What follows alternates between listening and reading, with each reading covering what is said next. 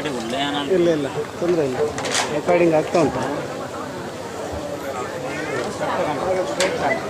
Recording ಆಗ್ತಾ ಉಂಟು.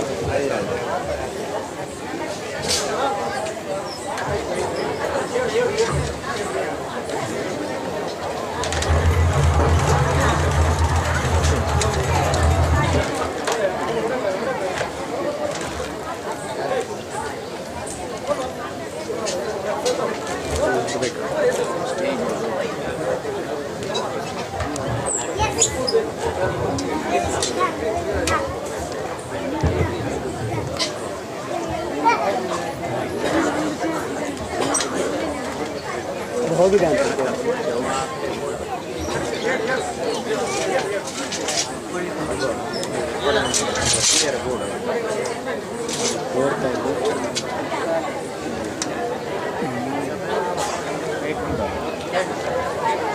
ಆಗಮಿಸಿದ ಮುಖ್ಯ ಅತಿಥಿಗಳಾದ ಯಕ್ಷಗಾನ ಕಲಾವಿದ ಹಾಗೂ ವಿದ್ವಾಂಸ KL ಕುಂಡಂತಾಯರು, ಅಧ್ಯಕ್ಷ ಸ್ಥಾನವನ್ನು ವಹಿಸಿಕೊಳ್ಳಲಿರುವ ಶ್ರೀ ಶಿವಾನಂದ ಪೈ, ಚಾರ್ಟರ್ಡ್ ಅಕೌಂಟೆಂಟ್ ಮಂಗಳೂರು, ಹಾಗೂ ಆದರ್ಶ ಯೋಗ ಮಂಡಲ ಅದಮಾರು ಇದರ ಅಧ್ಯಕ್ಷರಾದ ಶ್ರೀಯುತ ಸಂತೋಷ್ ಶೆಟ್ಟಿ ಹಾಗೂ ಉಪಾಧ್ಯಕ್ಷರಾದ ಗೌರವಾಧ್ಯಕ್ಷರಾದ ಶ್ರೀ ಸತ್ಯವಾನ್ ಶೆಟ್ಟಿ ಇವರು ವೇದಿಕೆಗೆ ಬಂದು ಆಸನವನ್ನು ಅಲಂಕರಿಸಬೇಕಾಗಿ ಯರ್ಮಾಳು ವಾಸುದೇವರಾವ್ ಕುಟುಂಬದ ಪರವಾಗಿ ಕೇಳಿಕೊಳ್ತಾ ಇದ್ದೇನೆ. ಸರ್, ದಯವಿಟ್ಟು ಬನ್ನಿ.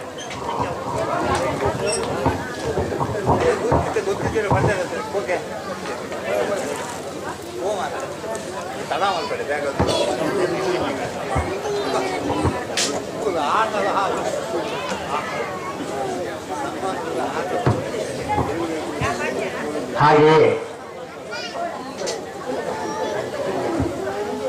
ಯರ್ಮಾಳು ವಾಸುದೇವರಾವ್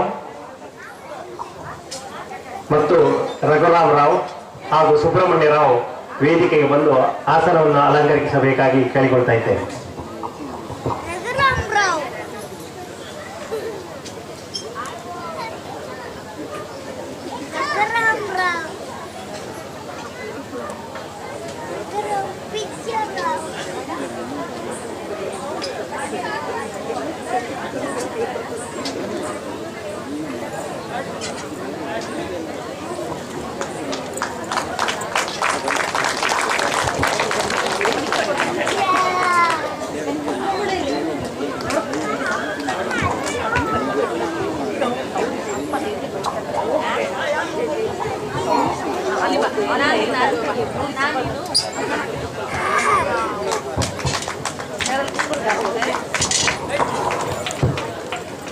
ಕಾರ್ಯಕ್ರಮಕ್ಕೆ ವೇದಿಕೆಯನ್ನು ಸಂಪನ್ನಗೊಳಿಸಿದಂತ ಅತಿಥಿಗಳನ್ನ ಅಭ್ಯಾಗತರನ್ನ ಅತ್ಯಂತ ಪ್ರೀತಿಯಿಂದ ಸ್ವಾಗತಿಸಲಿದ್ದಾರೆ ಶ್ರೀಯುತ ಸತೀಶ್ ರಾವ್ ಅವರು.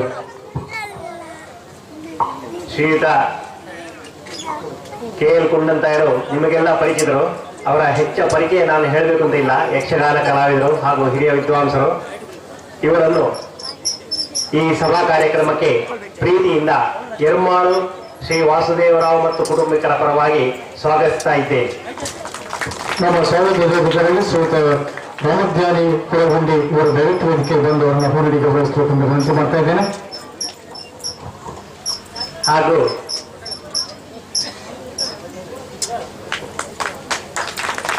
ಇಂದಿನ ಅಧ್ಯಕ್ಷ ಸ್ಥಾನವನ್ನು ವಹಿಸಿಕೊಂಡು ಈ ಕಾರ್ಯಕ್ರಮವನ್ನು ಚಂದಗಾಣಿಸಿಕೊಳ್ಳಬೇಕಾಗಿ ಶ್ರೀಯುತ ಶಿವಾನಂದ ಪೈ ಅವರನ್ನು ಕೇಳಿಕೊಂಡಾಗ ಅತ್ಯಂತ ಸಂತೋಷದಿಂದ ಒಪ್ಪಿಕೊಂಡಿದ್ದಾರೆ.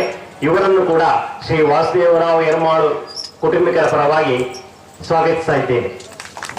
ನಮ್ಮ ಪ್ರೀತಿಯ ಲೇಖಕರಲ್ಲಿ ಶ್ರೀಯುತ ಗಣಪತಿ ಅವರು ದಯವಿಟ್ಟು ಬಂದು ಶ್ರೀ ಶಿವಾನಂದ ಪೈ ಅವರಿಗೆ ಹೂಡಿಕೆ ಗೌರವಿಸಬೇಕೆಂದು ವಿನಂತಿ ಮಾಡ್ತಾ ಇದ್ದೇನೆ.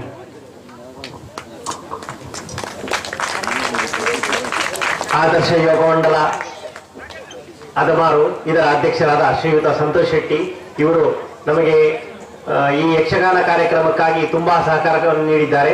ಅವರಿಗೂ ಯರ್ಮಾಳು ವಾಸುದೇವರಾವ್ ಮತ್ತು ಕುಟುಂಬಿಕರ ಪರವಾಗಿ ಸ್ವಾಗತವನ್ನು ಕೋರ್ತಾ ಇದ್ದೇನೆ. ನಮ್ಮ ಪ್ರೀತಿಯ ಲೇಖಕರಲ್ಲಿ ಶ್ರೀಯುತ ಸುಬ್ರಹ್ಮಣ್ಯರಾವ್ ಅವರು ನಮ್ಮ ಯಕ್ಷಗಾನ ನಮ್ಮ ಯೋಗಮಂಡಲದ ಹಿರಿಯ ಪ್ರೋತ್ಸಾಹಕರಾಗಿದ್ದವರು. ದಯವಿಟ್ಟು ಸಂತೋಷ್ ಶೆಟ್ಟಿ ಅವರನ್ನು ಗೌರವಿಸಬೇಕೆಂದು ವಿನಂತಿ ಮಾಡ್ತಾ ಇದ್ದೇನೆ. ಹಾಗೆಯೇ ಗೆಳೆಯರಾದ ಶ್ರೀಯುತ ಸತ್ಯಾನು ಶೆಟ್ಟರು ನಮ್ಮ ಈ ಕಾರ್ಯಕ್ರಮಕ್ಕೆ ಆಗಮಿಸಿದ್ದಾರೆ. ಅವರಿಗೂ ಯರ್ಮಾಳು ವಾಸುದೇವರಾವ್ ಮತ್ತು ಕುಟುಂಬಿಕರ ಪರವಾಗಿ ಸ್ವಾಗತವನ್ನು ಕೋರ್ತಾ ಇದ್ದೇನೆ. ಪ್ರೀತಿಯ ಜೊತೆಗಳಲ್ಲಿ ಶ್ರೀಯುತ ನಾರಾಯಣ ಮೇರ್ಟ ಇವರು ದಯವಿಟ್ಟು ವೇದಿಕೆ ಬಂದು ಫೋನ್ ನೀಡಿ ಗೌರವಿಸಬೇಕು ಅಂತ ವಿನಂತಿ ಮಾಡ್ತಾ ಇದ್ದೇನೆ.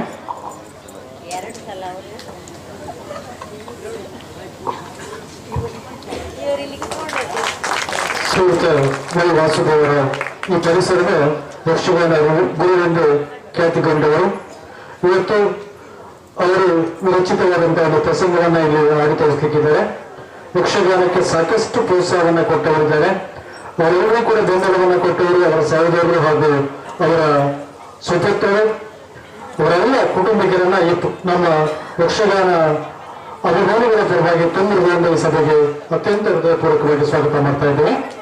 ಮುಖ್ಯವಾದಂತಹ ಉದ್ದೇಶ ಕೆಲವೊಂದು ಕಲಾವಿದರನ್ನ ಗೌರವಿಸುವಂತಹದ್ದು, ಅವರು ಮಾಡುವಂತಹ ಕಲಾಸರಿಗೆ ಪ್ರೋತ್ಸಾಹವನ್ನು ಮಾಡುವಂತಹದ್ದು ಸಂಪ್ರದಾಯದಂತೆ ಪ್ರತಿಯೊಂದು ಯಕ್ಷಗಾನ ಮೇಳದಲ್ಲೂ ಭಾಗವತರು ಹಿರಿಯ ಕಲಾವಿದರು, ಪ್ರಥಮ ಕಲಾವಿದರು ಶ್ರೀಯುತ ರಾಘವೇಂದ್ರ ಮಯ್ಯ ಇವರು ದಯವಿಟ್ಟು ವೇದಿಕೆಗೆ ಬರಬೇಕು, ನಮ್ಮ ಗೌರವವನ್ನು ಸ್ವೀಕರಿಸುವಂತ ವಿನಂತಿ ಮಾಡ್ತಾ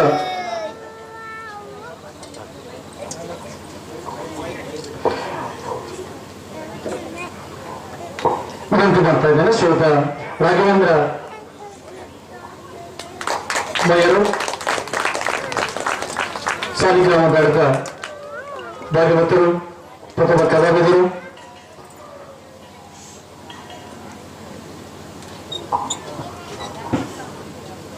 ಇವರಿಗೆ ನೀಡತಕ್ಕಂಥ ಸನ್ಮಾನ ಪತ್ರವನ್ನ ಅಭಿನಂದನಾ ಮಾತುಗಳನ್ನ ಆಡಿ ಓದಲಿಕ್ಕಿದ್ದಾರೆ. ಶ್ರೀಯುತ ದಿವಾಕರ್ ರಾವ್ ಇವರನ್ನ ವಿನಂತಿಸಿಕೊಳ್ತಾ ಇದ್ದೇನೆ. ಶ್ರೀಯುತ ದಿವಾಕರ್ ರಾವ್.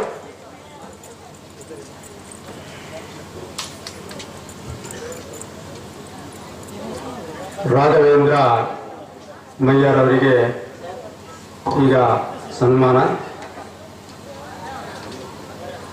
ನಾಗಪಮಯ್ಯ ಮತ್ತು ಸರಸ್ವತಿ ಅಮ್ಮನವರ ಗರ್ಭಾಂಬುದಿಯಲ್ಲಿ ಜನಿಸಿದ ಶ್ರೀಯುತ ರಾಘವೇಂದ್ರ ಮಯ್ಯರು ಪ್ರೌಢ ವಿದ್ಯಾಭ್ಯಾಸ ಪೂರೈಸಿ 1982ರಲ್ಲಿ ಅಂಗಾರಕಟ್ಟೆ ಯಕ್ಷಗಾನ ಕಲಾ ಕೇಂದ್ರದಲ್ಲಿ ಯಕ್ಷ ಶಿಕ್ಷಣ ಕಲಿಕೆ. ಗುರುಗಳಾದ ನಾರಾಯಣಪ್ಪ ಉಪ್ಪೂರವರಿಂದ ಸಾಂಪ್ರದಾಯಿಕ ಮಾರ್ವಿ ಶೈಲಿಯಲ್ಲಿ ಭಾಗವತಿಗೆ ಅಭ್ಯಾಸ. ನಂತರ ಅಮೃತೇಶ್ವರಿ, ಹಾಲಾಡಿ, ಸೌಕೂರು, ಪೆರಡೂರು ಮೇಳಗಳಲ್ಲಿ ಕಲಾ ಸೇವೆ ನಡೆಸಿದ ಮಯ್ಯರು ಸತತ 20 ವರ್ಷಗಳಿಂದ ಸಾಲಿಗ್ರಾಮ ಮೇಳದಲ್ಲಿ ಕಲಾ ಸೇವೆ ಗೈಯುತ್ತಿದ್ದಾರೆ. ಪ್ರಸ್ತುತ ಚಾಲ್ತಿಯಲ್ಲಿರುವ ಗಿಮಿಕುಗಳಿಗೆ ಮಾರು ಹೋಗದೆ ಶುದ್ಧ ಸಾಂಪ್ರದಾಯಿಕ ಮಾರ್ವಿ ಶೈಲಿಯ ಭಾಗವತರೆಂದರೆ ಶ್ರೀಯುತ ಮಯ್ಯರೇ ಸೈ. ಇವರ ಕಲಾ ಸೇವೆಗೆ ಯಥೋಚಿತವಾಗಿ ಕರ್ನಾಟಕ ರಾಜ್ಯೋತ್ಸವ ಪ್ರಶಸ್ತಿ, ಮುದ್ದಣ್ಣ ಪ್ರಶಸ್ತಿ ಕರ್ನಾಟಕ ಸರ್ಕಾರದಿಂದ ಲಭಿಸಿದೆ. ಹಲವಾರು ಸನ್ಮಾನಗಳಿಂದ ವಿರಾಜಮಾನರಾದ ಮಯ್ಯರ ಮುಡಿಗೆ ನಮ್ಮ ಕುಟುಂಬದಿಂದ ಸಲ್ಲುವ ಒಂದು ಸನ್ಮಾನದ ಗರಿ. ಅಭಿನವ ನಾವಡರೆಂದೇ ಖ್ಯಾತಿ ಪಡೆದಿರುವ ಶ್ರೀಯುತ ಮಯ್ಯರಿಗೆ ಅತಿಥಿ ಗಣ್ಯರು ಸನ್ಮಾನಿಸಬೇಕಾಗಿ ವಿನಂತಿಸಿಕೊಡುತ್ತೇನೆ. ಈ ಒಂದು ಸನ್ಮಾನ ಕಾರ್ಯಕ್ರಮ ನಡೆಸಿಕೊಳ್ಬೇಕು ಅಂತ ಶ್ರೀಯುತ ವಿದ್ಯಾಧರ್ ಇವರನ್ನು ವಿನಂತಿಸಿಕೊಳ್ತಾ ಇದ್ದೇನೆ.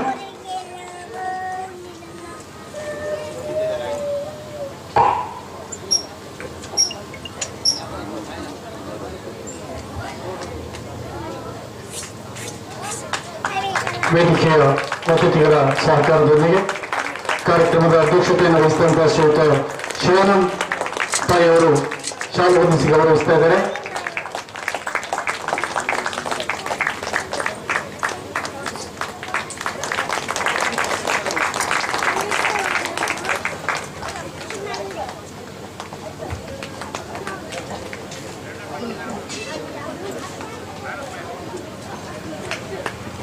ಶ್ರೀಯುತ ರಾಘವೇಂದ್ರ ಮಯ್ಯ ಇವರಿಗೆ ಇನ್ನೂ ಹೆಚ್ಚು ಸಾಧನೆಯನ್ನು ಮಾಡತಕ್ಕಂಥ ಶಕ್ತಿಯನ್ನು ಭಗವಂತ ಅನುಗ್ರಹಿಸಲಿ ಅಂತ ಪ್ರಾರ್ಥನೆ ಮಾಡ್ತಾ ಅವರು ವೇದಿಕೆಯಲ್ಲಿ ಆಸೀನರಾಗಬೇಕು ಅಂತ ವಿನಂತಿಸಿಕೊಳ್ತಾ ಇದ್ದೇನೆ. ಮೊದಲ ಸನ್ಮಾನಕ್ಕಾಗಿ ಆಹ್ವಾನಿಸಿಕೊಳ್ತಾ ಇದ್ದೇನೆ ಆರ್ಗೋಡು ಮೋಹನ್ ದಾಸ್ ಶಣ ಇವರನ್ನ ಈ ಒಂದು ಮೇಳದ 2ನೇ ಕಲಾವಿದರಾಗಿ ಹಿರಿಯ ಸಾಹಿತ್ಯದಿಂದ ಎಲ್ಲ ಕಲಾವಿದರ ಮೆಚ್ಚುಗೆಯನ್ನು ಪಡೆದಂತ ಶ್ರೀಯುತ ಮೋಹನ್ ದಾಸ್ ಶಣ ಅವರನ್ನು ಅತ್ಯಂತ ಗೌರವದಿಂದ ವೇದಿಕೆ ಆಹ್ವಾನಿಸಿಕೊಳ್ತಾ ಇದ್ದಾರೆ. ಸನ್ಮಾನ ಪೀಠವನ್ನು ಅಲಂಕರಿಸಿಕೊಳ್ಳುವಂತ ವಿನಂತಿ ಕೂಡ ಮಾಡ್ತಾ ಇದ್ದಾರೆ. ಇವರ ಬಗ್ಗೆ 4 ಸಂಬಂಧನ ಮಾತನಾಡಲಿಕ್ಕಿದ್ದಾರೆ ಶ್ರೀಯುತ ವಿದ್ಯಾಧರಿಗಳು. ಆರ್ಗೋಡ್ ಮೋಹನ್ದಾಸ್ ಶೆಣೈ ಇವರು 1959ನೇ ಇಸವಿಯಲ್ಲಿ ತಂದೆ ಗೋವಿಂದರಾಯ್ ಶೆಣೈ ಮತ್ತು ತಾಯಿ ಮುಕ್ಷಾಬಾಯಿ ಅವರೆಲ್ಲ ಜನನವಾಗಿದೆ. ಇವರ ವಿದ್ಯಾಭ್ಯಾಸ PUC ವರೆಗೆ ಮಾಡಿ 1976ನೇ ಇಸವಿಯ ತನ್ನ 26ನೇ ವಯಸ್ಸಿನಲ್ಲಿ ಯಕ್ಷಗಾನಕ್ಕೆ ಪಾದಾರ್ಪಣೆ ಮಾಡಿದ್ದಾರೆ. ಗುರುಗಳೇ ತಂದೆ ಮತ್ತು ದೊಡ್ಡಪ್ಪ ರಾಮಚಂದ್ರ ಶೆಣೈ ಹಾಗೂ ನರಸಿಂಹ ಶೆಣೈ ಅವರಿಂದ ಯಕ್ಷಗಾನದ ಅರ್ಥಗಾರಿಕೆಯನ್ನು ಕಲಿತರು. ಇವರ ಕುಟುಂಬವೇ ಯಕ್ಷಗಾನದ ಪರಂಪರೆಯನ್ನು ಹೊಂದಿದೆ. ಹಿರಿಯಡ್ಕ, ಸಾಲಿಗ್ರಾಮ, ಮುಲ್ಕಿ, ಪೆರಡೂರು, ಮಂದರ್ತಿ, ಶಿರ್ಸಿ, ಕುಮುಟ ಹಾಗೂ ಕಮಲಶಿಲಾ ಮೇಳಗಳಲ್ಲಿ ಸುಮಾರು 4 ದಶಕಗಳ ಕಾಲ ಅವರಿಗೆ ಯಕ್ಷಗಾನದ ಅನುಭವ. ಇವರು ಪ್ರಸಂಗಕರ್ತರಾಗಿ ಸಪ್ನ ಸಾಮ್ರಾಜ್ಯ, ರಕ್ತತಿಲಕ ಎಂಬ ಐತಿಹಾಸಿಕ ಪ್ರಸಂಗವನ್ನು ಹಾಗೂ ಸಂಯೋಜಕರಾಗಿ ಚಲರಂಗ ಶಕ್ರೇಶ್ವರ ಹಾಗೂ ಸಮಗ್ರ ರಾವಣ ಮತ್ತು ರಾಧೇಯ ಎಂಬ ಪೌರಾಣಿಕ ಪ್ರಸಂಗಗಳಿಗೆ ಪದ್ಯ ರಚಿಸಿದ ಕವಿಪುಂಗವ. ಇವರಿಗೆ ಇಷ್ಟವಾದ ಹಾಗೂ ಜನಮೆಚ್ಚಿದ ಪಾತ್ರಗಳು ರಾಮ, ದಶರಥ, ರಾವಣ, ಸಂಧಾನದ ಕೌರವ, ಮೈತ್ರೇಯ, ವಾಲಿ, ವಿಕ್ರಮ, ಸುಧನ್ವ, ಅರ್ಜುನ, ಕರ್ಣ, ಭೀಷ್ಮ, ಭಾರ್ಗವ ಇತ್ಯಾದಿ. ಇವರನ್ನು ಸಾಧಾರಣವಾಗಿ ಎಲ್ಲರೂ ಗುರುತಿಸುವುದು ಹೇಗೆ ಅಂತ ಹೇಳಿದರೆ ಯಕ್ಷಗಾನದ ರಾಮಾಯಣ. ಇವರು ನಮ್ಮ ರಾಮಾಯಣದಲ್ಲಿ ರಾಮನಾಗಿ ಕಾಣಿಸಿಕೊಳ್ಳುತ್ತಿದ್ದಾರೆ. ಇವರು ಸ್ವದೇಶ ಹಾಗೂ ವಿದೇಶದ ಪ್ರತ್ಯಾಗರಾಗಿ ಸನ್ಮಾನಗೊಂಡ ಇವರಿಗೆ ನಮ್ಮ ಕುಟುಂಬದ ಪರವಾಗಿ ನೀಡುವ ಸನ್ಮಾನವು ಇವರ ಯಕ್ಷ ಕಿರೀಟದಲ್ಲಿ ಒಂದು ಪುಟ್ಟ ಗಿರಿಯಷ್ಟು ತಮ್ಮನ್ನು ಆತ್ಮೆಯಲ್ಲಿ ಸಾಧಿಸುತ್ತದೆ. ಯಕ್ಷಗಾನದ ಸದಸ್ಯಾಚಾರ್ಯ ಕಾರ್ಯನಿರ್ವಹಿಸಿದಂಥ ಆರ್ಗೂರು ಮಾರ್ಗದರ್ಶನ ಅವರಿಗೆ ವಿದ್ಯಾರ್ಥಿಗಳವರ ವೇದಿಕೆ ಗಣ್ಯರನ್ನು ಗೌರವಿಸಬೇಕು ಅಂತ ವಿನಂತಿ ಮಾಡ್ತಾ ಇದ್ದೇನೆ.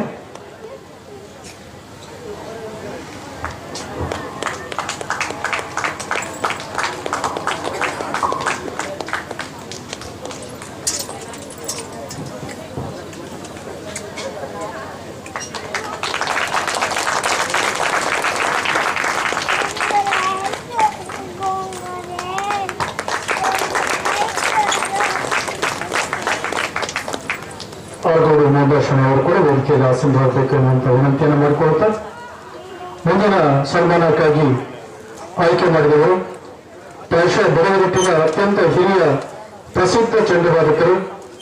ನಾವು ಬಹಳ ಸಂತೋಷ ಪಡುವಂತಹದ್ದು ನಮ್ಮ ಸಮಾಜದವರು ಅನ್ನುವಂಥ ಈ ಒಂದು ಕಾರಣ ಕೂಡ ಅವರನ್ನು ಬಹಳ ಪ್ರೀತಿಯಿಂದ ಗೌರವಿಸಲಿಕ್ಕೆ ವೇದಿಕೆ ಆಹ್ವಾನಿಸ್ತಾ ಇದ್ದಾರೆ.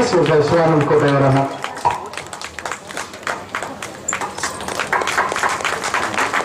ದಯವಿಟ್ಟು ಸನ್ಮಾನ ಗೀತವನ್ನು ಸ್ವೀಕರಿಸಬೇಕು ಅಂತ ವಿನಂತಿ ಮಾಡ್ತಾ ಇವರ ಬಗ್ಗೆ ನಾವು ಅಭಿನಂದನೆ ಮಾತನಾಡಬೇಕು ಅಂತ ಯಕ್ಷಗಾನ ಕಲಾವಿದರು ಆಗಿರುವಂತಹ ಶ್ರೀಯುತ ವೈ ವಾಸುದೇವರಾವ್ ಸಹೋದರಾಗಿರುವಂತಹ ಸುಬ್ರಹ್ಮಣ್ಯ ಇವರನ್ನು ವಿನಂತಿ ಮಾಡ್ಕೊಳ್ತಾ ಇದ್ದೇನೆ.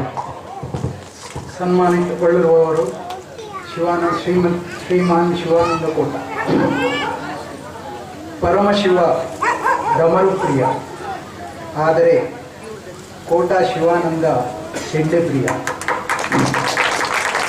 1967ರಲ್ಲಿ ರಾಮಕೃಷ್ಣ ಮೇಟ ಮತ್ತು ಜಲಜಾಕ್ಷಿಯವರ ಗರ್ಭಾಂಬುದಿಯಲ್ಲಿ ಜನಿಸಿದ ಇವರು ಪ್ರಾಥಮಿಕ ಶಿಕ್ಷಣ ಪಡೆಯುವಲ್ಲಿಯೇ ಶಾಂಭವಿ ಶಾಲೆಯಲ್ಲಿ ಮಕ್ಕಳ ಮೇಳದಲ್ಲಿ ವೇಷ ಕಟ್ಟಿದ ಧೀರ. ಇವರು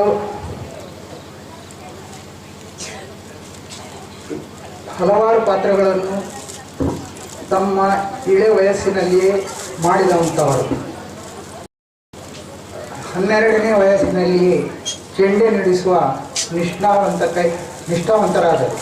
ಉಪ್ಪೂರರವರಿಂದ ಅಮೃತೇಶ್ವರ ಮೇಳದಲ್ಲಿ ಬಾಲಗೋಪಾಲರಾಗಿ ರಂಗಪ್ರವೇಶ ಮಾಡಿದ ಇವರು ಹಾಸ್ಯವೇಷಕ್ಕೂ ಸೈ ಎನಿಸಿಕೊಂಡವರು. ದಿವಂಗತ ಕಾಳಿಂಗನಾವಡರ ನಾವಡರಿಂದ ಸಾಲಿಗ್ರಾಮ ಮೇಳಕ್ಕೆ ಇವರು ಸೇರ್ಪಡೆಗೊಂಡರು. ಪ್ರಸ್ತುತ 30ನೇ ವರ್ಷದ ತಿರುಗಾಟವನ್ನು ನಡೆಸುತ್ತಿದ್ದಾರೆ. ಹಿರಿಯ ಕಿರಿಯ ಕಲಾವಿದರ ಸಹಕಾರವೇ ತನ್ನ ಯಶಸ್ಸಿನ ಗುಟ್ಟು ಎಂದು ನಮ್ರ ವಿನಂತಿಯಿಂದ ಹೇಳಿಕೊಳ್ಳುತ್ತಿದ್ದಾರೆ. ಇವರನ್ನು ನಮ್ಮ ಕುಟುಂಬದ ವತಿಯಲ್ಲಿ ಅತಿಥಿ ಗಣ್ಯರು ಸನ್ಮಾನಿಸಬೇಕೆಂದು ವಿನಂತಿಸಿಕೊಳ್ಳುತ್ತೇವೆ. ವೇದಿಕೆ ಗಣ್ಯರೊಂದಿಗೆ ಶಿವಾನಂದ ಕೋಟ ಇವರಿಗೆ ಗೌರವಾರ್ಪಣೆಯನ್ನು ಮಾಡಬೇಕು ಅಂತ ವಿನಂತಿ ಮಾಡ್ತಾ ಇದ್ದೇನೆ.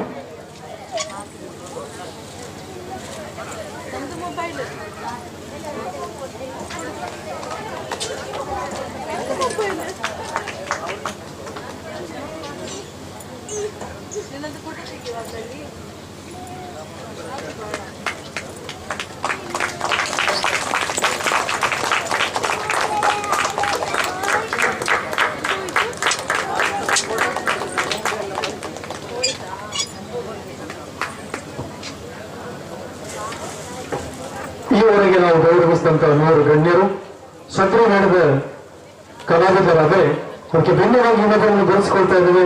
ಶ್ರೀಯುತ ರಂಗನಾಥ್ ಅವರು ದಯವಿಟ್ಟು ಅದಕ್ಕೆ ಆಹ್ವಾನಿಸ್ಕೊಳ್ತಾ ಇದ್ದೇನೆ. ರಂಗನಾಥ್ ಅವರು ಯಕ್ಷಗಾನಕ್ಕೆ ಸಲ್ಲಿಸಿದಂತಹ ಸೇವೆ ಅದು ಅಪಾರ. ಪ್ರಾಯಶಃ ಇವತ್ತು ಯಕ್ಷಗಾನ ದೇಶ ವಿದೇಶಗಳಲ್ಲಿ ಪ್ರಸಾರವಾಗ್ತಾ ಇದೆ, ಜನಪ್ರಿಯತೆ ಹೊಂದ್ತಾ ಇದೆ. ಇದಕ್ಕೆ ರಂಗನಾಥ್ ಅವರ ಕೊಡುಗೆಯೂ ಇದೆ. ಹಲವಾರು ಕಲಾವಿದರನ್ನು ಗುರುತಿಸಿ ತನ್ನ ಡಿಜಿಟಲ್ ಮೂಲಕ ಅವರ ಮಾಹಿತಿಯನ್ನು ಸಂಗ್ರಹಿಸಿ ಅಂತರ್ಜಾಲದ ಮೂಲಕ ಅವರನ್ನು ಬೇರೆ ಎಲ್ಲಗಳಿಗೆ ಬಿತ್ತರಿಸ್ತಕ್ಕಂಥವರು ವಿಶ್ಲೇಷಕರಾಗಿರ್ತಕ್ಕಂಥ ಶ್ರೀಯುತ ರಂಗನಾಥ್ ಅವರನ್ನ ಅತ್ಯಂತ ಪ್ರೀತಿಯಿಂದ ಅವರನ್ನು ಆಹ್ವಾನಿಸಿಕೊಂಡು ಸನ್ಮಾನ ಪೀಠವನ್ನು ಅಲಂಕರಿಸಬೇಕೆಂದು ವಿನಂತಿ ಮಾಡ್ತಾ ಇದ್ದೇನೆ. ಇವರ ಬಗ್ಗೆ ಶ್ರೀಯುತ ರವಿ ಅವರು ಅಭಿನಂದನಾ ಮಾತನ್ನು ಹೇಳಬೇಕು ಅಂತ ಅವರನ್ನು ಕೋರಿಕೊಳ್ತಾ ಇದ್ದೇನೆ. ಶ್ರೀ ಕಟೀಲು ಶೀತ್ಲಾ ಭಾಸ್ಕರ್ ರಾವ್ ಹಾಗೂ ಶ್ರೀಮತಿ ಜಯಂತಿ ಬಿ ರಾವ್ ದಂಪತಿಗಳ ಪ್ರಥಮ ಪುತ್ರನಾಗಿ 1980ರಲ್ಲಿ ಜನಿಸಿರುವ ಕಟೀಲು ಶೀತ್ಲಾ ರಂಗನಾಥ್ ರಾವ್ ಅವರು ಬಿಕಾಂ ಪದವೀಧರರು. ಹಿರಿಯರು ಬದುಕು ಕಟ್ಟಿಕೊಂಡಿರುವ ಮೂಲ ನೆಲೆ ಕಟೀಲು ಕ್ಷೇತ್ರ. ತನ್ನ ಬಾಲ್ಯದ ಬಹುಪಾಲು ಸಮಯ ಹೆಜಮಾಡಿಯಲ್ಲಿ ಕಳೆದವರು. ಕಳೆದ 17 ವರ್ಷಗಳಲ್ಲಿ ಉಡುಪಿಯಲ್ಲಿ ವಾಸ. ಬೆಂಗಳೂರಿನ ಪ್ರತಿಷ್ಠಿತ ಬಹುರಾಷ್ಟ್ರೀಯ ಸಂಸ್ಥೆಯಲ್ಲಿ ಕಳೆದ 10 ವರ್ಷಗಳಿಂದ ವೃತ್ತಿನಿರತ. ತಂದೆಯಾದ ಶ್ರೀ ಕಟೀಲು ಶೀತ್ಲಾ ಭಾಸ್ಕರ್ ರಾಯರು ಹವ್ಯಾಸಿ ತೆಂಕುದಿಟ್ಟು ವೇಷಧಾರಿ ಹಾಗೂ ತೆಂಕುದಿಟ್ಟು ಯಕ್ಷಗಾನ ಭಾಗವತಿಗೆಯನ್ನು ಬಲ್ಲವರು. ರಕ್ತಗತವಾದ ಕಲಾಕರ್ಷಣೆಗೊಳಗಾಗಿ ತೆಂಕುದಿಟ್ಟಿನ ಯಕ್ಷಗಾನ ಭಾಗವತಿಗೆ ಮದ್ದಳೆ ಹಾಗೂ ಚೆಂಡ್ಯಾನಿ ಎರ್ಮಾಳು ವಾಸುದೇವರಾಯರಲ್ಲಿ ಕಲಿಕೆ. ಮಂಗಳೂರು ಆಕಾಶವಾಣಿಯಲ್ಲಿ ಯುವವಾಣಿಯಲ್ಲಿ 1999 2000ರಲ್ಲಿ ಅರ್ಧ ಗಂಟೆ ಯಕ್ಷಗಾನ ತಾಳಮದ್ದಲೆ ವಿದುರಾರಿತ್ಯದಲ್ಲಿ ಭಾಗವತಿಗೆ ಮತ್ತು ನಿರ್ದೇಶನ. ಯಕ್ಷಗಾನ ಮಾತ್ರವಲ್ಲದೆ ಹರಿಕತೆ, ಗಮಕ, ನಾಟಕ, ಭರತನಾಟ್ಯ, ಕಥಕ್ಕಳಿ, ಕರ್ನಾಟಕ ಮತ್ತು ಹಿಂದೂಸ್ತಾನಿ ಶಾಸ್ತ್ರೀಯ ಸಂಗೀತ, ಸುಗಮ ಸಂಗೀತ, ಸಾಹಿತ್ಯ, ಕಲೆ, ತಂತ್ರಜ್ಞಾನ, ಕೃಷಿ ಹಾಗೂ ಇನ್ನಿತರ ಭಾರತೀಯ ಲಲಿತ ಕಲೆಗಳಲ್ಲಿ ಅತೀವ ಆಸಕ್ತಿ. ಅಪ್ಪಟ ಕಲಾಪ್ರೇಮಿಯಾದ ಇವರು ಕಲೆಗೆ ತನ್ನ ಸ್ವಂತ ಖರ್ಚಿನಲ್ಲಿ ಖ್ಯಾತ ಕಲಾವಿದರ ಸಂದರ್ಶನ ಮಾಡಿ ಸಾಕ್ಷ್ಯಚಿತ್ರಗಳನ್ನು ನಿರ್ಮಿಸುತ್ತಾರೆ. ಇದರಲ್ಲಿ ಇವರಿಗೆ ಬೇರೇನು ಲಾಭವಿಲ್ಲದಿದ್ದರೂ ಶುದ್ಧ ಕಲಾಭಿಮಾನದಿಂದ ಅದಕ್ಕಾಗಿ ಒದ್ದಾಡುತ್ತಾರೆ. ಇವರಿಂದ ಯಕ್ಷಗಾನ ಬಹಳಷ್ಟು ನಿರೀಕ್ಷಿಸುತ್ತದೆ. ಇಂದಿನ ಡಿಜಿಟಲ್ ಯುಗದಲ್ಲಿ ಯಕ್ಷಗಾನ ಕಲೆಗೆ ಡಿಜಿಟೈಸೇಷನ್ ಮೂಲಕ ಯಕ್ಷಗಾನದ ಕಲಾವಿದರನ್ನು ಹವ್ಯಾಸಿ ಕಲಾವಿದರನ್ನು ಪರಿಚಯಿಸುತ್ತಿರುವ ಬ್ಲಾಗ್ ರಂಗನಾಥ ಎಂದೇ ಪ್ರಖ್ಯಾತರಾಗಿದ್ದಾರೆ. ಇವರನ್ನು ಸನ್ಮಾನಿಸಬೇಕಾಗಿ ಕೇಳಿಕೊಳ್ಳುತ್ತೇನೆ. ಶ್ರೀಯುತ ರಂಗನಾಥ್ ಅವರು ವೈ ವಾಸುದೇವರಾಯವರ ಶಿಷ್ಯರು, ನಮ್ಮ ಸಮಾಜದವರು ಅನ್ನುವಂತ ಬಟ್ಟನ್ನು ಗುರುತಿಸಿಕೊಳ್ಳುತ್ತೆ. ಶ್ರೀಯುತ ವಿದ್ಯಾಧರ್ ವೇದಿಕೆಯವರ ಗಣ್ಯರೊಂದಿಗೆ ಇವರನ್ನು ಗೌರವಿಸಬೇಕು ಅಂತ ವಿನಂತಿ ಮಾಡ್ತಾ ಇದ್ದೇನೆ.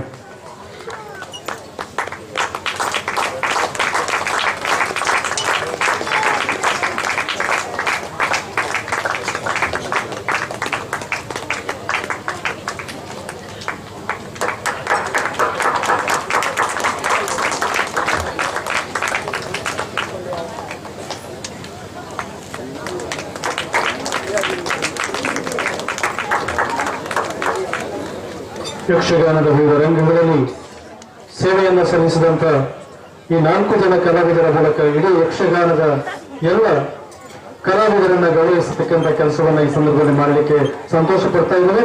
ಜೊತೆಗೆ ಈ ಸನ್ಮಾನವನ್ನು ಪಡೆದಂತ ಗಣ್ಯರಲ್ಲಿ ಈರುವರು ನುಡಿಸ್ಪಂದನವನ್ನು ನೀಡಬೇಕು ಅಂತ ವಿನಂತಿ ಮಾಡ್ತಾ ಇದ್ದೇನೆ. ಮೊದಲು ಶ್ರೀಯುತ ಆರ್ಗೋರು ಗೋಂದರ್ಶನ ಇವರನ್ನ ವಿನಂತಿ ಮಾಡ್ಕೊಳ್ತಾ ಇದ್ದೇನೆ.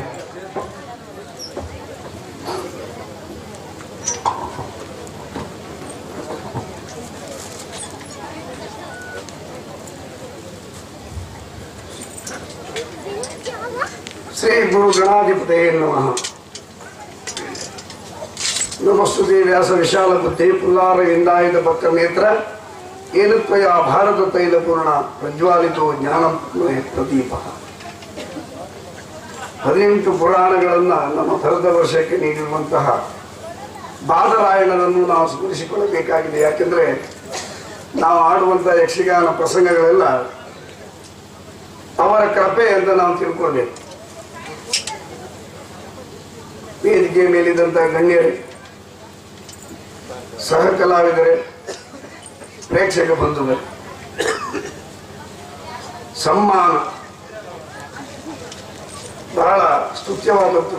ಕಾರಣ ಅಂತ ಹೇಳಿದ್ರೆ, ಒಬ್ಬ ಕಲಾವಿದರನ್ನು ಗುರುತಿಸಿ ವೇದಿಕೆಗೆ ಕರೆಸಿ ಯಥೋಚಿತವಾದಂತಹ ಆದರಾತಿಥ್ಯವನ್ನು ನೀಡುವುದು ಭಾರತೀಯರ ಸಂಪ್ರದಾಯ. ಬರೀ ಕಲೆ ಮಾತ್ರವಲ್ಲ, ಸಾಮಾಜಿಕವಾಗಿ ಮುಂಚೂಣಿಯಲ್ಲಿದ್ದಂಥ ವ್ಯಕ್ತಿಗಳನ್ನು ಕರೆದು ಹೀಗೆ ಸನ್ಮಾನ ಮಾಡುವ ಕಾರ್ಯಕ್ರಮ ಭಾರತದ ಎಲ್ಲೆಡೆಯಲ್ಲಿಯೂ ಇದೆ. ಪ್ರಶಸ್ತಿ ಪ್ರದಾನ ಮಾಡುವಂತಹದ್ದು, ಸತ್ಕರಿಸುವುದು ಅನೂಚಾನವಾಗಿ ಬಂದಿರುವಂತಹ ಪದ್ಧತಿ. ಇದನ್ನು ಹೊರತಾಗಿಲ್ಲ ಯಕ್ಷಗಾನ ಪ್ರಪಂಚ ಅಂತ ಹೇಳಿದ್ರೆ, ನಿಜವಾಗಿ ಹೇಳುವುದಿದ್ರೆ ಈಗ ಭಾರತೀಯ ಸಂಸ್ಕೃತಿಯನ್ನ ಸಮಾಜಕ್ಕೆ ಅದರ ಹೊಳಪನ್ನ ತಿಳಿಸುವಂತ ಒಂದು ಮಾಧ್ಯಮ ಅಂದ್ರೆ ಯಕ್ಷಗಾನ ಮಾತ್ರ ಉಳಿದುಕೊಂಡಿದೆ. ಮತ್ತೊಂದು ವಿಶೇಷ ಅಂತ ಹೇಳಿದ್ರೆ, ಶುದ್ಧವಾದ ಕನ್ನಡ ಮಾತಾಡುವವರು ಯಕ್ಷಗಾನ ಕಲಾವಿದರು. ಅದೊಂದು ಹೆಮ್ಮೆ ನಮಗಿದೆ. ಮತ್ತೆ ಯಾವ ಮಾಧ್ಯಮದಲ್ಲಿಯೂ ಯಾವ ರಂಗದಲ್ಲಿಯೂ ಕೂಡ ಶುದ್ಧವಾಗಿ ವ್ಯಾಕರಣ ಶುದ್ಧವಾಗಿ ಕನ್ನಡ ಮಾತಾಡುವವರಿಲ್ಲ. ಕನ್ನಡ ಭಾಷೆಗೆ ಯಕ್ಷಗಾನ ಕಲಾವಿದರ ಅಮೂಲ್ಯವಾದಂಥ ಕೊಡುಗೆ ಇದೆ ಅಂತ ನಮ್ಮ ಸರ್ಕಾರದವರು ಕೂಡ ಗುರುತಿಸಬೇಕು. ನಾವು ಕನ್ನಡವನ್ನು ಉಳಿಸ್ತೇವೆ, ಹೋರಾಡ್ತೇವೆ ಅಂತ ಹೇಳಿದ ಕನ್ನಡ ಪರ ಸಂಘಟನೆಗಳೆಲ್ಲ ಮಾತಾಡುವುದು ಇಂಗ್ಲಿಷಿನಲ್ಲಿಯೇ. ಆದ್ರಿಂದ ನಾವು ಅದರ ಮುಂಚೂಣಿಯಲ್ಲಿದ್ದೇವೆ ಕನ್ನಡ ಭಾಷೆಯನ್ನು ಉಳಿಸುವಲ್ಲಿ ಅಂತ ಅವರು ಗುರುತಿಸಬೇಕು ಅಂತ ನಾನು ವಿನಮ್ರವಾಗಿ ಕೇಳಿಕೊಳ್ತಾ ಇದ್ದೇನೆ. ಮತ್ತೆ ಸನ್ಮಾನಿಸುವುದೊಂದು ಒಂದು ಹೊಣೆಗಾರಿಕೆಯನ್ನು ಹೆಚ್ಚಿಸಿದ ಹಾಗೆ ನಾವೇನು ಈವರೆಗೆ ದುಡಿದಿದ್ದೇವೆ ಯಕ್ಷಗಾನದಲ್ಲಿ, ಆ ಕುರಿತಾದಂತಹ ಸಂತೃಪ್ತ ಜೀವನವನ್ನು ನಾವು ಸಾಗಿಸುತ್ತಿದ್ದೇವೆ. ಮೊದಲೆಲ್ಲ ಹೀಗೆ ಇಲ್ಲ ಇತ್ತು. ಸಾಧಾರಣ ಕುಂದಾಪುರದಿಂದ ಯಜಮಾಡಿವರೆಗೆ ಅಲ್ಲ ಪಾವಂಜವರೆಗೆ ಈಗ ಕರೆಸಲ್ಪಡುವಂತಹ 66 ರಾಷ್ಟ್ರೀಯ ಹೆದ್ದಾರಿಯಲ್ಲಿ ನಡೆದುಕೊಂಡೇ ಯಕ್ಷಗಾನ ಪ್ರದರ್ಶನವನ್ನ ನೀಡಿದವರು ನಾನು ಹಿರಿಯಳಕ ಮೇಳದಲ್ಲಿ.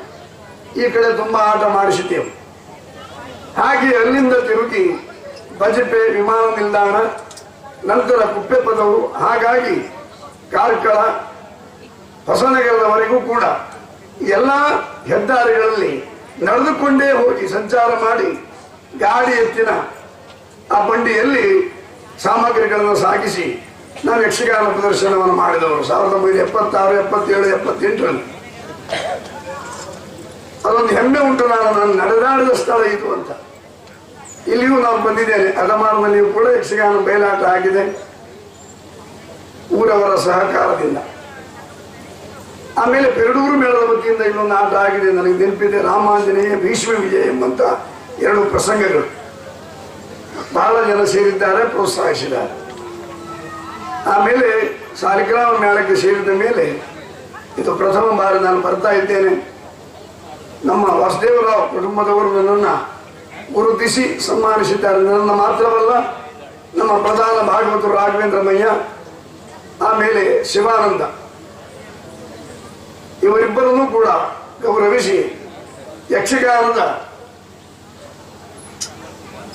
ಗೌರವವನ್ನು, ವಿಶ್ವಾಸವನ್ನು, ಆಮೇಲೆ ಅದರ ಮೇಲಿರುವಂತಹ ಪ್ರೀತಿಯನ್ನ ಈ ರೀತಿಯಾಗಿ ತೋರ್ಪಡಿಸಿದ್ದಾರೆ ಅಂತ ಹೇಳಿ ಅವರ ಬಗ್ಗೆ ಅವರ ಕುಟುಂಬಸ್ಥರಿಗೂ ಕೂಡ ಅವರಿಗೂ ನಮ್ಮ ಮೂವರ ಪರವಾಗಿ ಧನ್ಯವಾದಗಳನ್ನು ಸಮರ್ಪಿಸ್ತಾ ಇದ್ದೇವೆ.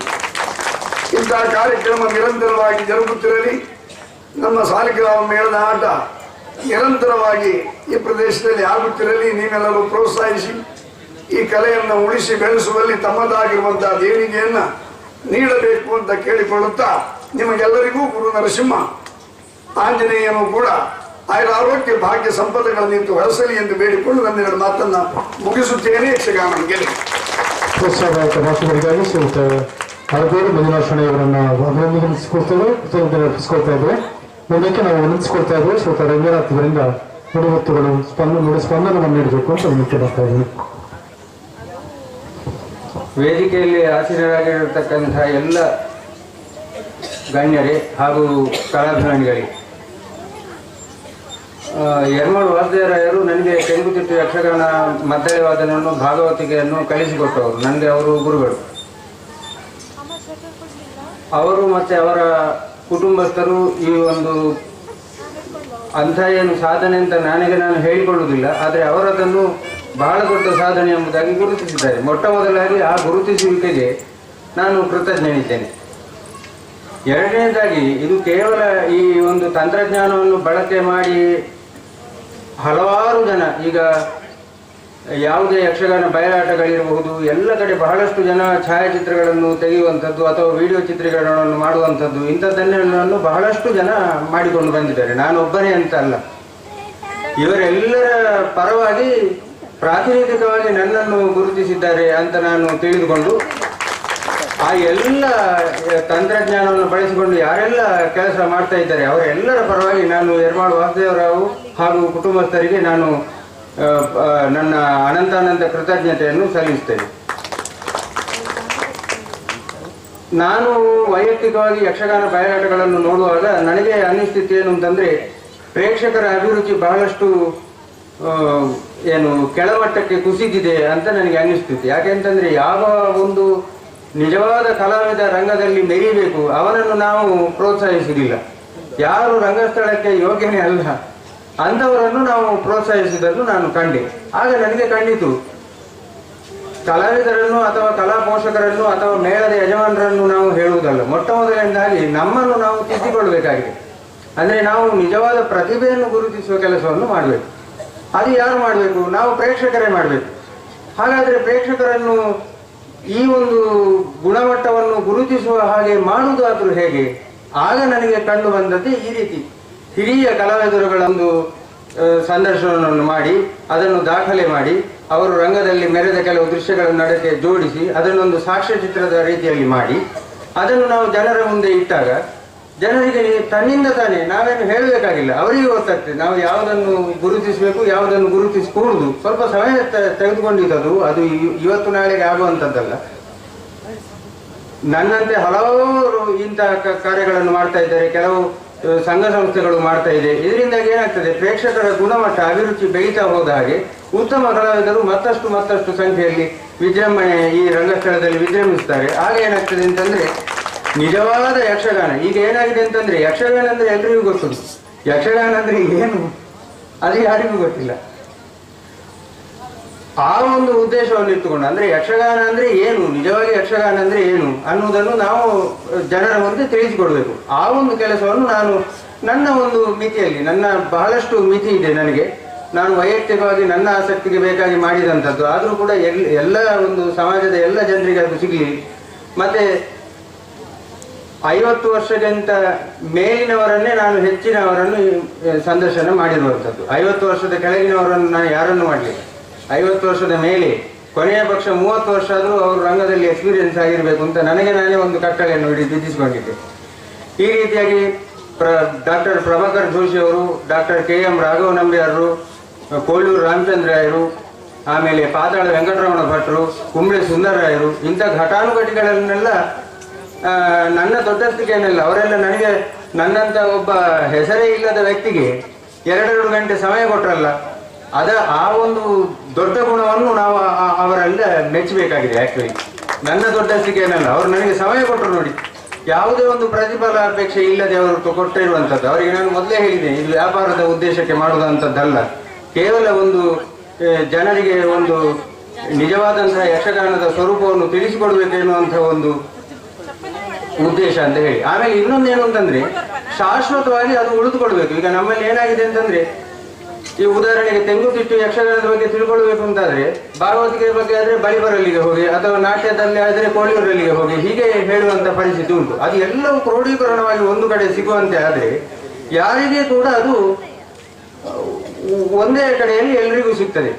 ಅವರು ಓಡಾಡಬೇಕಾಗಿಲ್ಲ, ಅವರು ಓಡಾಡುವ ಕೆಲಸವನ್ನು ನಾನು ಓಡಾಡಿ ಆಗಿದೆ. ಆಮೇಲೆ ಇನ್ನೊಂದೇನು ಅಂತಂದ್ರೆ, ನಾನು ಇದನ್ನು ಉದ್ಯೋಗದಲ್ಲಿ ಇಟ್ಟುಕೊಂಡು, ನನ್ನ ಉದ್ಯೋಗ ಬೇರೆ, ನನ್ನ ವೃತ್ತಿ ಬೇರೆ, ಇದು ನನ್ನ ಒಂದು ಆಸಕ್ತಿ ಅಷ್ಟೇ. ನಾನೇನು ದೊಡ್ಡ ಕಲಾವಿದ ಏನಲ್ಲ, ನಾನು ನನ್ನ ಗುರುಗಳಲ್ಲಿ ಕಲಿತದ್ದಷ್ಟೇ. ನಾನು ಅದನ್ನು ರಂಗದಲ್ಲಿ ಪ್ರಯೋಗ ಮಾಡಲಿಕ್ಕೆ ಹೋಗಲಿಲ್ಲ. ಪ್ರಯೋಗ ಮಾಡಲಿಕ್ಕೆ ಹೋಗುವಷ್ಟು ನಾವು ಪರಿಣಿತರಾಗಲಿಲ್ಲ ಅಂತ ಇಟ್ಕೊಂಡು, ನನ್ನ ಉದ್ಯೋಗವೇ ಬೇರೆ, ಇದೇ ಬೇರೆ.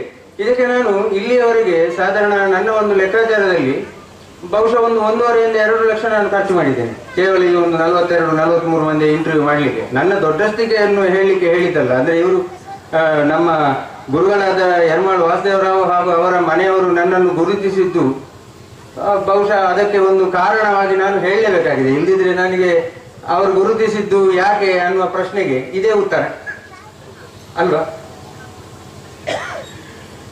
ಇದರ ಪ್ರಯೋಜನವನ್ನು ಕಲಾವಿದರು, ಕಲಾಭಿಮಾನಿಗಳು ಮೊಟ್ಟ ಮೊದಲನೇದಾಗಿ ಪ್ರೇಕ್ಷಕರು ಪಡ್ಕೊಳ್ಬೇಕು. ಅದನ್ನು ಎಲ್ಲವನ್ನು ನೋಡಿ ಯಕ್ಷಗಾನ ಅಂದ್ರೆ ಯಾವುದಕ್ಕೆ ಚಪ್ಪಾಳೆ ತಟ್ಟಬೇಕು, ಯಾವುದಕ್ಕೆ ಚಪ್ಪಾಳೆ ತಟ್ಟಬಾರ್ದು, ಸುಮ್ಮನೆ ಸೀಟಿ ಹೊಡೆಯುವುದು ಇಂಥದ್ದನ್ನೆಲ್ಲ ಹುಚ್ಚಾಟಗಳನ್ನೆಲ್ಲ ಬಿಟ್ಟು ನಿಜವಾದ ಯಕ್ಷಗಾನವನ್ನು ಆಸ್ವಾದಿಸುವಂತಹ ಮನಸ್ಥಿತಿಯನ್ನು ಬೆಳೆಸಿಕೊಳ್ಬೇಕು.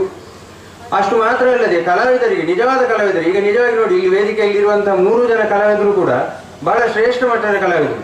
ಆರ್ಗೋಡು ಮೋಹನ್ ದಾಸ್ ಶೆಣೈ ಆಗಿರ್ಬೋದು, ಅಥವಾ ನಮ್ಮ ಶಿವಾನಂದ ಕೋಟ ಆಗಿರ್ಬೋದು, ಅಥವಾ ನಮ್ಮ ರಾಘವೇಂದ್ರ ಮಯ್ಯರ್ ಆಗಿರ್ಬೋದು, ಇವರೆಲ್ಲ ಅತ್ಯಂತ ಶ್ರೇಷ್ಠ ಮಟ್ಟದ ಬಡಗುತಿಟ್ಟಿನ ಕಲಾವಿದರು ಇಂದಿನ ದಿನಕ್ಕೆ. ಇಂತಹ ಕಲಾವಿದರನ್ನು ನಾವು ಪ್ರೋತ್ಸಾಹಿಸುವುದು ಕಲೆಗೆ ನಾವು ಮಾಡುವ ಪ್ರೋತ್ಸಾಹ. ಇಂತಹ ಕಲಾವಿದರು ವೃದ್ಧಿಯಾದಷ್ಟು ಕಲೆ ಆಟೋಮೆಟಿಕ್ ಆಗಿ ವೃದ್ಧಿ ಆಗ್ತದೆ. ಅಂಥ ಕೆಲಸವನ್ನು ಆದಷ್ಟು ಹೆಚ್ಚಿನ ಸಂಖ್ಯೆಯಲ್ಲಿ ಆಟ ಮಾಡಿಸುವವರಾಗಲಿ ಅಥವಾ ಪ್ರೇಕ್ಷಕರಾಗಲಿ ಅಥವಾ ಸಂಘ ಸಂಸ್ಥೆಗಳಾಗಲಿ ಎಲ್ಲರೂ ಕೂಡ ಮಾಡಲಿ. ಮತ್ತು ಇಂತಹ ಘಟಾನುಘಟಿಗಳ ಜೊತೆಗೆ ಏನೂ ಅಲ್ಲದ ನನ್ನನ್ನೊಂದು ಗುರುತಿಸಿ ನನಗೊಂದು ಈ ಒಂದು ಸಂತೋಷದ ಕ್ಷಣವನ್ನು ದಯಪಾಲಿಸಿದ ನನ್ನ ಗುರುಗಳಾದ ಯರ್ಮಾಳ್ ವಾಸುದೇವರಾವ್ ಹಾಗೂ ಮನೆಯವರಿಗೆ ನಾನು ಕೃತಜ್ಞತೆಯನ್ನು ಹೇಳುತ್ತಾ ನನ್ನ 2 ಮಾತುಗಳನ್ನು ಮುಗಿಸ್ತೇನೆ. ನಮಸ್ಕಾರ. ಯಕ್ಷಗಾನ ರಂಗದಲ್ಲಿ ಹವ್ಯಾಸಿಯಾಗಿ ತುಂಬಾ ಸೇವೆಯನ್ನು ನಿರಂತರವಾಗಿ ಮುಂದುವರಿಸಲಿಕ್ಕೆ ದೇವರ ಅನುಗ್ರಹ ಮಾಡಲಿಕ್ಕೆ ಮತ್ತು ಪ್ರಾರ್ಥನೆಯನ್ನು ಮಾಡಿಕೊಳ್ತಾ ಇದ್ದೇನೆ. ಇದೀಗ ಮುಖ್ಯ ಅತಿಥಿಗಳಾಗಿ ನಮ್ಮ ಜೊತೆಗಿದ್ದಾರೆ ಈ ಭಾಗದ ಒಬ್ಬ ಪ್ರಸಿದ್ಧ ಹವ್ಯಾಸಿ ಯಕ್ಷಗಾನ ಕಲಾವಿದರು, ಜಾನಪದ ಸಂಶೋಧಕರಾಗಿರುವಂತಹ ಶ್ರೀ ಕೇಳ್ಕೊಂಡಂತೆ ಶ್ರೋತ ವಾಸುದೇವರವರ ಶಿಷ್ಯರು ಎನ್ನುವುದನ್ನು ಸ್ಮರಿಸಿಕೊಳ್ತಾ ಅವರಿಗೆ ವೇದಿಕೆಯನ್ನು ಕೊಡ್ತಾ ಇದ್ದೇನೆ. ಎಲ್ಲರಿಗೂ ನಮಸ್ಕಾರ. ಗುರುಗಳಾದ ವಾಸುದೇವರಾಯರು ಹಾಗೆ ಸನ್ಮಾನಿತರಾದಂತಹ 3 ಮಂದಿ ಪ್ರಸಿದ್ಧ ಕಲಾವಿದರು, ಇದರೊಂದಿಗೆ ವಾಸುದೇವರಾಯರ ಕುಟುಂಬಿಕ. ವಾಸುದೇವರಾಯರ ಕುಟುಂಬ ಅಂತ ಹೇಳಿದರೆ ಒಂದು ಸಣ್ಣ ಮೇಳದ ಹಾಗೆ ಒಂದು ಕಾಲಕ್ಕಿತ್ತದ್ದು. ಬಹುಶಃ ಇವತ್ತು ಸ್ವಲ್ಪ 1-2-3 ಕೊಂಡಿಗಳು ಕಳಚಿಕೊಂಡಿದ್ದರೂ ಸಹ ಇವತ್ತಿಗೆ ಒಂದು ಸಣ್ಣ ಮೇಳ ಮಾಡಬಹುದು. 1-2 ವೇಷಕ್ಕೆ ಬೇಕಾದರೆ ನನ್ನಂಥ ಶಿಷ್ಯನನ್ನು ನೀವು ಸೇರಿಸಿಕೊಂಡ್ರೆ ಬಹುಶಃ ಒಂದೊಂದು ಮೇಳವೇ. ಆ ಮನೆಯ ಒಂದು ಯಕ್ಷಗಾನದ ಒಂದು ಮತ್ತೆ ಕಲೆಯ ಕುರಿತಾಗಿ ನಾಟಕ ಇರಬಹುದು ಎಲ್ಲ ಇದಕ್ಕೆ ಒಂದು ಪ್ರೋತ್ಸಾಹವನ್ನು ಕೊಟ್ಟಂತಹ ಒಂದು ಮನೆ ಆಗಿರುವುದರಿಂದ ಆ ಪರಿಸರ ಇದಕ್ಕೆ ಕಾರಣ. ಯರ್ಮಾಳೆ ಮೂಲತಃ ಒಂದು ಯಕ್ಷಗಾನದ ಬಹಳ ಪ್ರಸಿದ್ಧಿಯನ್ನು ಹೊಂದಿರುವಂತಹ ಒಂದು ಕ್ಷೇತ್ರ. ಮೊನ್ನೆ ಒಂದು ಮಾಸ್ಟರ್ ಉಪಸ್ಥಿತಿಯಲ್ಲಿ ನನಗೆ ಹೇಳುವ ಅವಕಾಶ ಆಯಿತು. ಯರ್ಮಾಳು ಬಡಗು ಮತ್ತು ತೆಂಕುತಿಟ್ಟಿನ ಒಂದು ಗಡಿ ಪ್ರದೇಶವಾಗಿತ್ತು ಒಂದು ಕಾಲ. ಅಲ್ಲಿ ಆ ದೇವಸ್ಥಾನದಲ್ಲಿ ಮೇಳದ ಸಾಮಾನುಗಳನ್ನು ಅಥವಾ ಮೇಳದ ವಸ್ತುಗಳನ್ನು ಮೇಳ ಇತ್ತು ಎನ್ನುವುದಕ್ಕೆ ದಾಖಲೆಯಾಗಿ ವಾಸುದೇವರಾಯರು ಅದನ್ನು ಅವರು ಬಾಲ್ಯದಲ್ಲಿ ನೋಡಿದರು. ಬಹುಶಃ ಇದೇ ಕಾರಣವಾಗಿ ಯಕ್ಷಗಾನೀಯವಾದಂತಹ ಪರಿಶ್ರಮಕ್ಕೆ ಅವರಿಗೆ ಮನಸ್ಸಾಯಿತು ಏನೋ ಗೊತ್ತಿಲ್ಲ ನನಗೆ. ಅಂತೂ ಒಂದು ಯಕ್ಷಗಾನದ ಪರಿಸರ, ಒಂದು ಯಕ್ಷಗಾನದ ಊರು ಬೆಳೆದ ವಾಸುದೇವರಾಯರು ಮತ್ತು ಅವರ ಕುಟುಂಬ. ನೋಡಿ, ಅವರ ಒಬ್ಬರು ತಮ್ಮ ಇದ್ದರು, ಅದ್ಭುತ ಅರ್ಥಧಾರಿಯಾಗಿದ್ದರು. ಮತ್ತೆ ಉಮೇಶ್ವರಾಯರು ಅಂತೇಳಿ ಇನ್ನೊಬ್ಬ ತಮ್ಮ ಒಂದು ಒಳ್ಳೆ ಕಿರೀಟ ವೇಷ, ಮತ್ತೆ ಸುಬ್ರಹ್ಮಣ್ಯ ಮತ್ತು ನಾವು ಒಟ್ಟಿಗೆ ವೇಷ ಮಾಡಿದವರು. ಹೀಗೆ ಬಹುಶಃ ವಾಸುದೇವರಾಯರ ಮಗಳು ವೇಷ ಮಾಡಿದ್ರು. ಈಗ ಮಾಡ್ತಾರೆ ಗೊತ್ತಿಲ್ಲ ನನಗೆ, ಅವರೀಗ ಭರತನಾಟ್ಯ ತಿರುಗಿ. ಹೀಗೆ ಒಂದು ಮನೆಯಲ್ಲಿ ಒಂದು ಸಣ್ಣ ಒಂದು ಮೇಳ ಕಟ್ಟಬಹುದಾದಂಥ ಒಂದು. ಹಾಗಾಗಿ ಇವತ್ತು ಯಕ್ಷಗಾನದ ಮೇಲೆ ಒಂದಿಷ್ಟು ಪ್ರೀತಿಯಿಂದ ಒಂದು ಕಲಾವಿದರನ್ನು ಗುರುತಿಸುವಂತ ಒಂದು ಕೆಲಸ ನಡೆದಿದೆ. ನಾವು ಎಲ್ಲ ಕಡೆ ಹೇಳುತ್ತೇನೆ, ಯಕ್ಷಗಾನ ಗಿಮಿಕ್ಸ್ಗಳಿಂದ, ವೈಭವೀಕರಣದಿಂದ ನಾವು ಮೂಲವನ್ನು ಅಥವಾ ಅದರ ಸೌಂದರ್ಯವನ್ನು ಇವತ್ತು ಆಸ್ವಾದಿಸಕ್ಕಾಗುವುದಿಲ್ಲ ಅಂತ. ಇವತ್ತೇನಿರೋದೆಲ್ಲ ಬಣ್ಣಗಾರಿಕೆ, ಗಿಮಿಕ್ಸ್, ಅಥವಾ ಅದನ್ನು ಬಣ್ಣಾಟಿಕೆ ಅಂತ ನಾವು ಹೇಳೋಣ. ಹೇಗೆ ಆ ರೀತಿಯಲ್ಲಿ ಅದು ಜನಪ್ರಿಯವಾಗಿದೆ. ಆದರೆ ಇದಕ್ಕೆ ಒಂದೇ ದಾರಿ, ಒಂದು ಸಭಿಗೂ ಸರಿಯಾಗಿ ಒಂದು ರೀತಿಯಲ್ಲಿ ಕಲಾವಿದರನ್ನು ಪ್ರೋತ್ಸಾಹಿಸುವಂಥ ವಿಧಾನದಲ್ಲಿ ಆಗಬೇಕಾದ ಬದಲಾವಣೆ. ಸುಮ್ಮನೆ ಸೀಟಿಯವರು ಹೇಳಿದ ಹಾಗೆ ಕೊಡಿಯುವುದಲ್ಲ. ಮತ್ತೊಂದು, ರಂಗದಲ್ಲಿ ಭಾಗವತ ಗಟ್ಟಿ ಇದ್ರೆ ಆರ್ಗೋಡಿ ಏನು ಮಾಡ್ತಾರೆ, ಕೋಟದವರು ಎಂತ ಬಾರಿಸ್ತಾರೆ, ಪ್ರಶ್ನೆ ಅಲ್ವಾ? ಗಟ್ಟಿ ಭಾಗವತರು ಬೇಕು ಅಂತ ನಾನು ಹೇಳುವುದು. ಗಿಮಿಕ್ಸ್ಗಳಿಲ್ಲದೆ ಇರುವಂತಹ ಮೈಯರು. ಬಹುಶಃ ಇದನ್ನು ಈಗ ಇದ್ದ ಹಾಗೆ ನೀವು ಅನುಷ್ಠಾನಿಸುತ್ತಾ ಹೋದಲ್ಲಿ ಯಕ್ಷಗಾನದ ನೌಜ ಸೌಭಾಗ್ಯವನ್ನು ನಾವು ರಂಗದಲ್ಲಿ ಕಾಣುವುದಕ್ಕಾಗುತ್ತದೆ ಅಂತ ನಾನು ಭಾವಿಸ್ತೇನೆ. ಬಹುಶಃ ಈ ಸಂದರ್ಭ ವಾಸುದೇವರಾಯರ ಮನೆ ಮತ್ತು ವಾಸುದೇವರಾಯರ ಮನೋಧರ್ಮವನ್ನು ನಾನು ಆಧರಿಸಿ ಹೇಳ್ತಾ ಇದ್ದೇನೆ. ಮತ್ತೆ ನಿಮಗೆ ಬಹಳ ಸುಲಭ. ಚೆಂಡೆಯ ಗಂಡುಗಲಿ ಒಂದು ಕಾಲಕ್ಕೆ ಹೊಂದಿತ್ತು, ಈಗ ಗಂಡುಗಲಿ ಇದೆ, ಬೇರೆ ಹೇಳುವುದಕ್ಕೆ ಏನೂ ಇಲ್ಲ. ಶಿವಾನಂದರೆ ಮತ್ತೆ ಒಂದು ಸುಂದರವಾದ ವೇಷ ನೋಡಿದರು. ಬಹಳ ವರ್ಷದ ಹಿಂದೆ ಅವರು ಇಲ್ಲಿ ವೇಷ ಮಾಡಿದ್ದು ಸುಧರ್ಮನ ಮಾತ್ರ ನಾನು ಇಲ್ಲಿ ನೋಡಿದ್ದೆ. ಇದೇ ಪರಿಸರದಲ್ಲಿ ಆಗ ನಾನು ಈ ಆರ್ಗೋಳವರ ವೇಷವನ್ನು ನೋಡಿದೆ. ಆ ಅಚ್ಚುಕಟ್ಟು ಇಂಥ ಕಲಾವಿದರು ರಂಗದಲ್ಲಿದ್ರೆ ಬಹುಶಃ ಭಾಗವತರು ಗಿಮಿಕ್ಸ್ನಾಗೆ ತಲೆ ಓಡಿಸಬೇಕಾದ ಅಗತ್ಯ. ನಿಮ್ಮ ಮೇಳದಲ್ಲಿ ಇರುವಂತಹ ಹೆಚ್ಚಿನ ಕಲಾವಿದರೆಲ್ಲ ಪ್ರಬುದ್ಧರೇ. ಶಶಿಕಾಂತನಂತ ಒಂದು ಸ್ತ್ರೀ ಪಾತ್ರ ನಿಮ್ಮ ಮೇಳದಲ್ಲಿದೆ. ಹೀಗೆ ನಾನು ಹೇಳುವುದು ಅಷ್ಟೇ, ಈ ರಂಗದ ಒಂದು ಪೂರ್ಣ ಸೌಂದರ್ಯವನ್ನು ಆಸ್ವಾದಿಸಬೇಕಿದ್ರೆ ಈ ರಂಗದ ಪ್ರಸ್ತುತಿ ಮತ್ತು ರಂಗ ಚಟುವಟಿಕೆಗಳು ಕಾರಣ ಆಗ್ತದೆ. ರಂಗ ಪ್ರಸ್ತುತಿಯ ವಿಧಾನ ಮತ್ತೆ ರಂಗದ ಚಟುವಟಿಕೆಗಳು ಅದು ನಿಮ್ಮಲ್ಲಿರುವಂಥದ್ದು. ಪ್ರಸ್ತುತಿ ಅವರು ಕೊಡಬೇಕು ನಮಗೆ. ಒಂದು ರಂಗ ಸುಂದರವಾಗಿ ಅನಾವರಣಗೊಳ್ಳುತ್ತದೆ ಅಂತ, ಅದು ಬಡಗುತಿಟ್ಟಿರಲಿ ತೆಂಕುತಿಟ್ಟಿರಲಿ ಅದು. ಹಾಗಾಗಿ ನಾನು ಹೇಳೋದು, ಒಂದು ಪ್ರೇಕ್ಷಕರು ಭಾಗವತರು ಎರಡು ಗಟ್ಟಿದ್ರೆ ಯಕ್ಷಗಾನ ಯಾವ ಕಾಲಕ್ಕೂ ತನ್ನ ಸೌಂದರ್ಯವನ್ನು ಉಳಿಸಿಕೊಳ್ಳುತ್ತದೆ ಅಂತ ಹೇಳ್ತಾರೆ. ನಾವು ಕಲಾವಿದರಿಗೂ ಜವಾಬ್ದಾರಿ ಇದೆ, ನಿಮ್ಗೆ ಹೇಳಲಿಕ್ಕೆ ನಾನು ಜನ. ಮತ್ತೆ ತಾಂತ್ರಿಕವಾಗಿ ಈಗಿನ ಟೆಕ್ನಾಲಜಿಗಳನ್ನೆಲ್ಲ ಉಪಯೋಗಿಸಿಕೊಂಡು ಒಂದು ಸಂಗ್ರಹಿಸುವಂತಹ ಒಂದು ಮನೋರಂಗ, ಇದೊಂದು ಬಹಳ ಸುಂದರವಾದ ಹೊರತೊಂದು ರಿಕ್ವೆಸ್ಟ್ ಉಂಟು ನನಗೆ. ಈ ಶಿಳ್ಳೆ ವಿಸ್ತಾರವಾದಂತಹ ರಂಗದ ಚಟುವಟಿಕೆಗಳು, ವಿಸ್ತಾರವಾದ ರಂಗ ಚಟುವಟಿಕೆ 12 ನಿಮಿಷ 20 ನಿಮಿಷದ್ದು ರಂಗ ಚಟುವಟಿಕೆ, ಅಷ್ಟು ಉದ್ದ ಕುಣಿಯುವಂತ. ಇದನ್ನೊಂದು ರೆಕಾರ್ಡ್ ಮಾಡಿ ಆ ಕಲಾವಿದನಿಗೊಮ್ಮೆ ನೀವು ತೋರಿಸಬೇಕು ದಯವಿಟ್ಟು ಅಂತ ಹೇಳ್ತಾರೆ. ಇದು ಮಾಡಬೇಕಾಗ್ತದೆ ನೋಡಿ, ಇದು ನಿಮ್ಮ ರಂಗ ಪ್ರಸ್ತುತಿ. ಇಲ್ಲಿಗೆ ಮುಗೀತದೆ, ಇದಿಷ್ಟು ಉದ್ದ ಯಾಕೆ ಅಲ್ಲ. ಒಂದೊಂದು ಸಂದರ್ಭಗಳಲ್ಲಿ ಇದು ಬೇಕು, ಕೆಲವು ಸಂದರ್ಭಗಳೆಲ್ಲ ಇದೆ ರಂಗದಲ್ಲಿ, ಕೆಲವು ಸಂದರ್ಭ ಲೀಲೆ ಇತ್ಯಾದಿ ಎಲ್ಲ ಶೃಂಗಾರ ಭಾಗಗಳು ಬಂದಾಗ ಇದನ್ನು ಮಾಡಿ ಯಾರೂ ಆಕ್ಷೇಪ ಮಾಡೋದಿಲ್ಲ. ಇದು ಪ್ರತಿ ಪದ್ಯಕ್ಕೂ ಹೀಗೆ ಆದರೆ ಹಿರೇಳ್ಕ ಗೋಪಾಲರನ್ನು ಮಾತು ಹೇಳಿದ್ರು, ಇದು ವೇಷಧಾರಿಗೂ ಭಾಗವತರಿಗೂ ಇರುವಂತಹ ಒಂದು ಎಗ್ರಿಮೆಂಟ್ ಅಂತ ನನ್ನ ಹತ್ರ ನೇರವಾಗಿ ಹೇಳಿಬಿಟ್ಟು. ವೇಷಧಾರಿಗೂ ಭಾಗವತನಿಗೂ ಇರುವಂತಹ ಒಂದು ಎಗ್ರಿಮೆಂಟಿನಿಂದಾಗಿ ಆ ರಂಗ ಅಷ್ಟು ವಿಸ್ತಾರವಾಗ್ತದೆ, ಒಂದು ಪದ್ಯ ಅಷ್ಟು ವಿಸ್ತಾರ ಆಗ್ತದೆ. ಬಹುಶಃ ನಿಮ್ಮ ಕಲಾವಿದರನ್ನು ಪ್ರಶ್ನಿಸುವಂತ ಕೆಲಸ ನಾನು ಮಾಡಲಿಲ್ಲ, ಕಲೆಯ ಮೇಲಿನ ಪ್ರೀತಿಯಿಂದ ಗೌರವದಿಂದ ನಾನು ಇಷ್ಟು ಹೇಳಬೇಕಾಗಿ ಬಂತು. ಇದು ಕೂಡ ವಾಸ್ತವರಾಯರ ಒಂದು ಉದಾರ. ನನ್ನಂತ ಬಹಳ ಕೋಪರಿ ಶಿಷ್ಯಂದಿರವರಿಗೆ ಬಹಳ ಕೋಪರಿಗಳು. ಆದರೆ ರಂಗದ ಶಿಸ್ತನ್ನು ಅವರು ನಮ್ಮ ಹತ್ರ ಕಾಣುತ್ತಾ ಇದ್ರು. ಎಂತೆಂಥ ವೇಷಗಳನ್ನು ನಮ್ಮ ಹತ್ರ ಮಾಡಿಸಿದ್ದು ಅಭ್ಯಾಸಕ್ಕೆ. ನಿಮ್ಮ ಈ ಹಂತಕ್ಕೆ ನಾವು ಬರುವುದಿಲ್ಲ. ಮತ್ತೆ ನಾವು ನಿಮ್ಮೊಟ್ಟಿಗೆ ವೇಷವು ಮಾಡುವುದಿಲ್ಲ, ಅದು ನಿರ್ಧಾರ ನಮ್ಮದು. ಅದು ನಾವು ನಮ್ಮ ಹತ್ರ ನಾವು ಉಳಿಸಿಕೊಳ್ಬೇಕಿದ್ರೆ ಮತ್ತೆ ಕೆಲವೊಂದು ಅವಕಾಶಗಳು ಸಿಗ್ತದೆ ನಮಗೆ. ಈ ರಾಜಾಂಗಣ, ಯಕ್ಷಧಾರಿ ಇಂಥ ಕಾರ್ಯಕ್ರಮಗಳು ಅಥವಾ ಮೂಡುಬಿದ್ದಿರೆ ಕಾರ್ಯಕ್ರಮಗಳು, ಈ ಅವಲೋಕನ ಮಾಡುವಂಥದ್ದು ವಿಮರ್ಶೆ ಮಾಡಿದರೆ ಮತ್ತೆ ನಾನು ಪುನಃ ಇವರೊಟ್ಟಿಗೆ ವೇಷ ಮಾಡಲಿಕ್ಕಾಗ್ತದೆ, ಅರ್ಥ ಹೇಳಲಿಕ್ಕಾಗ್ತದೆ, ಪ್ರಶ್ನೆ ಅಲ್ವಾ? ಹೀಗೆ ಕೆಲವೊಂದು ಕಾರಣದಿಂದ ಇದೊಂದು ದೀಕ್ಷೆಯಾಗಿ ನಾನು ಸ್ವೀಕರಿಸಿದ್ದು. ಇದು ಮಾಸ್ಟರಿಗೂ ಹೇಳಿದೆ ಆಗ ನಾನು.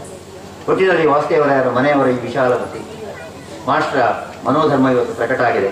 ಕಲಾವಿದರಲ್ಲೇನೋ ಒಂದು ಕಡೆ ಕೂಡಿ ಬಹುಶಃ ಇದು ಈ ನೆನಪು ನಿರಂತರ ಆಗಬೇಕು ಅಂತ ನಾನು ಭಾವಿಸ್ತೇನೆ.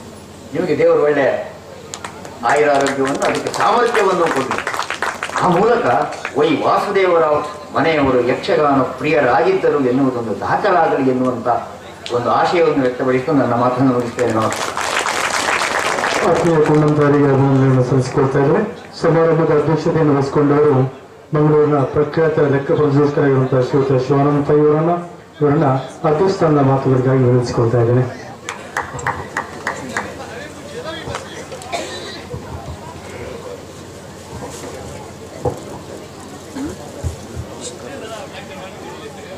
ಅಜ್ಞಾನ ತಿಮಿರಾಂಧಸ್ಯ ಜ್ಞಾನಾಂಜನ ಶಲಾಕಯ ಚಕ್ಷುರುನ್ಮೀಲಿತಂ ಯೇನ ತಸ್ಮೈ ಶ್ರೀ ಗುರವೇ ನಮಃ.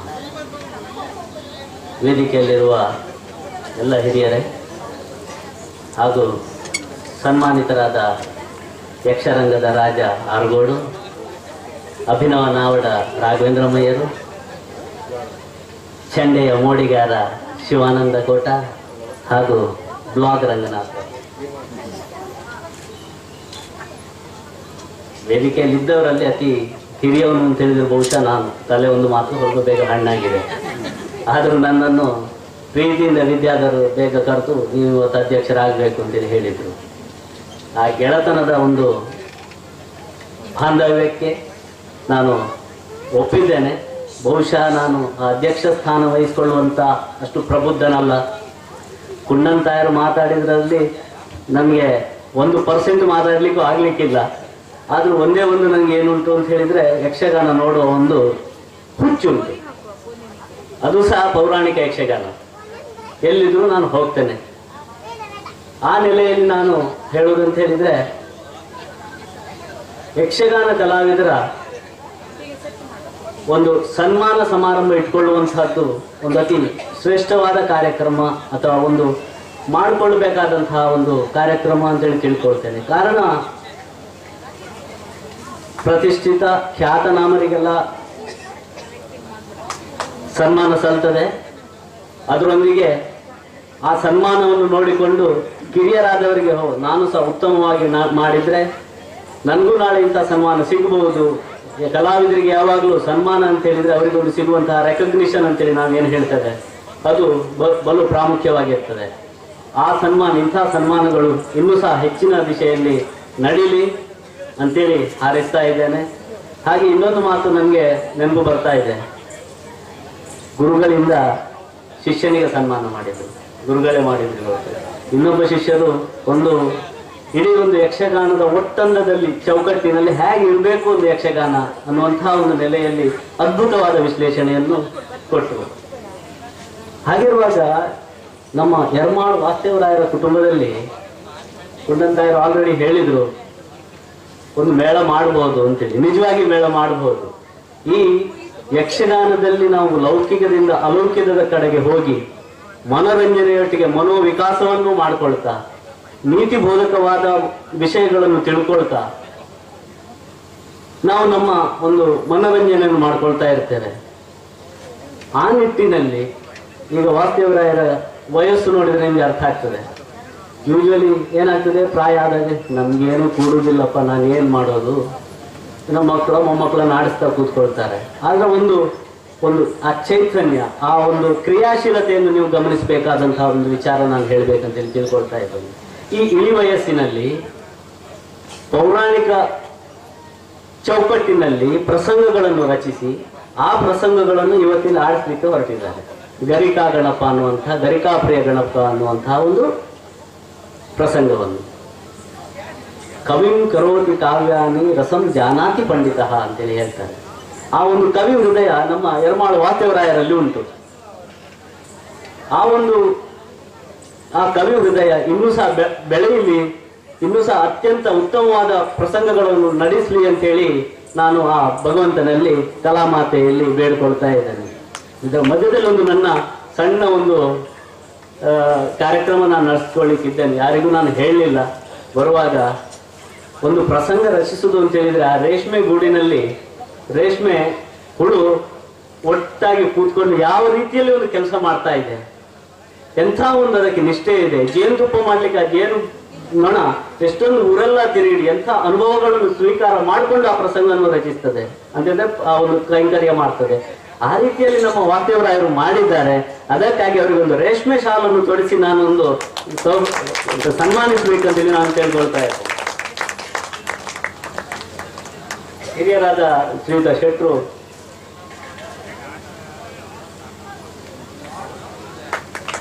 ವಾಸ್ತವರಾಯರಿಗೆ ಒಂದು ಸನ್ಮಾನ ಮಾಡಬೇಕು ಅಂತೇಳಿ ಕೇಳಿಕೊಳ್ತಾ ಇದ್ದಾರೆ.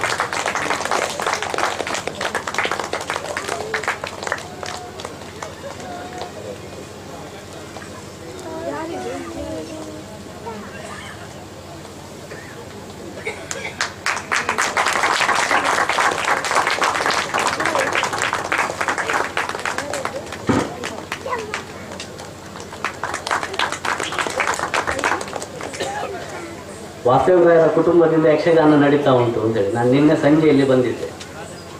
ವಾಸ್ತವರಾಯರ ಕುಟುಂಬ ಅಂತೇಳಿ ಇಷ್ಟು ದೊಡ್ಡದುಂಟು ಅಂತೇಳಿ ನನಗೆ ನಿನ್ನೆನೆ ಗೊತ್ತಾದದ್ದು. ಈ ಅಂಗಳದಲ್ಲಿ ಮಾಡೋ ಯುವಕ ಮಂಡಲದ ಅಂಗಳ ಅಂತೆ ಊರಿನವರು ಒಂದು ಕೆಲಸ ಮಾಡ್ತಾ ಇದ್ರು. ವಿದ್ಯಾಧರ ಹತ್ರ ಮಾತಾಡ್ಕೊಂಡು ಹೋಗುವ ಅಂತೇಳಿ ಬಂದವನು ನಾನು 2 ಗಂಟೆಯಲ್ಲಿ ನಿಂತೆ. ಆಗ್ಬೋದು ಇಂಥ ಒಂದು ಹುಮ್ಮಸ್ಸಿನಲ್ಲಿ ಇಲ್ಲಿ ಕೆಲಸ ಆಗ್ತಾ ಉಂಟು. ಮತ್ತೆ ಸುಬ್ಬಣ್ಣ ಸಿಕ್ಕಿದ್ರು. ಸುಬ್ಬಣ್ಣ ಹತ್ರ ಮಾತಾಡುವಾಗ ಅವರೊಂದು ಹುಮ್ಮಸ್ಸು ನೋಡ್ಬೇಕು. ಇಡೀ ಕುಟುಂಬ ಸೇರ್ಕೊಂಡು ಒಂದು ಯಕ್ಷಗಾನವನ್ನು ಮಾಡ್ತಾ ಇದೆ. ಇಂಥ ಕೈಂಕರ್ಯ ಉತ್ತರೋತ್ತರವಾಗಿ ಆಗ್ಲಿ ಅನ್ನುವಂತಹ ಬೇಡಿಕೆಯನ್ನು ನಾನು ದೇವರಲ್ಲಿ ಇಟ್ಕೊಳ್ತಾ ನನ್ನ ಈ ಒಂದು ನನಗೆ ಇಲ್ಲಿ ಕರೆದು ಪ್ರೀತಿಯಿಂದ ಕರೆದಿದ್ದಕ್ಕೆ ನನ್ನ ಧನ್ಯವಾದಗಳನ್ನು ಸಮರ್ಪಿಸ್ತಾ ನನ್ನ ಮಾತಿಗೆ ವಿರಮಿಸ್ತೇನೆ. ಯಕ್ಷಗಾನದ ಕಂದನವನ್ನು ಹೆಚ್ಚಿಸಲಿಕ್ಕೆ ತಮ್ಮ ಕೊಡುಗೆ ಒತ್ತಡ ಎಂಬುದನ್ನು ಇಲ್ಲಿ ಗುರುತಿಸಿಕೊಳ್ತಾ ಶ್ರೀಯುತ ಶಿವರಂತ ಅವರಿಗೆ ವಂದನೆ ನಡೆಸಿಕೊಳ್ತಾ ಇದ್ದೇವೆ. ಸಮಾರಂಭವನ್ನು ಇನ್ನಷ್ಟು ಉದ್ದಗೊಳಿಸುವಂತಹ ಉದ್ದೇಶ ನಮಗಿಲ್ಲ. ಕಾರ್ಯಕ್ರಮದ ಯಶಸ್ವಿ ಕಾರಣಭೂತರಾದ ಎಲ್ಲರೂ ಕೂಡ ಧನ್ಯವಾದವನ್ನು ಕೊಡಲಿಕ್ಕಿದ್ದಾರೆ. ಶ್ರೀಯುತ ಸತೀಶ್ ರಾವ್ ಅವರು.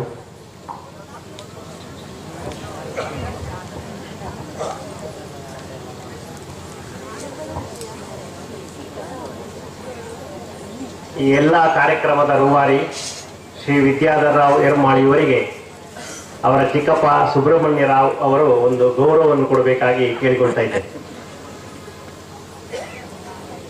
ಹಾಗೆಯೇ ಈ ಕಾರ್ಯಕ್ರಮವನ್ನು ಇನ್ನೂ ತುಂಬಾ ವಿಳಂಬ ಮಾಡುವುದು ತಪ್ಪಾಗ್ತದೆ. ಎಲ್ಲ ಕಲಾವಿದರು ಹಾಗೂ ಅತಿಥಿಗಳ ಸೇರಿಕೊಂಡು ಒಂದು ಧನ್ಯವಾದವನ್ನು ಅರ್ಪಿಸ್ತೇನೆ.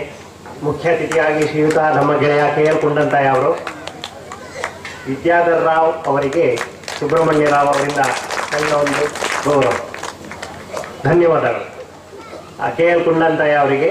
ಹಾಗೆಯೇ ಅಧ್ಯಕ್ಷ ಸ್ಥಾನವನ್ನು ವಹಿಸಿಕೊಂಡಂತಹ ಶಿವಾನಂದ ಪೈ, ಚಾರ್ಟರ್ಡ್ ಅಕೌಂಟೆಂಟ್ ಮಂಗಳೂರು, ಹಾಗೂ ಯೋಗ ಮಂಡಲ ಅಧ್ಯಕ್ಷರಾದ ಶ್ರೀಯುತ ಸಂತೋಷ್ ಶೆಟ್ಟಿ ಹಾಗೂ ಅಧ್ಯಕ್ಷರ ಸತ್ಯವಾನ್ ಶೆಟ್ಟಿ ಅವರಿಗೂ, ಹಾಗೂ ಕಲಾವಿದರಾದ ಶ್ರೀಯುತ ರಾಘವೇಂದ್ರಮಯ್ಯ ಹಾಗೂ ಆರ್ಗೋಡು ಶಿವಾನಂದ ಶೆಣೆ ಹಾಗೂ ಕೋಟ ಶಿವಾನಂದ ಅವರಿಗೆ, ಮತ್ತೆ ಈ ಕಾರ್ಯಕ್ರಮಕ್ಕೆ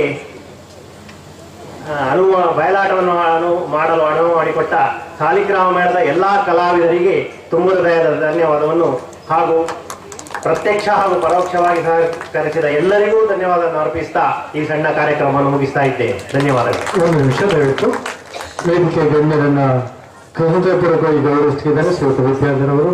ಕಾರ್ಯಕ್ರಮದ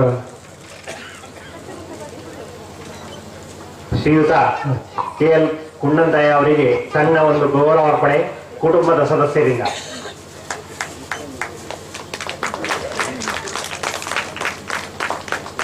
ಒಂದು ಸಣ್ಣ ಕಿರು ಕಾಣಿಕೆ.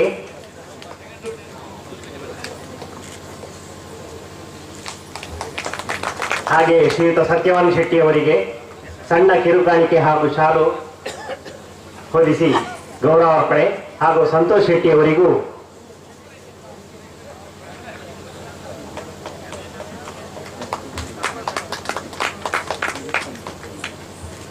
ಕಿರು ಕಾಣಿಕೆ ಹಾಗೂ ಶಾಲು ಹೊದಿಸಿ ಸನ್ಮಾನ. ಧನ್ಯವಾದಗಳು ಸರ್.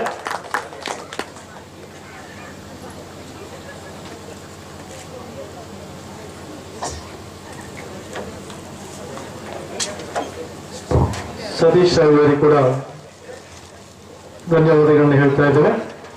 ಇದೀಗ ಮುಂದಿನ ಯಕ್ಷಗಾನ ಪ್ರದರ್ಶನ ಎಲ್ ವಾಸ್ತವರ ರಚಿತ ದೇವರ ಗಣಪತಿಗಾಗಿ ಸಭಾ ಕಾರ್ಯಕ್ರಮವನ್ನು ಮುಂದೂಡ್ತಾ ಇದ್ದೇವೆ. ಎಲ್ಲ ರೀತಿಯಿಂದ ಪ್ರೋತ್ಸಾಹ ಕೊಟ್ಟಂತ ಕಲಾ ಪೋಷಕರಿಗೆ ಕೂಡ ತುಂಬ ವಂದನೆಗಳನ್ನು ಅರ್ಪಿಸಿಕೊಳ್ತಾ ಇದ್ದೇವೆ.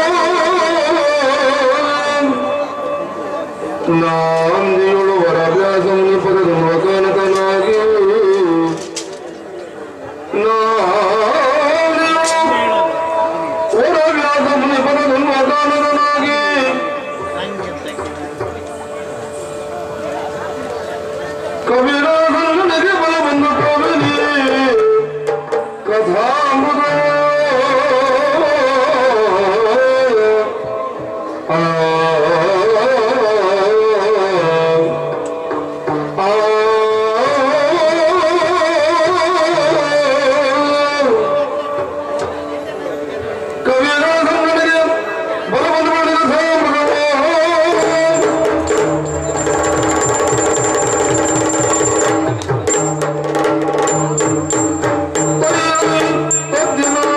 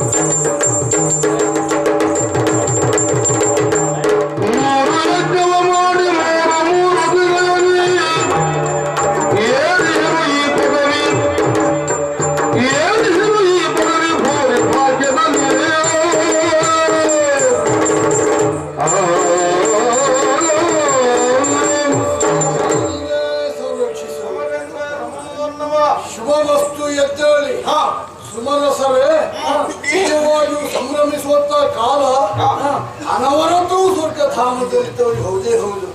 ಯಾಕೆ ಸಕಲ ಸುಖಗಳು ಲಭ್ಯವಾಗುವ ಕಾರಣ ಸ್ವರ್ಗ ಎನ್ನುವಂತ ಅಭಿಧಾನ ಈ ನಾಟಕ ಭೂಮಿಗೆ. ಹಾಗಂತ ಸುಲಭದಲ್ಲಿ ಸುಖ ಲಭ್ಯ ಆಗ್ತದೆ ಅಂತ ಹೇಳಿ ಸಾಧ್ಯತೆ ಇಲ್ವೇ ಇಲ್ಲ. ಇಂತಹ ಸುಖವನ್ನು ಪಡೆಯುವ ಪೂರ್ವದಲ್ಲಿ ನಾವು ಎಷ್ಟು ಕಷ್ಟಪಟ್ಟಿದ್ದೇವೆ ಎನ್ನುವುದು ಅತ್ಯಂತ ನಮ್ಮ ಪಾಲಿಗೆ ವೇದ್ಯ ಆಗುದು ಬಿಟ್ರೆ ನೋಡುಗರಿಗೆ ಅಲ್ವೇ ಅಲ್ಲ. ಸರಿ, ನೋಡುವರೇನೋ ಆಡಿಕೊಳ್ತಾರೆ ಬಿಡಿ. ಸುರ ಪದವಿಯ ಸಂಭ್ರಮ ನೋಡ್ಪರಿಗೆಲ್ಲ ಪರಿತೋಷಬಹುದು ಅಮ್ಮಮ್ಮ. ಈ ರೀತಿಯಾಗಿ ಬರೀ ಒಬ್ಬರು ಹೊಗಳುವರ ಕಾರಣ ಏನು? ನಾವು ಮಾಡಿರುವಂತಹ ಘನ ಕಾರ್ಯ ಶತ ಕ್ರತುವನ್ನ ಮಾಡುವುದರ ದ್ವಾರ 3 ಮೂರ್ತಿಗಳ ಕರುಣೆಗೆ ಒಳಗಾಗಿ ತ್ರಿವಿಷ್ಟಮ ಗದ್ದುಗೆಯನ್ನು ಏರಿ ವಿರಾಜಿಸುವ ಪುರಂದರ ನಾಮಕನಾಗಿರುವಂತೆ ಇಂದ್ರ ನಾನು.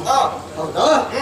ಹಾಗಾಗಿ ನಾವು ಪಟ್ಟಂತ ಕಷ್ಟ ಶತಕ್ರತು ನಿಷ್ಠೆಯಿಂದ ಮಾಡಿದ ದ್ವಾರವಾಗಿ ಅಲ್ವೇ ನಮ್ಮ ಪಾಲಿ ಲಭ್ಯವಾದದ್ದು ಸಕಲ ಸುಖಗಳು.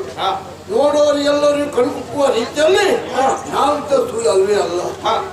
ಹಾಗಂತ ದೇವತೆಗಳಿಗೆ ಲಭ್ಯವಾಗುವುದು ಈ ಸುಖದಿಂದಾಗಿ ಮನುಷ್ಯರಿಗೆಲ್ಲ ಲಭ್ಯ ಆಗ್ತದೆ ಅಂತ ಹೇಳಲಿಕ್ಕೂ ಬರುವುದಿಲ್ಲ.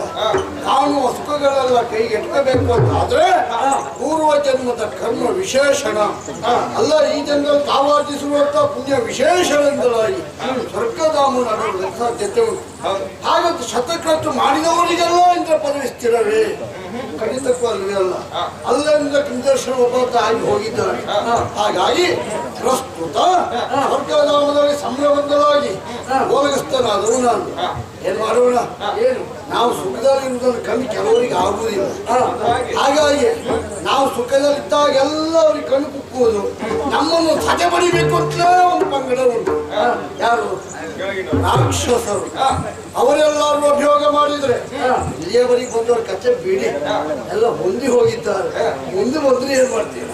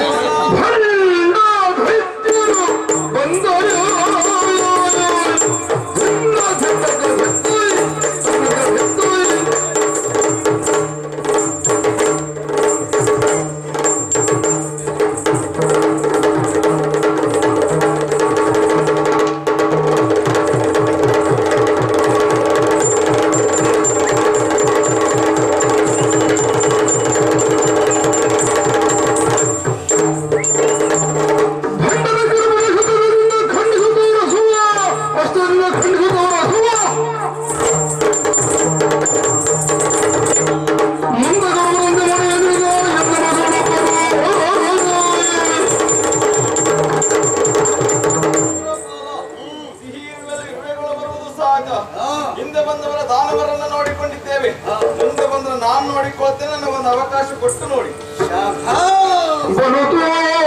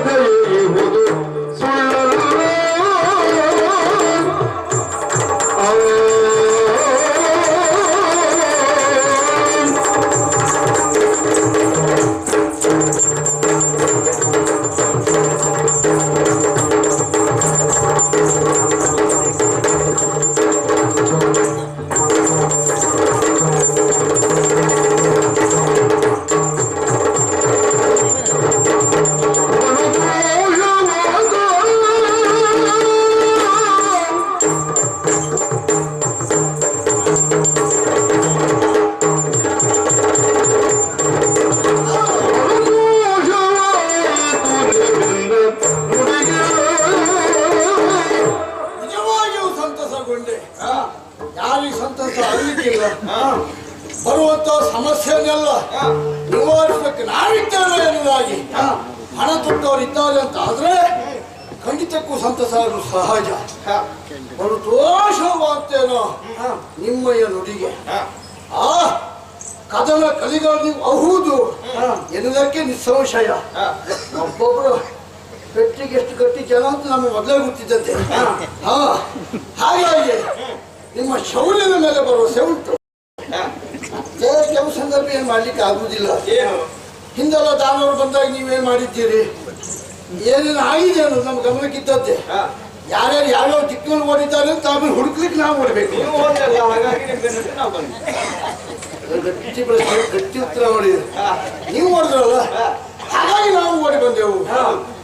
ಅದರಲ್ಲೇ ಒಂದು ಅರ್ಥ ಉಂಟು ಪುಣ್ಯಾತ್ಮ. ನಾನು ಓಡಿದ್ದೆ ಯಾಕೆ? ನಿಮ್ಗೆ ಎಲ್ಲರಿಗೂ ಮಾರ್ಗದರ್ಶಕ ನಾನೇ ಹೌದಲ್ವಾ? ಮತ್ತೆಲ್ಲರೂ ದಾರಿ ತಪ್ಪು ಓಡುದು ಬೇಡ ಅಂತ ನಾನು ಬಂದು ಓಡಿದ್ದು. ಹಾಗಾಗಿ ನನ್ನ ವಿನೋದಕ್ಕಾಗಿ ಮಾತನಾಡಬಹುದಷ್ಟೇ. ಅದಲ್ಲ ಅಂತ ಆದ್ರೆ ದಿಕ್ಪಾಲಕರಲ್ಲಿ ಯಾವಾತನೂ ಶೌರ್ಯ ಹೀನ ಅಲ್ವೇ ಅಲ್ಲ. ಖಂಡಿತ ಪ್ರತಿಯೊಬ್ಬರಿಗೂ ಅವರವರ ಕ್ಷೇತ್ರದಲ್ಲಿ ಅವರವರ ಮಟ್ಟ ಶೌರ್ಯ ಉಂಟೇ ಉಂಟು. ಹಾಗಂತ ನಿಮ್ಮನ್ನೆಲ್ಲ ಅಲ್ಲಗಳಿತಾ ಇದ್ದದಲ್ಲ.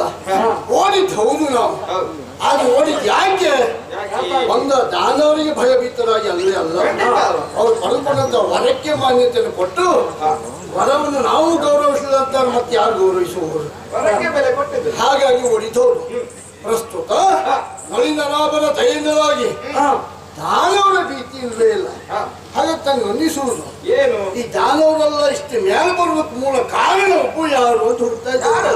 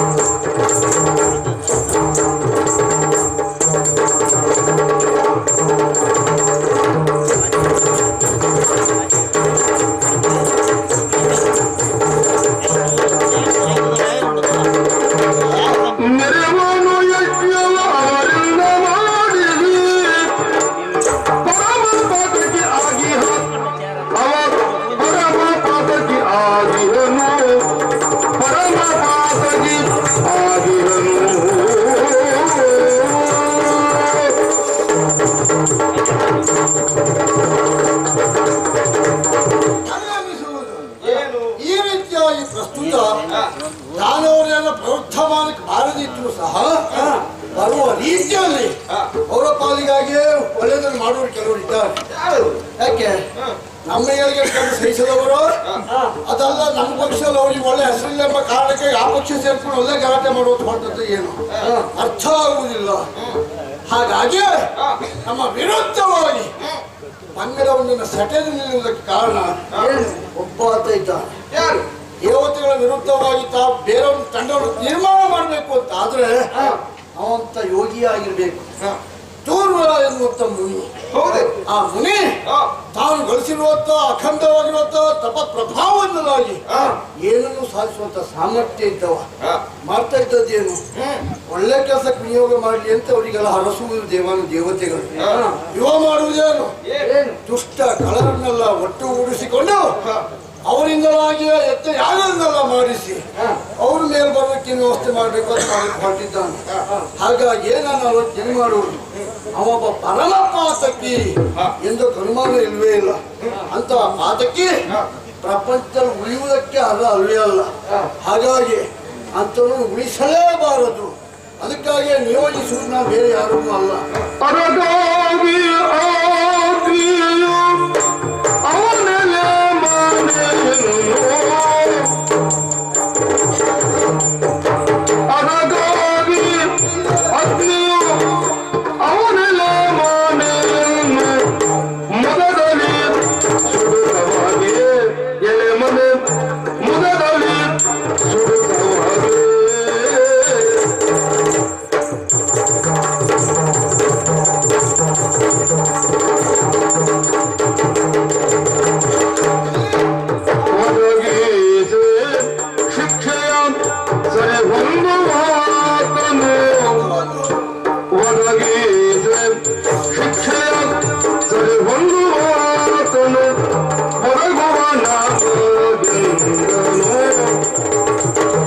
ದೇವತೆಗಳ ವಿರುದ್ಧವಾಗಿ ಒಬ್ಬ ಸೆಟೆದು ನಿಲ್ತಾನೆ ಅಂತಾದ್ರೆ ಅಂತವ್ರಿಗೆ ಏನು ಶಿಕ್ಷೆ ಎನ್ನುವುದು ಪ್ರಪಂಚ ಮುಖ ಕುರಿತಾಗಲೇಬೇಕು. ಅದಕ್ಕಾಗಿ ಪುಣ್ಯಾಶ್ರಮವಿರುವಂತ ಪುಣ್ಯಾಶ್ರಮವನ್ನು ನಿರ್ಮಾಣ ಮಾಡಿಕೊಂಡಿದ್ದವ ಅಂತ ಅವನಿಗೆ ತಪ್ಪುವಂತ ಶಿಕ್ಷೆ ಆಗಬೇಕು ಅಂತ ಆದ್ರೆ ಅಗ್ನಿ ಈ ಕ್ಷಣಕ್ಕೆ ದಾರುಣಿಗೆ ಹೋಗ್ಬೇಕು. ನೀವು ಸಗಣಿಗೆ ಹೋಗಿ ಅವನು ಎಲ್ಲ ಮನೆಯನ್ನು ಮೊದಲು ಸುತ್ತ ಸುರರ ಒಡೆಯ ಮಾತು ಮರೆತೆಯ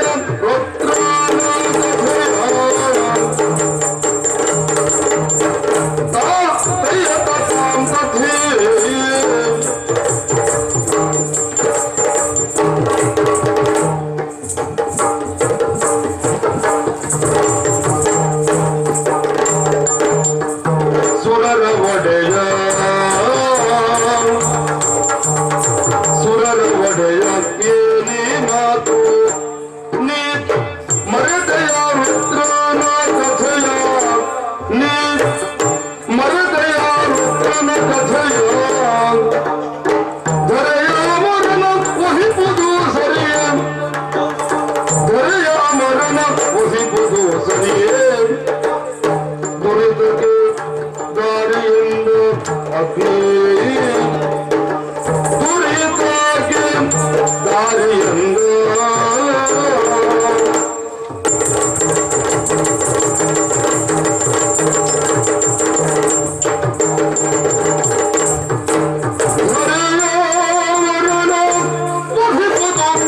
ಸರಿಯೇ ದುರಿತಕ್ಕೆ ದಾರಿಯಿಂದ ಅಗ್ನಿಯು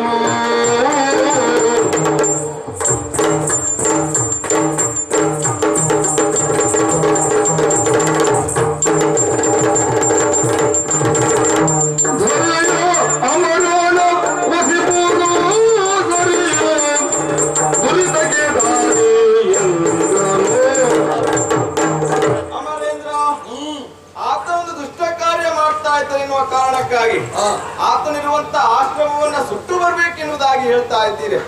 ತಮ್ಮ ಮಾತಿಗೆ ಈರಡಾಡ್ತಾ ಇದ್ದೇನೆನ್ನುವುದಾಗಿ ತಾವು ಭಾವಿಸಿಕೊಳ್ಬಾರ್ದು. ಯಾಕಂದ್ರೆ ಆತನ ಯಾರು? ಬ್ರಾಹ್ಮಣ. ಬ್ರಾಹ್ಮಣ ಮಮ ದೇವತಾ. ಬ್ರಾಹ್ಮಣರು ಮುನಿದ್ರೆ ಏನಾಗ್ತದೆ? ಶಾಪಕ್ಕೊಳಗಾಗ್ತೇವೆ ನಾವು. ಆ ಕಥೆಯನ್ನು ಹಿಂದೊಮ್ಮೆ ನಡೆದಿದ್ದೆ. ವೃತ್ತಾಸುರ ಎನ್ನುವಂಥವನಿಗೆ ಇದೇ ರೀತಿಯ ಶಿಕ್ಷೆಯನ್ನ ನಾವು ಕೊಡುವುದಕ್ಕೆ ಮುಂದಾದವರು. ಆ ಸಂದರ್ಭದಲ್ಲಿ ಆತ ಶಾಪ ಕೊಟ್ಟ. ಅದೇ ಸಂದರ್ಭಕ್ಕೆ ದಾನವರ ದಾಳಿ ಆಯ್ತು. ಕಷ್ಟಗಳನ್ನು ನಾವು ಪಟ್ಟಿದ್ದೇವೆ. ಇಟ ತಾನೇ ಕಾಡಿನ ಪ್ರದೇಶದಲ್ಲಿ ಬದುಕುವಂತ ಪರಿಸ್ಥಿತಿ ನಾವು ಒದಗಿ ಬಂತು. ಇಂದು ಈತನಿಗೆ ಇದೇ ರೀತಿಯಲ್ಲಿ ನಾವು ಶಿಕ್ಷೆ ಕೊಟ್ಟಿದ್ದೆ. ಹೌದಾದ್ರೆ ಮುಂದೆ ನಾವು ಕಷ್ಟವನ್ನು ಅನುಭವಿಸಬೇಕಾದಿತ್ತು ಎನ್ನುವ ಕಾರಣಕ್ಕಾಗಿ ನಾನು ಈ ರೀತಿಯಲ್ಲಿ ಹೇಳ್ತಾ ಇದ್ದೇನೆ. ಅಪಾರ್ಥ ಕಲ್ಪಿಸಿಕೊಳ್ಬಾರದು. ಆತನಿಗೆ ಒಂದು ಕ್ಷಮೆಯನ್ನ ಕೊಟ್ಟು ಬಿಡಿ. ಮನೆಯ ಸುಡುವ ಕಾಲದಲ್ಲಿ ಮುನಿಯು ಇಲ್ಲದಂತೆ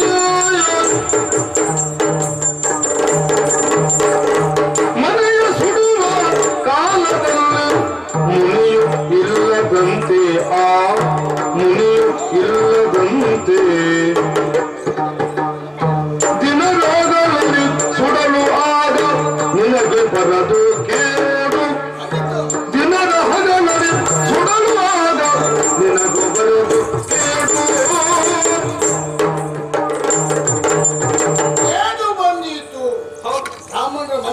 ಆಯ್ತು ಅಂತ ಆದ್ರೆ ನಮಗೆ ಕೇಳಿ ಬರ್ತದೆ. ಕುಪಿತನಾಗಿ ಶಾಪ ಕೊಟ್ಟು ಬಿಟ್ಟಾಗ ಖಂಡಿತ. ರಾಮನು ಮಮ ದೇವತೆ ಹೌದು. ಯಾರಿಗೆ?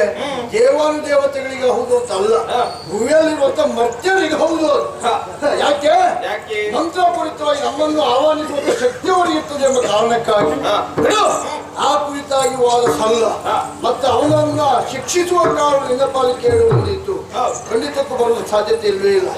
ಅವನು ಮನೆ ಸುಡಬೇಕು ಅಂತ ನಾನು ಹೇಳಿತ್ತು. ಯಾವ ನೆಲೆಯಲ್ಲಿ? ಅವನು ಇಲ್ಲದಿರುವಂತ ಸಮಯ ನೋಡಿ ಅವನ ಮನೆ ಸುಡಬೇಕು. ದೇವತೆಗಳ ವಿರುದ್ಧವಾಗಿ ತಾವು ಹೊರಟೆ ಉತ್ತರ ಏನು ಆಗಿತ್ತು ಎನ್ನುವುದು ಸ್ಪಷ್ಟ ಚಿತ್ರಣ ಅವನ ಪಾಲಿಗೆ ಆಗಬೇಕು. ಅದಕ್ಕಾಗಿ ದೋಷಿಗ ನೀನಾಗುವುದಿಲ್ಲ. ಹೋಗು ಮನೆಯಲ್ಲಿ ಅವನು ಬೆಳೆದಿದ್ರೆ ಮನೆಯ ಮುನಿಯ ಪತ್ನಿ ತನ್ನುವ ಪಡೆಯಲಾಗಿ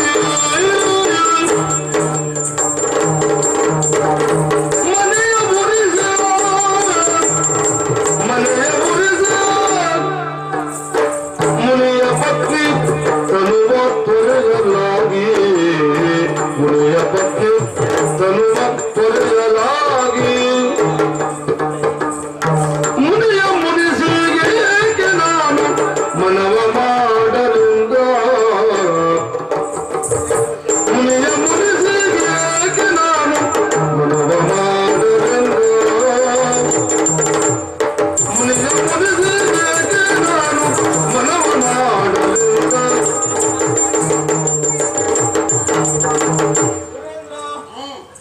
ಮುನಿಯಿಲ್ಲದಂತ ಸಂದರ್ಭದಲ್ಲಿ ಮುನಿಯ ಪ್ರವೇಶವನ್ನ ಮಾಡಿ ಮುನಿಯ ಆಶ್ರಮವನ್ನು ಸುಡಬೇಕೆನ್ನುವುದಾಗಿ ಹೇಳ್ತಾ ಇದ್ದೀರಿ. ಸರಿ, ಮುನಿ ಇಲ್ಲದಿದ್ರೆ ಸುಡಬಹುದು. ಮುನಿ ಪತ್ನಿ ಅಲ್ಲೇ ಇರ್ತಾಳಲ್ಲ, ಆ ಸಂದರ್ಭದಲ್ಲಿ ಮುನಿ ಪತ್ನಿಗೆ ತೊಂದರೆ ಉಂಟಾಗಬಹುದು. ಆಕೆಯೂ ಸಾಯುವ ಸಂದರ್ಭ ಒದಗಿ ಬಂತಾದ್ರೆ ಮತ್ತೆ ಕ್ರೋಧಗೊಳ್ತಾನೆ ಮುನಿ. ನಮಗಲ್ಲಿ ಇದರಲ್ಲಿ ಯಾಕೆ, ಅವರಿಂದ ಯಾಕೆ ನಾವು ಕಷ್ಟವನ್ನ ಪಡಬೇಕು? ಈ ವಿಷಯವನ್ನು ಇಲ್ಲಿಗೆ ಬಿಟ್ಟು ಬಿಡಿ, ಕೆಲಸವೇ ಬೇಡ.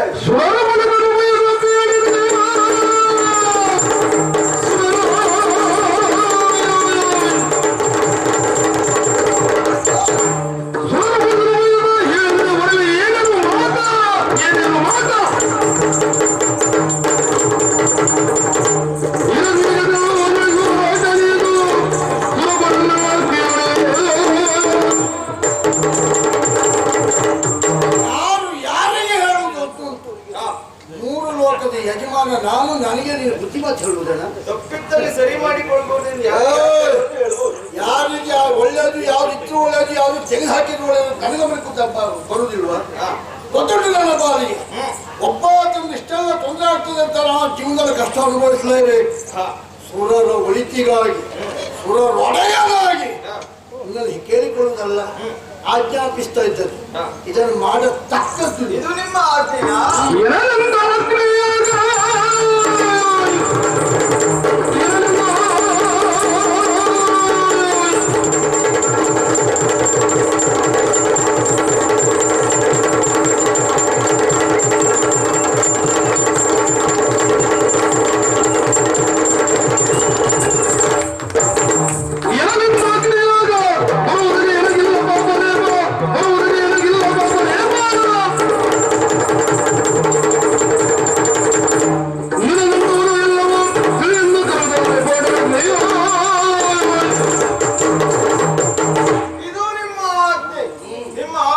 ಪರಿಪಾಲಿಸಬೇಕಾದವರು ನಾವು. ಯೋಚನೆ ಮಾಡಬೇಡಿ, ನೇರವಾಗಿ ಹೋಗ್ತೇನೆ. ಮುನಿಯ ಆಶ್ರಮವನ್ನು ಸುಟ್ಟು ಬರ್ತೇನೆ. ಪಾಪ ಪುಣ್ಯ ನಿಮ್ಮ ಲೆಕ್ಕಾಚಾರಕ್ಕೆ ಬಿಟ್ಟೆ. ಬ್ರಹ್ಮಹತ್ಯ ಪಾತಕಕ್ಕೆ ಹೆಸರು ಸುರೇಂದ್ರ ಮತ್ತು ಮನೆ ಸುಟ್ಟದಕ್ಕೆ ಹೇಳುತ್ತೇನೆ.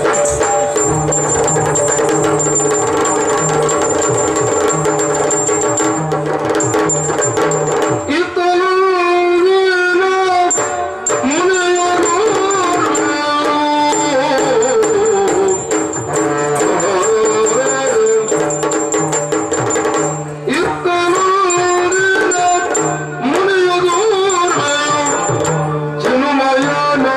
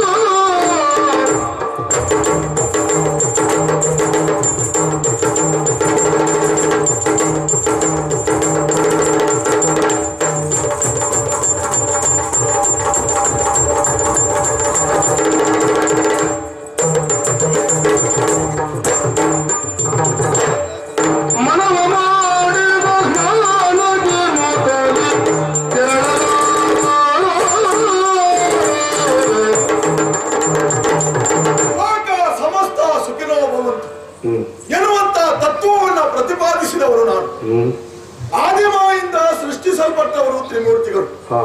ಬ್ರಹ್ಮ ವಿಷ್ಣು ಮಹೇಶ್ವರ ಎನ್ನುವ ಹಾಗೆ ಆ ತ್ರಿಮೂರ್ತಿಗಳಲ್ಲಿಯೂ ಪರಿಭೇದವನ್ನ ಎಣಿಸಿದವರು ನಾನು ಅಲ್ವೇ ಅಲ್ಲ. ಓಂ ನಮೋ ಭಗವತೆ ವಾಸುದೇವಾಯ ನಮಃ ಎನ್ನುವ ಹಾಗೆ ಹರಿಯನ್ನ ಸ್ತುತಿಸಿದ್ರೆ ಓಂ ನಮ ಶಿವಾಯ ಎನ್ನುವ ಹಾಗೆ ಪರಮೇಶ್ವರನನ್ನ ಧ್ಯಾನಿಸುವವನು ನಾನು. ಹರಿಹರನಲ್ಲಿ ಪರಿಭೇದ ಇಲ್ಲ, ಬ್ರಹ್ಮನಲ್ಲಿಯೂ ನನಗೆ ಭಕ್ತಿ ಉಂಟೇ ಉಂಟು. ಯಾಕೆ ಪರಿಭೇದ ಮಾಡಬೇಕು ಸ್ವಾಮಿ? ಕತ್ತಲೆ ಇದ್ದರೆ ಮಾತ್ರ ಬೆಳಕಿನ ಮಹತ್ವಿಕೆಯನ್ನು ತಿಳಿಯುವುದಕ್ಕಾಗುತ್ತದೆ. ಈ ಪ್ರಪಂಚದಲ್ಲಿ ದುಷ್ಟರಿದ್ದರೆ ಮಾತ್ರ ಶಿಷ್ಟರ ಯೋಗ್ಯತೆ ಅರಿಯುವುದಕ್ಕಾಗುತ್ತದೆ. ಹಾಗಾಗಿ ಈ ಲೋಕದಲ್ಲಿ ದುಷ್ಟರು ಬೇರೆ ಶಿಷ್ಟರು ಬೇರೆ ಎನ್ನುವಂತ ಆ ಒಂದು ವಿರೋಧ ಭಾವವನ್ನು ಯಾವತ್ತೂ ನಾನು ಎನಿಸಿದವನಲ್ಲವೇ ಅಲ್ಲ. ಈ ಲೋಕದಲ್ಲಿ ಹೇಗೆ ನಾವು ಸಾತ್ವಿಕರನ್ನ ಗೌರವಿಸ್ತೇವೋ ಅದೇ ರೀತಿಯಾಗಿ ದುಷ್ಟರನ್ನು ಗೌರವಿಸಬೇಕು. ಅವರಿಗೂ ಈ ಪ್ರಪಂಚದಲ್ಲಿ ಸ್ಥಾನ ಮಾನವನ್ನು ಒದಗಿಸಬೇಕು ಎನ್ನುವಂತಹ ಸಂಕಲ್ಪವನ್ನು ತೊಟ್ಟವರು ನಾನು. ದೇವತೆಗಳು ಬದುಕುವುದಕ್ಕಾಗಿ ಯಾಗ ಯಜ್ಞಾದಿಗಳನ್ನು ಮಾಡ್ತಾರೆ. ಹವಿಸುಣ್ಣಂತಹ ದೇವಾನುದೇವತೆಗಳು ಕಾಲ ಕಾಲಕ್ಕೆ ಮಳೆಯಿಂದಲಾಗಿ ಬೆಳೆ ಹೀಗೆ ಇಳೆಯು ಸಮೃದ್ಧಿಯಿಂದ ಇರುವುದಕ್ಕೆ ಕಾರಣೀಕರ್ತರಾಗುತ್ತಾರೆ. ಅದೇ ರೀತಿಯಾಗಿ ಯಾಕೆ ಅಸುರರಿಗೆ ಯಾಗ ಮಾಡಿ ಅವರ ಬಲವನ್ನು ಹೆಚ್ಚಿಸಬಾರದು? ಯಾಕೆ ನಾವು ಯಾಕೆ ರಕ್ಕಸರು ದುಷ್ಟರೆನ್ನುವ ಹಾಗೆ ನಾಮಾಕ್ಷೇಪ ಮಾಡಬೇಕು? ಯಾರು ಹುಟ್ಟಿನಿಂದ ಕೆಟ್ಟವರಾಗಿರುವುದಿಲ್ಲ ಸ್ವಾಮಿ. ಪರಿಸರ ಪರಿಸ್ಥಿತಿ ಅನ್ನುವುದು ಅವರನ್ನು ಹಾಗೆ ಮಾಡುತ್ತದೆ. ಹಾಗಾಗಿ ಅಸುರರನ್ನ ನಾವು ಯಾವತ್ತೂ ಕಡೆಗಣಿಸಲೇಬಾರದು. ಸುರರಿಗೆಲ್ಲ ಈ ಪ್ರಪಂಚದಲ್ಲಿ ಹೇಗೆ ಸ್ಥಾನ ಮಾನ ಉಂಟೋ ಅದೇ ರೀತಿಯಾಗಿ ಅಸುರರಿಗೊಂದು ಸ್ಥಾನ ಮಾನವನ್ನು ಒದಗಿಸಬೇಕು ಎನ್ನುವ ದೃಢ ಸಂಕಲ್ಪವೇ ಅಲ್ವೇ ನನ್ನದು.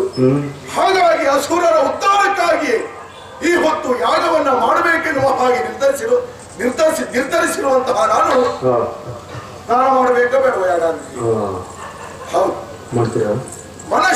ಶುದ್ಧಿ ಹೊಂದಿದ್ರೆ ಸಾಕಾಗ್ಲಿಕ್ಕಿಲ್ಲ, ದೇಹ ಶುದ್ಧಿಯು ಬೇಕೆನ್ನುವ ಕಾರಣಕ್ಕಾಗಿ ದೂರದಲ್ಲಿ ಕಾಣುವಂತಹ ನದಿ ಅಂತ ತೆರಳಿದ್ದೇನೆ. ಇವಳಲ್ಲಿ ಹೋಗಿ ನನ್ನ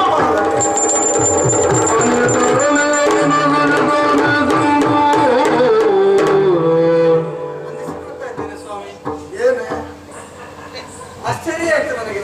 ಯಾಕೆ ಯಾವತ್ತೂ ನೀವು ಹೀಗಾಡಿದವರಲ್ಲ, ಯಾವತ್ತಿನ ಪರಿಸ್ಥಿತಿಯು ಹೀಗಾದದ್ದಿಲ್ಲ, ಇವತ್ತು ಹೀಗಾಯ್ತಲ್ಲ. ಹೀಗಂದ್ರೆ ಹೇಗಾಯ್ತು?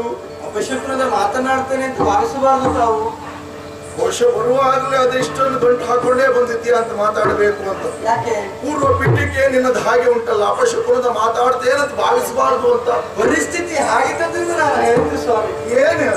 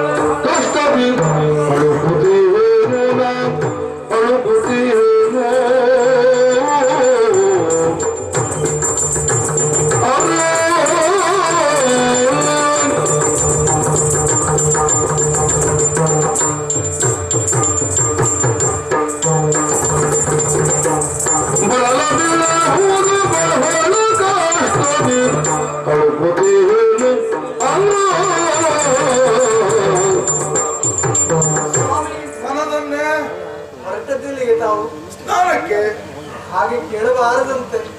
ಕೇಳಿದ್ರೆ ಅದೇ ಅಪಶಕುನನ್ನ ಮಾತಾಡಿ ಹೋಗ್ತದೆ ಅಂತೆ. ಅದು ನನ್ನ ವಿಚಾರ ಹೇಗೆ ಗೊತ್ತಾ? ಗುಡ್ಡ ಇರುವಾಗ ಗೋಡೆ ಯಾವತ್ತಾದ್ರೂ ದೊಡ್ಡದಾಗಿ ಕಾಣಿಸುವುದಕ್ಕೆ ಸಾಧ್ಯವಂತ ಹೇಳಿ, ಗುಡ್ಡವೇ ದೊಡ್ಡದು. ಹಾಗಾಗಿ ನಾನು ನೀವು ಎಲ್ಲಿಗೆ ಹೊರಟಿದ್ದೀರಿ ಅಂತ ಕೇಳಿದ್ರೆ ಈ ಸಂದರ್ಭದಲ್ಲಿ ಅಪಶಕುನನ್ನ ಮಾತಾಡ್ಲಿಕ್ಕಿಲ್ಲ ಅಂತ ನಾನು ಭಾವಿಸ್ತಾ ಇರುವುದು. ಹೌದು, ಅಡ್ಡ ಬಂದ್ರೆ ಅಪಶಕುನ ಅಂತ ಹೇಳ್ತಾರೆ. ಮನೆಯ ಬೆಕ್ಕು ಬಂದ್ರೆ ಅಡ್ಡ ಬಂದ್ರೆ ಅಪಶಕುನ ಆಗುತ್ತದ? ನಾನು ಬೆಕ್ಕು ಅಂತ ಹೇಳುದು ನೀನು ನನ್ನ ಮನೆಯ ಬೆಕ್ಕಲ್ವೇ? ಇವತ್ತು ನಾನು ನಿಮ್ಮನ್ನು ಬಂದು ತಡೆಯುವುದಕ್ಕೆ ಕಾರಣ ಏನು? ಸುಳ್ಳದ ಹೊರಟಿದ್ದೀರಿಗೆ ನೀವು. ಇದು ಪದೇ ಪದೇ ಬೆಕ್ಕಡ್ಡ ಬಂದ್ರೆ ಅಪಶಕುನವೇ.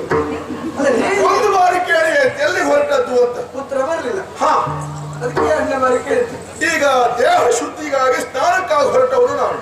ಸರಿ, ನೀವು ನಿಮ್ಮಂತಹ ಶಾಸ್ತ್ರಕಾರರೇ ಆಡಿದಂತಹ ಮಾತು. ಯಾವುದೇ ಕಾರ್ಯವನ್ನು ಮಾಡುವುದಾದ್ರೂ, ಯಾವುದೇ ಕಾರ್ಯಕ್ಕೆ ಹೋಗುವುದಾದ್ರೂ ಅದಕ್ಕೊಂದು ಶಕುನ ಅಂತ ಇರ್ತದೆ ಅಂತೆ. ಶುಭ ಶಕುನ, ಅಪಶಕುನ ಇಂಥವೆಲ್ಲ ಇರ್ತದೆ. ಶುಭ ಶಕುನದಲ್ಲಿ ನಾವು ಯಾವುದೇ ಕಾರ್ಯಕ್ಕೆ ಕೈ ಹಾಕಿದ್ರು ಅದರ ಫಲ ಎನ್ನುವುದು ಸತ್ಪರಿಣಾಮವನ್ನು ನಮಗೆ ಕೊಡುತ್ತದೆ, ಸತ್ಫಲವನ್ನು ಕೊಡುತ್ತದೆ. ಹೌದಾ? ಆದ್ರೆ ಈ ಸಂದರ್ಭವನ್ನು ನೋಡಿದ್ರಂತ ಶುಭ ಶಕುನ ಇಲ್ಲವೋ ಅಂತ ನನಗೆ ಅನಿಸ್ತಾ ಇದೆ ಸ್ವಾಮಿ. ಯಾಕೆ ನಿನಗೆ ಹಾಗನಿಸಿತು? ನೋಡಿ, ಸೂಕ್ಷ್ಮವಾಗಿ ಕೇಳಿ ನೋಡಿ. ಆಶ್ರಮ ಪ್ರದೇಶದ ಸುತ್ತಲೂ ಹಕ್ಕಿಗಳ ಕಲರವ ಇರ್ತಾ ಇತ್ತು, ಪಕ್ಷಿಗಳ ಇಂಚರೆಯನ್ನು ಕೇಳಿ ಬರ್ತಾ ಇತ್ತು. ಆದ್ರೆ ಇವತ್ತು ಹಾಗಲ್ಲ. ಅವೆಲ್ಲವೂ ಕಿವಿಗೆ ಕರ್ಕಶವಾಗಿ ಕೇಳ್ತಾ ಇಲ್ವ ಹೇಳಿ? ಎಲ್ಲಿಯೋ ನಾಯಿಗಳ ಬೊಬ್ಬಾಟವೂ ಕೇಳ್ತಾ ಉಂಟು. ಕೇಳ್ತಾ ನಿಮ್ಗೂ? ಹೌದು. ಹಾಗಾದ್ರೆ ಅಪಶಕುನ ಹೌದಾ ಅಲ್ವಾ ಹೇಳಿ? ಅಷ್ಟೇ ಅಲ್ಲ, ಗೋವು ಎನ್ನುವುದು ಎಲ್ಲವರ ತಾಯಿ ಎನ್ನುವುದಾಗಿ ಹೇಳ್ತಾರೆ. ಮಕ್ಕಳಿಗೆ ಯಾವುದೇ ಒಂದು ರೀತಿಯಾದಂತಹ ತೊಂದರೆ ಬಂತು ಅಂತಾದ್ರೆ ಮೊದಲು ಗೊತ್ತಾಗುವುದು ತಾಯಿಯ ಕರುಳಿಗೆ ಎನ್ನುವುದಾಗಿ ಹೇಳ್ತಾರೆ. ಪ್ರಪಂಚಕ್ಕೆ ತಾಯಿ ಎನಿಸಿಕೊಂಡವಳು ಗೋವು. ನಮ್ಮ ಕೊಟ್ಟಿಗೆಯಲ್ಲಿರುವಂತಹ ಗೋವು ಯಾವತ್ತೂ ಆ ಕಾಲದಲ್ಲಿ ಕೂಗಿದ್ದುಂಟ ಹೇಳಿ, ಅರಿಸಿದ್ದುಂಟ? ಇವತ್ತು ನೋಡಿ ಪದೇ ಪದೇ ಅಂಬಾ ಎನ್ನುವುದಾಗಿ ಕರೀತಾ ಇದೆ. ಹಾಗಾಗಿ ಇದು ಅಪಶಕುನ ಅಂತ ನನ್ನ ಮನಸ್ಸು ಹೇಳ್ತಾ ಇದೆ. ಇದಷ್ಟೇ ಅಲ್ಲ ಸ್ವಾಮಿ, ಮತ್ತೆ ಗಂಡಸರಿಗೆ ಬಲಗಣ್ಣು ಕುಣಿಬಾರದಂತೆ, ಎಡಗಣ್ಣು ಕುಣಿಬಾರದಂತೆ, ಹೆಂಗಸರಿಗೆ ಬಲಗಣ್ಣು ಕುಣಿಬಾರದಂತೆ. ಹಾಗಾಯ್ತು ಅಂತ ಅದ್ರ ಅಪಶಕುನದ ಮುನ್ಸೂಚನೆ ಅಂತ ಇದು. ನನ್ನ ಬಲಗಣ್ಣು ನೋಡಿ ಆವಾಗಿನಿಂದ ಅದೃತ ಉಂಟು. ಹೆಚ್ಚಾಗಿಯೇ ನಾನು ಇಲ್ಲಿವರೆಗಾಗಿ ಬಂದದ್ದು. ಹಾಗಾಗಿ ನಿಮ್ಮಲ್ಲೊಂದು ಮಾತನ್ನು ಹೇಳ್ತಾ ಇದ್ದವಳು ನಾನು. ದೇಹ ಶುದ್ಧಿಯನ್ನು ಯಾವತ್ತೂ ಮಾಡಿಕೊಳ್ಳಬಹುದು. ನಿಮ್ಮಂಥವರಿಗೆಲ್ಲ ದೇಹ ಇರೋದು ಅಶುದ್ಧ ಆಗುವುದಕ್ಕೆ ಸಾಧ್ಯ ಉಂಟೆ ಹೇಳಿ? ಕೇವಲ ಲೌಕಿಕರಿಗೆ ಮಾತ್ರ ಅಂಥದ್ದೊಂದು ಸಂದರ್ಭ ಎನ್ನುವುದು ಬಂದು ಒದಗಿತ್ತು. ಆಶ್ರಮ ಪ್ರದೇಶದಲ್ಲಿ ಯಾವಾಗಲೂ ದೇವರ ಧ್ಯಾನದಲ್ಲೇ ನಿರತರಾಗಿರುವಂತಹ ನಿಮಗೆ ದೇಹ ಎನ್ನುವುದು ಅಶುದ್ಧಿ ಆಗುವಂತಹ ಸಂದರ್ಭ ಖಂಡಿತ ಬರುವುದಿಲ್ಲ ಅಂತ ನನ್ನ ಭಾವನೆ. ಹಾಗಾಗಿ ಈ ಸಂದರ್ಭದಲ್ಲಿ ಆಶ್ರಮದಲ್ಲೇ ಉಳಿದು ಸಮಯವನ್ನು ಮೀರಿ ಅನಂತರ ಹೋಗುವುದಲ್ಲ.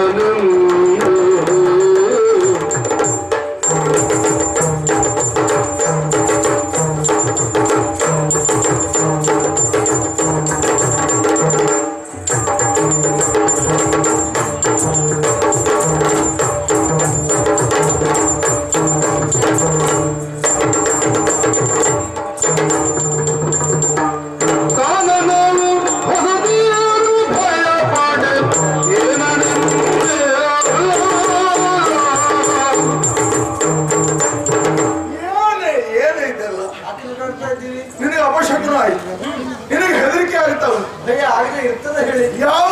ಯಾವುದಕ್ಕೂ ಹೋಲಿಸಿ ನೋಡಬೇಡ. ಇಲ್ಲದೆ ಇದ್ರೆ ನಾಯಿ ಬೊಬ್ಬೆ ಹಾಕ್ತದೆ, ಅಪಶಕುನದ ಮುನ್ಸೂಚನೆ ಅದು. ಮತ್ತೆ ಏನು ಬೊಬ್ಬೆ ಹಾಕದೆ ಅದು ಸುಮ್ಮನೆ ಇರ್ತದ? ಇಡೀ ಹೊತ್ತು ಕಟ್ಟಿ ಹಾಕೇ ಇದ್ರೆ ನಾ ಎಷ್ಟೊತ್ತಿಗೂ ಬೊಬ್ಬೆ ಹಾಕೊಂಡೇ ಇರುವುದು. ಇನ್ನು ಕರು ಕೂಗಿತು, ಹಸುವೆ ಆದ್ರೆ ಕೂಗದೇ ಇರ್ತದೇನೆ ಅದು ಕರು. ನಾನು ಯಾವತ್ತಾದ್ರೂ ಹೊಟ್ಟೆಗೆ ಕಡಿಮೆ ಮಾಡಿದ್ದು ಉಂಟು, ಅದಕ್ಕೆ ಕಡಿಮೆ ಮಾಡಲಿಲ್ಲ. ಏನೋ ಅದಕ್ಕೆ ಯಾವುದಾದ್ರೂ ವ್ಯಾಧಿ ಇರಬಹುದು, ವರ್ಷ ಕರುವಿಗೆ ಹೊಟ್ಟೆನೂ ಬಂದಿರಬಹುದು. ಅದು ಬೊಬ್ಬೆ ಹಾಕಿದ್ರೆ ಅದು ಕೂಗಿತು ಅಂತ ನಾವು ಲೆಕ್ಕಾಚಾರ ಹಾಕುವುದಲ್ಲ, ಅಪಶಕುನ ಆಯ್ತು ಅಂತ. ಮತ್ತೆ ನಿನ್ನ ಫಲ ಕಣ್ಣು ಅದರ್ತಾ ಉಂಟ. ಎಂತ ಹುಚ್ಚು ಮಾತಾಡ್ತೀನಿ. ಯಾಕೆ?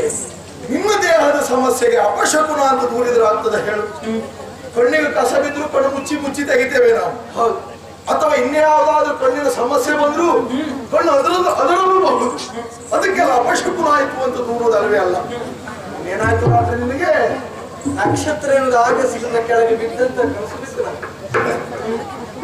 ಕಣ್ಣು ಮುಚ್ಚಿದ್ರೆ ಕೆಲವರಿಗೆ ಬಿಡುವುದೇ ಕನಸು, ಕೆಲವರಿಗೆ ಸುಂದರ ಸ್ವಪ್ನಗಳು ಬೀಳ್ತದೆ, ಕೆಲವರಿಗೆ ಕೆಟ್ಟ ಕನಸು ಬೀಳ್ತದೆ. ಯಾಕೆ? ಅದನ್ನ ದುಷ್ಪರಿಣಾಮ ಮುಂದೊಂದು ದಿವಸ ಆಗ್ತದೆ ಅಂತ ಹಾಗಾಗ್ತದೆ. ಅದನ್ನ ಮನಸ್ಸಿಗೆ ನಾವು ಹಚ್ಕೊಳ್ಳೇಬಾರದು, ಅದರಿಂದ ಕೆಟ್ಟದಾಗುತ್ತದಂತ ಭಾವಿಸಲೇಬಾರದು. ಸ್ವಾಮಿ, ನಾನು ಇಷ್ಟೆಲ್ಲ ಮನಸ್ಸಿಗೆ ಹಚ್ಕೊಂಡದ್ದು ಯಾಕೆ ಗೊತ್ತಾ? ಯಾಕೆ? ಇದೆಲ್ಲ ವಿಚಾರ ತಿಳಿದದ್ದು ಹೇಗೆ ಹೇಳಿ ನನಗೆ ಇಂಥದ್ದು ಅಪಶಕುನ, ಇಂಥದ್ದು ಶುಭ ಶಕುನ ನೀವೇ ನನಗೆ ತಿಳಿಸಿಕೊಟ್ಟವರಲ್ಲ ಇದನ್ನೆಲ್ಲ. ನಾನು ಹೇಳಿದ್ದು ಹೌದೇ? ಮತ್ತೆ ನಾವು ಕೆಲವೊಮ್ಮೆ ಆಡುವ ಮಾತು ಇನ್ನೊಬ್ರು ಉದ್ಧಾರಕ್ಕೆ ಬಿಟ್ರೆ ನಮ್ಮ ಉದ್ಧಾರಕ್ಕೆ ನಾವು ಬಳಸ್ಕೊಳ್ಳೋದು ಬಹಳ ಕಡಿಮೆ. ಇಲ್ಲಿ ನೋಡು, ಏನು ನನ್ನ ಉದ್ದೇಶ ಏನು? ನನ್ನ ಸ್ವಾರ್ಥ ಇದರಲ್ಲಿ ಇಲ್ವೇ ಇಲ್ಲ. ಇನ್ನೊಬ್ಬರಿಗೆ ಒಳಿತಾಗಬೇಕೆನ್ನುವುದೇ ನನ್ನ ಹೋರಾಟ. ಇನ್ನೊಬ್ಬರಿಗೆ ಶ್ರೇಯಸ್ಸನ್ನ ಬಯಸಿ ನಾವು ಹೊರಟ ಸಂದರ್ಭದಲ್ಲಿ ನಮಗೂ ಶ್ರೇಯಸ್ಸೇ ಆಗುತ್ತದೆ ಹೊರತು ಎಲ್ಲಿಯೂ ಅಶುಭವಾದಂತಹ ಘಟನೆಗಳು ನಡೆಯುವುದಕ್ಕೆ ಸಾಧ್ಯವೇ ಇಲ್ಲ. ಸರಿ, ಮತ್ತೊಂದು ತಾಳಿಯ ಎನ್ನುವುದೊಂದು ಇರ್ತದೆ. ಸರಿ, ಕಾಗೆ ಕೂರುವುದಕ್ಕೂ ತೊಂಗೆ ಮುರಿಯುವುದಕ್ಕೂ ಸರಿ ಆಗುತ್ತದೆ ಅಂತ ಯಾರೋ ಏನೋ ಹಿಂದೆ ಹೇಳಿರ್ತಾರೆ. ಅದನ್ನೇ ನಂಬಿಕೊಂಡು ನಾವು ಬದುಕಿನಲ್ಲಿ ಅನುಸರಿಸಿಕೊಂಡು ಹೋಗುವುದಲ್ಲವೇ ಅಲ್ಲ. ಕೊಂಡಾರಣ್ಯ ಪ್ರದೇಶ ಆಗಿರಬಹುದು. ಇಷ್ಟು ವರ್ಷಕ್ಕೂ ಒಂದ್ ದಿವಸ ಹೆದರ್ಕೊಂಡದ್ದು ಉಂಟ? ಹೆದರಿದ್ದೇವಲ್ಲ ನಾನೆಲ್ಲ. ಎಲ್ಲ ಹೊತ್ತಿಗೆ ನಾನು ನಿನ್ನೊಟ್ಟಿಗೆ ಇರುವುದಿಲ್ಲ. ಯಾಗ ಕಾರ್ಯದ ಮೇಲೆ ನಿನ್ನನ್ನು ಬಿಟ್ಟು ಹೋದದ್ದು ಬಹಳ ಸಂದರ್ಭ ಉಂಟೇ ಉಂಟು. ಬರುವುದಕ್ಕೆ ಹಲವಾರು ದಿನ ತಡ ಆಗಿ ಹೋದದ್ದು ಉಂಟು. ಒಬ್ಬಳೇ ಇದ್ದಂತಹ ಹೊತ್ತಿನಲ್ಲಿ ಯಾವತ್ತಾದ್ರೂ ಭಯ ಪಟ್ಟಿದ್ದೀಯ ನೀನು? ಭಯ ಪಡಲಿಲ್ಲ. ಕಾರಣ ಏನು? ನೀವೇ ನನಗೆ ಹೇಳಿಕೊಟ್ಟದ್ದು. ಯಾವುದು ನಮ್ಮನ್ನ ಭಯದಿಂದ ಕಾಪಾಡ್ತದೋ, ಯಾವುದನ್ನ ಮನನ ಮಾಡಿದ್ರೆ ನಮ್ಮನ್ನ ಭಯದಿಂದ ದೂರವಾಗ್ತದೋ ಅಂತ ಮಂತ್ರವನ್ನು ನೀವು ನನಗೆ ಹೇಳಿಕೊಟ್ಟದ್ದು. ಭಯ ಬರುವುದು ಹೆದರುವವರಿಗೆ ಮಾತ್ರ, ಅಪಶಕುನ ಆಗುವುದು ನಂಬಿಕೆ ಇದ್ದವರಿಗೆ ಮಾತ್ರ. ನಾವು ಆ ವಿಷಯದ ಕುರಿತಾಗಿ ನಂಬಿಕೆ ಎಳ್ದೇ ಇದ್ರೆ ಆಯ್ತಷ್ಟೇ. ಇಷ್ಟು ದಿವಸ ನಾನು ಹೇಳಿದ ಮಾತನ್ನು ನೀ ಕೇಳಿದ್ದೀಯ, ಇವತ್ತು ಯಾಕೆ ಕೇಳಬಾರ್ದು ಹೇಳು? ಬೇಡ, ನಾನು ಹೋಗುವುದು ಸ್ನಾನ ಮಾಡಿಕೊಂಡು ಬರ್ಲಿಕ್ಕೆ ಹೊರತು ಮತ್ತು ದೇಶ ಸಂಚಾರಕ್ಕೆ ನಾವು ಹೊರಟದ್ದಲ್ಲ. ಅದು ನದಿಗೆಲ್ಲ ಹೋಗ್ತಾ ಇದ್ದದ್ದು. ಹೆದರಬೇಡವೇ? ತಪಸ್ಸಿನ ಶಕ್ತಿ ನನ್ನಲ್ಲುಂಟು, ಯೋಗದ ಬಲ ಉಂಟು ಅಂತ ಎಲ್ಲಿ ಅನಾಹುತ ಆಯಿತು ಅಂತಾದ್ರೆ ಅದನ್ನ ನಿಯಂತ್ರಿಸುವಂತಹ ಸಾಮರ್ಥ್ಯ ನನಗುಂಟು. ಯೋಚನೆ ಮಾಡಬೇಡ, ಶೀಘ್ರದಲ್ಲಿಯೇ ಬರ್ತೇನೆ. ನೀವು ಬರುವಲ್ಲಿ ನಾನು ಇಲ್ಲೇ ಕುತ್ಕೊಂಡಿರ್ತೇನೆ. ಆಯ್ತು, ಇಲ್ಲೇ ಏನಾದ್ರೂ ಯಾಗದ ಪರಿಕರಗಳನ್ನೆಲ್ಲ ಸಿದ್ಧ ಮಾಡ್ತಾ ಇದ್ದೀನಿ. ಅಂದ್ರೆ ಅದಕ್ಕೆ ಆಂಗಣಿಕೆ ನೋಡ್ಲಿಕ್ಕೆ ಅದಕ್ಕೆ ಆಯ್ತು, ಬೇಗ ಬರ್ತೇನೆ. ಆಗ್ಲಿ ಆಗ್ಲಿ.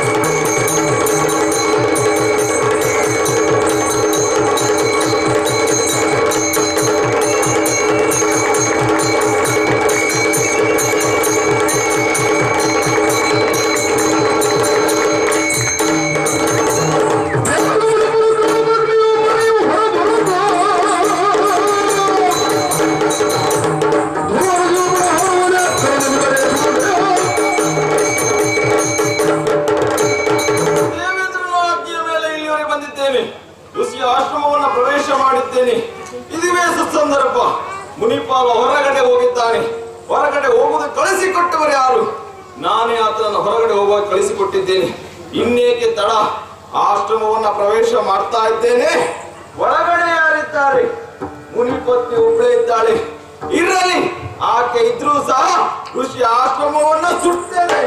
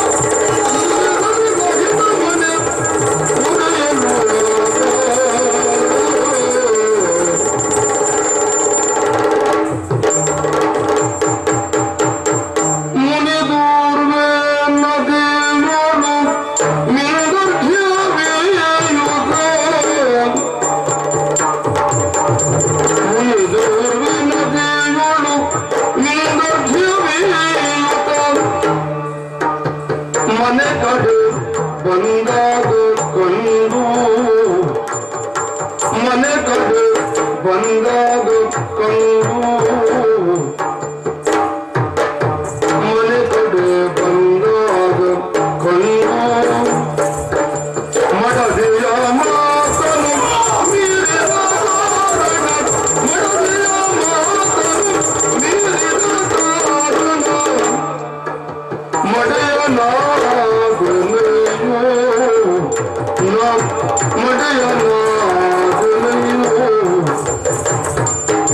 ಮಡದಿಯ ಮಾತನು ಮೀರಿದ ಕಾರಣ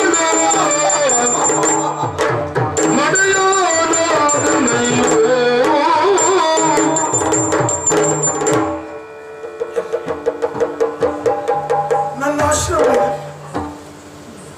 ಯಾಗದ ಪರಿಕರಗಳಲ್ಲಿ ಮನದನ್ನೇ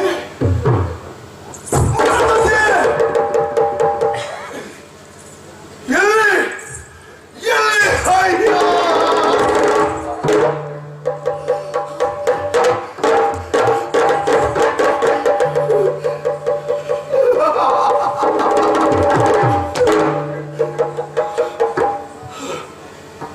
ನನ್ನ ಮನೆ ನನ್ನ ಹೆಂಡತಿ ಅಯ್ಯೋ ಅಯ್ಯೋ ಎಲ್ಲವುದು ಹುಡಿದೋಳಾಗಿ ಹೋಯಿದೆ ಶಿವನೇ ನಾರಾಯಣನೇ ನಾನೇನು ತಪ್ಪು ಮಾಡಿದ್ದೇನೆ ತಂದೆ ಯಾವ ಜನ್ಮದಲ್ಲಿ ಯಾವ ಪಾಪ ಮಾಡಿದ್ದಕ್ಕಾಗಿ ನನಗಿಂತಹ ಘೋರ ಶಿಕ್ಷೆ ಹೇಳು ಹೇಳು ಹೇಳು ಹೇಳು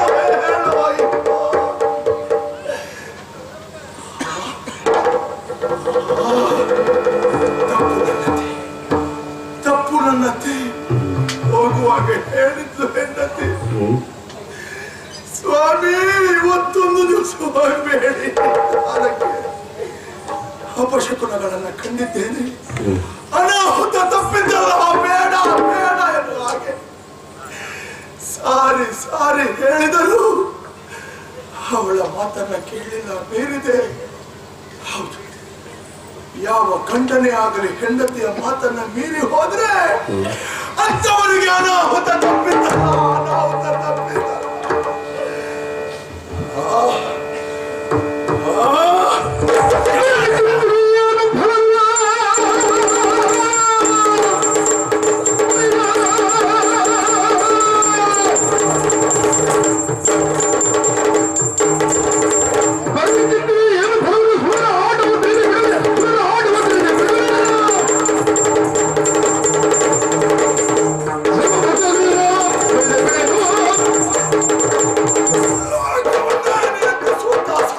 ಹೊಂದಿದವನು ನಾನು ಯಾಕೆ ಕಣ್ಣೀರನ್ನ ಸುರಿಸಬೇಕು ಯಾಕೆ ಕುರಿತಾಗಿ ಚಿಂತೆಯನ್ನು ಮಾಡಬೇಕು ತಿಳಿಯಿತು ತಿಳಿಯಿತು ಅಸುರರ ಪಕ್ಷವನ್ನಂತೂ ಹೊರಟವನು ನಾನು ಇದನ್ನ ಕಂಡಂತ ಅಸುರರಿಗೆ ಹೊಟ್ಟ ಕೆಟ್ಟಾಯಿತು ಹಾಗಾಗಿ ಈ ರೀತಿಯಾದಂತಹ ದುಷ್ಕೃತ್ಯವನ್ನ ನಡೆಸಿದ್ರು ಹೌದು ಹೌದು ಇದೆಲ್ಲ ಹುಡಿ ಯಾಗುವುದಕ್ಕೆ ಕಾರಣ ಅಗ್ನಿ ಅಗ್ನಿ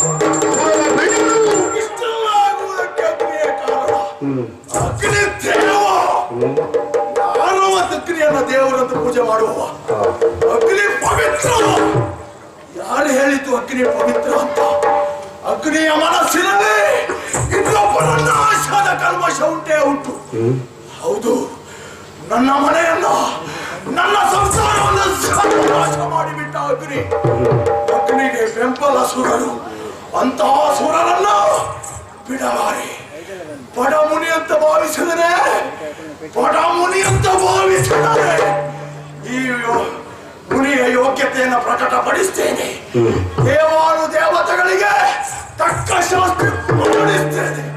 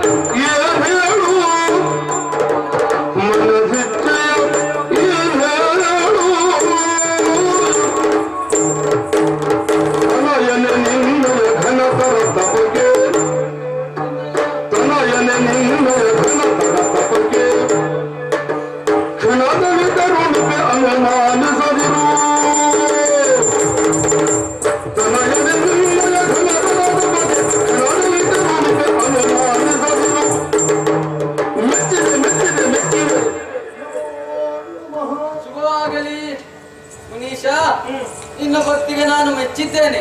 ಬೇಕಾದ ವರವನ್ನ ಕೇಳು, ಅದನ್ನು ನಾನು ನಿನಗೆ ಕರುಣಿಸ್ತೇನೆ.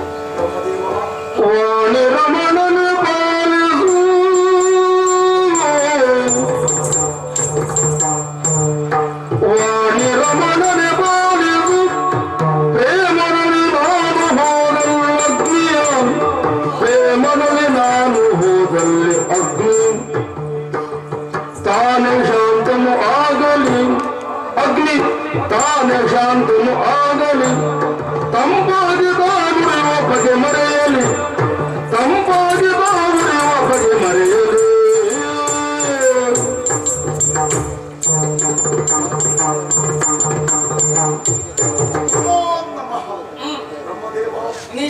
ಒಲಿದೆಯ ತಂದೆ, ಕೇಳಿದ ವರವನ್ನು ಅನುಗ್ರಹಿಸುವುದಕ್ಕೆ ಸಿದ್ಧನಿದೆಯ ದೇವ. ಹತ್ತಲ್ಲ ಹಲವದು, ಒಂದೇ ಒಂದು ವರವನ್ನು ಕೇಳ್ತೇನೆ. ಯಾವ ಈಡೇರಿಸ್ತೀಯ ತಾನೆ? ಈಡೇರಿಸ್ತೇನೆ. ಈ ತೂರ್ವ ಮುನಿ ಹೋದಲ್ಲಿ ಅಗ್ನಿ ಇರಬಾರದು. ಒಂದು ವೇಳೆ ಅಗ್ನಿ ಇದ್ದಾನೆ ಅಂತಾದ್ರು ನನ್ನ ಪ್ರವೇಶ ಆದ ಕ್ಷಣವೇ ಆ ಅಗ್ನಿ ನಂದಿ ಹೋಗಬೇಕು. ಅಗ್ನಿ ಉರಿಯುವುದನ್ನೇ ಮರೆತು ಬಿಡಬೇಕು. ಅಗ್ನಿ ನಿಷ್ಕ್ರಿಯವಾಗಿ ಹೋಗಬೇಕು. ಅಂತಹ ವರವನ್ನು ಅನುಗ್ರಹಿಸುವ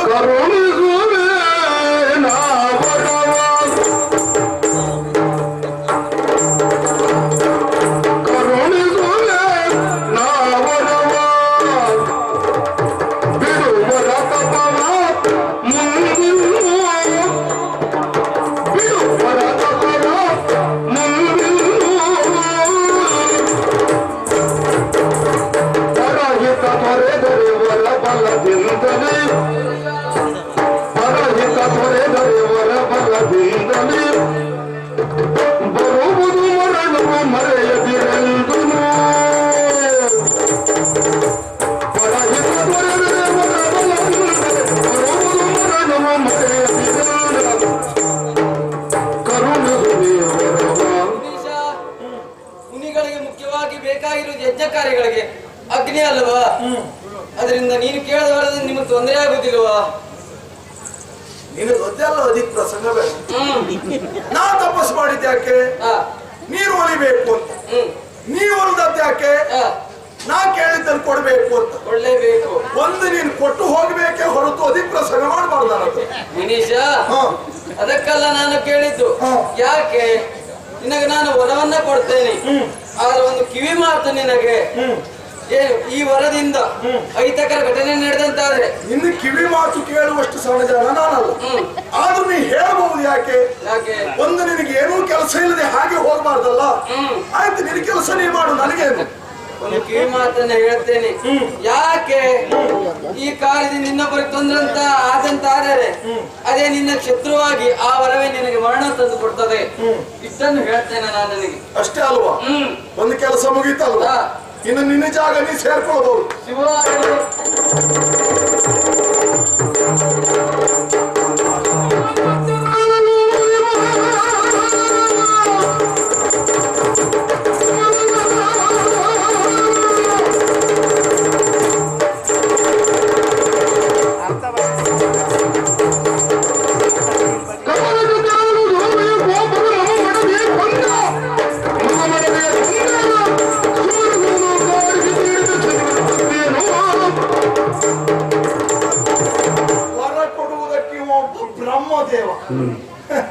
ಹಿಂದಿಲ್ಲ ಮುಂದಿನ ಆಲೋಚನೆ ಇಲ್ಲ.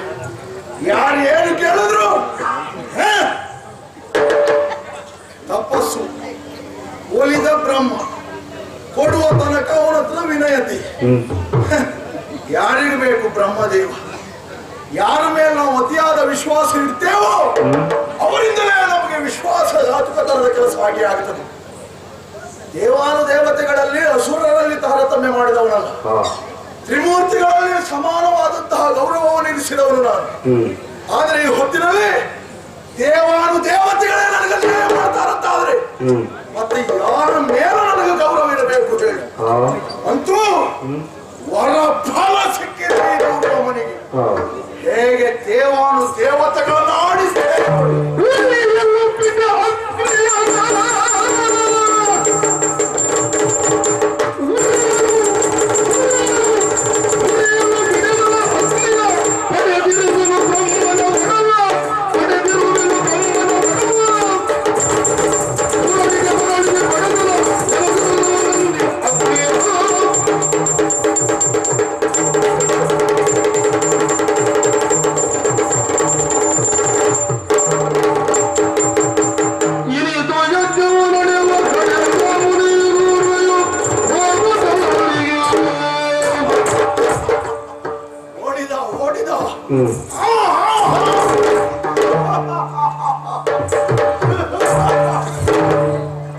ಹೇಗೆ ಈ ಮುನಿಯ ಬಲ ಅಲ್ಲ ವರದ ಬಲ.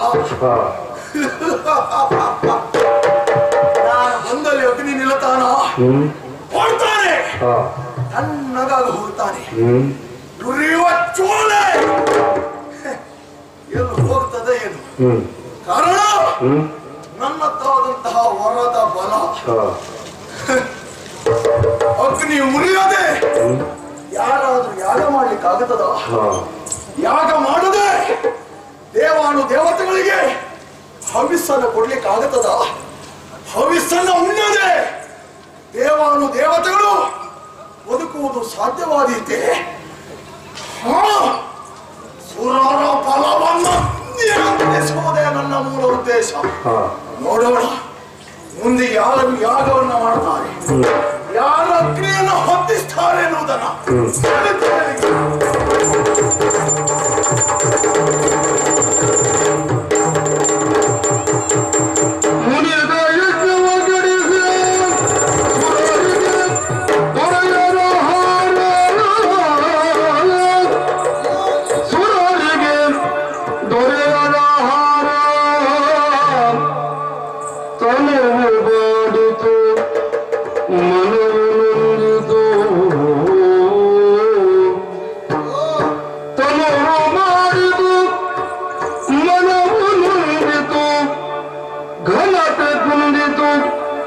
ಇಂದ್ರ ಯೋಚಿಸಿ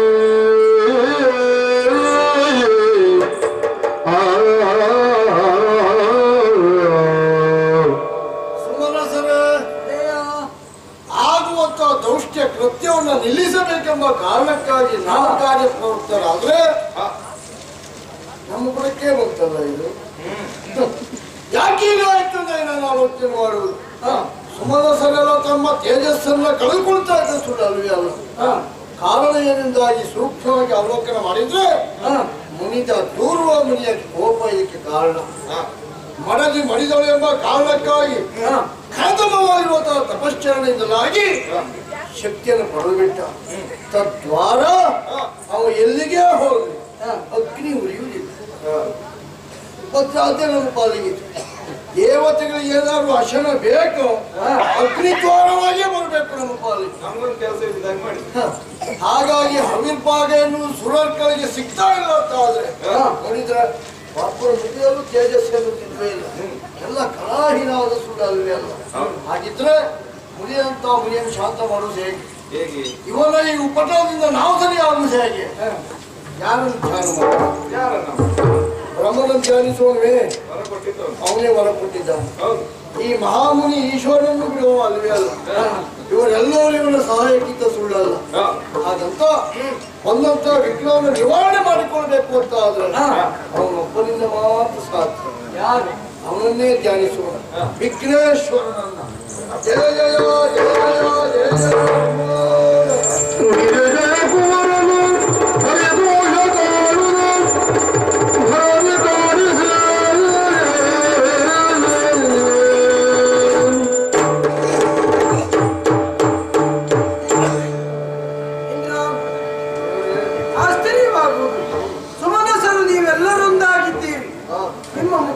ಯಾವುದೇ ಸುಖ ಎನ್ನುವುದಿಲ್ಲ.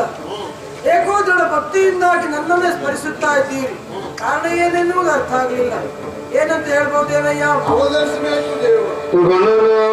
ಗಣನಾಥಾಲಿಸು ಮುನಿ ದೂರ್ಬಿತನು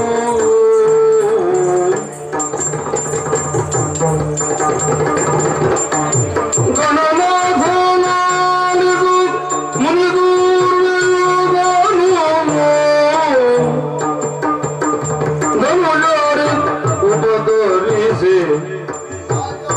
ಧನುಜರಿ ಉಪಕರಿಸಿ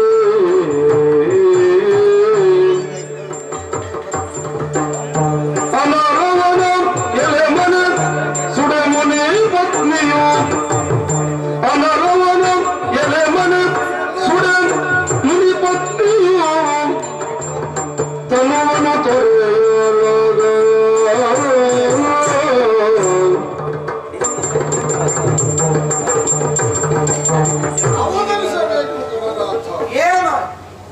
ಏನಂತ ಹೇಳುವುದು ನಾನು. ಒಂದು ದೃಷ್ಟಿಯಲ್ಲಿ ಅವಲೋಕನ ಮಾಡಿದ್ರೆ ಸ್ವಯಂಕೃತ ಅಪರಾಧ ಅಂತ ಹೇಳ್ಬೋದು.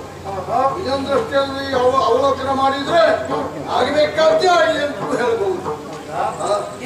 ಯಾಕೆ ಅಂತ ಇದ್ದದ್ದು ದೂರುವ ಇರುವಂತ ಮುನಿ ತನ್ನ ತಪಶ್ಚರಣೆಯಿಂದಲಾಗಿ ಅಮಿತ ಶಕ್ತಿಯನ್ನು ಪಡೆದು ದಾನವರಿಗೆಲ್ಲ ಉಪಕಾರ ಮಾಡ್ತಾ ಇದ್ದ. ಇದನ್ನು ಕಂಡು ಸಹಿಸಲಿಕ್ಕೆ ಆಗಲಿಲ್ಲ. ಯಾಕೆ?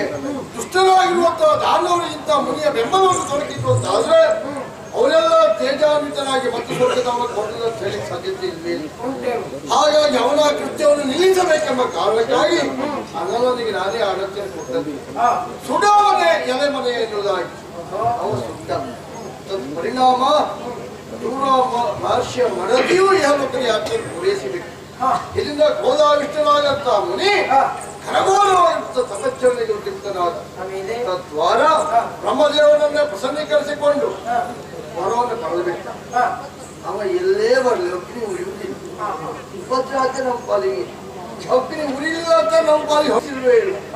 ಈಗ 33 ಕೋಟಿ ದೇವತೆಗಳು ಹೊಯಿಸ್ತಾ ಇಲ್ಲ ಮಾತಾಡ್ತಾ ಇದ್ದೇವೆ. ಆ ರೀತಿಯ ಸ್ಥಿತಿ ತಪ್ಪಲ್ಲೇ ಇದೆ.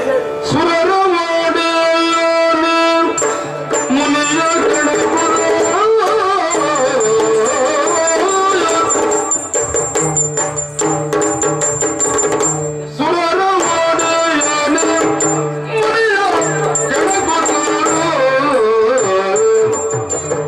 ಪರಮ ಪಾತಕ ವ್ಯಸಗುಟ್ಟು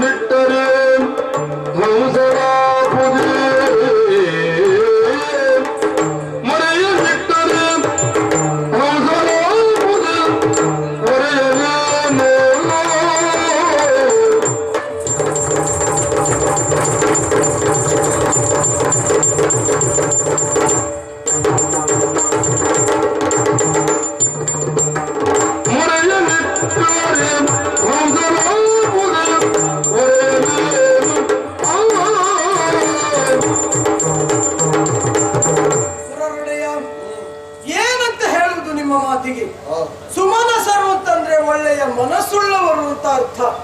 ಆದ್ರೆ ಎಂತಹ ನಿಮ್ಮ ಮನಸ್ಸಿನಲ್ಲಿಯೂ ಇಂತಹ ಭಾವನೆಗಳು ಬಂದು ಹೋಯ್ತಲ್ಲ, ಇಲ್ಲದೆ ಹೋದ್ರೆ ಅವ ರಕ್ಕಸರ ಉದ್ಧಾರಕ್ಕಾಗಿ ಕಾರ್ಯೋನ್ಮುಖನಾಗಿದ್ದಾನೆ ಎನ್ನುವಂತಹ ಉದ್ದೇಶವನ್ನು ಹೊತ್ತು ನೀವಿಂತ ಕಾರ್ಯವನ್ನ ಮಾಡಿದವರಿದ್ದೀರಿ. ರಕ್ಕಸರ ಕಾರ್ಯಕ್ಕಾಗ್ಲಿ ಇನ್ನೊಬ್ಬರ ಕಾರ್ಯಕ್ಕಾಗ್ಲಿ ಅವ ಯಜ್ಞ ಯಾಗಾದಿಗಳನ್ನ ಮಾಡ್ತಾನೆ ಅಂತಾದ್ರೆ ದೇವತೆಗಳಾದ ನಿಮ್ಮ ಪಾಲಿಗೂ ಹವಿಸ್ಸನ್ನು ಆತ ಕೊಟ್ಟಿದ್ದಾನಲ್ವಾ? ಹಾಗಿರುವಾಗ ನಿಮ್ಮ ಪಾಲಿಗೂ ಅನ್ಯಾಯ ಏನಾದದ್ದಿಲ್ಲ. ಒಮ್ಮೆ ದಾನವರೇ ಸಾಮರ್ಥ್ಯ ಎನ್ನುವುದು ಹೆಚ್ಚಾಗಿ ನಿಮ್ಮ ಲೋಕಕ್ಕೆ ಅವರು ಪುನಃ ಪುನಃ ದಾಳಿ ಮಾಡಿದ್ರೆ ನಮ್ಮ ಗತಿ ಇತ್ತು ಎನ್ನುವ ಸಮಸ್ಯೆನಿಂದಲೇ ಹುಟ್ಟಿತ್ತು ಅಂತಾದ್ರೆ ಆ ಪೂರ್ವದಲ್ಲಿಯೇ ಬಂದು ನಮ್ಮಲ್ಲಿ ನೀ ದೂರನ್ನ ಇಡಬೇಕಿತ್ತು. ಹೀಗಾಗಿ ಹೋಯ್ತು ಎನ್ನುವ ಹಾಗೆ ಅವನಲ್ಲಿ ಹೋಗಿ ನಾವೇ ಮಾತನಾಡಿ ಅದಕ್ಕೆ ಪರಿಹಾರ ಏನು ಅಂತ ಕಂಡುಕೊಳ್ತಾ ಇದ್ದೇವೆ. ಹೌದಲ್ವಾ? ನಿನ್ನ ಪಾಲಿಗೆ ಕಷ್ಟ ಬಂದಾಗ ನೀನು ತ್ರಿಮೂರ್ತಿಗಳಲ್ಲಿ ದೂರಿಕೊಳ್ತೀಯ, ನಮ್ಮಲ್ಲಿ ಹೇಳಿಕೊಳ್ತೀಯ. ಆದ್ರೆ ಈಗ ಕಾಲ ಎನ್ನುವುದು ಮಿಂಚಿ ಹೋಗಿದೆ. ಏನು ಮಾಡೋಣ? ಹೋಗಿ ಅವನಲ್ಲಿ ನಾವು ಮುಖ ಎತ್ತಿ ಪ್ರಶ್ನಿಸುವ ಬಗೆಯಾದ್ರೂ ಎಂದು ಹೇಳು. ಅಗ್ನಿ ಎನ್ನುವುದು ಉರಿಯಲೇಬೇಕು, ಸತ್ಯ. ಇಲ್ಲದೆ ಹೋದ್ರೆ ಅನ್ನದಿಂದ ಬೆಂಕಿ, ಬೆಂಕಿಯಿಂದ ಮೋಡ, ಮೋಡದಿಂದ ಮಳೆ, ಹೀಗೆ ಈ ಕಾರ್ಯ ಎನ್ನುವುದು ನಿರಂತರ ನಡೆಯುತ್ತಾ ಇರಬೇಕು. ಒಮ್ಮೆ ಅಗ್ನಿ ಉರಿಯಲಿಲ್ಲ ಅಂತಾದ್ರೆ ಬೆಳೆ ಬೆಳೆಯುವುದಕ್ಕೆ ಸಾಧ್ಯತೆಗಳಿರುವುದಿಲ್ಲ. ಅಂತಹ ಕಾರ್ಯಗಳಾಗಬೇಕು ಅಂತಾದ್ರೆ ನಾವು ಅದಕ್ಕೆ ಮುಂದುವರಿಯಲೇಬೇಕು. ಆದ್ರೆ ನೀವು ಮಾಡಿದ್ದು ಅಕ್ಷಮ್ಯ ಅಪರಾಧ, ಖಂಡಿತ ಹೌದು. ನನಗೀಗ ಅನಿಸ್ತಾ ಉಂಟು ದೇವರೇ, ನಿಮಗೆ ಕೆಲವೆಲ್ಲ ಹೊತ್ತಾದ ಮೇಲೆ ಗೊತ್ತಾಗುವುದು. ಬೇಗ ದುಡ್ಕಲೇಬಾರ್ದಾಗಿತ್ತು. ಹೌದು, ಅವಸರ ಎನ್ನುವುದು ಅವಘಡಕ್ಕೆ ಕಾರಣ ಅಂತ ಈಗಾದ್ರೂ ಅರ್ಥ ಆಯ್ತಲ್ಲ ನಿಮಗೆ? ಅದು ಅರ್ಥ ಆಗುದು ಯಾವತ್ತು ಅವಘಡ ಆದಾಗಲೇ ಬಿಟ್ಟರೆ ಮೊದಲು ಅರ್ಥ ಆಗುದಿಲ್ಲ. ಸಂತೋಷ. ಮೊದಲು ಅರ್ಥ ಆಗದಿಲ್ಲ, ಅವಘಡಗಳೇ ಆಗ್ತಾ ಇರಲಿಲ್ಲ. ಆದ್ರೆ ಅದು ಸಾಮಾನ್ಯರಿಗಾದಿತ್ತು ಇಂದ್ರ, ನಿನ್ನಂತ ತ್ರಿವಿಷ್ಟಪ ಗದ್ದಿಗೆ ಏರಿದವನಿಗಲ್ಲ. ಅದು ಏನ್ ಮಾಡೋಣ ದೇವರೇ? ತಿಳುವಳಿಕೆ ಬೇಕು. ಕಾಲಿಡುವಂತ ಪೂರ್ವದಲ್ಲಿ ಕಣ್ಣಿಟ್ಟು ವ್ಯವಹರಿಸಬೇಕು ನಿನ್ನಂತವ. ಯಾಕೆ ಹೇಳ್ತೇನೆ? ಭೂಲೋಕದಲ್ಲಿರುವಂತಹ ಸಾಮಾನ್ಯ ಮನುಷ್ಯರಿಗೆ ಬೇಕಾದ ಎಲ್ಲವನ್ನ ನಿರ್ಮಿಸಿಕೊಡುವವರು ನೀವಿರ್ತೀರಿ. ತ್ರಿವಿಷ್ಟಪ ಗದ್ದುಗೆಯನ್ನ ಏರಿದವನು ನೀನು. ಮುನಿಗಳು ಕೊಡಬೇಕಾದಂತಹ ಹವಿಸ್ಸನ್ನು ನಿನ್ನ ಪಾಲಿಗೆ ಕೊಡ್ತಾ ಇದ್ದಾರೆ ತಾನೆ. ಅದರಿಂದಾಗಿ ಮತ್ತೊಬ್ಬನಿಗೆ ಲಾಭಾಂಶ ಹೆಚ್ಚು ಹೋಯ್ತು ಎನ್ನುವಂತಹ ಮತ್ಸರ ಭಾವನೆ ನಿನ್ನ ಪಾಲಿಗೆ ಹುಟ್ಟಿದ್ದಲ್ವೇ ಹೇಳು. ಎನ್ನುವಾಗ ಸುಮಾಸರು ಎನ್ನುವಂತಹ ಶಬ್ದಕ್ಕೆ ಅರ್ಥ ಹೇಗೆ ಬಂದಿತ್ತು ಹೇಳು? ಇದು ನಮ್ಮ ಮನಸ್ಸು ಒಳ್ಳೆದೇ ಉಂಟು, ಏನ್ ಮಾಡುವ? ಆದ್ರೆ ನಿಮಗೀಗ ಅದನ್ನು ಅನುಭವಿಸಿಕೊಳ್ಳಿಕ್ಕೆ ಆಗ್ತಾ ಇಲ್ಲ ಅಷ್ಟೇ. ಈಗ ನಮ್ಮ ಹೊಟ್ಟೆಗಿಲ್ವ ಅಂದ್ರೆ ತಲೆ ಬಿಸಿ ಅಷ್ಟೇ. ಹೊಟ್ಟೆಗಿಲ್ಲ ಎಂದಾಗ ಕಷ್ಟ ಆದೀತಲ್ವೇ? ಆದೀತು, ನೋಡೋಣ. ಧೈರ್ಯ ಮಾಡಿ ನಿಮ್ಮನ್ನೇ ನಂಬ್ಕೊಂಡಿದ್ದೇನೆ. ಒಳ್ಳೆಯದು. ಆದ್ರೆ ವಿಘ್ನಗಳು ನಿವಾರಣೆ ಮಾಡುವ ವಿಘ್ನೇಶ್ವರ ನೀವೇ. ದೇವರೇ ಏನಾದ್ರೂ ಮಾಡಿ. ಉಳಿದವರಲ್ಲಿ ಈ ಒಪ್ಪುವ ಮಾತನಾಡಿದ್ರೆ ಆದಿತ್ತು, ನನ್ನ ಸುಲಭದಲ್ಲಿ ಆಗುವುದಿಲ್ಲ ಇಂದ್ರ. ಯೋಚಿಸಬೇಡ, ಬುದ್ಧಿಗೋಡೆಯೇ ನಾನಿದ್ದೇನೆ, ಅರ್ಥ ಆಗ್ತದೆ ನನಗೆ. ಆದ್ರೂ ಲೋಕ ಕಲ್ಯಾಣಕ್ಕಾಗಿ ಈ ಕಾರ್ಯವನ್ನು ನಾವು ಮಾಡಲೇಬೇಕಾದದ್ದು ಅನಿವಾರ್ಯ.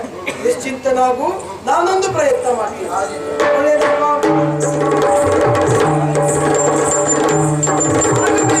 ಕಾರ್ಯ ಕುರಿತು ವಿಚಾರ ಮಾಡಬೇಕು ಅಂತಾದ್ರೆ ಆ ದೂರ ಮುನಿಯನ್ನ ಕಾಣಬೇಕು ತಾನೆ. ಅವರ ಆಶೀರ್ವಾದ ಮಾಡಬೇಕು.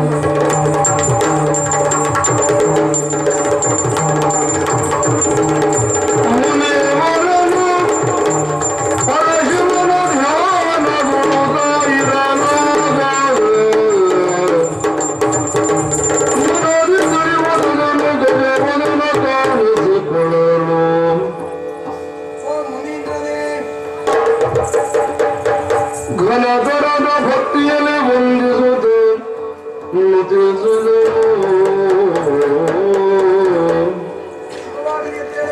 ದೇವ ನಿನ್ನ ಕರುಣೆಯೇನೆಂದು ಬೇಡುವನು. ದೇವ ನಿನ್ನ ಕರುಣೆಯೇನೆಂದು ಬೇಡುವನು.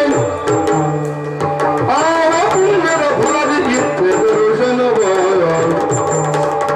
ಆವ ಪುಣ್ಯದ ಫಲದಿ ಇತ್ತೆ ದರ್ಶನವ.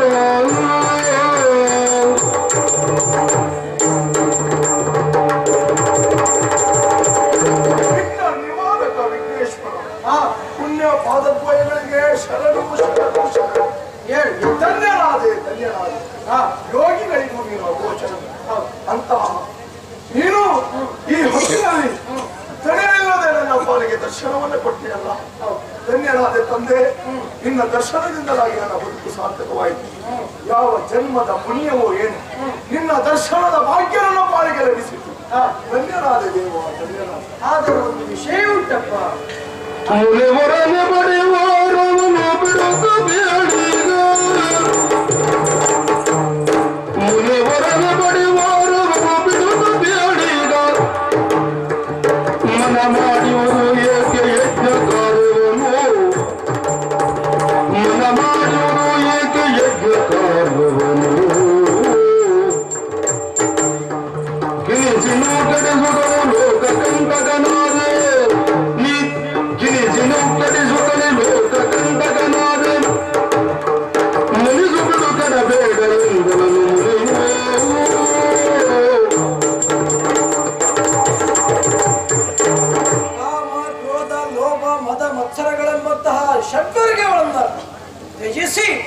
ಇರುವಾತ ಒಬ್ಬ ಯೋಗಿ ಇದ್ದಾನೆ ಎನ್ನುವುದು ನಾನೇನು ಹೊಸತಾಗಿ ನಿನಗೆ ಹೇಳಬೇಕಾದದ್ದಿಲ್ಲ. ಸಂಪೂರ್ಣ ತಿಳಿದವನೇ ಇದ್ದೀಯ ನೀನು. ಇಲ್ಲದೆ ಹೋದ್ರೆ ದೇವೇಂದ್ರನಿಂದ ಆದಂತಹ ಕಾರ್ಯಕ್ಕೆ ಕುಪಿತನಾಗಿರುವಂತಹ ನೀನು ಯಜ್ಞಕ್ಕೆ ಉರಿಯುವಂತಹ ಬೆಂಕಿ ಅಗತ್ಯವಾಗಿಯೇ ಬೇಕು. ಹವ್ಯವಾಹನನ ಸ್ಥಿತಿಯೇ ಅಲ್ಲ, ಉದ್ಭವವೇ ಇಲ್ಲ ಎನ್ನುವ ರೀತಿಯಲ್ಲಿ ಆಗಿ ಹೋಗಿದೆ. ಯಾಕೆ ಹೀಗೆ ಹೇಳಿ?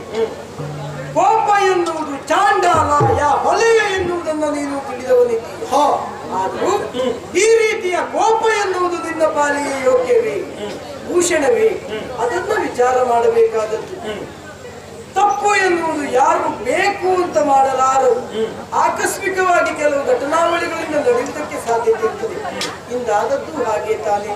ಆದರೂ ಈ ಕೋಪ ಎನ್ನುವುದು ನಿನ್ನಂತವನಿಗೆ ಭೂಷಣ ಅಲ್ಲವೇ ಅಲ್ಲ. ಆ ಕೋಪವನ್ನು ಬಿಟ್ಟು ಶಾಂತಚಿತ್ತನಾಗಿ ವ್ಯವಹರಿಸುವುದು ಯೋಗ್ಯ ಅಂತ ಹೇಳ್ತೇನೆ. ಜೊತೆಯಲ್ಲಿ ಈ ರೀತಿಯ ಸಿಟ್ಟನ್ನು ನೀವು ಇನ್ನೂ ಮುಂದುವರಿಸುವುದಕ್ಕೆ ಕಾರಣ ಏನು ಅಂತ ಕೇಳಬಹುದೇನಯ್ಯ?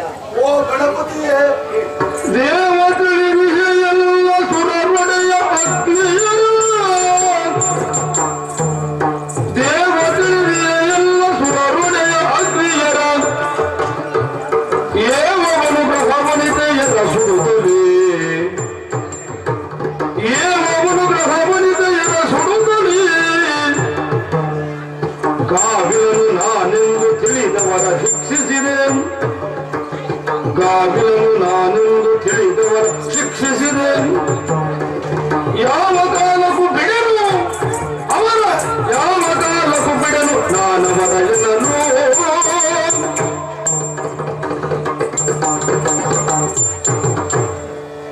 ಒಂದು ನನ್ನನ್ನು ಪ್ರಶ್ನಿಸುವ ಮೊದಲು ದೇವರು ದೇವತೆಗಳನ್ನು ನಾವು ಪ್ರಶ್ನಿಸಬೇಕಾಗಿದೆ.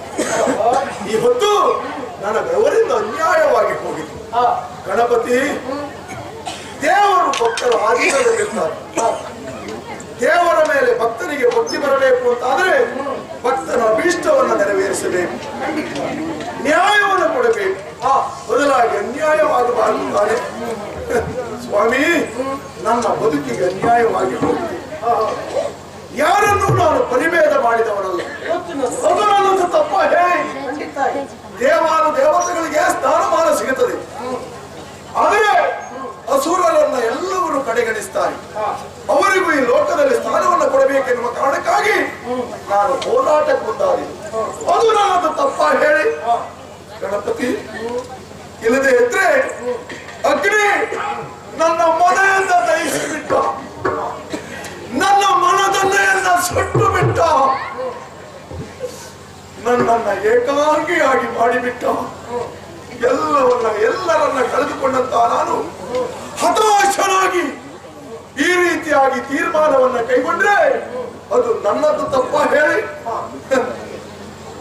ನೀವು ಬಂದು ನನ್ನನ್ನು ಪ್ರಶ್ನಿಸಬಹುದು. ಆದ್ರೆ ಇದಕ್ಕೆ ಖಂಡಿತವಾಗಿ ಪರಿಹಾರ ಸಿಗದಂತ ಭಾವಿಸಬೇಡಿ. ನನ್ನ ಉದ್ದೇಶ ಒಂದೇ, ಲೋಕದಲ್ಲಿಯೂ ಅಗ್ನಿ ಉರಿಯಲೇಬಾರದು. ನನ್ನಿಂದಲಾಗಿ ಅಗ್ನಿ ನಂದೆ ಹೋಗಬೇಕೆನ್ನುವ ಹಾಗೆ ನನ್ನದಾದಂತಹ ತೀರ್ಮಾನಕ್ಕೆ, ನನ್ನದಾದಂತಹ ನಿಲುವಿಗೆ ನೀವು ಮಾತ್ರ ಅಡ್ಡ ಬರಬಾರದು. ಹಾಗೆ ಹೇಳಬಾರದು.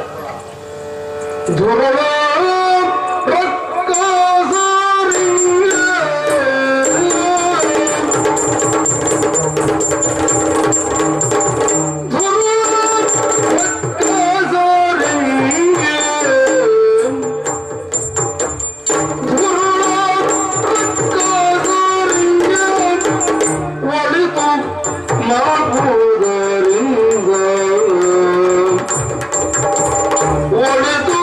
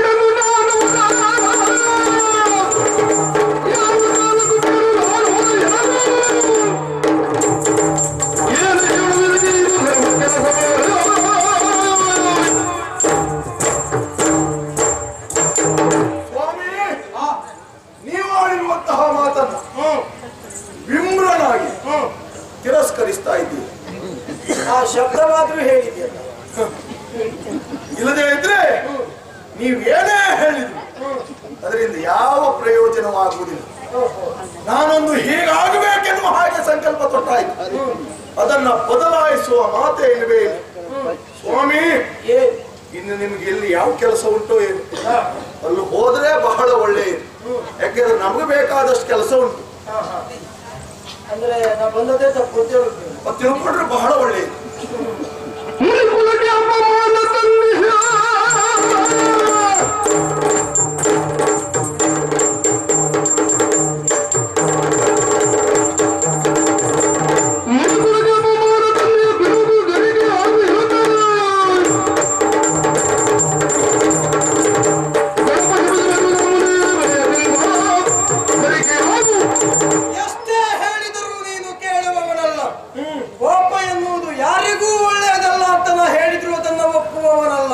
ನನಗೆ ಅಗತ್ಯವೂ ಇಲ್ಲ. ಧರ್ಮ ಸಮ್ಮತವಾದಂತಹ ಕಾರ್ಯವನ್ನ ನೀನು ಮುಂದೆ ಮಾಡು ಅಂತ ಹೇಳಿದ್ರು ನೀನು ಒಪ್ಪುವವನಲ್ಲ. ಸುರರ ಬಗ್ಗೆ ನನ್ನ ಮನಸ್ಸು ಮುರಿದು ಹೋಗಿದೆ. ನಿನ್ನ ಪಾಲಿಗೆ ಮನಸ್ಸು ಮುರಿದಿರಬಹುದು, ಆದರೆ ಸಾರ್ವಕಾಲಿಕವಾಗಿ ಅವರ ಅಗತ್ಯತೆ ಇನ್ನೂ ಪ್ರಪಂಚಕ್ಕೆ ಉಂಟು.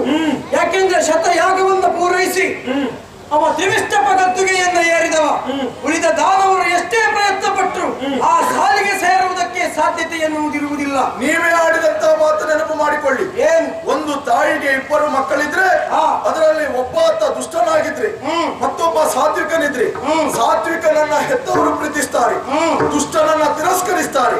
ಹಾಗಂತ ದುಷ್ಟನನ್ನ ಪ್ರೀತಿಸುವುದಕ್ಕೆ ಮೂರನೆಯವ ಯಾವನೋ ಒಬ್ಬ ಸಿಗ್ತಾನೆ. ನಾನು ಅಷ್ಟೇ ದಾನವರನ್ನ ಪ್ರೀತಿಸುವುದಕ್ಕಾಗಿ ಗೌರವಿಸುವುದಕ್ಕಿದ್ದೇನೆ.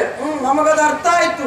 ಮೂರನೆಯವನಾಗಿ ಒಂದವನ ಗುಣ ಸ್ವಭಾವಗಳು ಆ ದೌಷ್ಟ್ಯ ಪ್ರವೃತ್ತಿಯಿಂದಲೇ ಕೂಡಿದೆ ಎನ್ನುವುದು. ಆ ಪ್ರವೃತ್ತಿ ಎಂದಿಗೂ ಒಳ್ಳೆಯದಲ್ಲ ಅಂತ ಹೇಳ್ತೇವೆ. ದಾರಿಯಲ್ಲಿ ಬಿದ್ದಿರುವಂತಹ ಸಗಣಿಯ ಪಕ್ಕದಲ್ಲಿ ಒಬ್ಬಾತ ಕುಳಿತುಕೊಂಡು ಏನೋ ತಿನಿಸನ್ನ ತಿನ್ನುತ್ತಾ ಇದ್ರೆ ಅಲ್ಲಿ ಹೋಗಬಾರದು ಮಗನೇ ಅಂತ ಹೇಳಿದ್ರೆ ಅವ ಹೇಳ್ತಾನಂತೆ, ಇಲ್ಲ ನಾನು ಅದಕ್ಕೆ ಹತ್ತಿಸಿಕೊಂಡು ತಿಂತೇನೆ ಅಂತ. ಅಂತವನಿಗೆ ಏನು ಮಾಡ್ಲಿಕ್ಕೂ ಬರುವುದಿಲ್ಲ. ತಪ್ಪಲ್ಲ. ಏನು ತಪ್ಪಲ್ಲ. ಅವನು ಹುಟ್ಟಿನಿಂದಲೂ ಮಾಡಿದ್ದಾನೆ. ಆಕ್ಷೇಪ ಮಾಡುವುದಕ್ಕೆ ಯಾರು ಮತ್ತೊಬ್ಬ? ಆಕ್ಷೇಪ ಮಾಡುವವನ ಸ್ಥಾನಮಾನ ಏನು ಎನ್ನುವುದನ್ನು ಅರಿತಿರಬೇಕು. ನಿನ್ನ ಪಾಲಿಗೆ ಸೃಷ್ಟಿಕರ್ತನ ವಿಧಿ ಲಿಖಿತ ಎನ್ನುವುದು ಮೀರಿ ಹೋಯಿತು. ನಿನ್ನ ಹೆಂಡತಿ ಪಡೆದಿರುವಂತಹ ಆಯುಷ್ಯ ಅಷ್ಟು ಅಲ್ಲ, ಅವ ಪಡೆದಿರುವಂತಹ ರೀತಿಯೇ ಅಂತು. ಅದನ್ನೆಲ್ಲವನ್ನು ಮರೆತು ನೀನು ವರ್ತಿಸ್ತಾ ಇದ್ದಿ, ವ್ಯವಹರಿಸ್ತಾ ಇದ್ದಿ ಅಂತಾದ್ರೆ ನಿನ್ನ ತಪಶಕ್ತಿಯ ಫಲ ಎನ್ನುವುದು ಎಲ್ಲವೂ ನನ್ನ ಎದುರುಗಡೆಯಲ್ಲಿ ತೃಣ ಸಮಾನ. ಬೇಡ, ಇದನ್ನು ನೀನು ಅರಿತವನೇ. ವರವನ್ನೇ ಕೊಟ್ಟ ಬ್ರಹ್ಮದೇವನಲ್ಲಿಯೇ ಅಧಿಕ ಪ್ರಸಂಗವನ್ನು ಮಾಡಿದವನು ನೀನು. ಅಂತಾದಾಗ ಅವ ಪ್ರತ್ಯಕ್ಷನಾದ ಬಳಿಕ ಈ ಮಾತನ್ನಾಡಿದ್ರಿಂದ ಮೌನಿತನಾದ. ಆದ್ರೆ ನಾನು ಬಂದದ್ದು ನಾ ಸ್ವಕಾರ್ಯದಿಂದ ಬಂದವನಿದ್ದೇನೆ. ನನ್ನ ಮಾತನ್ನು ನೀನು ಧಿಕ್ಕರಿಸ್ತೀಯ ವಿನಮ್ರನಾಗಿ ಅಂತಾದ್ರೆ ಕ್ರೋಧನಾಗಿ ನಾನು ಇದ್ದೇನೆ, ಕೇಳಿ ತಿಳಿದುಕೋ. ಇನ್ನು ಮುಂದೆ ನೀನೊಂದು ಹುಲ್ಲಾಗಿ ಹುಟ್ಟಬೇಕು. ಅದು ಹೇಗೆ? ಆ ಕಡೆ ಬೆಳವಣಿಗೆಯೂ ಇಲ್ಲ, ಈ ಕಡೆಗೆ ಸಾವೂ ಇಲ್ಲ ಅಂತ ಹುಲ್ಲಾಗಿ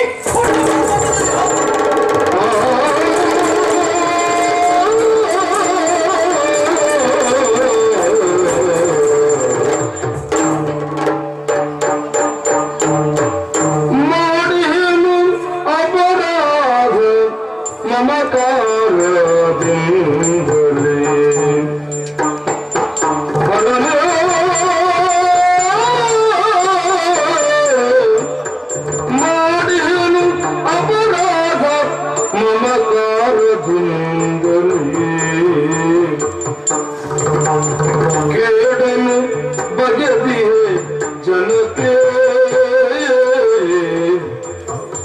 ಕೇಡನು ಬಗೆದಿಯೇ ಜನಕ್ಕೆ. ಮೂಢನಾಗುತ್ತ ನಿನ್ನ ಮಾತ ಮೀರಿದೆನು, ಮೂಢನಾಗುತ್ತ ನಿನ್ನ ಮಾತ ಮೀರಿದೆನು. ಗಾಢದಿ ಸಲಹಬೇಕೆಂದ ಎನ್ನ ಗಾಢದಿ ಸಲಹಬೇಕೆಂದ. ಮೂಢನಾಗುತ್ತ ನಿನ್ನ ಮಾತ ಮೀರಿದರು, ಗಾಢದಿ ಸಲಹಬೇಕೆಂದ.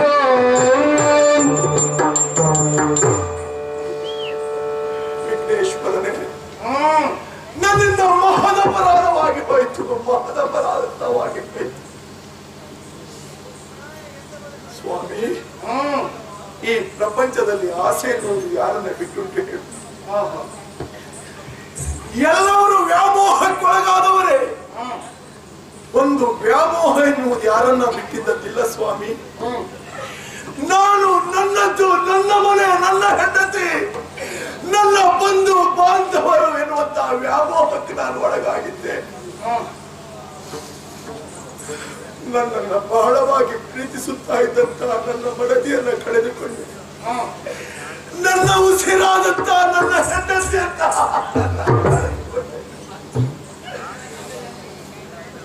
ಅನೇಕ ಅನೇಕ ಬ್ರಾಹ್ಮಣರೆಲ್ಲವರು ಅಗ್ನಿಯ ಊರಿಗೆ ಭಸ್ಮೀಭೂತರಾಗಿ ಹೋದ್ರು. ಇದನ್ನು ಸಹಿಸದೇ ಇರುವಂತಹ ನಾನು ಅಗ್ನಿಯನ್ನು ವಿರೋಧಿಸುವುದಕ್ಕಾಗಿ ಮುಂದಾಗಿಬಿಟ್ಟೆ. ಹೌದು ತಂದೆ, ನನ್ನೊಬ್ಬನ ಸ್ವಾರ್ಥಕ್ಕಾಗಿ ಈ ಲೋಕದ ನಾಶಕ್ಕಾಗಿಯೇ ಹೊರಟೆ. ದೇವತೆಗಳನ್ನ ನಿಯಂತ್ರಿಸಿದ್ದೆ ಹೋಗುವಂತಾದ್ರೆ ಅವರ ಅನುಗ್ರಹ ಈ ಕರ್ಮಭೂಮಿಗಿಲ್ವೇ ಇಲ್ಲ. ಅವರ ಅನುಗ್ರಹ ಇಲ್ಲದೆ ಇದ್ದ ಮೇಲೆ ಈ ಲೋಕದ ಸಕಲ ಜೀವರಾಶಿಗಳು ಹೇಗೆ ಬದುಕುವುದಕ್ಕೆ ಸಾಧ್ಯವಾದೀತು ಹೇಳಿ? ಇಲ್ಲವೇ ಇಲ್ಲ. ನನ್ನಿಂದ ಅಪರಾಧವಾಗಿ ಹೋಯಿತು ಸ್ವಾಮಿ. ನನ್ನ ಅಪರಾಧಕ್ಕೆ ತಕ್ಕ ಶಿಕ್ಷೆಯನ್ನೇ ಕೊಟ್ಟು ಬಿಟ್ಟರು. ಕರೆಗೆ ಹುಲ್ಲಾಗಿ ಹೋಗು ಎನ್ನುವ ಹಾಗೆ ಅಂದ್ರೆ ನನ್ನನ್ನ ತ್ರಣ ಸಮ ಮಾಡಿಬಿಟ್ರಲ್ಲ ತಂದೆ. ಹೌದು, ಇದಕ್ಕೆ ಕಾರಣ ನನ್ನದಾದಂತಹ ಅಹಂಕಾರ. ಸುರರಿಗೆ ಅಸುರರು ಕಡಿಮೆ ಅಲ್ಲ ಎಂದು ತೋರಿಸುವುದಕ್ಕಾಗಿ ಮುಂದಾದಂತ ನನ್ನ ದುರಹಂಕಾರವೇ ನನ್ನನ್ನು ಈ ರೀತಿಯಾಗಿ ಮಾಡಿತು. ಅಹಂಕಾರ ಇರಬೇಕು ಕೇವಲ ಅಲಂಕಾರಕ್ಕಾಗಿ ಮಾತ್ರ. ಅದುವೇ ದುರಹಂಕಾರ ಆಯ್ತು ಅಂತಾದ್ರೆ ಅವನವನೊತ್ತಿಗೆ ಅವನೇ ಕಾರಣಕರ್ತನಾಗುತ್ತಾನೆ ಎನ್ನುವುದಕ್ಕೆ ಸಾಕ್ಷಿ ಹೊತ್ತು ನಾನೇ ಆಗಿಬಿಟ್ಟೆ. ನೋಡಿ, ಕರವನ್ನ ಜೋಡಿಸಿದ್ದೇನೆ, ಶಿರವನ್ನ ಬಾಗಿಸಿ ಬೇಡಿಕೊಳ್ತಾ ಇದ್ದೇನೆ. ನನ್ನ ಅಪರಾಧವನ್ನ ಕ್ಷಮಿಸುವುದರ ಜೊತೆಯಲ್ಲಿ ಶಾಪಕ್ಕೊಂದು ವಿಶಾಪವನ್ನು ಕೊಡು ಸ್ವಾಮಿ.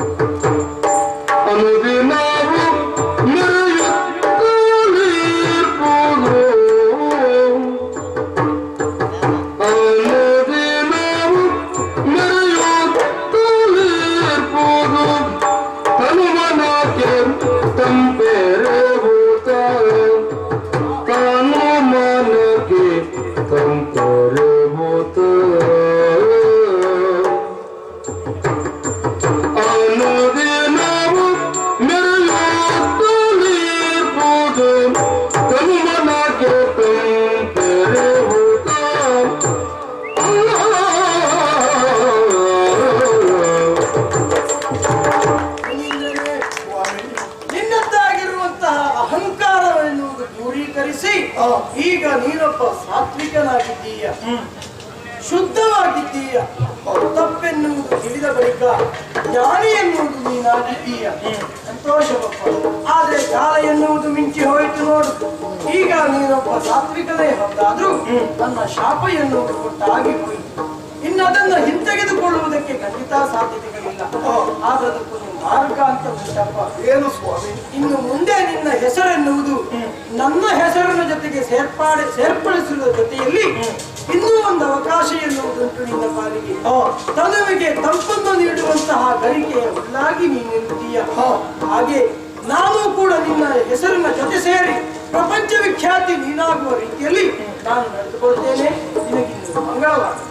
ಜಯ ಜಯ ಜಯ ಜಯ ಜಯ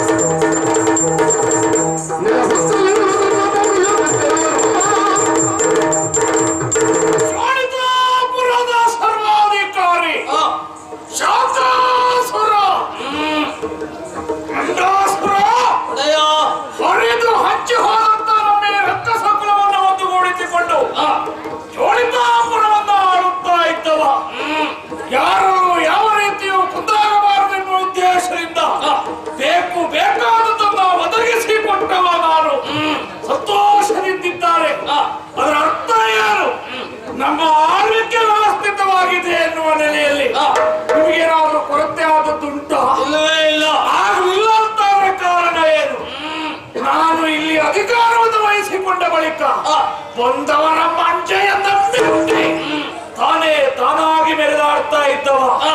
ಆಮೇಲೆ ತಿಳಿಯಿತು ನನಗೆ, ನಾವು ಎಷ್ಟೇ ಹಾರಾಟ ಮಾಡಿದ್ರು ಕೂಡ ಅದು ಪ್ರಯೋಜನಕ್ಕೆ ಬರ್ಲಿಕ್ಕಿಲ್ಲ. ಯಾಕೆ ಹಿರಿಯ ತಾಯಿಯ ಮಕ್ಕಳು ಕಿರಿಯ ತಾಯಿಯ ಮಕ್ಕಳು ಎನ್ನುವ ಭೇದ ಭಾವ ಇರುವುದುಂಟು. ಹಿರಿಯ ತಾಯಿಯ ಮಕ್ಕಳು ನಾವಾದ್ರೂ ಕೂಡ ನಮಗೆ ಯಾವುದೇ ಸ್ಥಾನಮಾನಗಳಿಲ್ಲ. ಅದಿಲ್ಲ ಅಂತಾಗಬಾರದು ಎನ್ನುವ ನೆಲೆಯಲ್ಲಿ ಈ ಶಾಕಾಸುರನ ಪ್ರಯತ್ನ ಮಾಡಿದ್ದೇನು. ದೇಹ ಬಲವೋ ಬುದ್ಧಿ ಬಲವೋ ಸಾಕಾಗ್ಲಿಕ್ಕಿಲ್ಲ ಎನ್ನುವ ನೆಲೆಯಲ್ಲಿ ದೈವ ಬಲ ಬೇಕು ಎನ್ನುವುದಾಗಿ ನಾನು ಏನ್ ಮಾಡಿದ್ದೇನೆ ಗೊತ್ತಾ?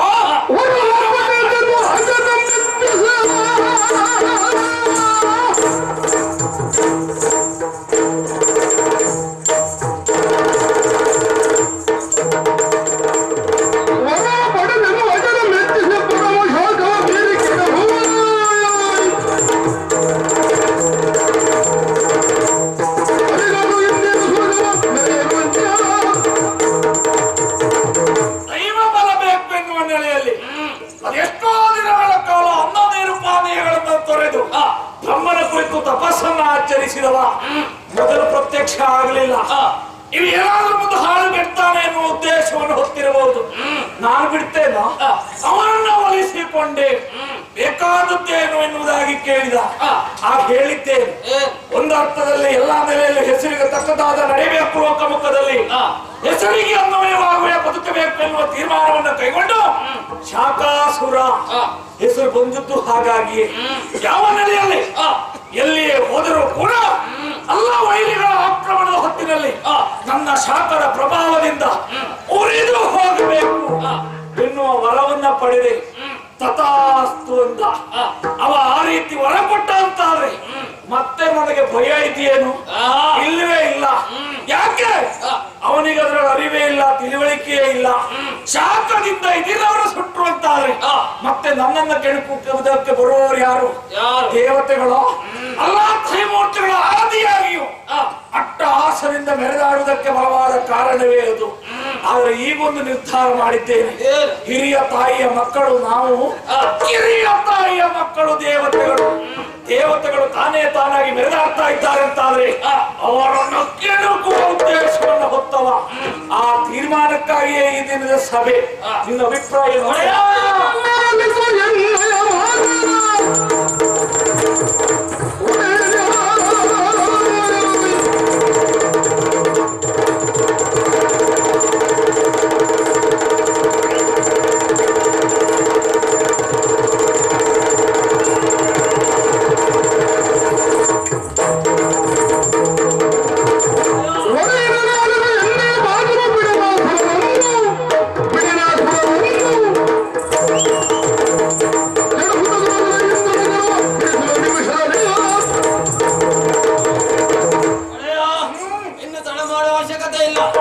ದೇವಲೋಕಕ್ಕೆ ಮುತ್ತಿಗೆ ಹಾಕಿ ಆ ದೇವೇಂದ್ರನ ತಲೆಯನ್ನು ಕಡಿದು ಆ ದೇವಲೋಕ ಸಿಂಹಾಸನವನ್ನು ನಾವು ವಶಪಡಿಸಿಕೊಳ್ಳಬೇಕು. ಸಂತೋಷ ಆಯ್ತು ನಿಮ್ಮ ಮಾತನ್ನು ಕೇಳಿ.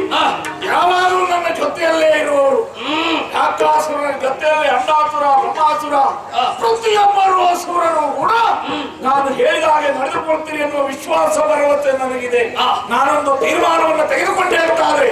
ಆ ತೀರ್ಮಾನಕ್ಕೆ ಬದ್ಧರಾಗಿರುವವರು ನೀವು ಎನ್ನುವುದಾಗಿ ನನಗೆ ತಿಳಿದಿದೆ. ಆದರೂ ಕೇಳುವ ನೆಲೆಯಲ್ಲಿ ಒಂದು ಮಾತು ಕೇಳಿದ್ದೇನೆ. ಹೇಗಾದ್ರೂ ಮಾಡಿ ದೇವತೆಗಳನ್ನ ಬಡಿಯುವ ಉದ್ದೇಶ ನಿಮಗೂ ಇದೆ ಅಂತಾದ್ರೆ ಮತ್ತೆ ತಡೆ ಮಾಡುವುದಲ್ಲ, ಸಕಾಲ ಸೇನೆಯನ್ನ ಕೂಡಿಕೊಂಡು ದೇವಲೋಕದತ್ತ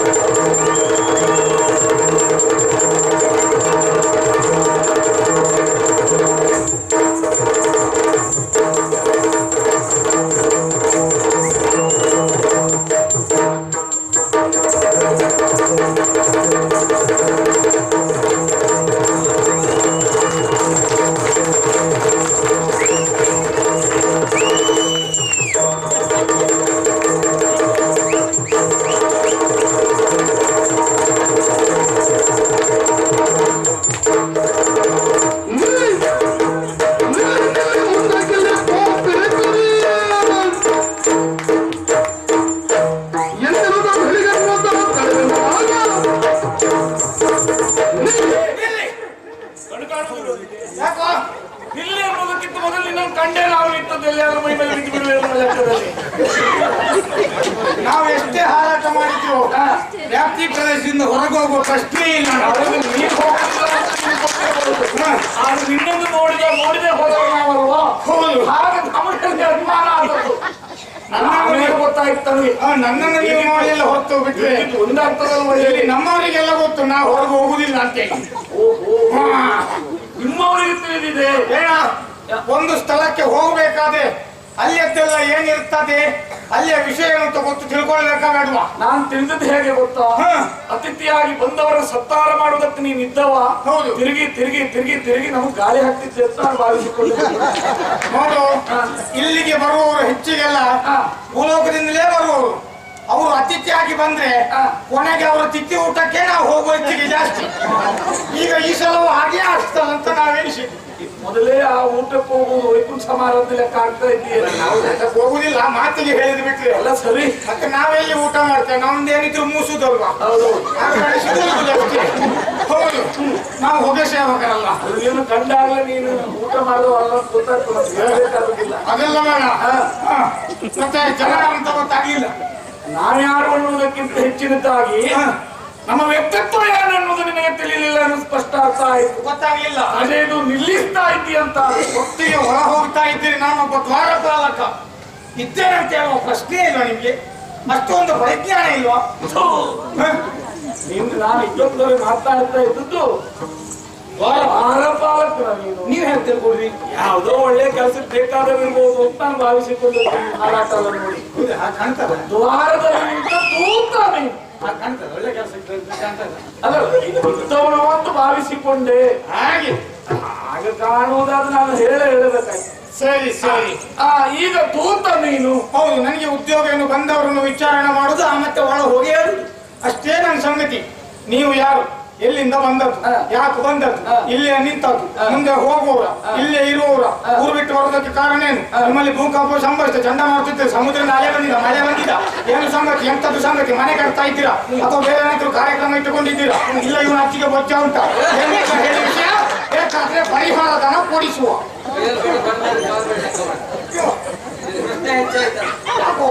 ಗೊತ್ತಾಗಲಿಲ್ಲ ನಿನ್ಗಲ್ವಾ? ಪುರದ ಸರ್ವಾಧಿಕಾರಿ ಅವರು ಮಣ್ಣುದಿಂದ ಹೋಗ್ಲಿ, ನೀವೇ. ಈಗ ನಾನು ಕೇಳುದು ನಿಮ್ಮ ವಿಷಯ, ನಿಮ್ಮ ಹತ್ರ ಹೇಳು. ನೀವು ಚೋಳಿತಾಪುರದ ಸರ್ವಾಧಿಕಾರಿ. ಎಷ್ಟೋ ಮಂದಿ ಬಂದು ಮಣ್ಣು ತಿಂದು ಹೋಗಿದ್ದಾರೆ, ನೀವು ಅವ್ರ ವಿಷಯ ನೀವು ಯಾವಂತೆ ಬಂದವರ ಹಾಗೆ ನಾನಲ್ಲ. ಮತ್ತೆ ನನ್ನದೇ ವಿಶೇಷತೆ ಉಂಟು. ಹೌದಾ? ಶೋಣಿತಾಪುರ ಅಂತ ಹೇಳುವುದಕ್ಕೆ ಕಾರಣ ಏನು ಗೊತ್ತಾ? ಏನು? ಆ ಶೋಣಿತಾಪುರದ ಸರ್ವಾಧಿಕಾರಿ ಎನಿಸಿಕೊಂಡಿರುವ ಶಾಕಾಸುರ ಅದನ್ನ ನೀವೇ? ಸ್ವಲ್ಪ ಅದೇ ನನಗೆ ಆಗದಿಂದ ಬಿಸಿ ಅನುಭವ ಆಗ್ತವೆ. ನೀವು ಬಿಸಿ ಇನ್ನೂ ನಿಮ್ಗೆ ಅನುಭವ ಆಗಬೇಕುಂಟು. ನೀವೇನ ಇಲ್ಲಿವರೆಗೆ ನೀನು ಒಳ್ಳೆ ರೀತಿ ತಂಪಿನಿಂದ ಓಡಾಡ್ತಾ ಇದ್ದೀಯಾ. ಸ್ವಲ್ಪ ಬಿಸಿ ಆಯ್ತು ಈಗ ಅಲ್ಲಿ. ಅಲ್ಲ ಬಿಸಿ ಇಷ್ಟೇ ಅಲ್ಲ, ಇನ್ನೂ ಬಿಸಿ ಆಗುವುದುಂಟು ನಿನಗೆ. ಇದು ಗುಣದ ವಿಷಯ ಇಷ್ಟು ಉಂಟಲ್ಲ? ಉಳಿದೇ ಇಷ್ಟು ಅಂತ್ಯದಲ್ಲಿ ಎಷ್ಟಾಗ್ಬೋದು ಲೆಕ್ಕ ಹಾಕು ನೀನು. ಮಂಡಿಸಿ ಎಷ್ಟಿರ್ಬೋದು? ಎಷ್ಟಿರ್ಬೋದು ಎನ್ನುವುದಾಗಿ. ಮತ್ತೆ ಇಷ್ಟೆಲ್ಲ ಕಟ್ಟಿಕೊಂಡ್ರೆ ಮಂಡಿ ವಿಷಯ ಆಗದಿಲ್ಲ. ಅದಕ್ಕಿಂತಲೂ ನಿನ್ನನ್ನು ಉಳಿಸಿಕೊಳ್ಳುವ ಸಂದರ್ಭದಲ್ಲಿ ನಿನ್ ತಲೆ ಒಳ್ಳೆ ತಂಪೆರಚಿ ಉಳಿಸಿಕೊಂಡ್ರು ಮುಂದೆ ಶಾಖ ತಾನು ಸುಳ್ಳು ಎನ್ನುವ ನೆಲೆಯಲ್ಲಿ ಈಗ ನೀವು ಸ್ವಲ್ಪ ಪ್ರಾರಂಭ ಆಯ್ತು ಅಲ್ವಾ? ಈಗ ಸೋಕಾಸುರ ನೀವು. ಸ್ವಲ್ಪ ನೀನು ಮಾಡಬೇಕು. ನೀನು ನಿಮ್ಮ ಹೆಸರು ಶೋಣಿತಾಪುರದ ಅಧಿಕಾರಿ ಶಾಕಾಸುರ. ಏ ವಾಸುದೇವ, ನಿನ್ನ ಪ್ರಸಂಗದಲ್ಲಿ ಎಂತೆಲ್ಲ ಹೆಸರು ನಮ್ಮ ಆಡಿಸುವವರಿದ್ದಾರೆ. ಅವರನ್ನು ನೆನೆಸ್ಕೊಂಡದ್ದು ನಾನು. ಏನೇ ಆಗಲಿ, ಎಂಥದ್ದೇ ಪ್ರಸಂಗ ಆಗಲಿ, ಆದ್ರೆ ರಕ್ಕಸರ ಕೇಂದ್ರ ಸ್ಥಾನದೊಂದು ಅದೇ ಉಂಟು, ಅದೊಂದು ಸಂತೋಷ. ಹೌದೌದು. ಯಾಕೆ ಅಲ್ಲಿ ಭದ್ರವಾದ ಆಡಳಿತ ನಡೆಸಿಕೊಳ್ಳಬೇಕೆನ್ನುವ ಉದ್ದೇಶವನ್ನು ಹೊತ್ತು ನಾವೇ ಉಳಿದದ್ದು, ಯಾರು ಉಳಿಯುವ ಹಾಗಿಲ್ಲ ಅಲ್ಲಿ. ಹಾಗೆ ಇದು ನೀವು ಬಂದದ್ದು ಯಾಕೆ? ಬರುವುದಕ್ಕೆ ಬಲವಾದ ಕಾರಣ ಉಂಟು. ಇಲ್ಲಿವರೆಗೆ ಬಂದೆ ಎಂಬಲ್ಲಿಗೆ ಈ ದೇವಲೋಕದ ಗದ್ದುಗೆ ನಮ್ಮದಾಗಬೇಕು. ಓ, ಇದು ಪ್ರಸಂಗ ಯಾವುದಾದ್ರೂ ವಿಷಯ ಬಂದಿದೆ. ದೇವಲೋಕದ ಗದ್ದುಗೆಯನ್ನು ವಶಪಡಿಸಿಕೊಳ್ಳಬೇಕು ಎನ್ನುವ ಉದ್ದೇಶವನ್ನು ಹೊತ್ತು ಕಾಣುವುದಿರುವ ಸಕಲ ಸೇವೆಯನ್ನು ಕೂಡಿಕೊಂಡು ಬಂದಿದ್ದೇನೆ ಅಂತ ಆದ್ರೆ ಒಳ್ಳೆ ಮಾತಿನಿಂದ ಬಿಟ್ಟು ಕೊಟ್ರೆ ಒಪ್ಪಿಕೊಂಡ್ರೆ ಸರಿ ಸರಿ ನಾವು ಒಳ್ಳೆಯವರಾಗ್ತೇವೆ. ಇಲ್ಲದೆ ಹೋದ್ರೆ ಇಲ್ಲದೆ ಹೋದ್ರ ಒಂದು ಕತೆ ಮುಗಿಸಿಯೇ ನಾವು ಆ ಪೀಠವೇರಿ ಹೋಗ್ಬೋದು. ಸರಿ, ಹಾಗಾಗಿ ನೀವು ಮಂಗಳ ಮಾಡೋದ್ರೊಳಗೆ ನಾನು ಹೋಗಿ ವಿಷಯ ಹೇಳಿ ಬರ್ತೇನೆ. ಮತ್ತಿನದವರಿಗೆ ಬಿಟ್ಟದ್ದು ನನಗೆ ನಿನ್ನದೇನು ಹಾರಾಟ ಇಲ್ಲ, ಇನ್ನು ಹಾರಾಟ ಇಲ್ಲ. ನಮ್ದು ಮುಗಿಯಿತು ಶಾಲೆ.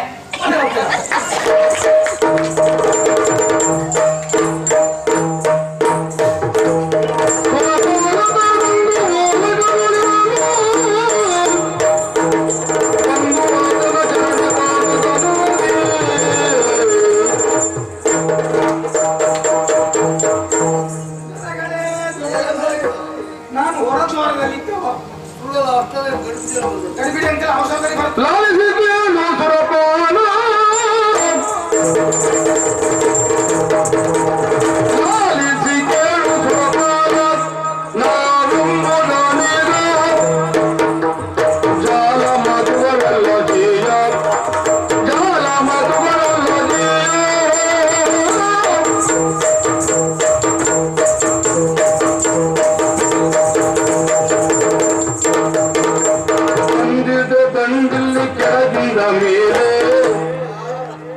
ಬಂದಿದೆ ದಂಡು ಕೆಳಗಿಂದ ಮೇಲೆ ಮಂದಿಯದೆಷ್ಟು ನಾನು ಕಾಣೆಯ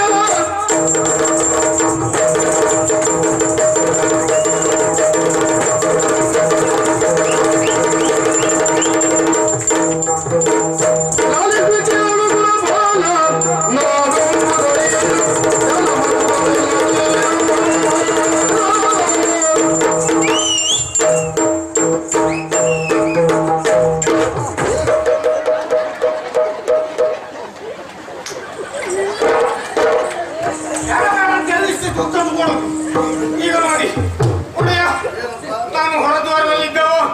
ಅವಸರವಾಗಿ ಓಡಾಡಿಕೊಂಡು ಬರಬೇಕು, ಕಾರಣ ಉಂಟು. ಇದ್ದಕ್ಕಿದ್ದಾಗ ಮಹಾಸೇನೆ ಒಂದು ಬಂತು. ಯಾರಂತ ವಿಚಾರಣೆ ಮಾಡಿದೆ, ವಿಷಯ ಎಲ್ಲ ತಿಳಿದು ಹೋಯ್ತು ನನಗೆ. ಭೂಲೋಕದ ಶೋಣಿತಾಪುರ ಇಲ್ವಾ, ಶೋಣಿತಾಪುರದ ಸರ್ವಾಧಿಕಾರಿ ಶಾಕಾಸುರ ಎನ್ನುವಂತ ಒಬ್ಬ ದೈತ್ಯ ಮಾತ್ರ ಅಲ್ಲ, ಮಂತ್ರಿ ಪಡೆ ಸೇನಾ ಬಲವನ್ನೆಲ್ಲ ಕೂಡಿಕೊಂಡು ಬಂದಿದ್ದಾನೆ. ಬಂದ ಉದ್ದೇಶ ಏನು ಅಂತ ಕೇಳಿದೆ. ಒಂದೇ ಮಾಮೂಲಿ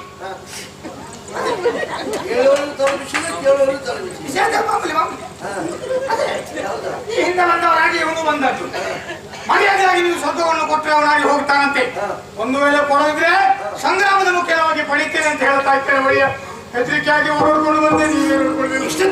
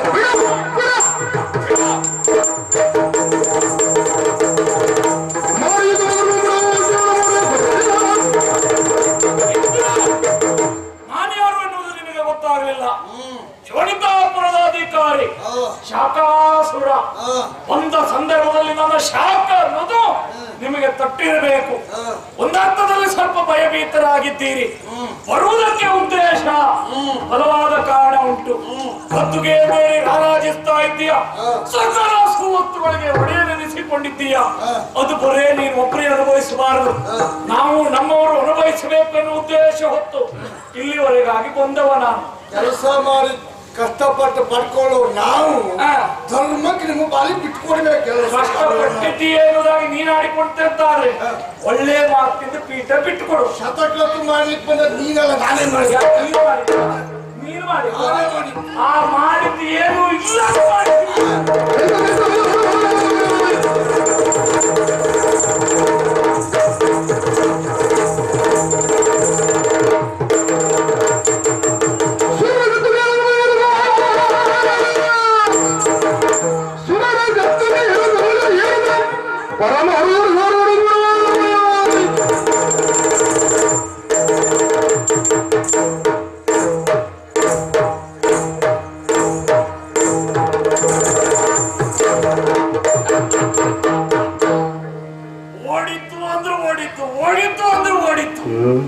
ಎಲ್ಲಿ ಹೋದಾಗ್ಲೇ ಗೊತ್ತಾಗ್ಲಿಲ್ಲ. ಅಪಾಪರ ಮಾತೆ. ಕೆಲಸ ಮಾಡುವವರು ನಾವು, ತಡೆಯುವವರು ನಾವು, ಕಚ್ಚುಗೆಲ್ಲ ಪ್ರಶ್ನೆ ಅವನದ್ದು. ನಮ್ಮಂತವ್ರಿಗೆ ಅಲ್ಲದೆ ಇನ್ನು ಯಾರಿಗೆ ಇನ್ನಿ ಕೊಡೋದಕ್ಕೆ ಸಾಧ್ಯವೋ? ಏನೋ ಆ ಕಾಲದಲ್ಲಿ ಒಂದು ನಡೆದು ಹೋಯಿತು. ಇವನ ಬಗ್ಗೆ ಒಲವಿದ್ದೆ ಆದದ್ದು ಬಿಟ್ರೆ ಇವನ ಸಾಮರ್ಥ್ಯದಿಂದ ಅಲ್ಲವೇ ಅಲ್ಲ.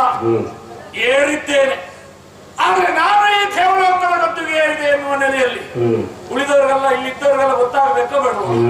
ಗೊತ್ತಾಗಬೇಕು ಅಂತಾದ್ರೆ ಸರಿ, ಯಾರಲ್ಲಿ ನಂಬೂರು?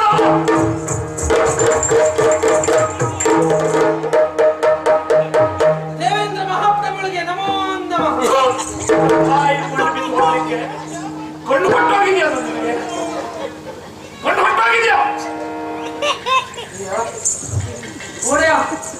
ನಿಮ್ಮನ್ನು ನೋಡಿದ 2 ದಿವಸ ಆಯ್ತು.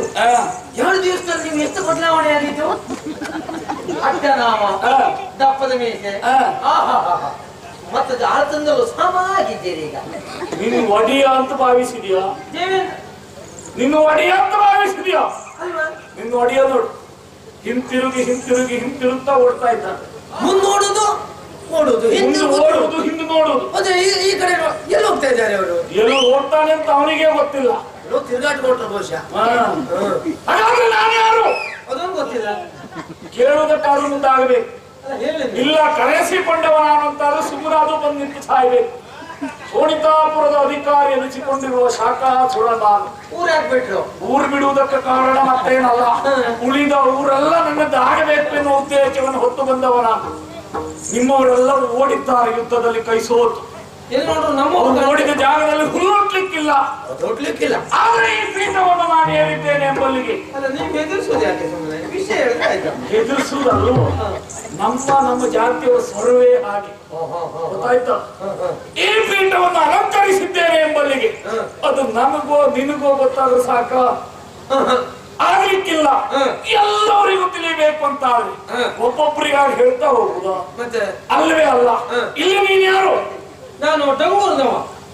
ನಿನ್ನ ಕೆಲಸ ಏನು? ಡಂಗೂರದವನ ಕೆಲಸ ಏನಪ್ಪ? ಡಂಗೂರದವನ ಕೆಲಸ ಡಂಗೂರ ಮಾಡುವಂಥದ್ದು. ಯಾರ ಡಂಗೂರ ಮಾಡುವವನಿ? ದೇವೇಂದ್ರ ಮಹಾಪ್ರಭುಗಳದ್ದು. ಅವರು ಹೇಳಿದ ಹಾಗೆ ನಡೆದುಕೊಳ್ಳುವವನಿ. ಹೌದು, ಸಂಬಳ ಕೊಡುವವರಲ್ಲ. ಕಾರಣ ಏನು? ಇಲ್ಲಿಯ ಪೀಠದಲ್ಲಿ ಅಲಂಕರಿಸಿದವರವರು ಎನ್ನುವ ನೆಲೆಯಲ್ಲಿ ಈಗ ಪೀಠ ಏರಿದವ ಈ ಶಾಖಾಸುರ ಎಲ್ಲರಿಗೂ ಮುಟ್ಟುವ ರೀತಿಯಲ್ಲಿ ಇಂದಿನಿಂದ ಮೊದಲುಗೊಂಡು ಈ ದೇವಲೋಕದ ಅಧಿಕಾರಿ ದೇವೇಂದ್ರ ಅಲ್ಲ, ಶಾಖಾಸುರ. ಎಲ್ಲರೂ ಅವರನ್ನು ಹಾಡಿ ಹೊಗಳಿ ಕೊಂಡಾಡಬೇಕು ಎನ್ನುವುದಾಗಿ ಪಡೆಯುವುದು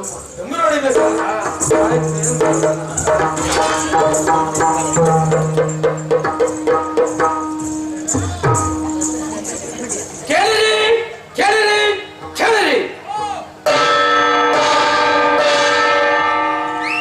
ಇಂದಿನಿಂದ ಈ ದೇವಲೋಕದ ಅಧಿಕಾರಿ ದೇವೇಂದ್ರ. ಏನ್ ಹೇಳಿದ್ದೀನಿ? ಈ ದೇವಲೋಕದ ಅಧಿಕಾರಿ ದೇವೇಂದ್ರ. ನಾಲಿಗೆ ಕತ್ತರಿಸಿ ಬಿಡ್ತೇನೆ. ದೇವೇಂದ್ರ ಅಲ್ಲ. ಏನು ನೀವು ಬಾಯಿ ಹಾಕೋದಿದ್ರೆ ಒಂದೇ ಬುಡುಕ್ ಬಾಯಿ ಹಾಕಿ, ಇಲ್ಲ ತುದಿಗೆ ಬಾಯಿ ಹಾಕಿ. ಈ ಮಧ್ಯದಲ್ಲೆಲ್ಲ ಬಾಯಿ ಹಾಕ್ಲಿಕ್ಕೆ ಹೋಗ್ಬೇಕು. ನನ್ನ ವಾಕ್ಯ ಪೂರ್ಣನೇ ಆಗ್ಲಿಲ್ಲ. ಪೂರೈಸು. ಪೂರೈಸ್ತು, ನೀವು ಮಧ್ಯದಲ್ಲಿ ಬಾಯಿ ಹಾಕಿದ್ರೆ ನಾನೆಂತ ಪೂರೈಸು? ಕೇಳಿರಿ, ಕೇಳಿರಿ, ಕೇಳಿರಿ. ಯಾರೋ ಒಬ್ಬರು ತೋರಿಸ್ಕೊಂಡಿದ್ದಾರೆ ದೇವಲೋಕದಲ್ಲಿ. ಇಂದಿನಿಂದ ಈ ದೇವಲೋಕದ ಅಧಿಕಾರಿ ದೇವೇಂದ್ರ ಎಂತ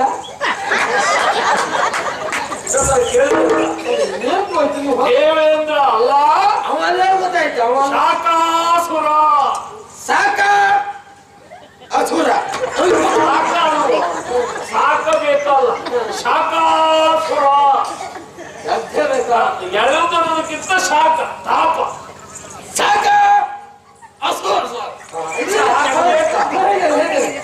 ಸಾಕ ಅಸುರ ಶಾಕಾಸುರ. ಇಲ್ಲಿಯ ಅಧಿಕಾರಿ, ಇಲ್ಲಿಯ ಅಧಿಕಾರಿ. ಇನ್ನು ಮುಂದೆ ಅವ ಹೇಳಿದ ಹಾಗೆ ನೀವೇ ಹೇಳಿ. ಮತ್ತೆ ನಾನು ಹೇಳುದಂತ ನೀವು ಹೇಳಿ. ನಾನು ಹೇಳುವುದಾದ್ರೆ ನೀನು ನಿನ್ ಕೆಲಸ ಹೇಳು. ಇಂದಿನಿಂದ ಈ ದೇವಲೋಕದ ಅಧಿಕಾರಿ ಸಾಕಾಸುರ.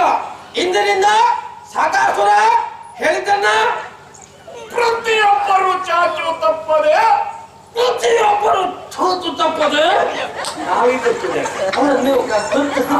ಆ ಗಾಂಭೀರ್ಯತೆ ನಡೆದುಕೊಳ್ಳತಕ್ಕದ್ದು. ಮತ್ತೊಮ್ಮೆ ಕೇಳಿರಿ. ಇಂದಿನಿಂದ ಈ ದೇವಲೋಕದ ಅಧಿಕಾರಿ ದೇವೇಂದ್ರ ಅಲ್ಲೋ ಸಾಕಾಸುರ ಹೇಳಿದಾಗೆ ನಡೆಯತಕ್ಕದ್ದು. ಬಂತು ಬರೆಯಷ್ಟೇ ಎಂಬುದಾಗಿ ತಿಳ್ಕೊಳ್ಳಬೇಡ. ಹೇಳಿದೆಯಲ್ಲ ನೀನು, ಸಂಬಳಕ್ಕಾಗಿ ಇದ್ದವ ನಾನು, ಅವರ ಉತ್ಪನ್ನದ ಋಣ ತೀರಿಸುವುದಕ್ಕಾಗಿ ನನ್ನ ಕಾರ್ಯ ಎನ್ನುವುದಾಗಿ. ಈಗ ನಾನೊಂದು ತೀರ್ಮಾನ ಮಾಡಿದೆ. ಒಳ್ಳೆಯ ಮನಸ್ಸಿನವ, ನಿನ್ನ ಬಗ್ಗೆ ನನಗೆ ಭರವಸೆ ಮೂಡಿತ್ತು. ಉಳಿದ ಯಾರ ಬಗ್ಗೆ ಭರವಸೆ ಇಲ್ಲ ಪುಣ್ಯಾತ್ಮ. ನಿನ್ನ ಬಗ್ಗೆ ಒಂದು ಭರವಸೆ ಉಂಟು. ಖಂಡಿತವಾಗಿ ಯಾವಾಗಲೂ ಇಟ್ಕೊಂಡ್ರೆ ಒಳ್ಳೆಯದು. ಯಾವಾಗಲೂ ಅನ್ನೋದಕ್ಕಿಂತ ಮುಂದೆ ಯಾವಾಗಲೂ ಇರುವ ಹಾಗೆ ಇಟ್ಟುಕೊಳ್ಳುವ ಹಾಗೆ ನಡೆದುಕೊಳ್ಳಬೇಕಾದ ನಿನ್ನ ಕರ್ತವ್ಯ. ಅಷ್ಟು ಭರವಸೆ ಹುಟ್ಟಿದೆ ಅಂತ ಆದ್ರೆ ನಾನಿಲ್ಲಿ ಇರುವುದಕ್ಕಾಗ್ತದ? ಆಗ್ಲಿಕ್ಕಿಲ್ಲ. ಇಲ್ಲಪ್ಪ, ತಿರುಗಾಟಕ್ಕೆ ನಾವೆಲ್ಲ ಹೋದಲ್ಲೇ ತಿರುಗಾಟ. ನಮ್ಮ ಶೋಣಿತಾಪುರವನ್ನು ನೋಡ್ಕೊಳ್ಳುವವರು ಯಾರು ಇಲ್ಲ. ಮುಂದೆ ಅನೇಕ ಲೋಕಗಳ ಸಂಚಾರ ನನ್ನಿಂದ ಆಗ್ಲಿಕ್ಕೆ ಉಂಟು. ಈ ಪೀಠವನ್ನು ಏರ್ಬೇಕೆನ್ನುವ ಉದ್ದೇಶದಿಂದ ನಾನು ಬಂದದ್ದಲ್ವಾ? ಏರಿ ಆಯ್ತು. ಈಗ ನೀನು ಮಾಡಬೇಕಾದದ್ದೇನು? ನನ್ನವನಾಗಿ, ಈಗ ನಿನ್ನವ ಇಲ್ಲ ಓಡಿದ್ನಲ್ಲ, ನನ್ನವನಾಗಿ ಈ ಗದ್ದುಗೆಯನ್ನು ಏರ್ಬೇಕು. ನಾನು ಹಾಗೆ ಇಲ್ಲಿ ನೋಡ್ಕೊಳ್ಬೇಕು ಹೊಣೆಗಾರಿಕೆ ನಿನ್ನ. ನೀವು ಆ ಗದ್ದುಗೆಯನ್ನು ಏರಿ ಪ್ರಜೆಗಳನ್ನು ನೋಡಿಕೊಳ್ಳುವುದು ಹೌದು. ಉಳಿದ ವ್ಯವಹಾರ ಏನಾದ್ರೂ ಹೆಚ್ಚು ಕಡಿಮೆ ನನಗೆ ತಿಳಿಸಿದ್ರೆ ಹೌದಾ? ಹೌದು. ಇರ್ಬೇಕಾ? ನೀವು ಹಿಡ್ಕೊಳ್ಳಿ.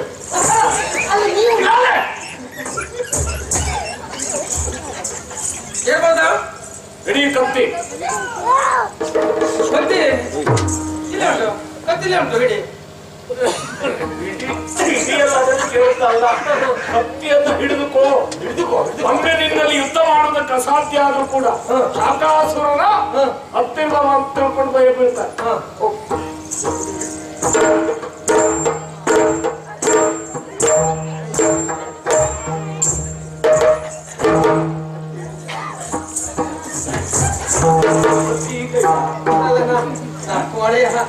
ನಾ ಎಲ್ಲದಕ್ಕೂ ಹೆಚ್ಚಿಗೆ ಬಳಸೋದು ಇದೇ ಕೈ. ಎಲ್ಲದಕ್ಕೂ ಬಳಸೋದು ಇದೇ ಕೈ. ಅದೇ ಕೈ. ಆಗ ಆ ಕೈ ಹಿಡಿಬೇಡ. ಅಲ್ಲ, ಯಾವ ಕೈ ಅಂತ ಹೇಳ? ಕೈ ನಂದಲ್ವಾ? ಕೈ ನಿಂದೆ ಆಗಿರ್ಬಹುದು. ಆ ಕೈಗೆ ಹಿಡಿದು ಹೊರ ಇದೇ ಕೈನ ಕಷ್ಟದಲ್ಲಿ ಆದ್ರೆ ಹಿಡ್ಕೊಳ್ತೇನೆ. ನಾವೆಲ್ಲ ಕುಳಿತಾಗ ಹೇಗೆ ನೋಡಿಕೊಳ್ತೇನೋ, ಹೇಗೆ ವ್ಯವಹರಿಸುತ್ತೇನೋ ಅದೇ ರೀತಿಯಲ್ಲಿ ಒಮ್ಮೆ ಎಲ್ಲರೂ ಸಾಂತ್ವನದ ಮಾತು ಹೇಳುವುದು. ಅದನ್ನ ಎಲ್ಲ ಸಕತರ ಇಲ್ಲಿ ಅಧಿಕಾರಿ ನಾನಾಗಿದ್ದೇನೆ. ನಾನೇನು ಅಂತ ಎಲ್ಲರಿಗೂ ಗೊತ್ತಾಗಬೇಕು. ಅಡ ಡಂಗೂರ ಡಂಗೂರ ಹಡಿಯ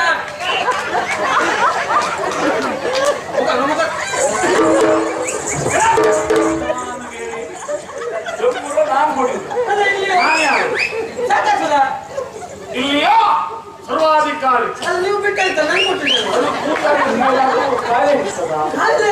ಮಾನಸಿಕತೆ ಆಗ್ತದ? ಯಾರು ಅಂತ ಗೊತ್ತಾಗುದಿಲ್ವಾ?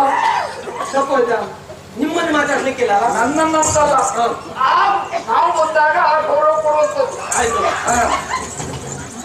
ದೇವೇಂದ್ರ ಆದ್ರೆ ಓಲ ಕೊಟ್ಟಾಗ ಏನ್ ಕೇಳ್ತಿದ್ದ ಗೊತ್ತುಂಟ? ಎಲ್ಲವೋ ಅಗ್ನಿ ದುಷ್ಟರು ಮದಾಂಧರು ಕಪಟಿಗಳು ಆದಂತಹ ದುಷ್ಟ ದಾನವರು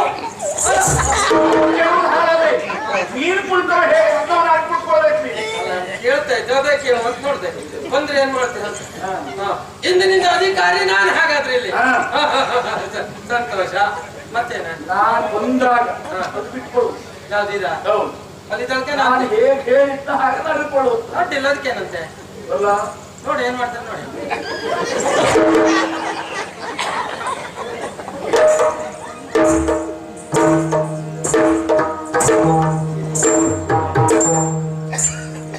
ಬರ್ತೀರಿ ಆಗದ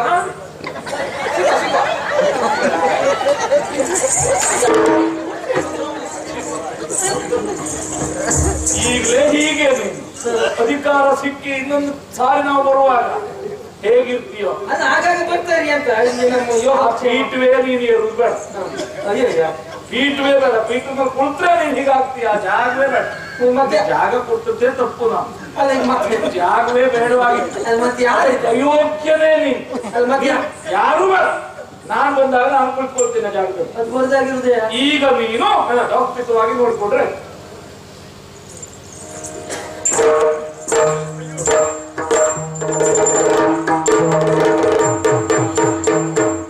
ಅಪರೂಪಕ್ಕಂತಾರೆ ದೇವೇಂದ್ರ ಪೀಠ ಸಿಗ್ತಾ ಇಲ್ವಾ? ಒಳ್ಳೆ ಗೊತ್ತಿನ ಮಾತಾಡಿ ಪ್ರಾರಂಭ ಮಾಡ್ದ. ಎಂತೆಂತವರನ್ನೇ ನಾವು ನೋಡಿದ್ದೇವೆ.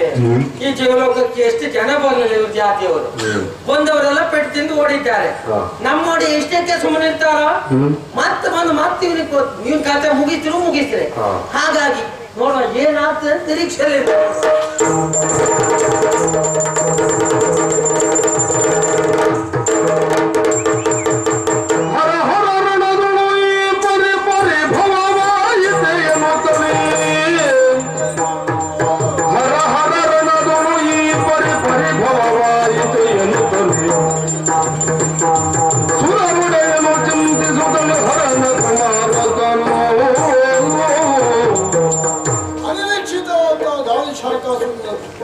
ಕಳ್ಳಬರವಲ್ಲ ಸ್ವತಂತ್ರ ಸತ್ಯ. ಅವನ ಎದುರುಗಡೆ ನಿಲ್ಲುವುದಕ್ಕೆ ಖಂಡಿತ ನಮಗೆ ಸಾಧ್ಯ ಆಗಲಿಲ್ಲ. ಹಾಗಿದ್ರೆ ಬಂದಂತಹ ಸಂಕಟವನ್ನು ನಿವಾರಣೆ ಮಾಡುವುದು ಯಾರು? ಆಲೋಚನೆ ಮಾಡಬೇಕಂತ ಪ್ರಮೇಯ ಖಂಡಿತಕ್ಕೂ ಇಲ್ಲ.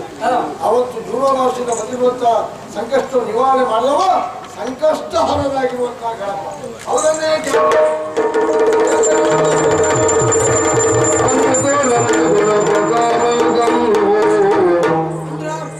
ಮತ್ತೆ ಪುನಃ ನನ್ನನ್ನು ಸ್ಮರಿಸಿದ್ದೀಯ. ಆದ್ರೆ ಭೀತಿ ಇದ್ದಿದ್ದವರು ನೀವು 33 ಕೋಟಿ ದೇವತೆಗಳೆಲ್ಲರೂ ಒಂದಾಗಿ ಬಂದು ಎಲ್ಲ ತಿರುಗಿ ನೋಡ್ತಾ ಇದ್ದೀರಿ. ಯಾಕೆ ಈ ಭಯ ನಿಮಗೆ? ಯಾವ ಕಡೆ ಎಷ್ಟೊತ್ತಿ ಬಿಸಿ ಇರ್ತದೆ ಅಂತ ಹೇಳಿಕ್ಕೆ ಆಗುದು ಅಂತ ಅನಿವಾರ್ಯ ಏನಾಗಿ ಶಾಕಾಸು ಅಟ್ಟುಳಿಯಾಗಿದೆ ಸ್ವರ್ಗಧಾಮಕ್ಕೆ. ಸುರಗಳೆಲ್ಲ ಓಡ್ತಾ ಇದ್ದ ಸುಳ್ಳು ಅಲ್ವೇ ಅಲ್ಲ. ಓ ಸಂಕಷ್ಟ ಹರನೇ ನನ್ನ ಸಂಕಷ್ಟ ನಿವಾರಣೆ ಮಾಡಿಕೊಡು. ಕೇಳ್ಕಹರ ಸುತನು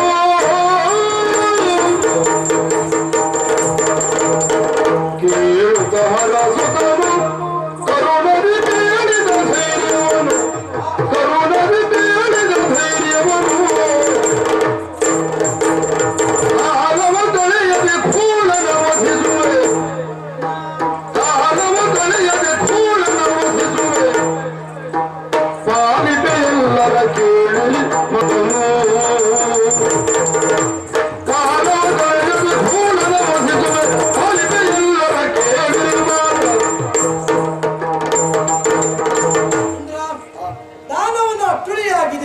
ಅವನ ವಧೆಯಾಗಲೇಬೇಕು ಸತ್ಯ. ಯಾಕೆಂದ್ರೆ ಅವನ ಅಟ್ಟಹಾಸ ಮುಂದುವರಿಯಿತು ಅಂತಾದ್ರೆ ಲೋಕಕ್ಕೆ ಕಂಟಕಪ್ರಾಯನಾಗಿ ಆತ ಬದುಕುವುದಕ್ಕೆ ಸಾಧ್ಯತೆ ಉಂಟು.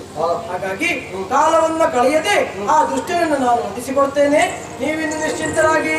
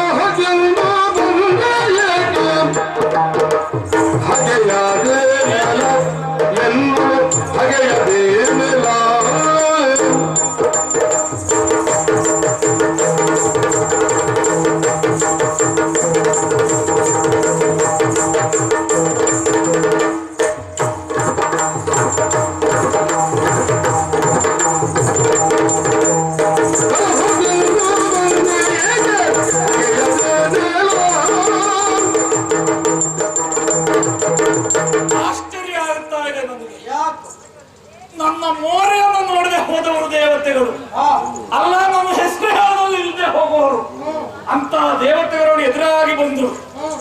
ಯಾಕಿರಬಹುದು? ಹೀಗೆ ದಿಟ್ಟಿಸಿ ನೋಡುವಾಗ ನಿನ್ನನ್ನು ಕಂಡೇನ. ಅವ್ರ ಕತೆ ಬಿಡು, ಅವರನ್ನು ನೋಡಿಯೇ ನಾನು ನಿಂತವ. ಆದ್ರೆ ನಿನ್ನ ಬರುವೆಯಿಂದ ಅವರೆಲ್ಲ ಬರ್ತಾ ಇದ್ದಾರೆ ಅಂತಾದ್ರೆ ಅವರನ್ನೆಲ್ಲ ಕೂಡಿಕೊಂಡು ಬಂದವ ನೀನು. ಆನೆಯ ಮುಖದವ. ಆಶ್ಚರ್ಯ ಆಯ್ತು, ಆಗ್ತಾ ಇದೆ ನನಗೆ. ಯಾಕೆ ನಿರ್ವಿಘ್ನದಾಯಕ ಕೇಳಿದ್ದೇವೆ, ನಮಗೆಲ್ಲ ಅದು ಗೊತ್ತೂ ಇಲ್ಲ. ಆದ್ರೂ ನಿನ್ನ ಕುರಿತಾಗಿ ನಿನ್ನ ಚರಿತ್ರೆಯನ್ನು ಕೇಳಿದವರು ಸಾಮಾನ್ಯದವನಲ್ಲ ನೀನು. ಯಾವ ಕಾರ್ಯ ಆಗುವುದಿದ್ರೂ ಕೂಡ ಪ್ರಥಮವಾಗಿ ನಿನ್ನನ್ನು ಧ್ಯಾನಿಸಿಕೊಳ್ತಾರೆ ಎನ್ನುವುದಾಗಿ ಆ ನೆಲೆಯಲ್ಲಿ ಪೂಜನೀಯ ಸ್ಥಾನದಲ್ಲಿ ಇದ್ದವ ನೀನು. ಮತ್ತೆ ನಮ್ಮ ಆರಾಧ್ಯ ದೇವ ನಿನ್ನಪ್ಪ ಪರಮೇಶ್ವರ ಪ್ರಥಮವಾಗಿ ಸಭೆಗೆ ಪ್ರವೇಶ ಆಯಿತು ಅಂತಾರೆ. ಹರ ಹರ ಶಂಭೋ ಮಹಾದೇವ, ಅವನನ್ನು ಧ್ಯಾನಿಸಿ ಅಡಿಯನ್ನ ಮುಂದಿಡುವವರು ನಾವು. ಅಂತವನ ಮಗ ನೀನು. ಇಲ್ಲಿವರೆಗೆ ನಿನ್ನ ಕೈಲಿರುವಂತಹ ಪರಶುವನ್ನು ಹಿಡಿದುಕೊಂಡು ಧಾವಿಸಿ ಬರ್ತಾ ಇದ್ದಿ ಅಂತಾದ್ರೆ ಹೊಸ ದೇವತೆಗಳನ್ನು ಹೇಳಿಕೊಟ್ಟಿರಬಹುದು.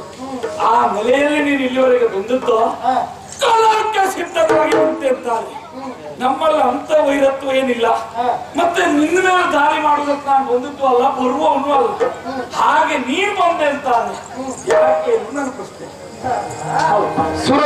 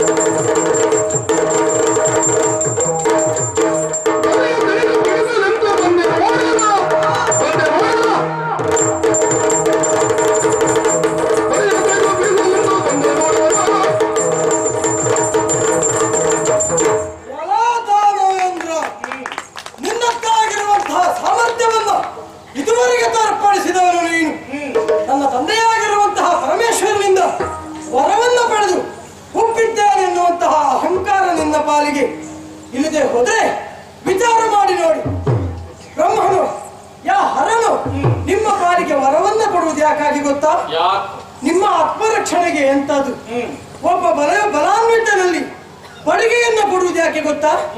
ಅವನ ರಕ್ಷಣೆಗೆ ಅಂತ ಹೊರತು ಮತ್ತೊಬ್ಬರನ್ನು ದಂಡಿಸುವುದಕ್ಕೆ ಖಂಡಿತ ಅಲ್ಲ. ಅದನ್ನು ನೀವು ದುರುಪಯೋಗ ಪಡಿಸಿಕೊಂಡು ಬಡಿಗೆಯನ್ನು ಬಳಸ್ತೀರಿ, ಮತ್ತೊಬ್ಬರನ್ನು ದಂಡಿಸ್ತೀರಿ. ಎಷ್ಟು ಸಮಯ ಅಂತ ನಡೆದಿತ್ತು ಹೇಳು? ದಂಡನೆ ಎನ್ನುವುದು ಯಾರನ್ನೂ ಬಿಡಲಾರದು. ದಂಡ ಎಷ್ಟು ಪ್ರಯೋಗಿಸಿದರು ಆ ದಂಡ ಕೊನೆಗೆ ಮುರಿದೇ ಹೋಗ್ತದೆ, ಬಿಟ್ಟದ್ದು ಶಾಶ್ವತ ಖಂಡಿತ ಅಲ್ಲ. ಅದನ್ನು ಉಳಿಸಿಕೊಳ್ಳುವಂತಹ ಬೆಳೆಸುವಂತಹ ಸಾಮರ್ಥ್ಯವನ್ನು ನಾವು ಹೊಂದಬೇಕೇ ಹೊರತು ಅದನ್ನು ಅಪಾಯಕ್ಕಾಗಿ ಬಳಸಕೂಡದು. ಏನಾಯ್ತು ಇಲ್ಲದೆ ಹೋದ್ರೆ ವರವನ್ನ ಪಡೆದಿರುವಂತಹ ನೀನು ದೇವತೆಗಳನ್ನು ಪಡೆದೊಟ್ಟಿದ್ದೀಯ, ಪುರವನ್ನ ಬಿಡಿಸಿದ್ದೀಯ. ಆ ಪರೆಯನ್ನ ತಿಳಿದೇ ನಾನು ಇಲ್ಲಿಯವರೆಗಾಗಿ ಬಂದವನಿದ್ದೇನೆ. ಸೂಕ್ತವಾದ ಖಂಡಿತ ಹೌದು. ಯಾಕೆಂದ್ರೆ ಧರ್ಮ ರಕ್ಷಣೆಯೇ ನಮ್ಮ ಹೊಣೆ. ಹಾಗಾಗಿ ಆ ಕಾರ್ಯದತ್ತ ಯೋಚಿಸಿ ನಾನಿಲ್ಲಿಯವರೆಗಾಗಿ ಬಂದವನಿದ್ದೇನೆ. ಸಕಲ ಬುದ್ಧಿಯ ಮಾತು ನಿನ್ನ ಪಾಲಿಗೆ ಅಗತ್ಯವಿಲ್ಲ ಅಂತ ನನ್ನ ವಾದ. ಯಾಕೆಂದ್ರೆ ನೀನೇನು ಪ್ರಪಂಚ ಜ್ಞಾನ ತಿಳಿಯದೆ ಹೋದವನಲ್ಲ, ಅರಿತೇ ಇಂತಹ ಕಾರ್ಯವನ್ನು ಮಾಡಿದವ. ನಿನ್ನಂತೆಯೇ ನಿಮ್ಮವರು ಅದೆಷ್ಟೋ ಜನ ವರವನ್ನು ಪಡೆದು ದೇವತೆಗಳೊಂದಿಗೆ ಹೋರಾಟಕ್ಕೆ ಹೋದರು, ಆದ್ರೆ ಅವರು ಯಾರೂ ಬದುಕುಳಿದವರಿಲ್ಲ. ಕಾರಣ ಏನು? ಅವರ ವರಕ್ಕೆ ಮಾನ್ಯತೆ ಬಾರದ ರೀತಿಯಲ್ಲಿ ನಾವು ಅವರನ್ನ ಕೊಂದು ಕಳೆದಿದ್ದೇವೆ. ಲೋಕದ ಹಿತವನ್ನು ಬಯಸಿ ಎನ್ನುವಾಗ ಲೋಕಕ್ಕೆ ಕಂಟಕಪ್ರಾಯನಾಗಿ ನಿಂತಿರುವಂತಹ ನಿನ್ನ ಇತಿಶ್ರೀ ನಮ್ಮಿಂದಾಗುವುದಂತೂ ಸತ್ಯವೇ. ಅದನ್ನೇ ಲಕ್ಷ್ಯವಾಗಿರಿಸಿ ಮುದದಿಂದಾಗಿ ದೇವಲೋಕವನ್ನ ದೇವತೆಗಳಿಗೆ ಅರ್ಪಿಸಿ ನೀನು ಶರಣಾದೆ ಅಂತಾದ್ರೆ ನಿನ್ನ ಪಾಲಿಗೆ ಒಳಿತು. ಅದನ್ನ ಬಿಟ್ಟು ವಿರೋಧಿಸಿದೆ ಅಂತಾದ್ರೆ ಯಮನಾಲಯಕ್ಕೆ ನೀನು ಅತಿಥಿ.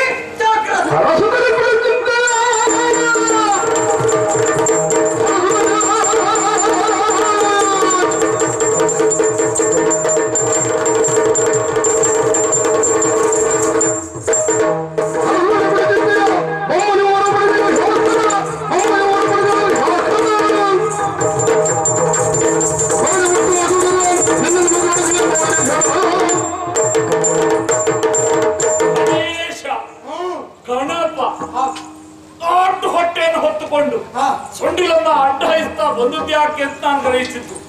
ನೋಡಿದ್ರೆ ನ್ಯಾಯ ಕೊಡಿಸುವುದಕ್ಕೆ ಬಂದದ್ದು. ನ್ಯಾಯಾಧೀಶನೀಗ ಅನ್ಯಾಯ ಆಗಿದೆ ಎನ್ನುವ ನೆಲೆಯಲ್ಲಿ ನಾನು ಪ್ರಶ್ನೆ ಮಾಡ್ಲಿಕ್ಕುಂಟು. ನಾವು ಹಿರಿಯ ತಾಯಿಯ ಮಕ್ಕಳು, ಸರಿ, ಅವರು ಕಿರಿಯ ತಾಯಿಯ ಮಕ್ಕಳು. ಅಧಿಕಾರ ಬರಬೇಕಾದದ್ದು ಯಾರಿಗೆ? ಹಿರಿಯ ತಾಯಿಯ ಮಕ್ಕಳಿಗೆ. ಆಮೇಲೆ ನಮಗೆ ಅಧಿಕಾರ ಸಿಗಲಿಲ್ಲ. ಹೋಗಲಿ, ಅವರು ಎಷ್ಟು ಮೋಸಗಾರರು, ಬಹಳ ಒಳ್ಳೆಯವರು ಅಂತ ನೀವು ಹಾಡಿ ಹೊಗಳಿಕೊಂಡು ಆಡ್ತಾ ಇದ್ದೀರಿ. ಅವರು ಸಾಮಾನ್ಯದವರಲ್ಲ. ನಮಗೂ ತಿಳಿದ ವರ್ತಮಾನವೇ. ಒಂದೊಂದು ಸಂದರ್ಭದಲ್ಲಿ ಸರಸು ಹೊತ್ತುಗಳನ್ನು ಕಳೆದುಕೊಂಡು ಅಮೃತವನ್ನ ಮತಿಸುವ ಸಂದರ್ಭದಲ್ಲಿ ಅವ ನಮ್ಮನ್ನು ಕೇಳಿಕೊಂಡದ್ದು, ಒಂದೆಡೆ ನೀವು ಒಂದೆಡೆ ನಾವು, ಈ ರೀತಿಯಾಗಿ ಒಂದು ಅಮೃತವನ್ನು ಹಂಚಿಕೊಳ್ಳೋಣ ಎನ್ನುವುದಾಗಿ ನಾರಾಯಣ ದೇವರು ಹೇಳಿದ್ದರು. ಅಮೃತವನ್ನು ಹಂಚಿಕೊಂಡಾಗ ನಡೆದ ಘಟನೆ ಏನು? ಕೊನೆಯ ಗಳಿಗೆಯಲ್ಲಿ ನಮಗೆ ಮೋಸವೇ ಮಾಡಿತ್ತು. ಎಲ್ಲಿಯಾದ್ರೂ ಇವರು ಕುಡಿದ್ರೆ ಹಾಳಾಗಿ ಹೋದಿತ್ತು ಲೋಕ ಎನ್ನುವುದಾಗಿ. ಅದನ್ನು ಒಪ್ಪ ಕುಡಿದು ಸ್ವಲ್ಪ ಸತ್ತ ಬಿಡಿ ರಾಹುಕೇತುವಾಗಿ ಇನ್ನು ಬದುಕಿದ್ದಾರೆ ಅಂತ ಮೋಸಗಾರರು ದೇವತೆಗಳು.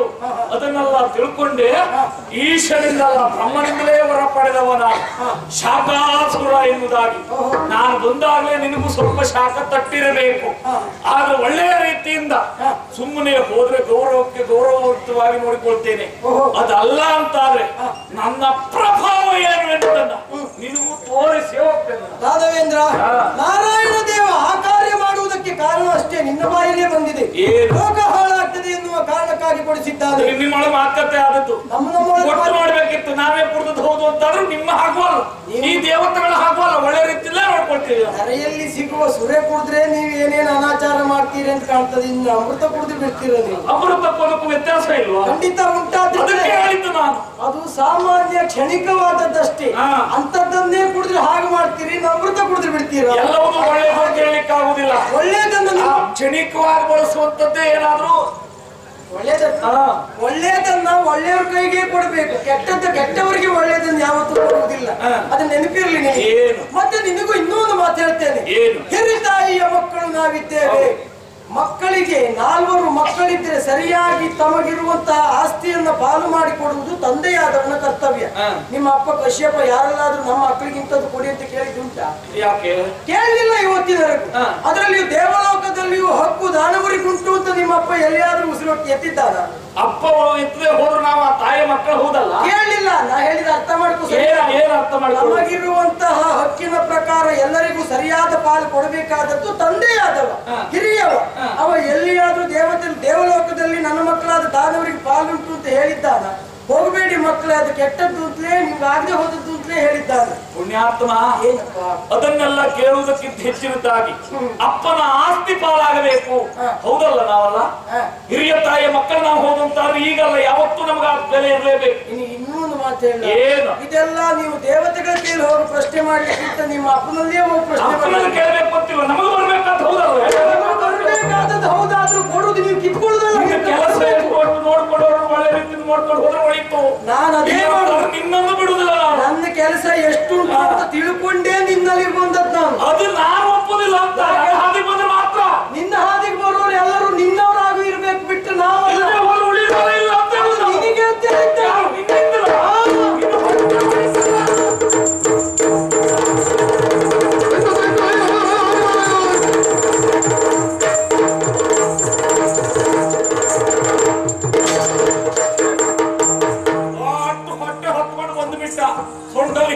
ಅಡ್ಡ ಇತ್ತ ತನಗೊಂದು ಎಲ್ಲ ಜಾಗ ಇಟ್ಲಿ, ತಾನು ಏನು ಮಾಡ್ಲಿ ಅಂತ ನಮ್ಮೆದ್ರಿಗೆಲ್ಲ ಇವನು ತಡೀತದ. ಈಗ ನೋಡಿ ನಿಂತಿದ್ದಾನೆ ಹೊಟ್ಟೆ ಹೊತ್ಕೊಂಡು. ಅಷ್ಟ ಹಾಸಿಗೆ ಇವನಿತ್ತು, ಕೈಯೆಲ್ಲ ಆಯುಧ ಇಲ್ಲ, ಉಳಿದ ಎಲ್ಲ ಕಾರ್ಯ ಮುಗಿತ್ತು. ಹಾಗೇನಾದ್ರೂ ಪಾರ್ಸಲಿಲ್ಲದ್ದು ಆಮೆಯ ಸೊಂಡಿನನ್ನಲ್ಲಾಡಿಸುತ್ತಾ ನಾನಿದ್ದವ ಆಯುಧ ಕಳೆದುಕೊಂಡಿದ್ದೇನೆ. ಯಾವ ಆಯುಧವನ್ನು ಪ್ರಯೋಗಿಸಿದ್ರು ಇವನ ಮೇಲೆ ಅದು ಉತ್ತರವನ್ನ ಕೊಡ್ತಾ ಇಲ್ಲ, ಪ್ರಿಯ ತೋರ್ಪಡಿಸ್ತಾ ಇಲ್ಲ. ಯಾಕೆಂದ್ರೆ ಕಾರಣ ಉರಿ ಕಾರಣ. ಹಾಗಿದ್ರೆ ಈ ಉರಿ ಹೊರಗಿದ್ರೆ ಮಾತ್ರ ಅಟ್ಟಹಾಸ ಅಲ್ವಾ? ನನ್ನ ಹೊಟ್ಟೆ ಎಷ್ಟು ದೊಡ್ಡದಿದೆ ಅಂತ ಒಳಗೋಗಿ ಸ್ವಲ್ಪ ನೋಡ್ಲಿ. ನನಗೂ ಮನಸ್ಸುಂಟು. ಅವನನ್ನು ನುಂಗಿ ಆ ಬಳಿಕ ನಾನೇನು ಅಂತ ತೋರಿಸ್ತೇನೆ. ಮನಸ್ಸಿನ ಯಾವುದು ಗೊತ್ತೋ? ಬರೇ ನಿನಗೆ ಹೊರಗೆ ಶಾಖತ್ತಾಗಲಿಲ್ಲ, ಒಳಗೂ ತಾಗಬೇಕು. ನೀನು ನನ್ನ ನುಂಗುತ್ತೀಯ. ನೀ ಒಳಗೆ ಅನ್ನುವಂತ ನಿನಗೆ ತೋರಿಸ್ತೇನೆ. ನುಂಗಿದ್ರೆ ನಿನ್ನನ್ನು ಸುಲಭದಲ್ಲಿ ಬಿಡ್ಲಿಕ್ಕಿಲ್ಲ. ಹೌದಪ್ಪ, ಮಾಡ್ತೀಯ ನೋಡಿ.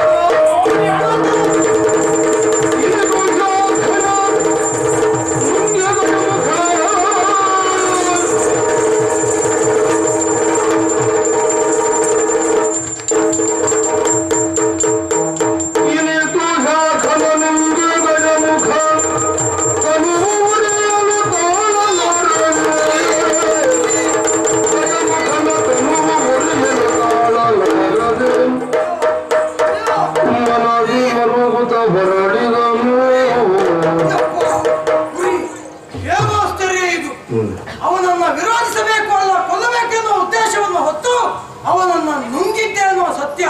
ಆದ್ರೆ ಎಂತಹ ಉರಿ ಇದು, ಸಹಿಸಲಾರೆ. ಅಯ್ಯೋ ಉರಿ ಉರಿ ಉರಿ ಉರಿ ಉರಿ ಸಹಿಸ್ಲಿಕ್ಕೆ ಸಹಿಸ್ಲಿಕ್ಕೆ ಆಗ್ತಾ ಇಲ್ಲ. ಏನ್ ಮಾಡುದು ಈಗ? ಇದೇ ರೀತಿ ಉರಿ ಮುಂದುವರೆದ್ರೆ ನನ್ನ ಪ್ರಾಣ ಪಕ್ಷಿ ಹಾರಿ ಹೋಗುವುದಂತೂ ಸತ್ಯವೇ. ಹಾಗಾಗಿ ಒಂದು ಕೆಲಸ ಮಾಡಿ, ದೂರವೇ ಮುನಿಯ ಆಶ್ರಮಕ್ಕೆ ಹೋಗಿ ಅಲ್ಲಿ ಬೆಳೆದಿರುವಂತಹ ತರಿಕೆಯ ಕುಡಿಗಳನ್ನ ಆದಷ್ಟು ತಂದಿ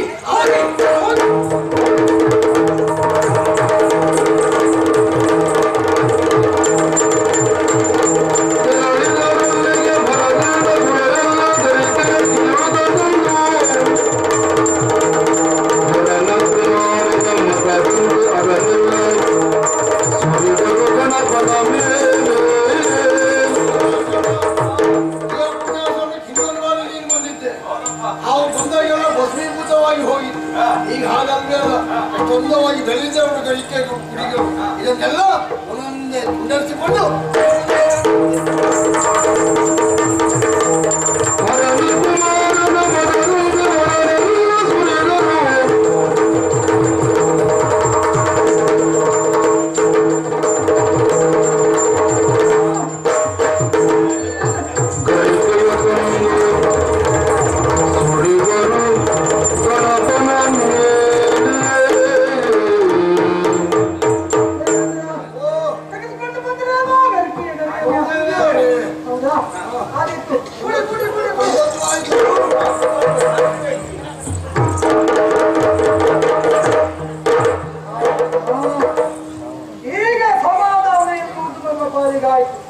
ಸಂತೋಷವಾಯಿತು.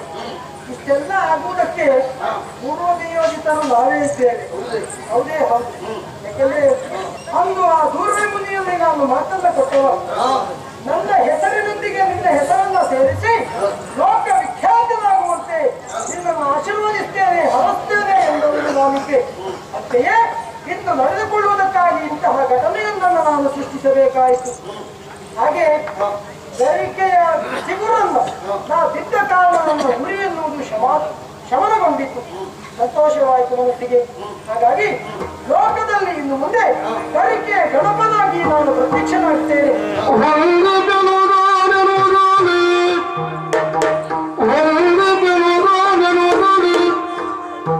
ಗರಿಕೆ ಅರ್ಪಿಸಿ ಎಲ್ಲ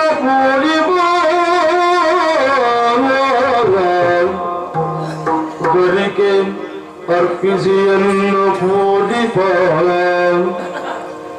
ಪರಮ ಭಕ್ತರ ಮನಕ್ಕೆ ಶಾಂತಿಯ ಕರುಣಿಸುತ್ತಲಿ ತುಷ್ಟಿ ಪುಷ್ಟಿಯ ನಿರದ ಮಾಡಿದೆಂದನು ಹರಸುತ್ತನು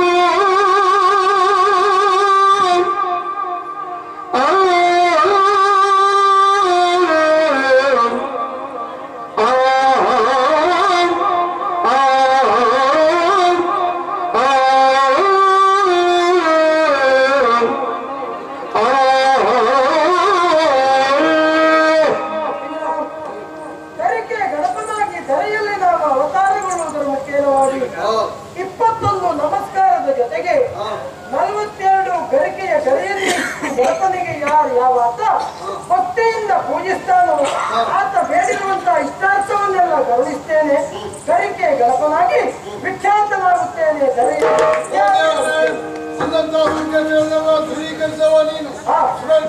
ನಾವೆಲ್ಲ ಮನಸ್ಸಿನಿಂದಲಾಗಿ ನಿಮ್ಮ ಮುಖಕ್ಕೆ ಒಂದು ಮಂಗಳಾಗ್ತಿದೆ.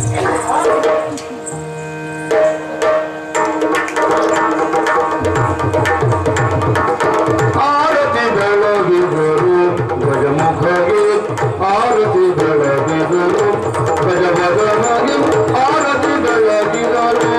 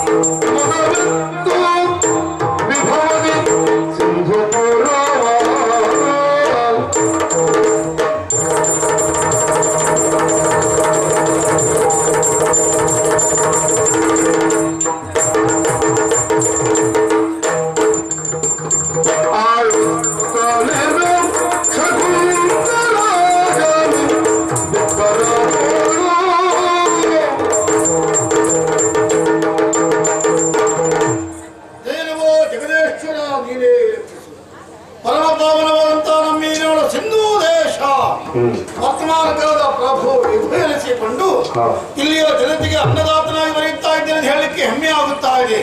ಸರಿಯಾದ ಸಮಯಕ್ಕೆ ಓಲವನ್ನು ಪ್ರವೇಶ ಮಾಡಿದ್ದೇನೆ. ಗುರು ಹಿರಿಯರಿಗೆ ವಂದಿಸಿ ದೇವರನ್ನೇ ನೆನೆಸಿ ಸಿಂಹಾಸನಾರೂಢನಾದಂತಹ ಸಂದರ್ಭ. ಯಾರು ಆ ಕಡೆ ಓಡಿ ಬಂದಾಗ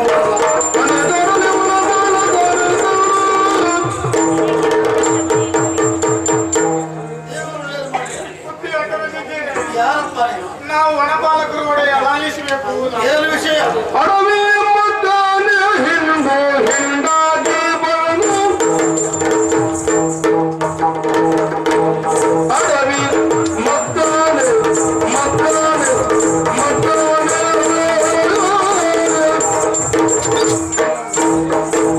ಅಡವಿ ಮದ್ದಾನೆ ಹಿಂಡು ಹಿಂಡಾಗಿ ಬಂದು ಹಿಂಡು ಹಿಂಡಾಗಿ ಬಂದು ಗಿಡ ಮರಗಳ ಮುರಿಯುವುದ ಗಿಡ ಮರಗಳ ಮುರಿಯುವುದ ಗಿಡ ಮರಗಳ ಮುರಿಯುವುದು ಕಂಡು ಒಡಲು ಸಂಕಟ ಹೋದರು ಒಡಲು ಸಂಕಟ ಹೋದರು ಇದನ್ನೆಲ್ಲ ನೋಡಿ ಒಡಲು ಸಂಕಟ ಹೋದರು ಇದನ್ನೆಲ್ಲ ನೋಡಿ ಒಡಲು ಸಂಕಟ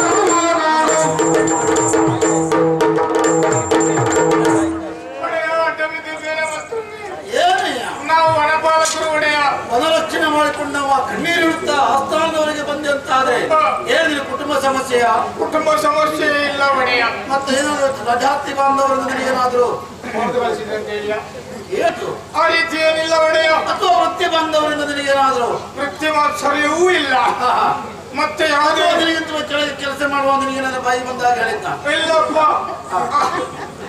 ಅಂತದಕ್ಕೆಲ್ಲ ಕೆಲಸ ಮಾಡಿಕೊಳ್ಳುವ ನರವೇ ಇಲ್ಲ ನಮ್ಮ ಹತ್ರ. ಹೌದಾ? ಹೌದೌದು. ಹಾಗಾದ್ರೆ ಈಗ ಬೇಸರ ಆದದ್ದು ಯಾವ ನರದಿಂದ? ಇದು ಸ್ವಲ್ಪ ಮಂಡೆಯ ಒಂದು ನರದಿಂದ ಬೇಸರಾಗಿ ಹೋಯ್ತು ಈಗ. ಹೌದಾ? ಹೌದೌದು. ಸರಿ ಉಂಟಂತ ಆಯ್ತು ಅದು? ಹೌದು, ಸರಿ ಉಂಟು. ಸ್ವಲ್ಪ ವಿಪರೀತ ಬೇಸರ ಮಾಡಿಕೊಳ್ಳುವುದಕ್ಕೆ ಕಾರಣ ಬೇರೇನಲ್ಲ. ಏನಪ್ಪ? ಈ ಹಿಂದೊಮ್ಮೆ ನಾವು ಇದೇ ರೀತಿ ಬೇಸರದಲ್ಲಿ ಬರುವಾಗ ನೀವು ನನ್ನ ಹತ್ರ ಹೇಳಿದವರಿದ್ದೀರಿ, ನೀವೆಲ್ಲ ಜೀವನದಲ್ಲಿ ಹಿಂದುಳಿದವರು ಮಕ್ಕಳೇ, ನೀವು ಮುಂದೆ ಬರಬೇಕು, ನಿಮ್ಮದ್ದು ಮುಂದೆ ಬರಬೇಕು ಜನ ಅಂತ. ನಾನು ಹಾಗೆ ಹೇಳಿಲ್ಲ. ನಾನು ಹೇಳಿದ್ರೆ ನೀನು ಅಪ್ಪ ತಿಳ್ಕೊಂಡು ಹಾಗೆ ಹೇಳ್ತಾ ಇದ್ದೆ ಅಷ್ಟೇ. ಹಾಗೆ ಮುಂದೆ ಬರಬೇಕು ಅಂತ ಹೇಳಿ ನಮ್ಗೆ ಸ್ವಲ್ಪ ಸ್ವಲ್ಪ ಜಾಗ ಕೊಟ್ಟಿದ್ದೀರಿ. ಕೊಟ್ಟಂತಹ ಜಾಗದಲ್ಲಿ ನೀವೊಂದು ಮಾತು ಕೂಡ ಹೇಳಿದ್ರಿ ಆವಾಗ. ಯಾಕೆಂದ್ರೆ ನೀವೆಲ್ಲ ಹಕ್ಕಿ ಪಿಕ್ಕಿ ಜನ ಅಂತೇಳಿ ಎನ್ನುವ ಕಾರಣಕ್ಕಾಗಿ ನೀವು ಅಲೆಮಾರಿಗಳಾಗಬಾರದು ಎನ್ನುವ ಕಾರಣಕ್ಕಾಗಿ ಎಲ್ಲವರಿಗೂ ಮನೆ ಕಟ್ಟಿಟ್ಟು ವ್ಯವಸ್ಥೆ ನಮ್ಮ ಆಶ್ರಯ ಯೋಜನೆ. ನಿಮ್ಮ ಆಶ್ರಯ ಯೋಜನೆಯಲ್ಲಿ ನಾವು ಯೋಜನೆಯನ್ನು ಒಳ್ಳೆ ರೀತಿಯಿಂದ ಬಳಸ್ಕೊಂಡಿದ್ದೇವೆ. ಕೃಷಿತೋ ಜಾಸ್ತಿ ದುರ್ಭಿಕ್ಷಂ ನೀವೇ ಹೇಳಿದಲ್ವಾ? ಕೃಷಿತೋ ಜಾಸ್ತಿ ಜಾಸ್ತಿ ಅಲ್ಲ ಮಾರಾಯ, ಜಾಸ್ತಿ ಹೀಗೆ ಆಗುತ್ತಾ ಉಂಟು ಬಿಟ್ರೆ ಅಷ್ಟೇ ಆಗೋದು ಕಾಣುವುದಿಲ್ಲ.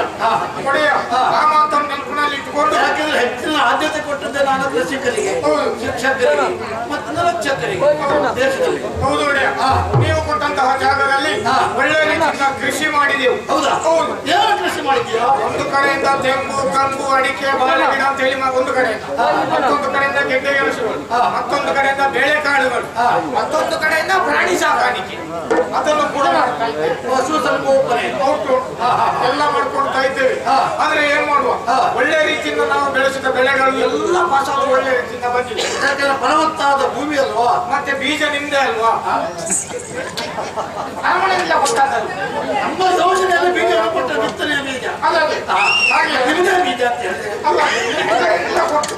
ಏನ್ ಮಾಡ್ಲಿಕ್ಕಿಲ್ಲ. ನಿನ್ನ ಭಾಷಾ ಬಡತನಕ್ಕೆ ನಾವು ಹೊಣೆ ಇಲ್ಲ. ನಾವು ಅಕ್ಕಿ ಬಿಕ್ಕಿ ಮದುವೆ ಭಾಷೆಗಳಿದವರು ಮತ್ತೆಂತ ಮಾಡಿ ಹಾಗೆ ಬುದ್ಧಿ.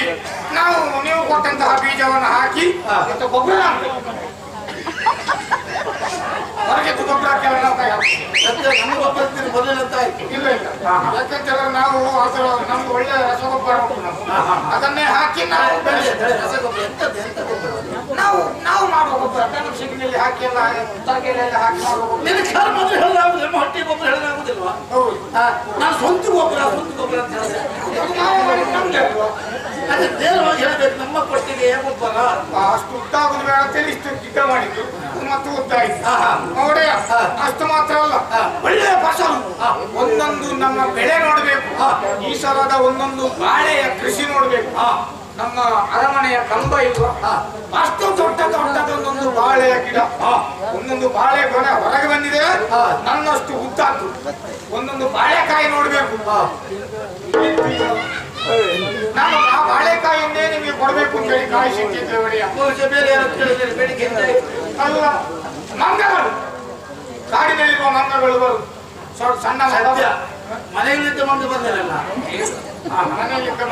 ಹುಚ್ಚ ಮಾರಾಯ ಮಂಗ ಇರುವುದೇ ಕಾಡಲೆ ಕಾಡಿನಲ್ಲಿಂದ ಮಂಗ ಬರುವುದು ಹೌದು ಕಾಡಿನ ಕೆಲವು ಗುಡ್ಡೆಯಿಂದ ಬರುದುಂಟು ಅದೆಲ್ಲ ಗುಡ್ಡೆಯಿಂದ ಗುಡ್ಡೆಂದಲ್ಲ ದೊಡ್ಡ ಕಾಡಿನಿಂದ ಬಂದದ್ದು ಅವು ದೊಡ್ಡ ದೊಡ್ಡ ಮಂಗಗಳು ಒಂದೊಂದು ನೋಡ್ಬೇಕು ನಿಮ್ಮ ದೊಡ್ಡ ಮಂಗಗಳು ಅಪ್ಪ ಎಳಿ ಸುಖ ಇಲ್ಲ ಮಂಗಗಳು ಬರುದು ನೇರವಾಗಿ ಬಾಳೆ ತೋಟ ಹೋಗುದು ಹೋಗಿ ಬಾಳೆಕಾಯಿನೆಲ್ಲ ತಿಂದು ಮುಗಿಸು ತಿನ್ನಿ ಬೇಡ ಅಂತ ಹಾಳು ಮಾಡುದು ಜಾಸ್ತಿ ಉಂಟು ಈಗ ನಿನ್ನ ಹಾಗೆ ಅಲ್ಲ ಅಲ್ಲ ಕೃಷ್ಣನಿಗೆ ಸ್ವಲ್ಪ ಜೋರು ಉಂಟು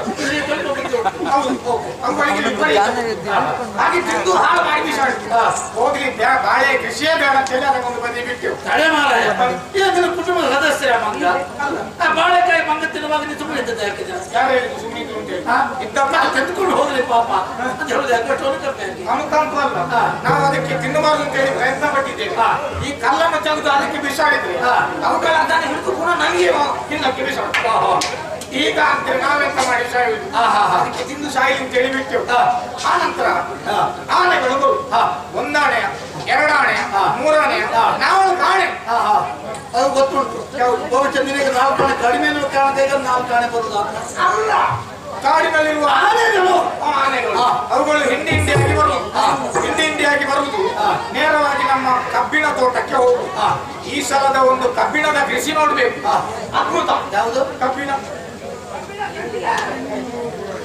ಅಲ್ವಾ ನಿನ್ನ ನಾಲಿಗೆಗೆ ಎಷ್ಟು ವರ್ಷ ಅದು ಯಾವ ಗರಗ ಸಾಕಿರುವ ಗೊತ್ತಾಗಲಿಲ್ಲ ಹೌದಾ ಹೋಯ್ತಾ ಸಾಕು ಸಮಯದಲ್ಲಿ ಅವ್ರಿಗೆ ಸಿಗಲಿಲ್ಲ ಹೌದೌದು ಬೇರೆಯವರೇ ಹೋಗ್ತಾ ಇದ್ರು ಕಬ್ಬಿನ ಕೃಷಿ ಹೌದು ಕಬ್ಬಿನ ಕೃಷಿಗೆ ಈ ಆನೆಗಳು ಬರುವುದು ಅದರ ಮುಂದಿನ ಸೊಂಡಿಲು ಉಂಟಲ್ಲ ಮುಂದಿನ ಸೊಂಡಿಲು ಮುಂದೊಂದು ಸೊಂಡಿಲು ಉಂಟಾ ಹೌದು ಹಿಂದುಗಡೆ ಆನೆ ಇರುವುದೇ ಸೊಂಡಿನ ಮುಂದೆ ಮತ್ತೆ ಮುಂದಿನ ಸೊಂಡಿಲು ಉಂಟಲ್ಲ ಮತ್ತೆ ಹಿಂದೆ ಪ್ರತ್ಯೇಕ ಬೇರೆ ಸೊಂಡಿಲು ಇರ್ತಾರ ನನಗೆ ಅಂದಾಜಾಗುವುದಿಲ್ಲ ಮುಂದಿನಲ್ಲಿ ನೇತಾ ಇರ್ತದೆ ಹಿಂದಿನಲ್ಲಿ ನೇತಾ ಇರ್ತದೆ ಮಧ್ಯದಲ್ಲಿಯೂ 4 ಕಾಲು ಉಂಟು ಒಟ್ಟಾರೆ ನಾನು ಹೌದು ಹಾಗೆ ಮುಂದಿನ ಸೊಂಡಿಲನ್ನು ಕಬ್ಬಿನ ಬುಡಕ್ಕೆ ಹೀಗೆ ಹಾಕಿ ಅಲ್ಲಿಯ ಬೀಟಿಸಿ ಅಲ್ಲಿಯ ಬೀಟಿಸಿ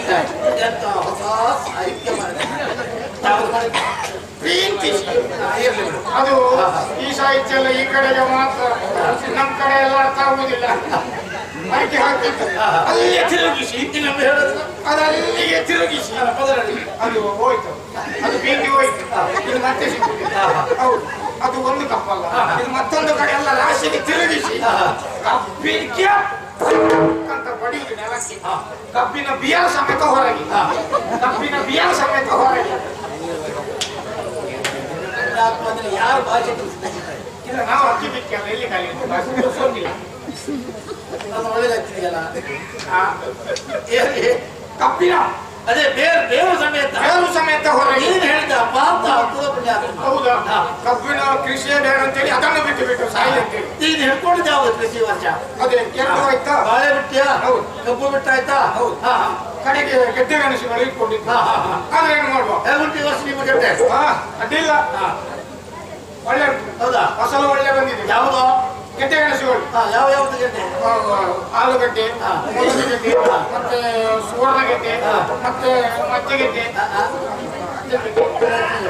ಅಂಚೆ ಗೆಡ್ಡೆ ದೊಡ್ಡ ಗೆಡ್ಡೆ ಹೌದು ಈ ಗೆಡ್ಡೆಗಳನ್ನೆಲ್ಲ ಬೆಳೆಸಿದ್ದೆ ಒಳ್ಳೆಯ ಆದ್ರೆ ಏನ್ ಮಾಡುವ ಈ ಕಾಡಿನಲ್ಲಿರುವ ಹಂದಿ ಉಂಟಲ್ಲ ಹಂದಿ ಈ ಕಡೆಯಲ್ಲಿ ಒಂದು ಮೂತಿ ಹಾಕಿದ್ರೆ ಸಾಕು ಆ ಕಡೆಯಲ್ಲಿ ಮೂತಿ ತೆಗೆದು ಗೆಡ್ಡೆ ಗೆಣಸುಗಳೆಲ್ಲ ಹೊರಗೆ ತಿಂದು ನಾಶ ಮಾಡಿಬಿಡ್ತೇವೆ ಓಹೋ ಅದನ್ನು ಬಿಟ್ಟೆವು ಸತ್ತು ಹೋಗ್ಲಿ ಅಂತೇಳಿ ಮತ್ತೆ ನಮ್ಮ ಪಶು ಸಂಗೋಪನೆ ಉಂಟಲ್ಲ ಆ ಕಡೆಗೆ ಅವರಿಗೆ ನಮ್ದು ಆ ಕಡೆ ಉಂಟು ಹಾಗೆ ನಮ್ದು ಪಶು ಸಂಗೋಪನೆ ಉಂಟಲ್ಲ ಅದಲ್ಲದ್ರೆ ಜನ ಮಾತಾಡುದಿಲ್ಲ ಅವರು ಮತ್ತೆ ಆಚರಣೆ ಬದುಕಬೇಕಂತ ಅವರಿಗೆ ತೋರ್ಬೇಡ ಇಲ್ಲ ಇಲ್ಲ ಇಲ್ಲ ಆದ್ರೆ ಪಶು ಸಂಗೋಪನೆ ಒಳ್ಳೆ ರೀತಿಯಿಂದ ಬಂದಿದೆ ಆದ್ರೆ ಏನ್ ಮಾಡುವ ಸ್ವಲ್ಪ ದಿವಸ ಆಗ್ಬೇಕು ಅಂತಾದ್ರೆ ನಮ್ಮ ದನದ ಕೊಟ್ಟಿಗೆಗೆ ಬಲಿಪರು ಬರು ಬಲಿಪರು ಹುಲಿ ಬಲಿಪ ಬರುವುದು. ಒಂದು ಮಧ್ಯರಾತ್ರಿವರೆಗೆ ಸಣ್ಣ ಬಲಿಪ, ಮಧ್ಯರಾತ್ರಿಯಿಂದ ಬೆಳಗಿನವರೆಗೆ ದೊಡ್ಡ ಬಲಿಪ ತೂಕಗಳು. ಅವುಗಳು ಬರೇ ಬೊಬ್ಬೆ ಮಾತ್ರ ಅಲ್ಲ, ಇಂಥ ದನವನ್ನೆಲ್ಲ ತಕೊಂಡು ಹೋಗಿ ತಿಂದು ಬಿಡು. ಈ ರೀತಿಯಾಗಿ ದನಗಳು ಹೋಯ್ತು. ಯಾವಾಗಲೂ ಹಾಲು ಕರೀತಾ ಇದ್ದವ ನಾನೇ. ಈಗ ಹಾಲು ಕರೀಲಿಕ್ಕೆ ದನಗಳಿಲ್ಲ, ಹೆಚ್ಚು ಇಲ್ಲ. ಅದೇ ಹಾಲು ಕರೀಲಿಕ್ಕೆ ದನಗಳಿಲ್ಲ ಇಲ್ಲ. ಹಾಗಾಗಿ ನಾನು ಹಾಲು ಕರೆಯುವ ಹೊತ್ತಿಗೆ ಬೆರಳು ತುರಿಸ್ತಾರೆ. ನಾನು ಬೆರಳನ್ನು ಹೀಗೆ ಮಾಡ್ಕೊಂಡು ಸುಮ್ಮನೆ ಹೋಗ್ಬೋದು. ಅಷ್ಟು ಮಾತ್ರ ಅಲ್ಲ ಒಡೆಯ, ಮತ್ತೆ ಕೋಳಿ ಗುಡಿಗೆ ನದಿಗಳು ಇಂಥ ಕೋಳಿಯನ್ನೆಲ್ಲ ನಾಶ ಮಾಡಿಬಿಡಿತು. ಹೊರೆಗಾಣಿಕೆ ಅದನ್ನೇ ಹುಡುಗಿ ಭವಿಷ್ಯದ ಯಾವ ವರ್ಷಕ್ಕೆ ಏನು ಅದಕ್ಕೆಲ್ಲ ಮಣ್ಣು ಹಾಕುವಾರಾಯ. ನೀವು ಶಿಷ್ಟಾಚಾರ ಸಂಪ್ರದಾಯ ಹೇಗೆ ಹೀಗೆ ಇರಬೇಕಂತ ಹೇಳ್ತುಂಟು. ಹೌದಾ? ಈ ಒಂದು ರಾಜಸ್ಥಾನಕ್ಕೆ ರಾಜಸ್ಥಾನ ಚಾವಡಿಗೆ ಬರುವ ಸಂದರ್ಭದಲ್ಲಿ ಬರಿಗೈಲಿ ಬರಬಾರದು, ರಕ್ತಹಸ್ತರಾಗಿ ಬರಬಾರದು, ಫಲ ಪ್ರತಿಪಾದನೆ ಬರಬೇಕು ಇರುವುದೇ ಶಿಷ್ಟಾಚಾರವನ್ನು ಮಾತ್ರ ಎಲ್ಲಿ ರಿಕ್ಷಾಕ್ಕೆ ಬರುದು ನಾವು? ರಿಕ್ಷಾ ಅಲ್ಲ ಮಾರಾಯ, ರಕ್ತಹಸ್ತರಾಗಿ ಬರಬಾರದು. ರಕ್ತಹಸ್ತರಾಗಿ ನಾವು ಬರಲಿಲ್ಲ. ಬೇಡ, ಬರಿಗೈಯಲ್ಲಿ ಬರಬಾರದು. ಬರಿಗೈಯಲ್ಲಿ ಬರಬಾರದು. ಏನು ಮಾಡುವ? ನಾವು ಬೆಳೆಸಿದ ಬೆಳೆಗಳು ಬರೇ ನೋಡ್ಲಿಕ್ಕೆ ಆಯ್ತು ಹೊರತು ಕೈಯಲ್ಲಿ ಹಿಡಿಯುವಂತ ಹೇಳಿದ್ರೆ ಒಂದೇ ಒಂದು ಬೆಳೆ ಸಿಗುವುದಿಲ್ಲ ನನಗೆ. ಹೌದು ಒಡೆಯ, ಕಾಡಿನಲ್ಲಿರುವಂತಹ ದುಷ್ಟ ಪ್ರಾಣಿಗಳು ಬಂದು ವನವನ್ನೆಲ್ಲ ಹಾಳು ಮಾಡ್ತಾ ಉಂಟು. ಇದು ಪ್ರಾಣಿಗಳ ಸಂಗತಿ ಆದ್ರೆ ಮತ್ತೊಂದು ಕಡೆಯಿಂದ ಹಾಡುಗಳು ಪ್ರಕಾಶಿಗಳು ಪಟಲ ಅವುಗಳ ಚೋರು ಹಾರುವ ಪಕ್ಷಿಗಳು ಹಾರಾಡುವ ಪಕ್ಷಿಗಳು ಪಟಲ ಪ್ರಾಣಿ ಪಕ್ಷಿಯ ಮಾದರಿ ಕತ್ತರಿಸಿ ಇತ್ತ ಕಡೆ ಓಡಾಡಿ ಬಂದಿದೆ. ನೀವು ಒಂದು ಮಾತು ಹೇಳಿದ್ರೆ ಸಾಕು, ಕೃಷಿಯು ಬೇಡ ಅಂತ ಪಚ್ಚವು ಬೇಡ. ಎಲ್ಲಿಗಾದ್ರೂ ಊರು ಬಿಟ್ಟು ಹೋಗುವಂತಾಗ್ತಾ ಉಂಟು. ಅಲ್ಲ, ಕೃಷಿಕ ದೇಶದ ಬೆನ್ನೆಲುಬು ಅಂತ ಎಲ್ಲರೂ ಹೊಗಳ್ತಾರೆ. ಆದ್ರೆ ನಮ್ಮ ಬೆನ್ನೆಲುಬು ನೋಡಿ ಎಲ್ಲ ಕಾಣ್ತಾ ಉಂಟು. ಇದಕ್ಕೆ ಯಾರು ಹೊಡೆಯ? ನೀವು ಒಂದು ಮಾತು ಹೇಳಿದ್ರೆ ಸಾಕು, ಅಕ್ಕ ತಕ್ಕೊಂಡು ಎಲ್ಲಿಗಾದ್ರೂ ಕಾಡಲ್ಲಿ ಹೋಗಿ ಸಾಯ್ತೇವೆ ಹೊಡೆಯ. ನಮ್ಗೆ ಕೃಷಿ ಬೇಡ.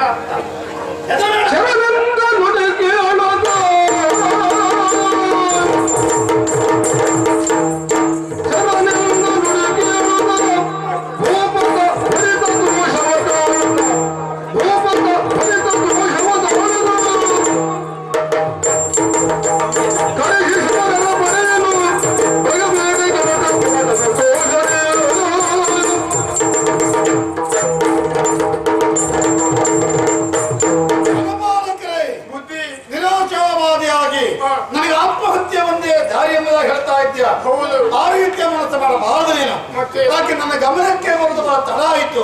ದುಷ್ಟ ಪ್ರಾಣಿಗಳಿಂದಾಗಿ ನಮ್ಮ ಕೃಷಿಯೆಲ್ಲ ನಾಶವಾಗ್ತಾ ಇದೆ ಅಂತ ಆದ್ರೆ ಆ ಮೃಗಬೇಟೆಯ ಮುಖೇನವಾಗಿ ಪ್ರಾಣಿಗಳನ್ನು ಹೊಡೆದೋಡಿಸಲೇಬೇಕಾದದ್ದು ನನ್ನ ಆದ್ಯ ಕರ್ತವ್ಯ. ಹಾಗಾಗಿ ವನಪಾಲಕರನ್ನೆಲ್ಲ ಕೂಡಿಕೊಂಡು ಈಗಿಂದೀಗಲೇ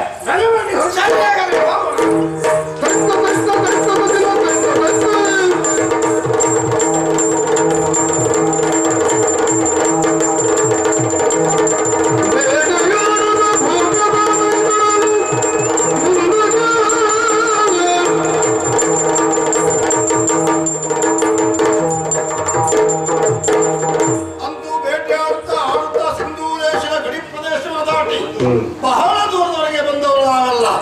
ಹಾಗಾಗಿ ದೂರ ಮಳೆಗಳನ್ನೆಲ್ಲ ಇಷ್ಟು ದೂರ ಬಂದಾಗ ನಮ್ಮವರೆಲ್ಲ ಹೇಳ್ತಾ ಇದ್ದಾರೆ ವಿಶ್ರಾಂತಿ ಬೇಕೆಂಬುದಾಗಿ. ಹಾಗಾಗಿ ಪ್ರತಿಯೊಬ್ಬರಿಗೆ ಹೇಳ್ತಾನೆ, ಸರಿಯಾದಲ್ಲಿ ಹರಿಯುತ್ತಿರುವಂತಹ ನದಿಯಲ್ಲಿ ಸ್ನಾನಾದಿಗಳನ್ನ ಮುಗಿಸಿ ಸ್ವಲ್ಪ ಇಲ್ಲೇ ವಿಶ್ರಾಂತಿ ಪಡೆದು ಮುಂದೆ ಹೋಗುವಂತದ್ದು ನೋಡುವ ಮರದ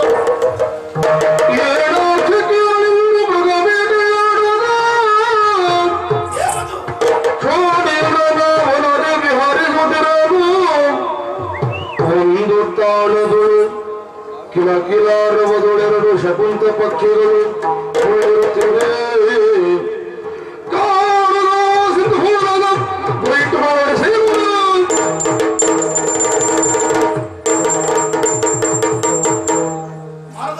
ವಿಶ್ರಾಂತಿ ಪಡೆದಿರುವಂತಹ ಸಂದರ್ಭ ಮರದ ಕೊಂಬೆಯ ತುಟ್ಟ ತುದಿಲಿ ಎರಡು ಶಕುಂತ ಪಕ್ಷಿಗಳು ಕುಳಿತಿದ್ದಾವೆ. ನಮ್ಮವರಿಗೆ ನನ್ನ ಕೈಯ ಗುರಿಯನ್ನೆಂಬುದನ್ನು ತೋರಬೇಕಾಗಿದೆ. ಒಂದು ಬಾಣದಿಂದ ಎರಡು ಪಕ್ಷಿಯನ್ನು ಉದುರಿಸಿ ಬಿಡ್ತೇನೆ.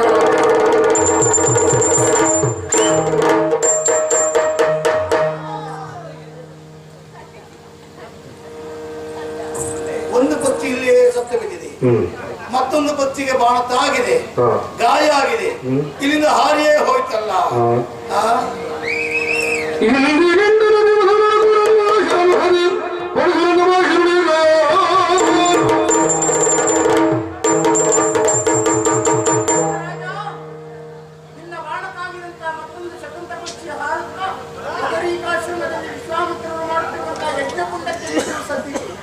ಇದಕ್ಕೆ ಕಾರಣೀಭೂತನಾದಂತ ವ್ಯಕ್ತಿ ಯಾರೇ ಆದರೂ ತನ್ನ ಪಟ್ಟದ ಶಿಷ್ಯನಾದಂತ ರಾಮನಿಂದ 8 ದಿನದಲ್ಲಿ ಕೊಲ್ಲಿಸ್ತೇನೆ ಎನ್ನುವ ಹಾಗೆ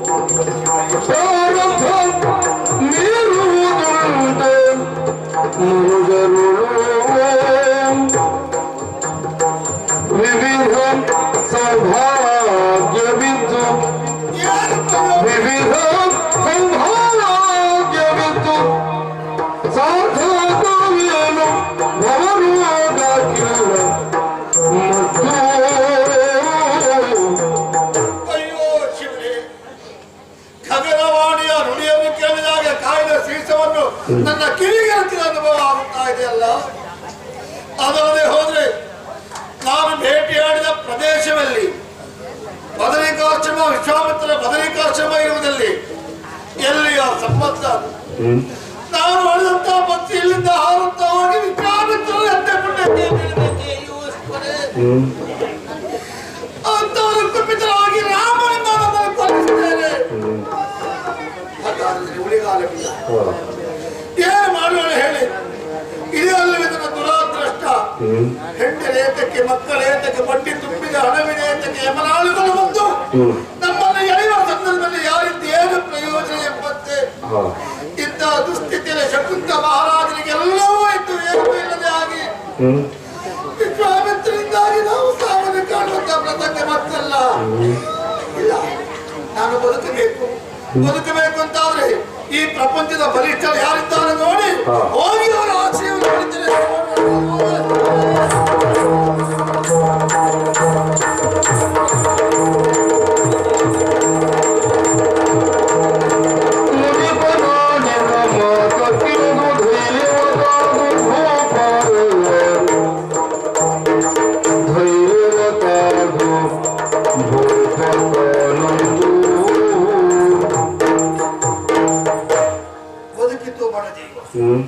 ನನಗಿನ್ನು ಸಾವಿಲ್ಲ. ಯಾಕಂದ್ರೆ ನಾನು ತೀರ್ಮಾನ ಮಾಡಿದವ, ರಾಮನ ಬಾಣದಿಂದ ಖಂಡಿತವಾಗಿ ನಾನು ಸಾಯುತ್ತೇನೆ ಎನ್ನುವ ಕಾರಣಕ್ಕಾಗಿ ಎಷ್ಟೋ ಕಡೆ ತಿರುಗಾಟ ಮಾಡಿದೆ. ನನ್ನನ್ನು ಯಾರಾದ್ರೂ ಬದುಕಿಸಿಕೊಡಿ ಎಂಬುದಾಗಿ ಅಂದಲಾಚಿ ಕೇಳಿಕೊಂಡೆ. ನಾನು ರಾಮನ ವಿರೋಧಿ ಎಂದ ಕ್ಷಣ ನಿಲ್ಲಬೇಡ, ಮುಚ್ಚಬಾಯಿ ನಡೆಯಿಂದ ನಾನು ಎಲ್ಲಿಗೆ ಹೋಗ್ಬೇಕು ಆವಾಗ ನಿರ್ಧಾರಕ್ಕೆ ಬಂದವ ನಾನು. ವಿಶ್ವಾಮಿತ್ರ ಸಿಟ್ಟು ಬಹಳ ಬರ್ತದಲ್ವ, ರಾಮನ ಕೊಲಿತ ಅಂತ ಹೇಳಿದ್ರಲ್ಲ, ಅವರಿಬ್ಬರದ ಭಾಷಾ ಪ್ರಶ್ನೆ ಮಾಡ್ಬೇಕಿದ್ದು ಹೊರಟವ ನಾನು. ಹೌದು, ಈಗ ರಾಮನಿಗೆ ನಾನು ಸಿಕ್ಕಿದ್ರಲ್ವ ಅವನು ಕೊಲ್ಲುವುದು. ಈಗ ರಾಮನ ಕೈಗೆ ಸಿಗದೆ ನಾನೇ ಆತ್ಮಹತ್ಯೆ ಮಾಡಿಕೊಂಡಂತಾದ್ರೆ ರಾಮ ಯಾರನ್ನು ಕೊಲ್ತಾನೆ?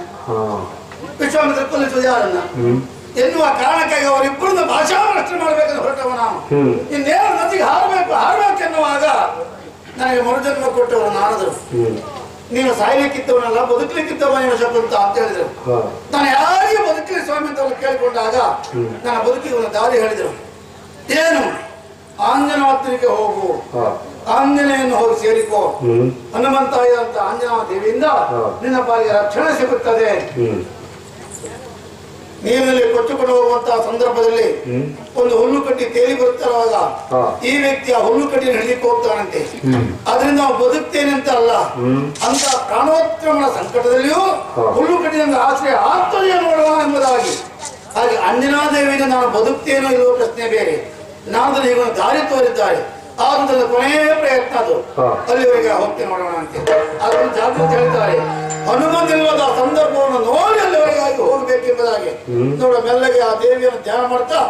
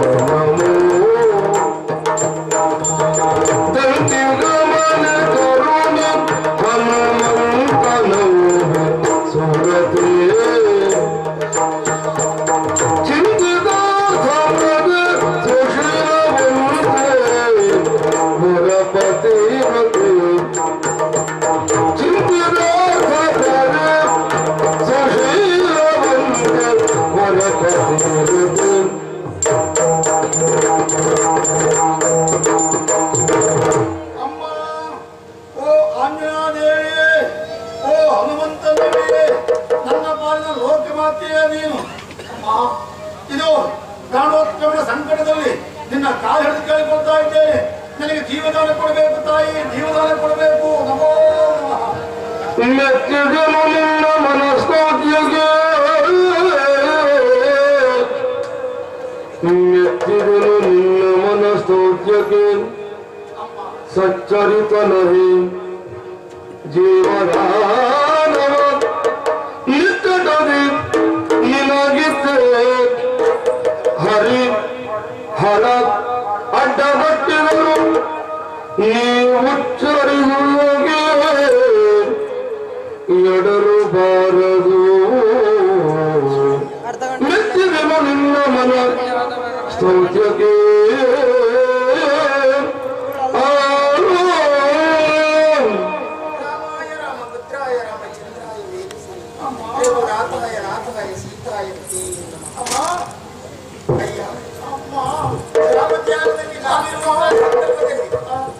ಪದತಲದ ಕೆಳಗೆ ಕುಳಿತಿದ್ದೀಯ. ಹೌದಮ್ಮ. ಕಣ್ಣಿನಲ್ಲಿ ಕಾಂತಿ ಇಲ್ಲ, ಮುಖದಲ್ಲಿ ಭಯ, ಏನೋ ಒಂದು ಚಿಂತೆಗೆ ನೀನು ಒಳಗಾಗಿದ್ದೀಯ ಎನ್ನುವುದು ಸ್ಪಷ್ಟವಾಗಿ ಅರ್ಥವಾಯಿತು. ಆದರೂ ಈ ಹೊತ್ತಿನಲ್ಲಿ ಬಂದು ನನ್ನನ್ನ ಏಕೋದರಡ ಚಿತ್ತನಾಗಿ ಧ್ಯಾನಿಸಿದೆಯಲ್ಲ, ನಿನ್ನ ಪರಿಶುದ್ಧವಾದಂತಹ ಭಕ್ತಿಗೆ ಮೆಚ್ಚಿ ಬೈದವರಿದ್ದೇನೆ. ಏನಾಯಿತು ಎನ್ನುವುದು ಮೊದಲು ಹೇಳು, ಮತ್ತೆ ಪಾದ ಪೂಜೆ ಮಾಡಬಹುದು. ಏನಾಯಿತು? ಯಾರು ನನಗೆ ಜೀವದಾನ ಕೊಡುತ್ತಾಯಿ, ಜೀವದಾನ ಜೀವದಾನ ಯೋಚಿಸಬೇಡ, ಯೋಚಿಸಬೇಡ. ನಿನ್ನ ಪ್ರಾಣವನ್ನ ರಕ್ಷಣೆ ಮಾಡುತ್ತೇನೆ. ನಂಬಿಕೆ ಇದ್ದಲ್ಲಿ ಬಾಳಕೆಲ್ಲ ಬದುಕುವುದಿಲ್ಲಮ್ಮ. ನಿಂತ ನೆಲದ ಆಣೆಯಾಗಿ ನಿನ್ನ ಪ್ರಾಣವನ್ನ ರಕ್ಷಿಸ್ತೇನೆ. ನಿಮ್ಮ ಆಣೆ ಕೊಡುದಾದ್ರೆ ನೆಲದಾಣೆ ಕೊಡಬೇಡಿ ತಾಯಿ. ಭೂತಾಯಿ ಆಣೆ ಇಲ್ಲಮ್ಮ, ಭೂತಾಯಿ ಬೇಕಿದ್ರೆ ಬರುವುದಿಲ್ಲ. ಈ ಭೂತಾಯಿ ಕೆಟ್ಟವನ್ನು ಹೊರತಾಳೆ, ಒಳ್ಳೆಯನ್ನು ಹೊರತಾಳೆ. ಅವರು ಇವರನ್ನು ಬಲಿಬೇರೆ ತಾಯಿ. ಆಗಿರುವಾಗ ನಾನು ಹೇಗೆ ನಂಬಲಿ ಅಮ್ಮ? ನಂಬಿಕೆ ಇಲ್ಲ. ಪ್ರಪಂಚವನ್ನು ಬೆಳಗುವಂತ ಸೂರ್ಯಚಂದ್ರರ ಆಣೆಯಾಗಿ ನಿನ್ನನ್ನು ರಕ್ಷಿಸ್ತೀನಿ. ಅವರಿದ್ದವ ರಾತ್ರಿ ಇರುವುದಿಲ್ಲ, ರಾತ್ರಿ ಇದ್ದವ ಹಗಲಿರುವುದಿಲ್ಲ. ಆಗಿರುವಾಗ ಅವರಿಬ್ಬರು ಒಂದು ಭರವಸೆ ಇಲ್ಲ ತಾಯಿ. ಹಾಗಾದ್ರೆ ನಿನ್ನ ಆಣೆಯಾಗಿ ಕೆಲವು ಸಾಹಿತ್ಯ ಅಂತ ನಾಳೆ ಕೊಡಬೇಡಿ. ನನ್ನ ಆಣೆಯಾಗಿ ಎಲ್ಲ ಭರವಸೆ ಸಾಕಾಗಲ್ಲಮ್ಮ. ನಿಮ್ಮ ಬಗ್ಗೆ ವಿಶ್ವಾಸ ಇಲ್ಲ ಅಂತಲ್ಲ, ಎಷ್ಟಾಗಲಿ ಹೆಣ್ಣಲ್ಲವೇ. ಇಷ್ಟು ಹೇಳಿದ್ರು ನಿನ್ನ ಅನುಮಾನ ಪರಿಹಾರ ಆಗಲ್ಲ. ಅನುಮಾನ ತಾಯಿ ನಂಬಿಕೆ ಹೊರಟುವರಿದೆ. ಯಾಕಂದ್ರೆ ಹಂದಿಯನ್ನು ಕಂಡು ಹೆದರಿದವ ಕತ್ತಲನ್ನು ಹೆದರ್ತಾನಂತೆ. ನನಗೆ ಹಾಗಾಗಿದೆ ತಾಯಿ. ಪರಿಸ್ಥಿತಿ ಹಾಗೆ ಇರುತ್ತದೆ. ಯೋಚಿಸಬೇಡ, ಈಗ ನೀಡುವಂತ ಆಣೆಯನ್ನ ಕೇಳು. ಹನುಮನಾಡಿ ಚೊಚ್ಚಿಲಾತ್ಮಜ ಹನುಮನಾಡಿ ನಿನ್ನ ಮನದಿಚ್ಛಿತವ ಉಸುರಿನರು ಅಭಯವ ಇದ್ದಳ ನಮಗೆ.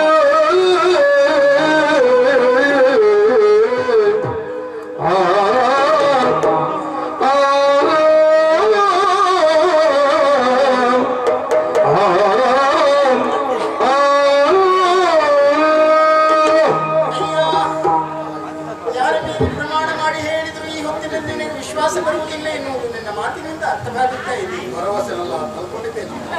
ನಿನ್ನ ಭರವಸೆಯ ಭದ್ರತೆಗಾಗಿ ಈಗ ನಾನು ಆಡುವಂತ ಮಾತನ್ನ ಲಕ್ಷ್ಯ ಬಿಟ್ಟು ಕೇಳು.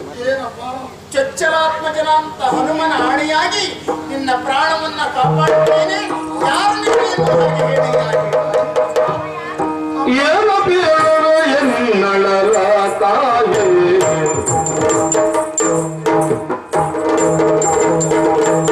ಏನು ಬೇರು ಎನ್ನಳಲ ತಾಯೇ, ಕಾರುಣ್ಯದಿಂದ ನಿಧಾನಿಸಿದ ಸಮೀರಣ ಪ್ರಿಯೆ, ಕಾರುಣ್ಯದಿಂದ ನಿಧಾನಿಸಿದ ಸಮೀರಣ ಪ್ರಿಯೆ. ಕಾನನದಿ ಮೃಗಬೇಟೆಯಾಡುತ್ತ ನಾನಿರೀಕ್ಷಿಸಿ ಪಕ್ಷಿಯೊಬ್ಬ, ಕಾನನದಿ ಮೃಗಬೇಟೆಯಾಡುತ್ತ ನಾನಿರೀಕ್ಷಿಸಿ ಪಕ್ಷಿಯೊಬ್ಬ, ನಿಶಿತ ಮಾರ್ಗದ ಎಸೆಯು ಏನು ಕೊಡಿಸಿದು ಒಂದು ಖಗವನ್ನು. ಏನು ಬ್ಯಾವ ಎನ್ನಳಲ ತಾಯೇ. ನನಗೆ ಇನ್ನು ಸಾಹಿತ್ಯ ಇರುವಂತ ಭಯ ನನಗಿಲ್ಲಮ್ಮ. ಅಮ್ಮ. ಆಯ್ತಲ್ಲ ಹೇಳಿ. ಇನ್ನು ವಿಸ್ತಾರವಾಗಿ ಮೇಲೆ ಹೇಳಲಿಕ್ಕುಂಟು. ಹೇಳಯ್ಯ. ತಾಯಿ ಯಾರು ನೀನು, ಎಲ್ಲಿಂದ ಬಂದೆ, ಯಾಕಾಗಿ ಬಂದೆ? ಅಖಂಡವಾದಂತಹ ಭೂಖಂಡದಲ್ಲಿ ಸಿಂಧೂ ದೇಶ ನೀವು ಕೇಳಿರ್ಬೇಕಲ್ಲ. ವರ್ತಮಾನ ಕಾಲದ ಸಿಂಧೂ ದೇಶದ ಅವನಿಪಾಲಕ ಶಕುಂತ ಅಂತ ನೆಲೆಸಿರುತ್ತಾರೆ. ಸಿಂಧೂ ದೇಶದ ಅಧಿಕಾರಿ ಮಹಾರಾಜನಾದಂತ ನೀನು ನಾಡಿನಲ್ಲಿರುವುದನ್ನ ಬಿಟ್ಟು ಕಾಡಿಗೆ ಯಾಕೆ ಬಂದೆ ಅಂತ ನೀವು ಕೇಳುವುದಲ್ವಾ? ಪ್ರಶ್ನೆ ಸಹಜ. ನಾನು ಈ ಬೆಟ್ಟಕ್ಕೆ ಮೊದಲು ನಾನು ಕಾಡಿಗೆ ಹೋದವನೇ. ನಾನು ನಗಬೇಟೆಗಾಗಿ ಹೋಗುತ್ತಾಯಿ ಕೃಷಿಯನ್ನು ರಕ್ಷಣೆ ಮಾಡಬೇಕೆನ್ನುವ ಕಾರಣಕ್ಕಾಗಿ ದುಷ್ಟ ಕ್ರೂರ ಪ್ರಾಣಿಗಳನ್ನೆಲ್ಲ ಬೇಟೆಯಾಡುತ್ತಾ ಬಹುದೂರದಲ್ಲಿ ಹೋದೆ. ಆಮೇಲೆ ಅಲ್ಲಿಗೆ ಬೇಟೆ ನಿಂತಿತ್ತು. ಮರದೊಳಗೆ ವಿಶ್ರಾಂತಿ ಬಯಸಿದಂತಹ ಸಂದರ್ಭ ಮರದ ತುದಿಯ ಕೊಂಬೆಯಲ್ಲಿ 2 ಪಕ್ಷಿಗಳನ್ನು ಕಂಡೆ ನಾನು. ಶಕುಂತ ಪಕ್ಷಿಗಳು ಕಂಡಾಗ ನನ್ನ ಕೈ ಚಳಕವನ್ನು ನಮ್ಮವರಿಗೆಲ್ಲ ತೋರ್ಪಡಿಸಬೇಕೆನ್ನುವ ಕಾರಣಕ್ಕಾಗಿ ಒಂದೇ ಬಾಣದಿಂದ 2 ಪಕ್ಷಿಯನ್ನು ಕುದುರಿಸ್ತೇನೆ ಎಂಬುದೇ ಬಾಣ ಹೊಡೆದವರು. ಬಾಣ ತಾಗಿದ್ದವರು. ಒಂದು ಪಕ್ಷಿಯಲ್ಲಿ ಬಿತ್ತು. ಬಾಣ ತಾಗಿದ ಮೇಲೆ ಬೀಳುವುದೇ ಅಲ್ವಾ? ಅಲ್ವಾ? ಆದ್ರೆ ಮತ್ತೊಂದು ಪಕ್ಷಿ ಬೀಳಲಿಲ್ಲ. ಔಷಧಕ್ಕೆ ತಾಗಲಿಲ್ಲ ಅಂತ ತಾಗಿತ್ತು, ಆದ್ರೂ ಬೀಳಲಿಲ್ಲ. ತಪ್ಪ ತಾಗಿದೆ. ನಮ್ಮ ಬೀಳುವಂತ ಪೆಟ್ಟು ತಾಗಲಿಲ್ಲ ಅಂತ ಕಾಣುತ್ತೆ. ಹೌದು ತಾಯಿ. ಅಲ್ಪ ಸ್ವಲ್ಪ ಎಲ್ಲೋ ತಾಗಿರಬೇಕು. ಅಲ್ಪ ಸ್ವಲ್ಪ ತಾಗಿದ ಪಕ್ಷಿ ಅದು ಹಾರಿ ಹೋಯ್ತು. ತಪ್ಪ. ಹಾರುವುದು ಪಕ್ಷಿಗೆ ಸಹಜವಾದಂತ ಗುಣ. ಆದ್ರೂ ಗಾಯವಾದ ಪಕ್ಷಿ ಹಾರಿ ಹೋಯ್ತು ತಾಯಿ. ಹೋಗ್ತಾ ಹೋಗ್ತಾ ಹೋಗ್ತಾ ಬಹುದೂರ ಹೋಗುವಾಗ ಅದಕ್ಕೆ ಪ್ರಾಣ ಸಂಕಟವಾಯ್ತು. ತಪ್ಪ. ಪೆಟ್ಟು ಬಿದ್ದ ಮೇಲೆ ಪ್ರಾಣ ಹೋಗುವುದು. ಪೆಟ್ಟು ಬಿದ್ದಿತ್ತ. ಅದು ಪ್ರಾಣ ಸಂಕಟ ಆದ ಪಕ್ಷಿಯ ಅಲ್ಲಿ ಹೋದಾಗ ಅದು ಪ್ರಾಣ ಹೋಯಿತು. ತಪ್ಪ. 2 ಪಕ್ಷಿ ಸತ್ತವು ಅಂತಾಯಿತು. ತಪ್ಪಲ್ಲ.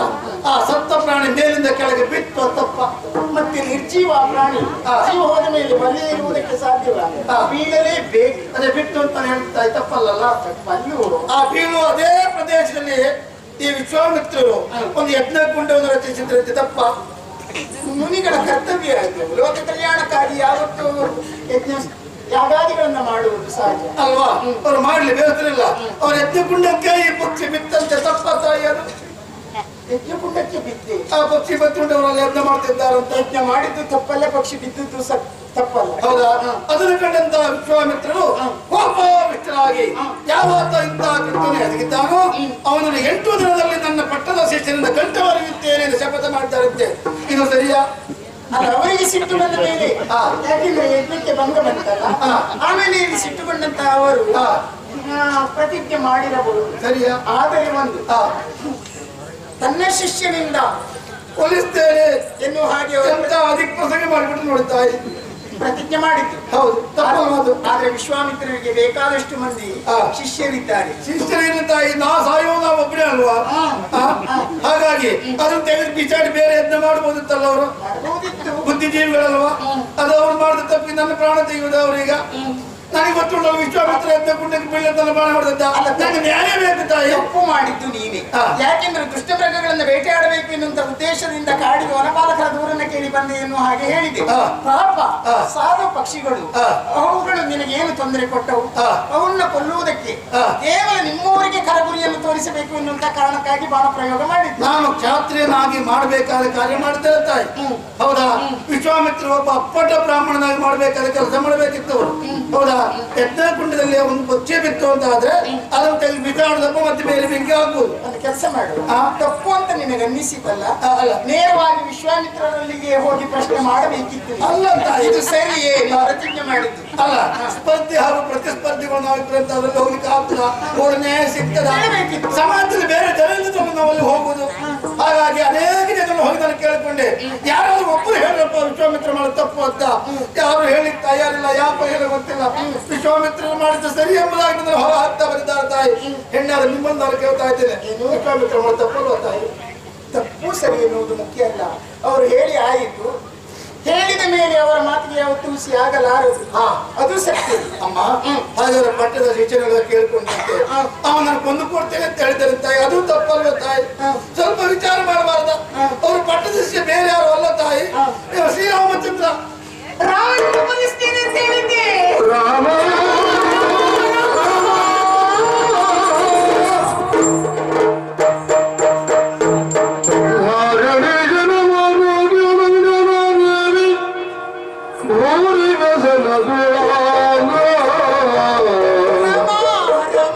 ಚೇತನದಿ ಗ್ರಹಿಸಿದಳು ಲೋಕಮದಿ ಭವಿಸಿದಳು ಶ್ರೀರಾಮಗೆನ್ನನುಗ ದೂತನಾಗಿಹ ಶ್ರೀರಾಮಗೆನ್ನನುಗ ದೂತನಾಗಿಹ ಅವಸರದುಳಿಂದು ಅವಸರದುಳಿಂದು ನಾನು ಸಾರವರಿಯರ ಮೋಸ ಹೋದೆ ಮೋಸ ಹೋದೆ ಮೋಸ ಹೋದ ಸಾರವರಿಯದ ಮೋಸ ಹೋದೆ ಒರೆದುದ ತಪ್ಪಬಾರದು ಒರೆದುದ ತಪ್ಪಬಾರದು ಇನ್ನಿವಗೆ ಕಂಟಕ ಒರಗದಂತೆ ಸುಕುಮಾರ ಹನುಮನ ಹೆರುಳಿರಿದು ಕಾಪಾಡುವನೆ ಮತ ನಿಷ್ಠೆಯ ಗೈಗಳು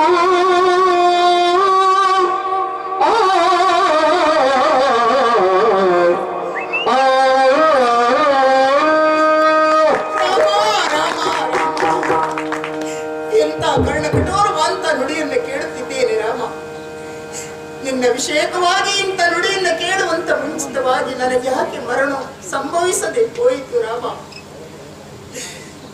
ನನ್ನ ಪ್ರಾಣವನ್ನು ಉಳಿಸುವ ಎನ್ನುವ ಹಾಗೆ ಬಂದು ಬೇಡಿಕೊಂಡಂತ ಈ ಮಹಾರಾಜನಿಗೆ ಈ ಹೊತ್ತು ನನ್ನ ಮಗನಂತ ಹನುಮನ ಆಣೆಯಾಗಿ ನಿನ್ನನ್ನು ರಕ್ಷಿಸ್ತೇನೆ ಎನ್ನುವ ಹಾಗೆ ಮಾತನ್ನು ಕೊಟ್ಟೆ. ಕೊಟ್ಟ ಮಾತನ್ನ ಉಳಿಸಿಕೊಳ್ಳಬೇಕು ಅಂತಾದ್ರೆ, ಕೊಟ್ಟ ಮಾತಿನಂತೆ ನಡೆಯಬೇಕು ಅಂತಾದ್ರೆ ಈ ಹೊತ್ತಿನಲ್ಲಿ ನನ್ನ ಮಗನ ಅಂತ ಹನುಮಂತನು ರಾಮನಿಗೆ ವಿರೋಧಿಯಾಗಬೇಕಂತ ಒಂದು ಪರಿಸ್ಥಿತಿ ಬಂದರೆ ಸಾಧ್ಯವೇ ಇದು? ಸಾಧ್ಯವೇ ಇದು? ನನ್ನ ಮಗನ ಅಂತ ಹನುಮಂತ ಉಸಿರಲ್ಲಿಯೂ ಕೂಡ ರಾಮನನ್ನೇ ತುಂಬಿಕೊಂಡಿರುವಾಗ ರಾಮನ ಪದತಲದ ಕೆಳಗೆ ಕುಳಿತು ಒಡೆಯನ ಆಜ್ಞೆ ಎಷ್ಟು ಹೊತ್ತಿಗೆ ಆದೀತು ಎನ್ನುವ ಹಾಗೆ ಕಾತುರದಿಂದ ಕಾಯುತ್ತಿರುವಂತ ನನ್ನ ಮಗನು ನಮ್ಮ ಒಡೆಯನಂತ ಪ್ರಭುವಂತ ರಾಮನಿಗೆ ವೈರಿಯಾಗಬೇಕಂತ ಪರಿಸ್ಥಿತಿ ಬಂತೆ. ಅಯ್ಯೋ, ಈ ಮಹಾರಾಜ ನನ್ನನ್ನು ವಂಚಿಸಿ ಬಿಟ್ಟ. ಮಹಾರಾಜ ವಂಚಿಸಿದ ಎನ್ನುವುದಕ್ಕಿಂತಲೂ ಇವತ್ತು ಸಾರವರಿಯದೆ ನಾನು ಮೋಸ ಹೋಗಿ ಬಿಟ್ಟೆ. ರಾಮ, ನಾನೇ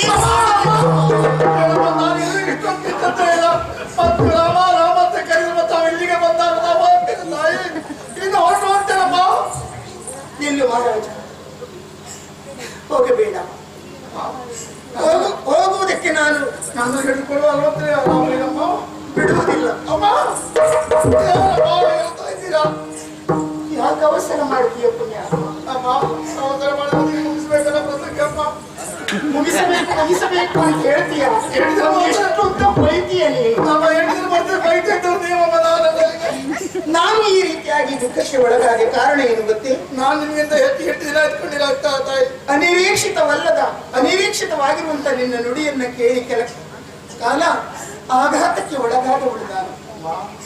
ರಾಮನ ವಿರೋಧಿ ನಾನು ಆಗಬೇಕಂತ ಸ್ಥಿತಿ ಬಂತಲ್ಲೇ ಎನ್ನುವ ಹಾಗೆ ನೊಂದುಕೊಂಡೆ. ಈ ಹೊತ್ತು ನೀನು ಇಲ್ಲಿಂದ ಹೊರಟು ಹೋಗಿ ಅಂತಾದ್ರೆ ಕೊಟ್ಟ ಮಾತಿಗೆ ನಾನು ತಪ್ಪಿ ನಡೆದ ಹಾಗಾಗ್ತದೆ. ರಾಮನನ್ನೇ ನಂಬಿ ನಿನಗೆ ಮಾತನ್ನ ಕೊಟ್ಟವಳು ನಾನು. ಈ ಹೊತ್ತು ಕೊಟ್ಟ ಮಾತನ್ನು ಉಳಿಸಿಕೊಳ್ಳುವಲ್ಲಿ ಹಿಂದುಳಿದೆ ಅಂತಾರೆ ಪರ್ಯಾಯವಾಗಿ ನಮ್ಮ ದೇವರ ಅಂತ ರಾಮನಿಗೆ ನಾವು ತಪ್ಪಿ ನಡೆದ ಹಾಗಾಗ್ತದೆ. ಆಗದೆ ಯೋಚಿಸಬೇಡ, ರಕ್ಷಿಸ್ತೇನೆ ನಿನ್ನನ್ನು. ಮೊದಲು ಹನುಮಂತನಿಗೆ ವಿಚಾರ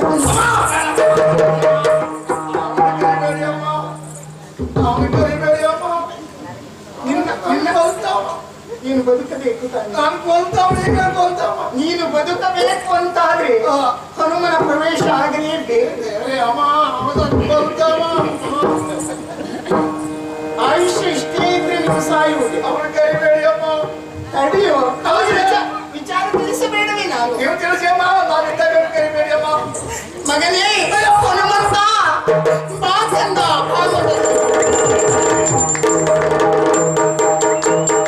ರಾಮಾಯ ರಾಮಭದ್ರಾಯ ರಾಮಚಂದ್ರಾಯ ವೇದಸೇ ರಘುನಾಥಾಯ ನಾಥಾಯ ಸೀತಾಯ ಪತಯೇ ನಮಃ.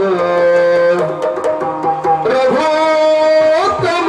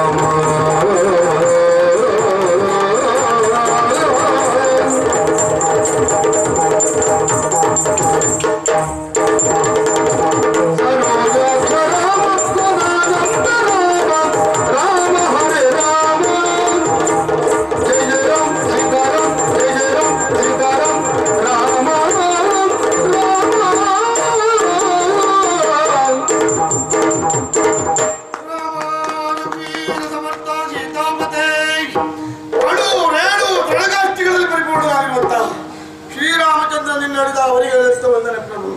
ಮಗನೇ ಹನುಮಂತ ಅಮ್ಮ ಅಮ್ಮ ಕೂಗ್ತಾ ಇದ್ದಾರೆ.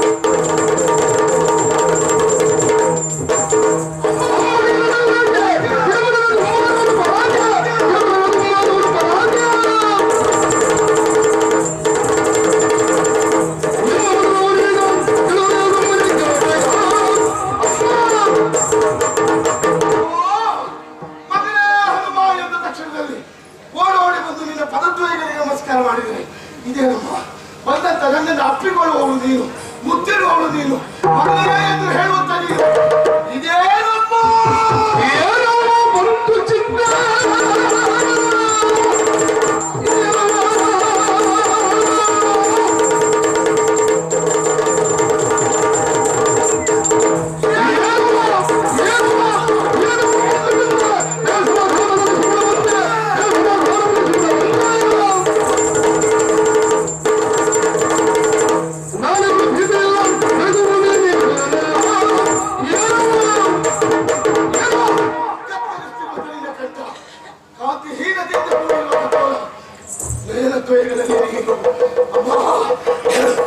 ಏನಾಗ್ತದೆ ನಿನಗೆ ಹೇಳು. ನಿನಗೆ ಬಂದಿರುವ ಚಿಂತೆಯನ್ನು ನನ್ನೊಡೆಯ ರಾಮನ ಪಾದದಾರಿಯಾಗಿ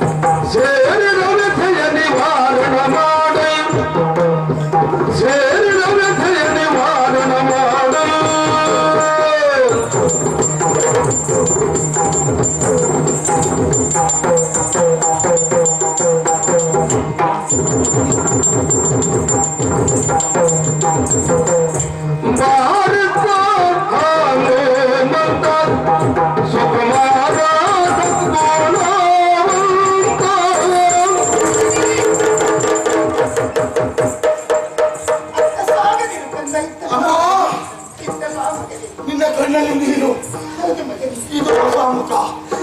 ಇವನಲ್ಲಿ ನಾನು ನೋಡಲಿಲ್ಲ. ನಿನ್ನ ಕಣ್ಣೀರಿಗೆ ಕಾರಣ ಇವನೇ ಇರ್ಬೇಕಂತ ಕಾಣ್ತಾರೆ.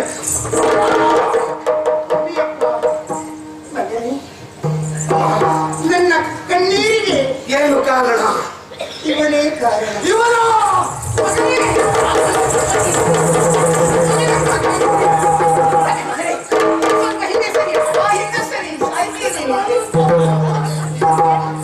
ಕೈಯಿಂದ ಜಾರಿಸ್ಕೊಂಡ್ಬಿಟ್ಟ.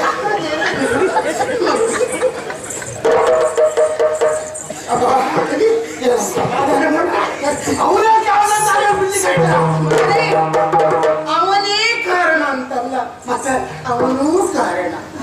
ಇದೇನಮ್ಮ ಒಗಟಾಗಿ ನುಡಿತಾ ಇರುವೆ? ಹೌದು ಮಗನೇ, ಎಂದಿನಂತೆ ರಾಮಧ್ಯಾನದಲ್ಲಿ ನಾನಿರುವಂತಹ ಸಂದರ್ಭದಲ್ಲಿ ನಮಗೆ ಅದು ಕಾಯಕಲ್ವೇ? ಅಷ್ಟು ಹೊತ್ತಿಗೆ ಈತ ಇಲ್ಲಿಗೆ ಬಂದ. ನನ್ನ ಎದುರು ನಿಂದ ಏನಂದ? ನನಗೆ ಪ್ರಾಣದಾನವನ್ನು ನೀಡಬೇಕು ಎಂದ. ಅಮ್ಮ, ಗಂಡಾಗಿರುವ ಇವ ಹೆಣ್ಣಾದ ನಿನ್ನ ಬಳಿಯಲ್ಲಿ ಬಂದು ಪ್ರಾಣದಾನವನ್ನು ಬೇಡಿದಾಗ ಒಳ್ಳೆ ಎಂದು ಹೇಳಿದ್ದೇನಮ್ಮ. ಇಲ್ಲ ಮಗನೇ, ಅಷ್ಟು ಎಂದೆ. ಸಂತೋಷವಾಯ್ತು. ಆಮೇಲೆ ಆಮೇಲೆ ಆಮೇಲೆ ಯಾರು ಎನ್ನುವ ಹಾಗೆ ಅವನಲ್ಲಿ ಕೇಳಿದೆ ಮಗನೇ. ನೀನು ಕೇಳಿದ್ಯಾ? ಹೌದು. ಏನಂದ ಈತ? ಉತ್ತರ ಕೊಟ್ಟ. ಏನಂತ? ಸಾಮಾನ್ಯದವನಲ್ಲ.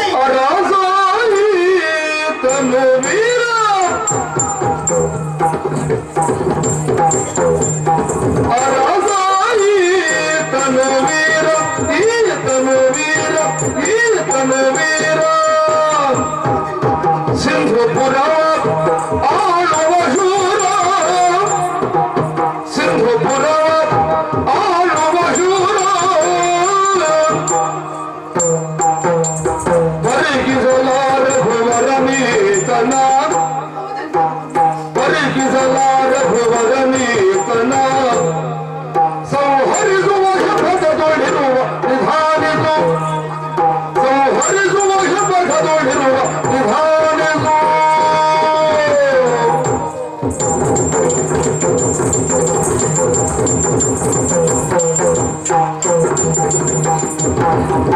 ಪರಿಗಿಸಲಾರ ಭುವರ ಈತನ,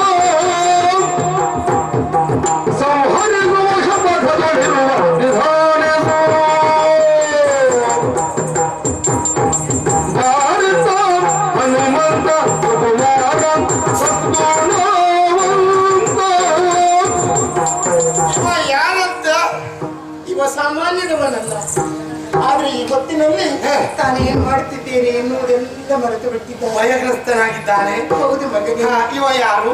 ಮಗನೇ, ಇವ ಸಿಂಧು ದೇಶವನ್ನು ಆಳುತ್ತಿರುವಂತ ಮಹಾರಾಜನಂತೆ. ಇವನೊಬ್ಬ ಅರಸ. ಹೌದು ಮಗ.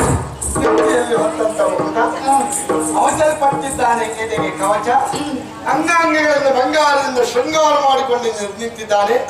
ಇವನನ್ನು ಕಂಡಾಗ ಅರಸ ಅಂತ ಗೊತ್ತಾಯ್ತು, ಸಿಂಧೂ ದೇಶ ಅಂತ ಗೊತ್ತಾಯ್ತು. ಬೆಳಗಡೆಯ ನೆರಳಿನಲ್ಲಿ ಸಹಸ್ರಾರು ಪ್ರಜೆಗಳನ್ನ ಪರಿಪಾಲಿಸಬೇಕಾಗಿರುವ ಈತ ಅಲ್ಲಿಂದ ಇಲ್ಲಿಗೆ ಯಾಕೆ ಬಂದಂತೆ? ಕೇಳಿದೆ ಮಗನೇ. ವೀರನು ಶೂರನಾಗುತ್ತಾ ನೀನು ಇಲ್ಲಿಗೆ ಯಾಕೆ ಬಂದೆ ಎಂದು ಪ್ರಶ್ನಿಸಿದ. ಏನೆಂದ? ವನಪಾಲಕರ ದೂರನ್ನ ಕೇಳಿದಂತ ಈತನು ಮೃಗವೇಟೆಗೆಂದು ಬಂದಿದ್ದಂತೆ. ಸಪ್ತ ವ್ಯಸನಗಳಲ್ಲಿ ಒಂದಾಗಿರುವುದೇ ಮೃಗಯ ವ್ಯಸನ. ಹೌದು. ರಾಜನಾದವನು ಆಯಾ ಕಾಲಕ್ಕೆ ಮೃಗವೇಟೆಗಳನ್ನು ಮಾಡಲೇಬೇಕು, ಇದು ನೀತಿ. ಹಾಗೆ ಮೃಗವೇಟೆಗೆಂದು ಬಂದ ಅವನಿಗೆ ಅಲ್ಲಿ ಕೆಲಸವೋ ಇಲ್ಲಿ ಕೆಲಸವೋ? ಮಗನೇ, 3 ದಿಕ್ಕಿನ ಬೇಟೆಯನ್ನು ಆಡಿದಂತ ಈತನು ಒಂದೆಡೆಯಲ್ಲಿ ವಿಶ್ರಾಂತಿಗಾಗಿ ಕುಳಿತಂತ ಸಂದರ್ಭ. ವಿಶ್ರಾಂತಿ ಪಡೆದ ತಾಯಿ ಯಾವಾಗಲೂ ಶ್ರಮವೇ ಪಡುವುದಲ್ಲ, ಮಧ್ಯ ಮಧ್ಯೆ ವಿಶ್ರಾಂತಿ. ಹೌದು ಮಗನೇ.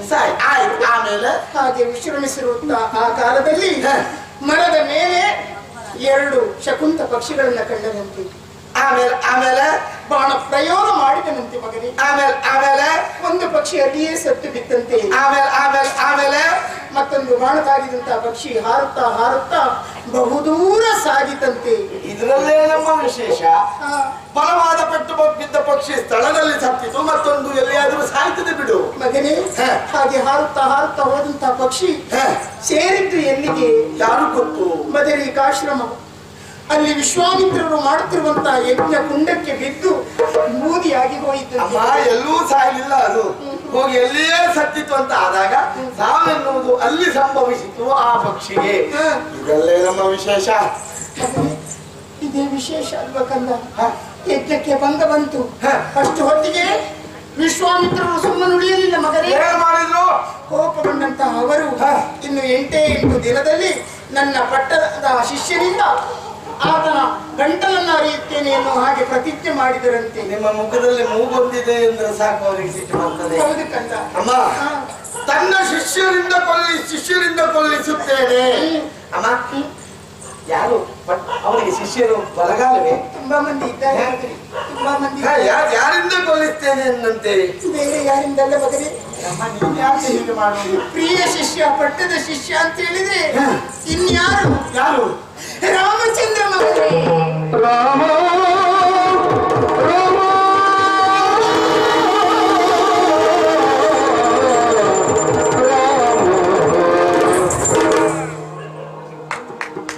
ಅರಣ್ಯ ನಾಯಿನ್ಯ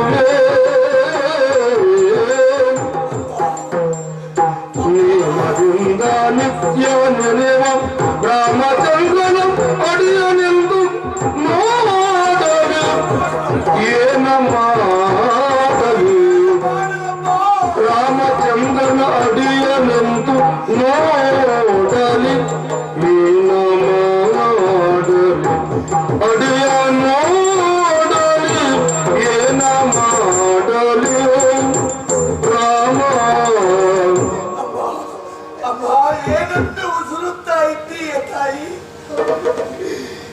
ಈತನು ರಾಮನಿಗೆ ವೈರಿಯೇ, ರಾಮನಿಂದ ಹತನಾಗಲಿಕ್ಕಿರುವವನೇ. ಹೌದಂತೆ ಮಗನೇ. ಅಂತವನಿಗೆ ನೀ ರಕ್ಷಣೆಯನ್ನಿದ್ದೇನಪ್ಪ. ನೀನಾಡಿದ ನುಡಿ ಹೇಗೆಂದು ಬಲ್ಲೆಯ? ಗಗನ ಘೋರವೇ ಕಳಚಿ ನನ್ನ ಶಿರದ ಮೇಲೆ ಬಿದ್ದರು ನನಗೆ ನೋವುತ್ತಾ ಇರಲಿಲ್ಲವಪ್ಪ. ಅಷ್ಟ ದಿಕ್ಕಯ್ಯನ ಒಟ್ಟಾಗಿ ಬಂದು ನನ್ನ ಎದೆಯನ್ನ ಗಟ್ಟಿಯಾಗಿ ಮೆಟ್ಟಿದ್ರು. ನನಗೆ ನೋವಾಗ್ತಾ ಇದೆ.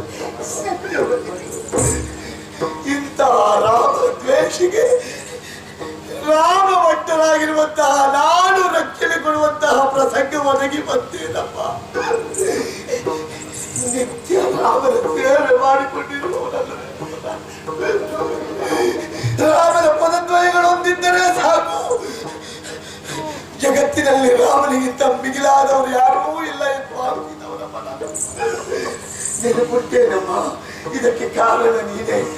ಅಂದು ಮಂದನಾಗಿ ನಿಂತಿರುವಂತಹ ನನಗೆ ಮತಂಗ ಮಹರ್ಷಿಗಳ ಮುಖೇನವಾಗಿ ಋಷಿ ಪ್ರಣೀತವಾಗಿರುವಂತಹ ಒಂದು ಒಂಟಿಯನ್ನು ತಂದು ನನ್ನ ಈ ಒಂಟಿ ಕಿವಿಯಲ್ಲಿ ಇರಿಸಿ ರಾಮಮಂತ್ರವನ್ನು ಉಪದೇಶ ಮಾಡಿದವನಲ್ವೇನಪ್ಪ. ಎಂದು ನೀ ರಾಮಮಂತ್ರವನ್ನು ಉಪದೇಶಿಸಿದೆಯೋ ಅಂದಿನಿಂದ ಇಂದಿನವರೆಗೂ ರಾಮನೇ ನನ್ನ ಸರ್ವಸ್ವವಮ್ಮ. ನಾನು ಉಸಿರು ಬಿಡ್ತೇನೆ ಬಿಡ್ತಾ ಇದ್ದೇನೆ ಅಂತ ಅದು ರಾಮನಿಂದ ಅಪ್ಪ. ನಿನಗೆ ಕೊಟ್ಟಿರುವ ಮಾತಿನ ಪ್ರಕಾರವಾಗಿ ನಾನು ಇವನಿಗೆ ರಕ್ಷಣೆಯನ್ನಿದ್ದೇನೆ. ನಾಳೆ ರಾಮ ಬಂದು ಹನುಮ ನನ್ನ ವೈರಿಯಾಗಿರುವಂತ ಶಕುಂತಲನ ಕೊಡು ಎಂದು ಕೇಳ್ತಾನೆ. ಆಗ ನಿನಗೆ ಕೊಟ್ಟಿರುವ ಮಾತಿಗಾಗಿ ಇಲ್ಲ ಎಂದು ಹೇಳಬೇಕಾಗಿದೆ. ಅಪ್ಪ ಇಲ್ಲ ಇಲ್ಲ ಇಲ್ಲ, ಇದು ರಾಮಾಂಜನೇಯನ ಯುದ್ಧ ನಿಷಿದ್ಧ. ನಾ ಯುದ್ಧ ಮಾಡುವುದಿಲ್ಲ, ನಾ ಯುದ್ಧ ಮಾಡಲಾಗಲ್ಲ. ಹಾಗೆಂದು ನಾ ಭಾವಿಸಲೇನು ರಾಮ.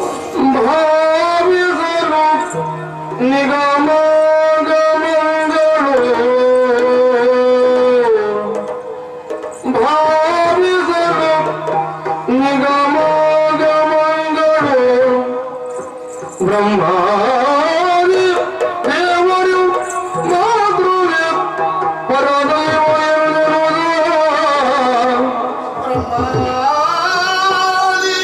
ದೇವರು ಮಾತೃವೆ ಪರದೈವ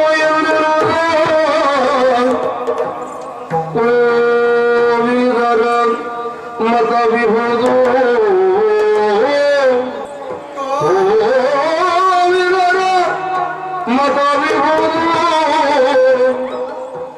ದೈವ ದ್ರೋಹಕ್ಕೆ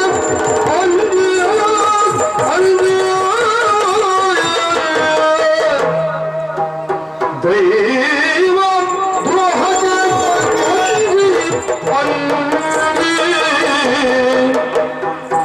ಮಾತ್ರ ವಚನ ವೀರರೇ ಮಾತ್ರ ವಚನ ಆವಾಗ ಸುತರ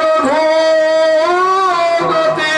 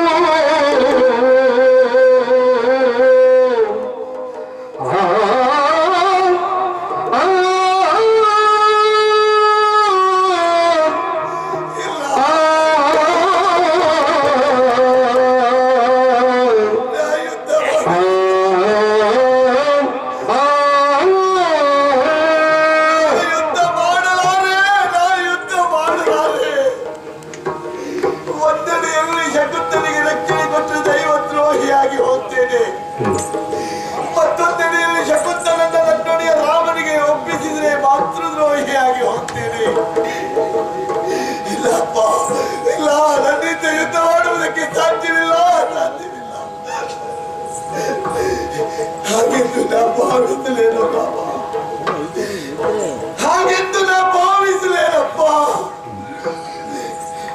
ನಮ್ಮ ಮಾತುಗಳ ಪ್ರಯತ್ನವಾಗಿದ್ದ ನಮ್ಮದರ ಆಂಬುದಿಯಲ್ಲಿ ಹೊತ್ತು ಹೆತ್ತು ಈ ನಾಡಿನ ಬೆಳಕನ್ನು ಕಾಣಿಸಿದವಳು ನನ್ನಮ್ಮ. ಜ್ಞಾನ ಮತ್ತು ರಕ್ಷಣೆ, ಮಾ ಎನ್ನುವುದು ಜ್ಞಾನ, ಧ್ರು ಎಂದರೆ ರಕ್ಷಣೆ ಕೊಡುವವಳು.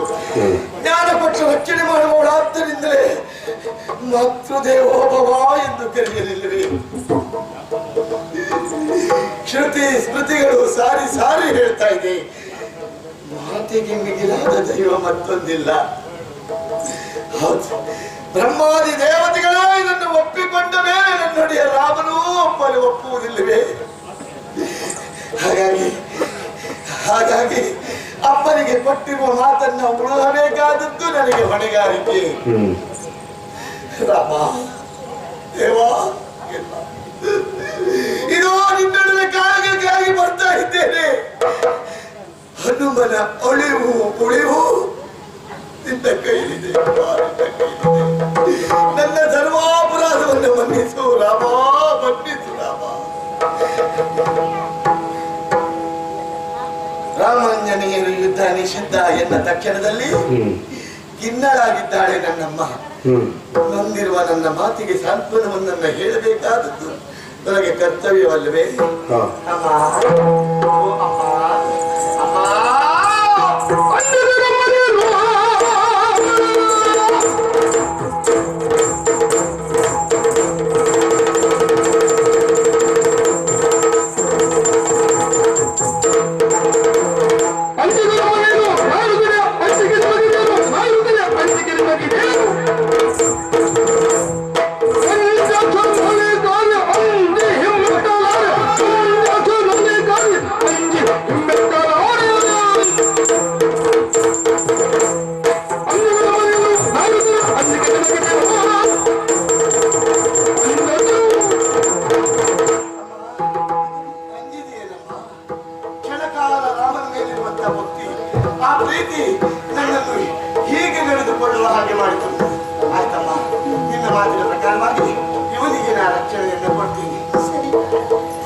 ಆದ್ರೆ ನಿನ್ನಿಂದ ಸಾಧ್ಯವೇ ಕೆಲಸ?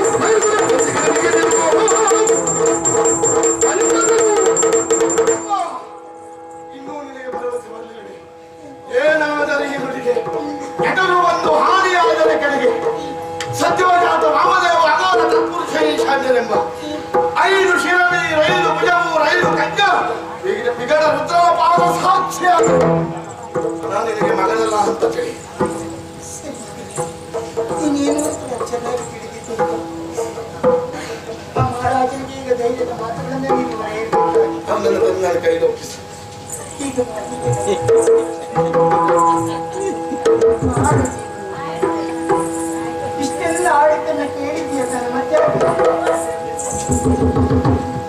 ಮುಂದೆ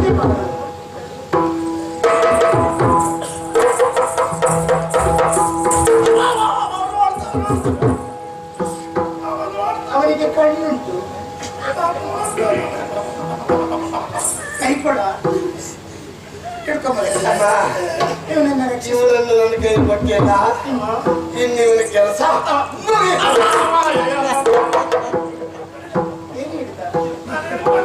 ಹಿಡ್ಕೊಂಡಿದ್ದಾನೆ. ನಾನು ಒಪ್ಪಿಸಿದ್ದು ಅವನಿಗೆ. ನೀನೇನು ಭಯಪಡುವುದು ಮುಗಿಯುತ್ತಿಲ್ಲ, ಇನ್ನು ಚಿಂತೆ ನಿನಗೆ ಬೇಡ ಎನ್ನುವುದು ಅವನ ಧ್ವನಿ. ಗೊತ್ತಾಯ್ತಾ? ಅವನ ಕರಿತಮ್ಮ ಅವನಾಗಿ ಇಲ್ಲ. ನೀನು ನಿಶ್ಚಿತೆಯಾಗಿರು. ಅವನಿಗೆ ಸ್ವಲ್ಪ ಹೇಳು. ಅವನಾಗಿಲ್ಲ. ಬಂದೆಮ್ಮ.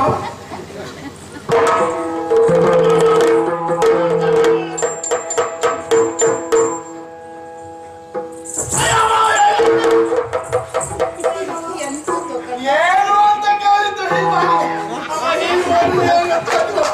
ಏನು ಅಂತ ಕೇಳಿದ್ದೀನಿ. ನೀನು ಅಭಿನಯ ಎಲ್ಲ ಮಾಡ್ಲಿಕ್ಕೆ ಹೋಗ್ಬೇಡ. ಆ ಅಭಿನಯ ಎಲ್ಲ ಅವನಿಗೆ ಅರ್ಥ ಆಗುದಿಲ್ಲ. ಹೌದಾ? ಅಭಿನಯ ಕೊಂಡು ಅಲ್ಲಿ ಸಾಯ್ಬೇಕಂತ ಆತ ಇಲ್ಲೇ ಸತ್ತಾನ. ಅಮ್ಮ ಕರೀತಮ್ಮ ಮಾಡುವುದೇ ಇಲ್ಲ. ಬೇಗ ಬೇಗ ಮುಗಿಸ್ಬೇಕು.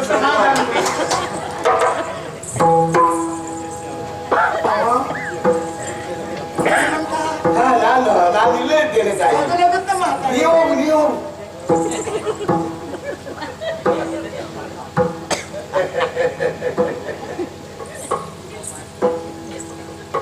ನಾನೇನು ಹೊಡಿಬೇಕೇನೋ? ನನ್ನ ಅಮ್ಮನಿಗೆ ನಾನು ಮಾತು ಕೊಟ್ಟೆ, ನಿನ್ನ ಪ್ರಾಣ ರಕ್ಷಣೆಯ ಭಾರ ನನ್ನದು ಅಂತ. ಈಗ ಯೋಚಿಸ್ತಾ ಇದ್ದೇನೆ, ಅದು ನನ್ನಿಂದ ಸಾಧ್ಯವೇ? ನನ್ನಿಂದ ಆಗ್ತದ? ಯಾರಾದ್ರೂ ಭರವಸೆ ಕೊಡ್ತಾರೆ ಅಂತ ಅದನ್ನು ಕೂಡಲೇ ಒಪ್ಕೊಳ್ಬಾರ್ದಿಲ್ಲ. ಆಗ್ತದೆಯೋ ಇಲ್ಲೋ ಎನ್ನುವುದನ್ನು ಮೊದಲಾಗಿ ತಿಳ್ಕೊಳ್ಬೇಕು. ಯಾರು ಭರವಸೆ ಕೊಟ್ಟರು ನಾವು ಹೇಳ್ತೇವೆ ಈಗ ಅಲ್ಲ, ಕೊಟ್ಟರು ಹೋಗುವುದೇ ಸಹಿ ಅಂತ. ನಿನ್ನ ಪ್ರಾಣ ರಕ್ಷಣೆಯ ಭಾರ ನಿನ್ನದ್ದು. ನೀನು ಬರಬೇಕು ಅಂತಾದ್ರೆ ಪ್ರಯತ್ನ ನೀವು ಮಾಡಬೇಕು. ಬೇಡ ಬೇಡ, ಪ್ರಾಣ ಭೀತಿ ಹೋಗ್ಲಿಕ್ಕೆ ಒಂದು ಉಪಾಯ ಹೇಳ್ತೇನೆ. ಏನು ಮಾಡ್ಬೇಕು ಬಲ್ಲೆಯ? ಸ್ಮರಿಸಯ್ಯ ರಾಮ ಮಂತ್ರ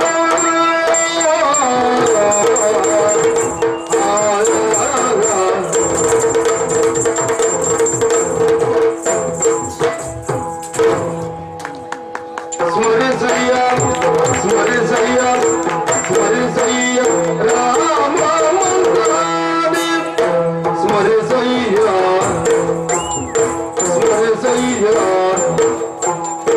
ಸ್ಮರಿಸಯ್ಯ ರಾಮ ಮಂತ್ರಾಣಿ ಸ್ಮರಿಸಯ್ಯ ಸ್ಮರಿಸಯ್ಯ ಸ್ಮರಿಸಯ್ಯ ಸ್ಮರಿಸಯ್ಯ ರಾಮ ಮಂತ್ರ ನಿನ್ನ ಮರಣ ಭೀತಿಯ ಭೀತಿಯ ಪರಿಹರಿಸುವುದೇ ಮಂತ್ರ. ಮರಣ ಮರಣ ಮರಣ ಭೀತಿಯ ಭೀತಿಯ ಭೀತಿಯ ಭೀತಿಯ ಪರಿಹರಿಸುವುದೇ ಮಂತ್ರ. ಸ್ಮರಿಸಯ್ಯ ರಾಮ ಮಂತ್ರ.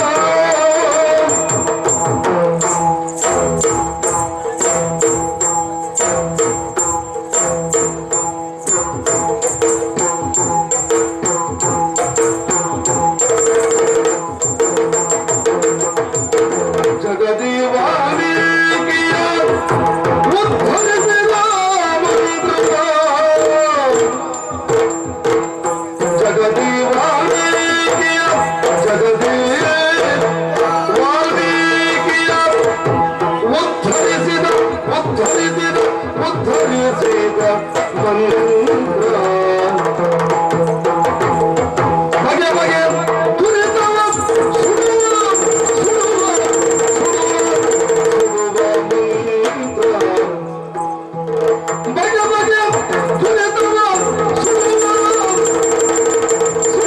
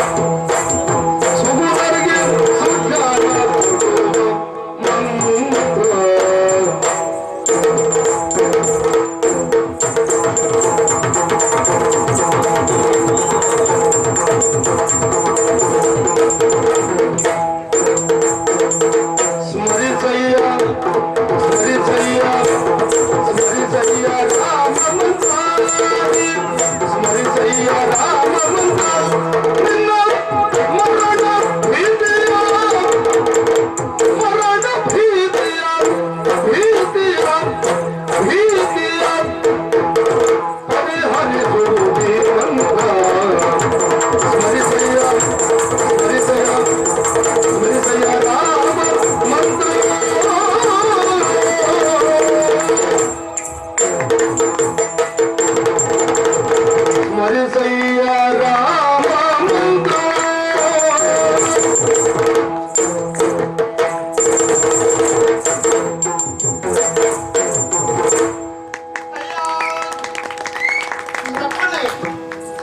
ಶಕುಂತಲ ನೀನು ಪ್ರಯತ್ನಿಸಬೇಕು. ಯಾವ ವಿಭಾಗದಲ್ಲಿ ನನ್ನ ಪ್ರಯತ್ನ ಸಾಗಬೇಕು. ನೀನು ಸುಖ ಕಾಣಬೇಕು ಅಂತಾದ್ರೆ ಸ್ಮರಿಸಯ್ಯ ರಾಮ ಮಂತ್ರ. ಯಾರನ್ನ? ರಾಮ ಮಂತ್ರವ ಜಪಿಸೋ. ಯಾರಂತ ನನಗೆ ಹೆದರಿಕೆ ಉಂಟು. ಅಯ್ಯ, ರಾಮ ಎನ್ನುವವನು ಈಗ ಭೂಮಿಗೆ ಅವತರಿಸಿದವನು. ಹಾಗಾದ್ರೆ ರಾಮ ಎನ್ನುವ 2 ಅಕ್ಷರದ ತಾರಕ ರಾಮ ಬಹು ಮೊದಲು ಹುಟ್ಟಿಕೊಂಡಿದೆ. ಮೊದಲು ಅಂದ್ರೆ ಬಹಳ ಕಾಲದ ಮೊದಲು. ಕೆಲವರೆಲ್ಲ ಓಂ ನಮೋ ನಾರಾಯಣಾಯ ಎಂದ್ರು, ಕೆಲವರೆಲ್ಲ ನಮಃ ಶಿವಾಯ ಎಂದ್ರು. ಅವರವರೊಳಗೆ ಕದನವೊಂದು ಏರ್ಪಡ್ತದೆ ಎಂದು ಹರಭಕ್ತರು ಮತ್ತು ಹರಿಭಕ್ತರು ಮುನಿಗಳು ಓಂ ನಮೋ ನಾರಾಯಣಾಯ ಇದರಲ್ಲಿ ರಾ ಎನ್ನುವ ಅಕ್ಷರವನ್ನು ನಮಃ ಶಿವಾಯ ಎನ್ನುವ ಆ ಮಂತ್ರದಲ್ಲಿ ಮ ಅಕ್ಷರ ಎಂಬ ಅಕ್ಷರವನ್ನು ತೆಗೆದು ರಾಮ ಎನ್ನುವ 2 ಅಕ್ಷರದ ತಾರಕ ರಾಮವನ್ನಾಗಿ ಮಾಡಿದರು. ಯಾಕೋ ರಾ ಎನ್ನುವ ಮಾತ್ರಕ್ಕೆ ಮನದೊಳಗಿರುವ ಪಾಪಗಳೆಲ್ಲವೂ ಹೋಗಲ್ಪಟ್ಟು ಮ ಎನ್ನುವ ಮಾತ್ರಕ್ಕೆ ಪುನಃ ಆ ಪಾಪ ಬಂದು ದೇಹವನ್ನು ಸೇರದಂತೆ ಅದು ತಡೆ ಹಿಡಿಯಲ್ಪಡ್ತದೆ. ಹಾಗೇ ತಾರಕ ರಾಮವಾಗಿ ಉಳಿಯಿತು. ಪ್ರಚಾರಕ್ಕೆ ಬರಲಿಲ್ಲ. ಒಂದು ಕಾಲದಲ್ಲಿ ಸಮುದ್ರ ಮಥನ ನಡೆಯುವಾಗ ಸುರಾಸುರರಂಬುದಿಯನ್ನು ಮತಿತೆ ಹೊಗೆ ಹೊಯ್ದು ಹುಟ್ಟಿಕೊಂಡಿತು ಹಾಲಾಹಲ. ಪರಮೇಶ್ವರ ಏನ್ ಮಾಡಿದ ಗೊತ್ತುಂಟ? ಹಾಲಾಹಲ ಒಂದು ಭೂಮಿಯ ಮೇಲೆ ಬಿದ್ರೆ ಲೋಕವೇ ಸುಟ್ಟು ಹೋಗ್ತದೆ ಎಂದು ತಿಳಿದು ಅದನ್ನು ಪಾನ ಮಾಡಿದ. ಬಳಿಯಲ್ಲಿರುವಂತಹ ಪಾರ್ವತಿ ದೇವಿಗೆ ಭಯವಾಗಿ ಪರಮೇಶ್ವರನ ಗಂಟಲನ್ನ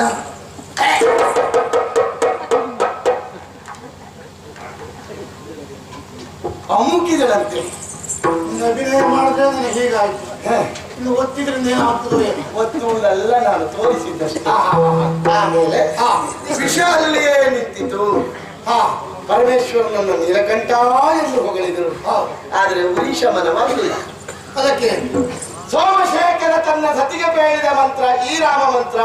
ರಾಮ ಮಂತ್ರವನ್ನ ಪಠಿಸಿದ ತಕ್ಷಣವೇ ಉರಿಶಮನವಾಗಿ ಹೋಯ್ತು.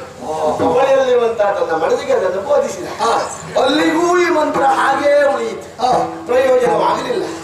ಒಂದು ಕಾಲದಲ್ಲಿ ಕಾಡಿನಲ್ಲಿರುವಂತಹ ಒಬ್ಬ ವ್ಯಾಧ ತನ್ನ ಸಂಸಾರವನ್ನು ಉಳುವುದಕ್ಕಾಗಿ ಬಂದು ಹೋಗುವವರಲ್ಲಿರುವ ಆಭರಣವನ್ನು ಕೊಳ್ಳೆ ಹೊಡೆಯುವುದೋ ಮತ್ತೆ ತಿರುಗಿ ಬಿದ್ದಾಗ ಅವರನ್ನು ಕೊಲ್ಲುವುದೋ ಮಾಡ್ತಾ ಇದ್ದ.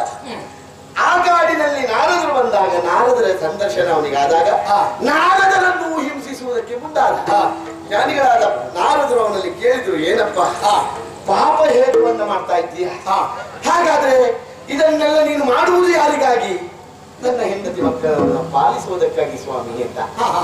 ಆಗ ನಾರದರು ಕೇಳಿದ್ರು, ಹೋಗು ನಿನ್ನ ಹೆಂಡತಿ ಮಕ್ಕಳಲ್ಲಿ ಕೇಳಿಕೊಂಡು ಬಾ, ಮಾಡಿರುವ ಈ ಪಾಪದಲ್ಲಿ ನಿಮಗೆ ಪಾಲುಂಟೆ ಅಂತ.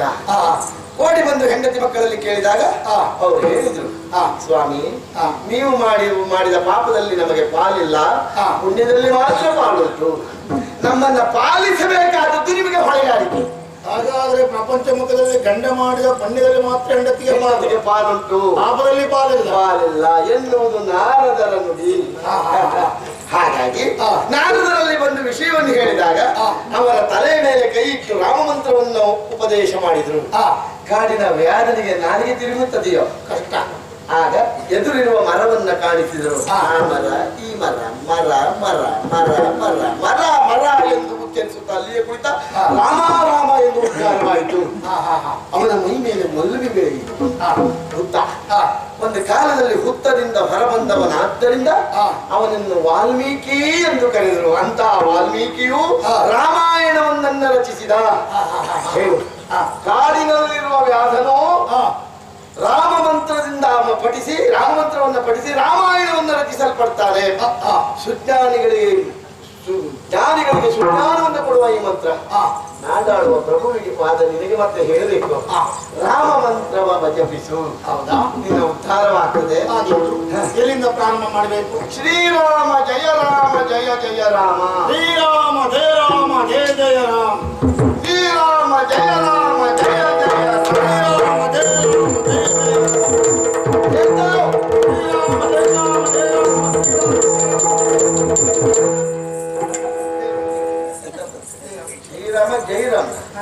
ಯಾರು? ಜಯರಾಮ ಅಲ್ಲ, ಜಯರಾಮ. ಜಯರಾಮ ಗಡ್ಬಿಡಿಯಲ್ಲಿ ಜಯರಾಮ ಹೋಗ್ತದೆ, ಅದು ಬೇಡ. ಜಯರಾಮ ಬಂದ್ರ ಜಯ ಜಯರಾಮ ಅಲ್ಲ, ಜಯ ಜಯರಾಮ. ಜಯರಾಮ ಬಂದ್ರ ಜಯರಾಮ ಮತ್ತೆ ಬರುವುದಿಲ್ಲ, ಆಮೇಲೆ ಬರ್ತಾರೆ ಮತ್ತೆ. ಜಯರಾಮ ಇದ್ದದ್ದನ್ನೆಲ್ಲ ಪರಿಚಯ ಹಾಗೆ ಮಲ್ಬೇಡ, ಮತ್ತೆ ಯಾರಿಗಾದ್ರೂ ಸಿಗ್ಲಿಕ್ಕೆ ಆಗ್ತದೆ ಅಂತ ಹೋಗ್ಲಿಕ್ಕೆ ನೋಡ್ಬೇಕು. ನಾನು ಇಲ್ಲೇ ಜೊತೆಯಲ್ಲಿ ಆಯ್ತಾ, ಇವತ್ತಿನ ಒಟ್ಟಿಗೆ ಎಲ್ಲಿ ಹೋಗುದಿಲ್ಲ.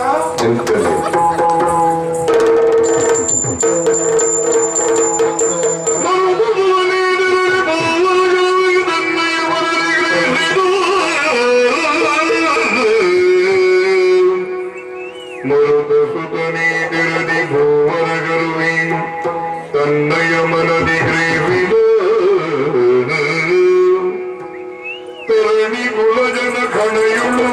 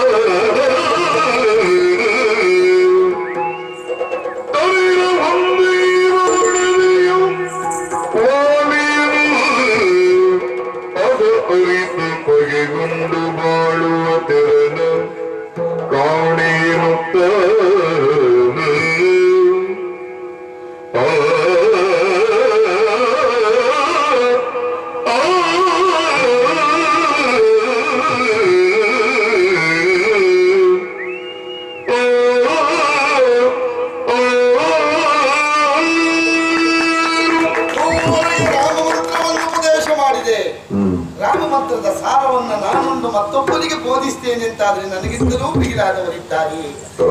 ಆ ರಾಮಮಂತ್ರದ ಪ್ರಭಾವವನ್ನು ಅಷ್ಟು ತಿಳಿದಿದ್ದೇನಲ್ಲ ನಾನು. ಹಾಗಂತ ಸುಮ್ಮನೆ ನೋಡಿದ್ರೆ ನಾಳೆ ಏನಾಗ್ತದೆ? ರಾಮ ಬರ್ತಾನೆ, ನನ್ನ ತಲೆಯನ್ನ ಕತ್ತರಿಸುತ್ತಾನೆ. ಯಾಕೆ? ರಾಮ ಬಾಣಕ್ಕೆ ಹುಸಿ ಇಲ್ಲ ಎನ್ನುವ ಮಾತೊಂದು ಉಂಟಲ್ಲ. ಅದೇ ಜನರು ಮತ್ತೊಂದು ಮಾತನ್ನು ಹೇಳಿದ್ದಾರೆ, ಹನುಮ ಚಿರಂಜೀವಿ. ರಾಮನ ಬಾಣ ನನ್ನನ್ನು ಇರಿಯಕೂಡದು, ನನಗೆ ಮರಣ ಇಲ್ಲ. ಇರಿಯಿತು ಅಂತಾದ್ರೆ ಈ ವರಕ್ಕೇನು ಬೆಲೆ, ಇರಲಿಲ್ಲ ಅಂತಾದ್ರೆ ಆ ವರಕ್ಕೇನು ಬೆಲೆ, ಆ ಮಾತಿಗೇನು ಬೆಲೆ? ಸಮಸ್ಯೆ ಆಯ್ತಲ್ಲ. ಈ ಸಮಸ್ಯೆಯನ್ನು ಸಮಸ್ಯೆಯಿಂದಲೇ ಬಗೆಹರಿಸಿದ್ರೆ ಹೇಗೆ? ಮುಳ್ಳಿನಿಂದಲೇ. ಓ ಅಮ್ಮ,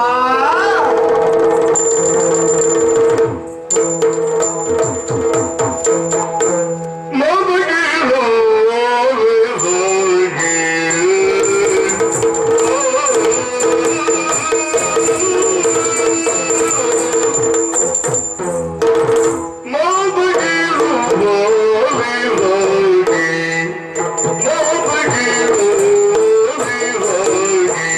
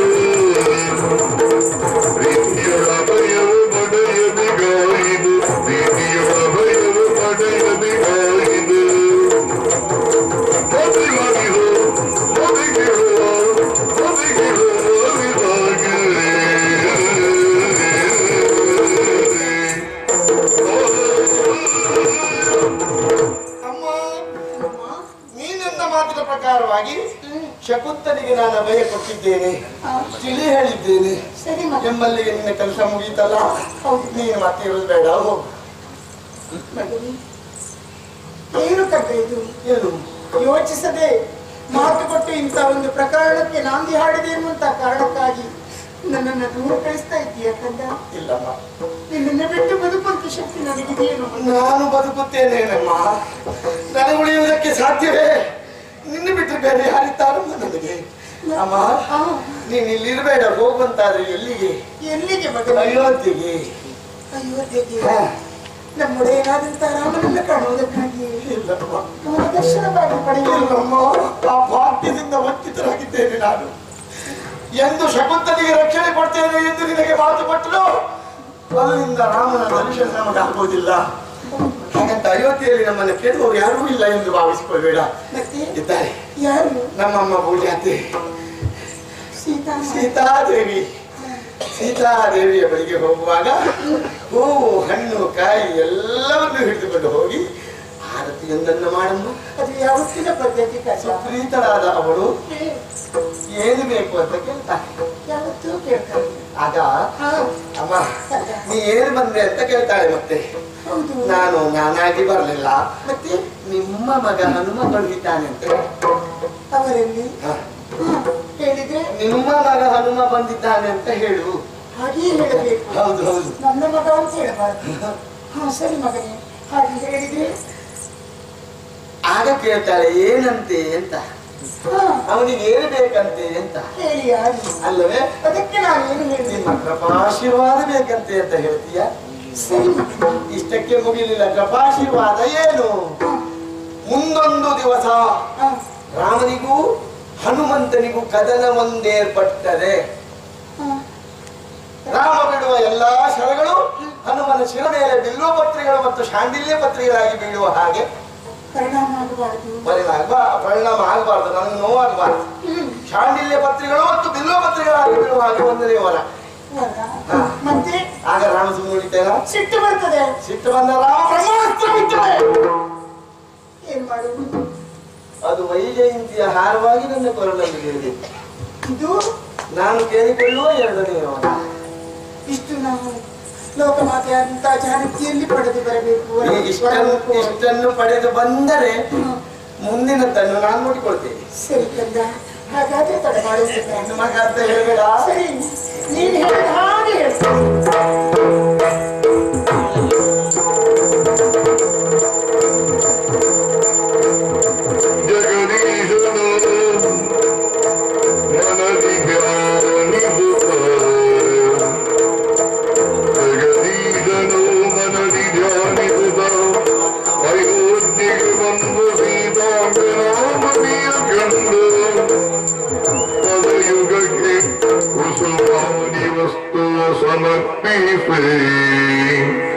ಕುಸುಮಾದಿ ಸಮರ್ಥ ವಸ್ತು ಅರ್ಪಿಸೆ.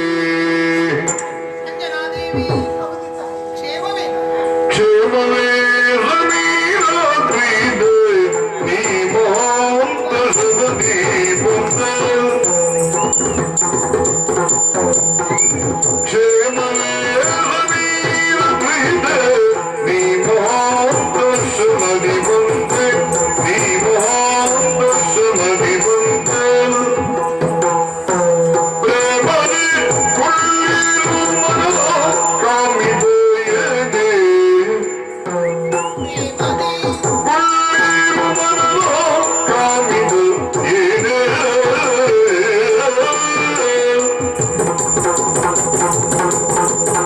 ಪ್ರೇಮನೆ ಕೊಳ್ಳಿರು ಮನದ ಕಾಮಿದೆಯದೆ.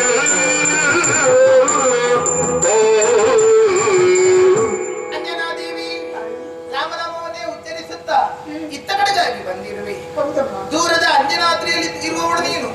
ಆಶ್ರಮವಾಸಿಗಳು ಶ್ರಮ ವಹಿಸಿ ಇತ್ತ ಕಡೆಗಾಗಿ ಬಂದೀಯಾ? ಸತ್ಯದ ಹೀಗೆ ಬಾ. ಅದ ಉಚಿತಾಸನದಲ್ಲಿ ಕೊಳ್ಳಿರು. ಬೇಕಾದಂತಹ ಉಪಚಾರವನ್ನು ಪಡೆದುಕೋ. ಕ್ಷೇಮವಾಗಿದ್ದೀಯಾ? ನಿಮ್ಮವರೆಲ್ಲರೂ ಕ್ಷೇಮವೇನಮ್ಮ? ಚೆನ್ನಾಗಿದ್ದೇನೆ ತಾಯಿ. ದೇವಿಲಾಲಿಸುತ್ತ ಕರುಣಾ ಗಣಾಕ್ಷಿ.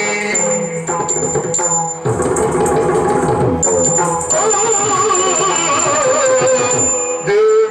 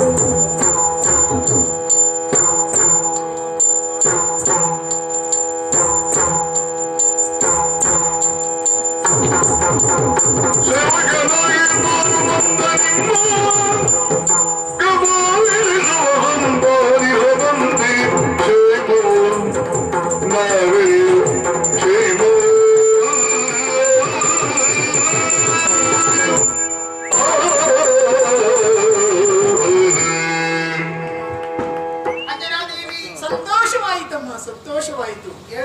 ನಿಮ್ಮ ಚರಣ ಸೇವಕರು ನಾವು, ನಿಮ್ಮ ತತ್ವಗಳು ನಾವು ನಿಮ್ಮ ಬಳಿಗೆ ಬಂದಂತಹ ಈ ಸಂದರ್ಭದಲ್ಲಿ ಉಪಚರಿಸಿದಂತಹ ರೀತಿ, ನೀವು ನೀಡಿದಂತ ಈ ಆದರ ಆತಿಥ್ಯ, ಇದನ್ನೆಲ್ಲ ಕಂಡು ಮೂಕ ವಿಸ್ಮಿತರು ನಾನಾಗಿ ಬಿಟ್ಟಿದ್ದ.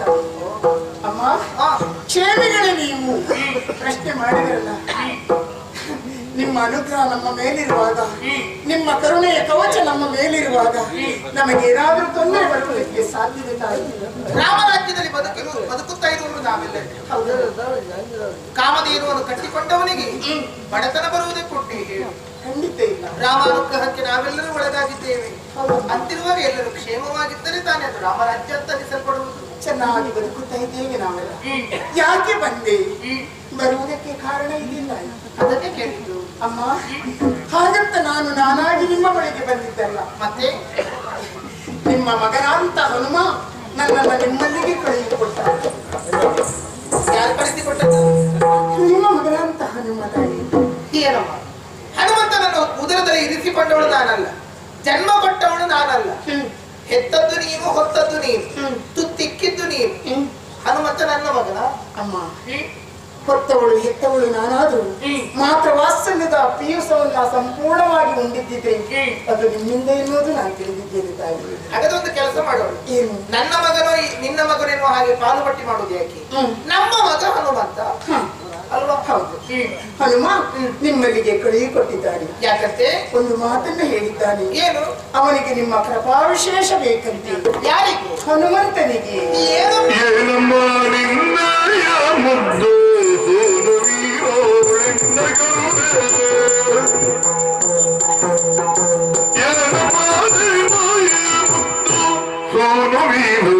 ಎನ್ನ ಗರುಡೆ ಸೋನು ವೀರೋ ಎನ್ನ ಗರುಡೆ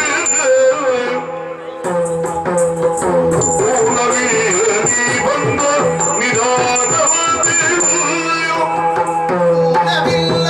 ನೀ ಬಂದ ನಿಧಾನವೇ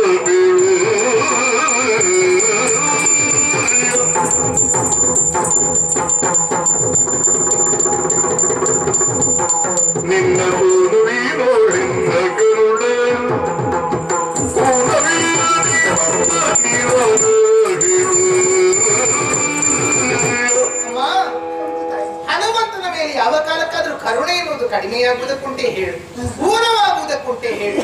ಇಲ್ಲವೇ ಇಲ್ಲ.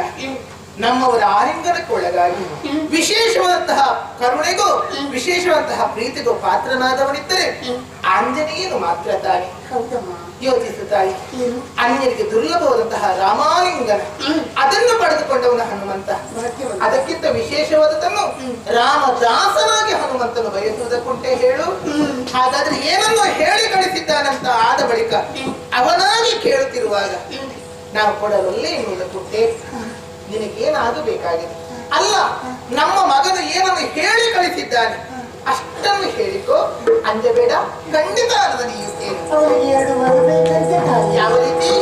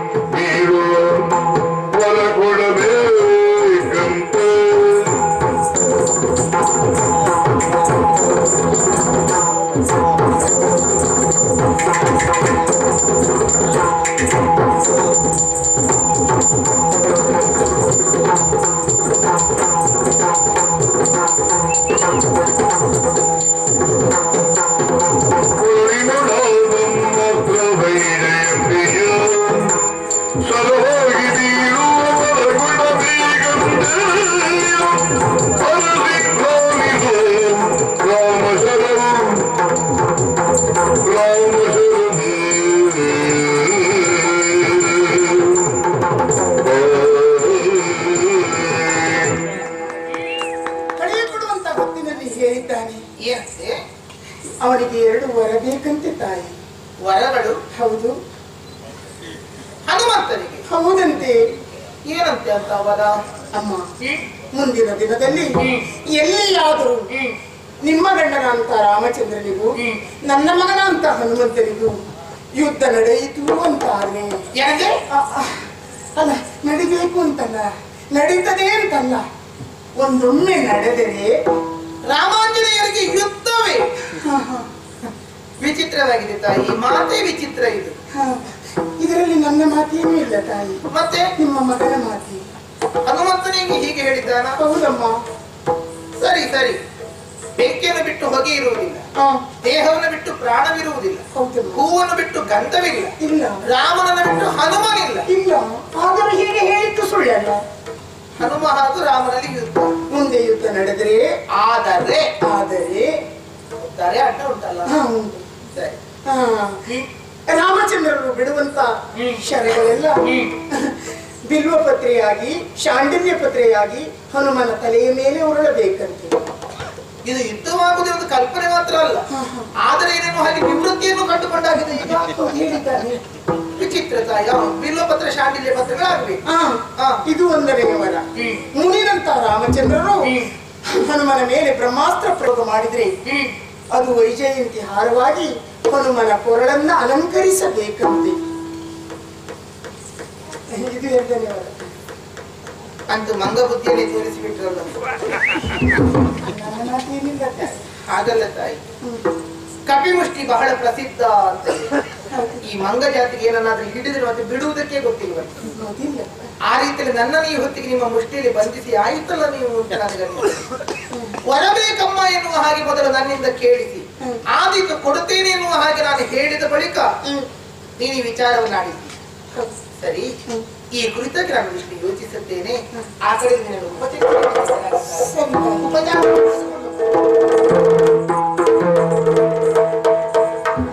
ಕೇಸರಿಯ ನುಡಿಯಂದು ಅವತರಿಸುತ್ತ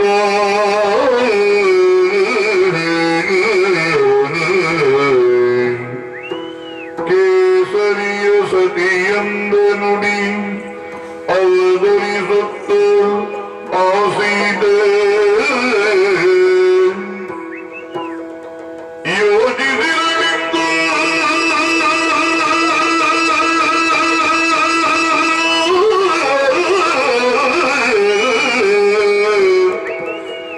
ಆಸೀತ ಯೋಜಿಸಿದಳಿಂದು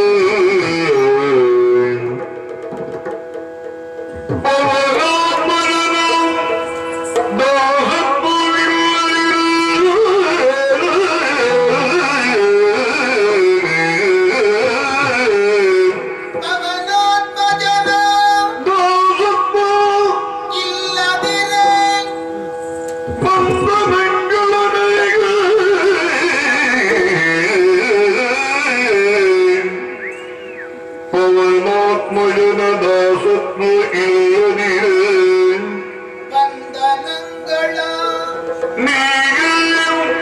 ಮರಳಿ ಕಾಂಬನ ಕಾಂಬನೆ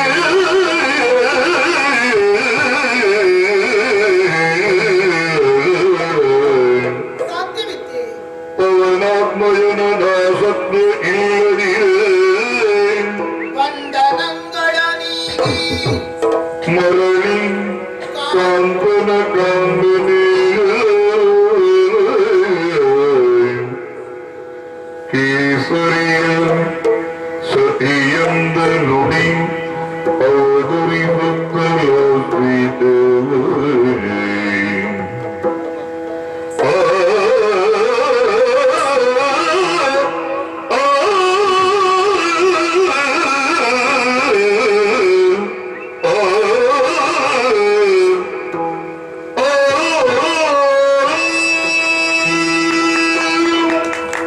ಅಂಜನಾದೇವಿ ಆಡಿದಂತ ಮಾತು ಅಳುಕುತ್ತಾ ಅಳುಕುತ್ತಾ ಆಡಿದ್ದಾಳೆ.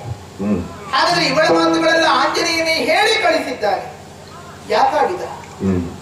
ಏನು ಸಾಮಾನ್ಯ ಮಂಗನೆನ್ನುವ ಹಾಗೆ ತಿಳಿಯುವುದಕ್ಕುಂಟೆ ಆಂಜನೇಯನನ್ನು? ಚಚೆ, ಎಂತಹ ಜ್ಞಾನಿಯು ಅಲ್ಲ, ಸುಜ್ಞಾನಿ. ಉದಯಿಸಿ ಬರುತ್ತಿರುವಂತಹ ಸೂರ್ಯನಿಗೆ ಅಭಿಮುಖವಾಗಿ ಚಲಿಸುತ್ತಾ ಚಲಿಸುತ್ತಾ ಶಾಸ್ತ್ರಾಭ್ಯಾಸವನ್ನು ಮಾಡಿರುವಂತಹ ಜ್ಞಾನ ಸಂಪನ್ನ ಅಂತಹ ಆಂಜನೇಯ ಭವಿಷ್ಯದಲ್ಲಿ ಏನನ್ನು ಗಮನಿಸಿಯೇ ಇಂಥದ್ದನ್ನು ಆಡಿದ್ದಾನೆ, ಹೇಳಿ ಕಳಿಸಿದ್ದಾನೆ ಎನ್ನುವುದರಲ್ಲಿ ಸಂದೇಹವೇ ಇಲ್ಲ. ಯಾಕಾಡಿದ ಈ ಮಾತು? ರಾಮಾಂಜನೇಯರಲ್ಲಿ ಯುದ್ಧ, ಆದರೆ ಅದನ್ನು ತಡೆಯುವುದಕ್ಕೋಸ್ಕರವಾಗಿದ್ದ ವರಗಳು ಬೇಕೆ ಆಂಜನೇಯನಿಗೆ? ಎಂತೆಂತಹ ವರಗಳನ್ನು ಸಂಪಾದಿಸಬಲ್ಲಿದ್ದಾನೆ ಆಂಜನೇಯನು. ಜೊತೆಯಲ್ಲಿ ಆಂಜನೇಯನಿಗೆ ರಾಮಶರಗಳ ಮೇಲೆ ಅಂಜಿಕೆ ಉಂಟು. ಈ ಹಿಂದೆ ನನ್ನನ್ನು ಕಾಣುವುದಕ್ಕೋಸ್ಕರವಾಗಿ ಬಂದಾಗ ಇಂದ್ರಜಿತ್ ಬ್ರಹ್ಮಾಸ್ತ್ರವನ್ನೇ ಪ್ರಯೋಗಿಸಿದ್ದ. ಆ ಬ್ರಹ್ಮಾಸ್ತ್ರವೇ ಇವನ ಬಳಿಗೆ ಒಂದು ಬೇಡಿಕೊಂಡಿತ್ತಂತೆ, ನನಗೊಂದು ಮರ್ಯಾದೆ ಕೊಡು ಪುಣ್ಯಾತ್ಮ, ಒಂದಿಷ್ಟು ಹೊತ್ತು ನಿನ್ನನ್ನು ಬಂಧಿಸಿಕೊಳ್ತೇನೆ ಎನ್ನುವ ಹಾಗೆ. ಬ್ರಹ್ಮಾಸ್ತ್ರವೇ ಬಂದ ಹನುಮಂತನಲ್ಲಿ ಕೇಳಿಕೊಳ್ಳುತ್ತದೆ, ಮತ್ತೆ ಇವನಿಗೆ ಅಂಜಿಕೆ ಎಂತದ್ದು? ಅದಲ್ಲ, ರಾಮಶರಗಳಿಗೆ ಹುಸಿ ಇಲ್ಲ. ರಾಮಶರಗಳು ತನ್ನ ಅಂತ ಕಾರ್ಯವನ್ನು ಪೂರೈಸಿ ಪಾತಾಳ ಗಂಗೆಯನ್ನು ಸೇರಿ ಶುಚಿಗೊಂಡು ಮತ್ತೆ ಬತ್ತಳಿಕೆಯನ್ನು ಸೇರಿಕೊಳ್ಳುತ್ತವೆ. ಹಾಗಾದ್ರೆ ರಾಮಶರಗಳನ್ನು ತಡೆಯುವ ಶಕ್ತಿ ಈ ಸೀತೆ ಗುರುತೆ ಸಾಧ್ಯವಾದೀತೆ ನನ್ನ ಮಾತುಗಳಿಂದ, ನನ್ನ ವರಗಳಿಂದ. ಹಾಗಾದ್ರೆ ಹನುಮಂತ ಏನನ್ನು ಲಕ್ಷಿಸಿಕೊಂಡಾಡಿದ್ದಾನೆ? ಮಾತ್ರ ನನ್ನನ್ನು ತಾಯಿಯೂ ಹಾಗೆ ಗಮನಿಸಿದ್ದಾನೆ. ಆಕೆ ಆಡಿದಂತೆ ಮಾತೃ ವಾತ್ಸಲ್ಯದ ಪಿಯೂಷವನ್ನು ಆಕೆ ಅವನು ವಹಿಸುತ್ತಾ ಇದ್ದಾನೆ. ಹಸಿದ ಹುಲಿಯೊಂದು ಎಳೆಯ ಶಿಶುವನ್ನು ತಿನ್ನುವುದಕ್ಕೋಸ್ಕರವಾಗಿ ಬಾಯಿ ತೆರೆದು ಬಂದರೆ ಆ ಪುಟ್ಟ ಮಗು ತಾಯಿಯ ಹರಿದ ಸೀರೆಯ ಸೆರಗಿನ ಅಡಿಯಲ್ಲಿ ಅಡಗಿಕೊಳ್ಳುತ್ತದೆ. ಆ ಹರಿದ ಸೀರೆಯ ಸೆರಗು ತನ್ನನ್ನು ರಕ್ಷಿಸುತ್ತದೆ ಅಂತಲ್ಲ, ಅದನ್ನು ಹುಟ್ಟಂತ ನನ್ನ ಅಮ್ಮ ನನ್ನನ್ನು ರಕ್ಷಿಸುತ್ತಾಳೆ.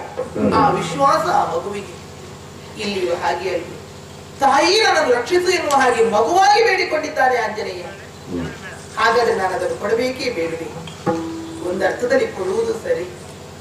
ಈ ಹೊತ್ತಿಗೆ ನಾವಿಬ್ಬರು ಜೊತೆಯಾಗಬೇಕು ಅಂತಾದ್ರೆ ಹನುಮಂತನ ದಾಸತ್ವ ಇಲ್ಲದೆ ಇರುತ್ತಿದ್ದರೆ ಅದು ಸಾಧ್ಯವಾಗುತ್ತಿತ್ತೆ. ಲೇಸಾಯಿತು ಕೆಲಸಕ್ಕೆ ತಕ್ಕ ಸಂಬಳವ ನಾವು ಸಲ್ಲಿಸಲಿಲ್ಲ.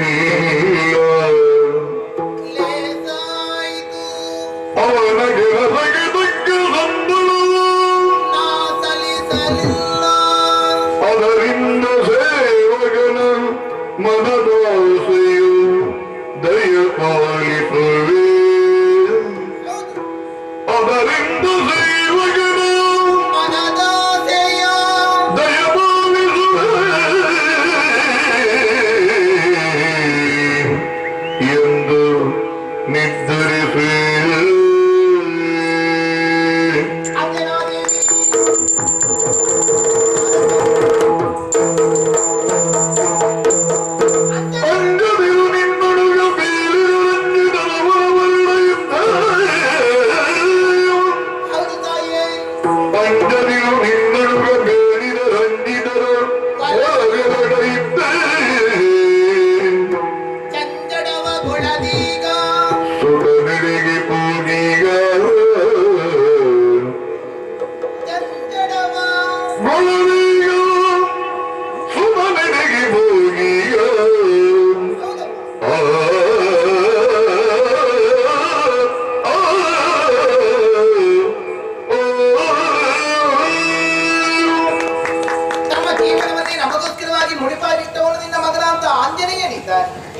ಅವನು ಮಾಡಿರುವಂತಹ ಹೂಡಿಗಕ್ಕೆ ನಾವ್ಯಾವ ವೇತನವನ್ನು ಇದು ತನಕ ಸಲ್ಲಿಸಲಿಲ್ಲ.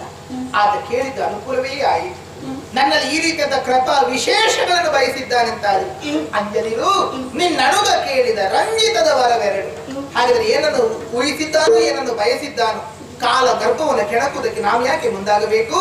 ಅದು ಶ್ರೀರಾಮಚಂದ್ರ ಬಿಡುವಂತ ಸಾಮಾನ್ಯ ಶಸ್ತ್ರಗಳೆಲ್ಲ ಶಾಂಡಿಲ್ಯ ಬಿಲ್ವ ಪತ್ರಗಳಾಗಲಿ ಮುನಿದು ಬ್ರಹ್ಮಾಸ್ತ್ರವನ್ನೇ ಪ್ರಯೋಗಿಸಿದರೆ ಅದು ವೈಜಯಂತಿ ಮಾಲೆಯಾಗಿ ನಿನ್ನ ಮಗನ ಕೊರಳಲ್ಲಿ ರಾರಾಜಿಸಲಿ ವರಗಳ ನಿಂತಿದ್ದೇನೆ.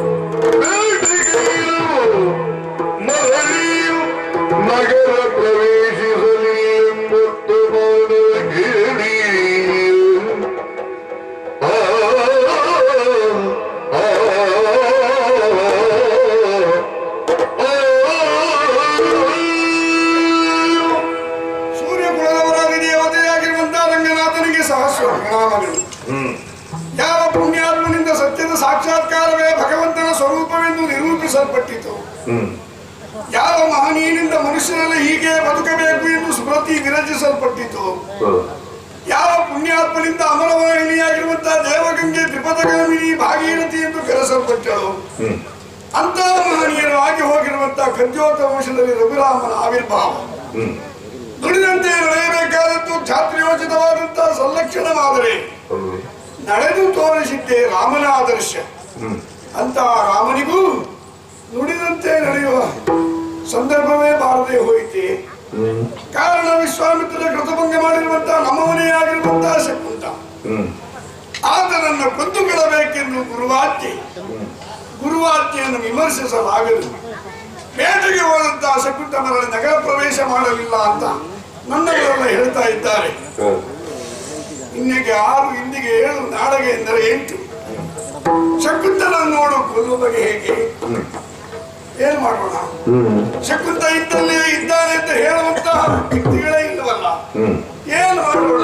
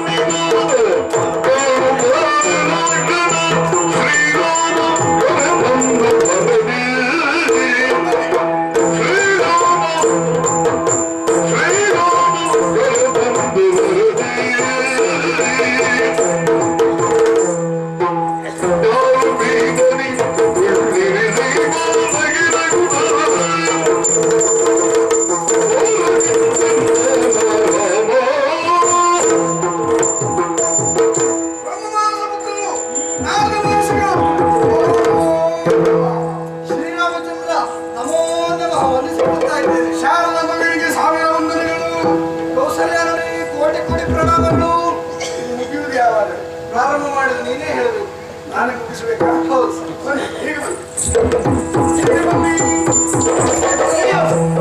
ಅದು ನಾನು ಕುಳಿತುಕೊಳ್ಳುವುದು ನಿನ್ನ ಮುಂದೆ, ನಿಮಗಿಂತ ಎತ್ತರದ ಆಸನವನ್ನು ನಾನು ಸ್ವೀಕಾರ ಮಾಡುವುದು ಬೇಡ ಅಂತ ಹೇಳ್ತೀರಾ?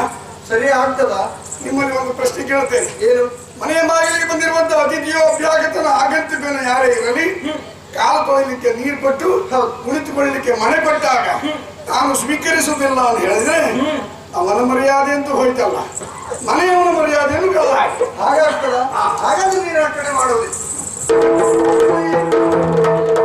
ಸಾಮಾನ್ಯ. ಅಯೋಧ್ಯೆ ಆಸ್ಥಾನವೆಂದರೆ ವಿದ್ವಾಂಸರಿಂದ ಸಮ್ಮಲಿತವಾಗಿರುವಂತಹ ಒಂದು ಪ್ರಭಾವಲಯ. ಈ ಪ್ರಭೆಯ ಮಧ್ಯೆ ಮತ್ತೊಂದು ಪ್ರಭೆಯಲ್ಲಿಂದ ನಿರೂಪಿಸುವಾಗ ತಮ್ಮ ಆಗಮನ ಸರಿ ಯಥಾಮತಿಯಾದಂತಹ ಉಪಚಾರಗಳನ್ನೆಲ್ಲ ಮಾಡಿದ್ದೇನೆ. ಸಂತೋಷ ಆಯ್ತು. ಸಾಮಾನ್ಯರಲ್ಲ ತಾವು ಘನ ತಪೋಧ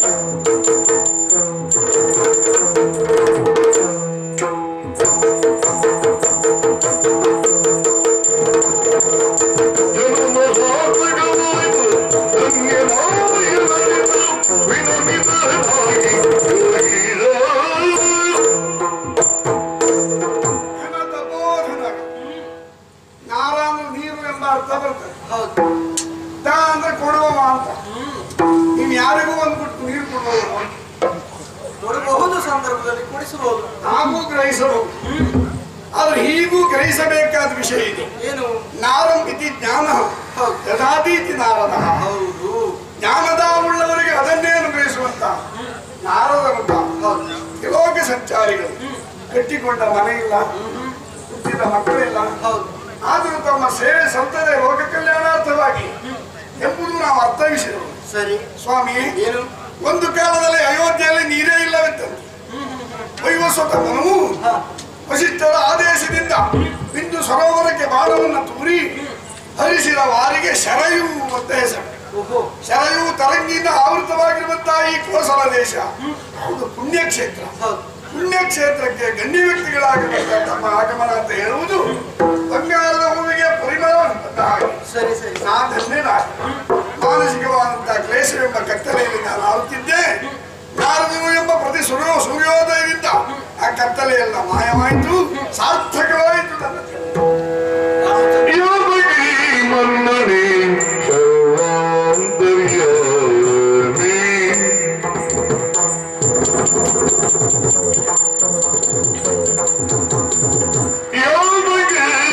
ಮನ್ನಣೆ ಸರ್ವಾಂತರ್ಯಾಮಿ ಆರಾಧನಿ ಮನನಿಯೋಗಿರುವ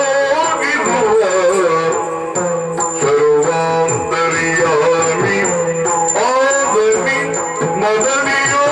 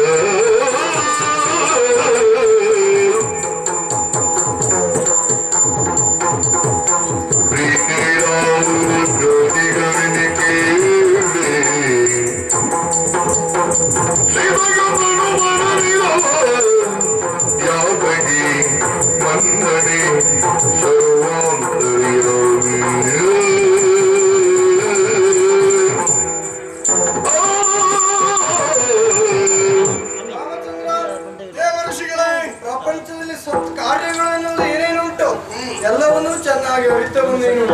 ಹೇಳುವುದಕ್ಕೂ ಅರಿತವನು, ಮಾಡುವುದಕ್ಕೂ ಅರಿತವನು, ಮಾಡಿಸುವುದಕ್ಕೂ ಅರಿತವನು ನೀನು. ಅಂತ ಸತ್ಕುಲ ಪ್ರಸೂತ ನೀನು.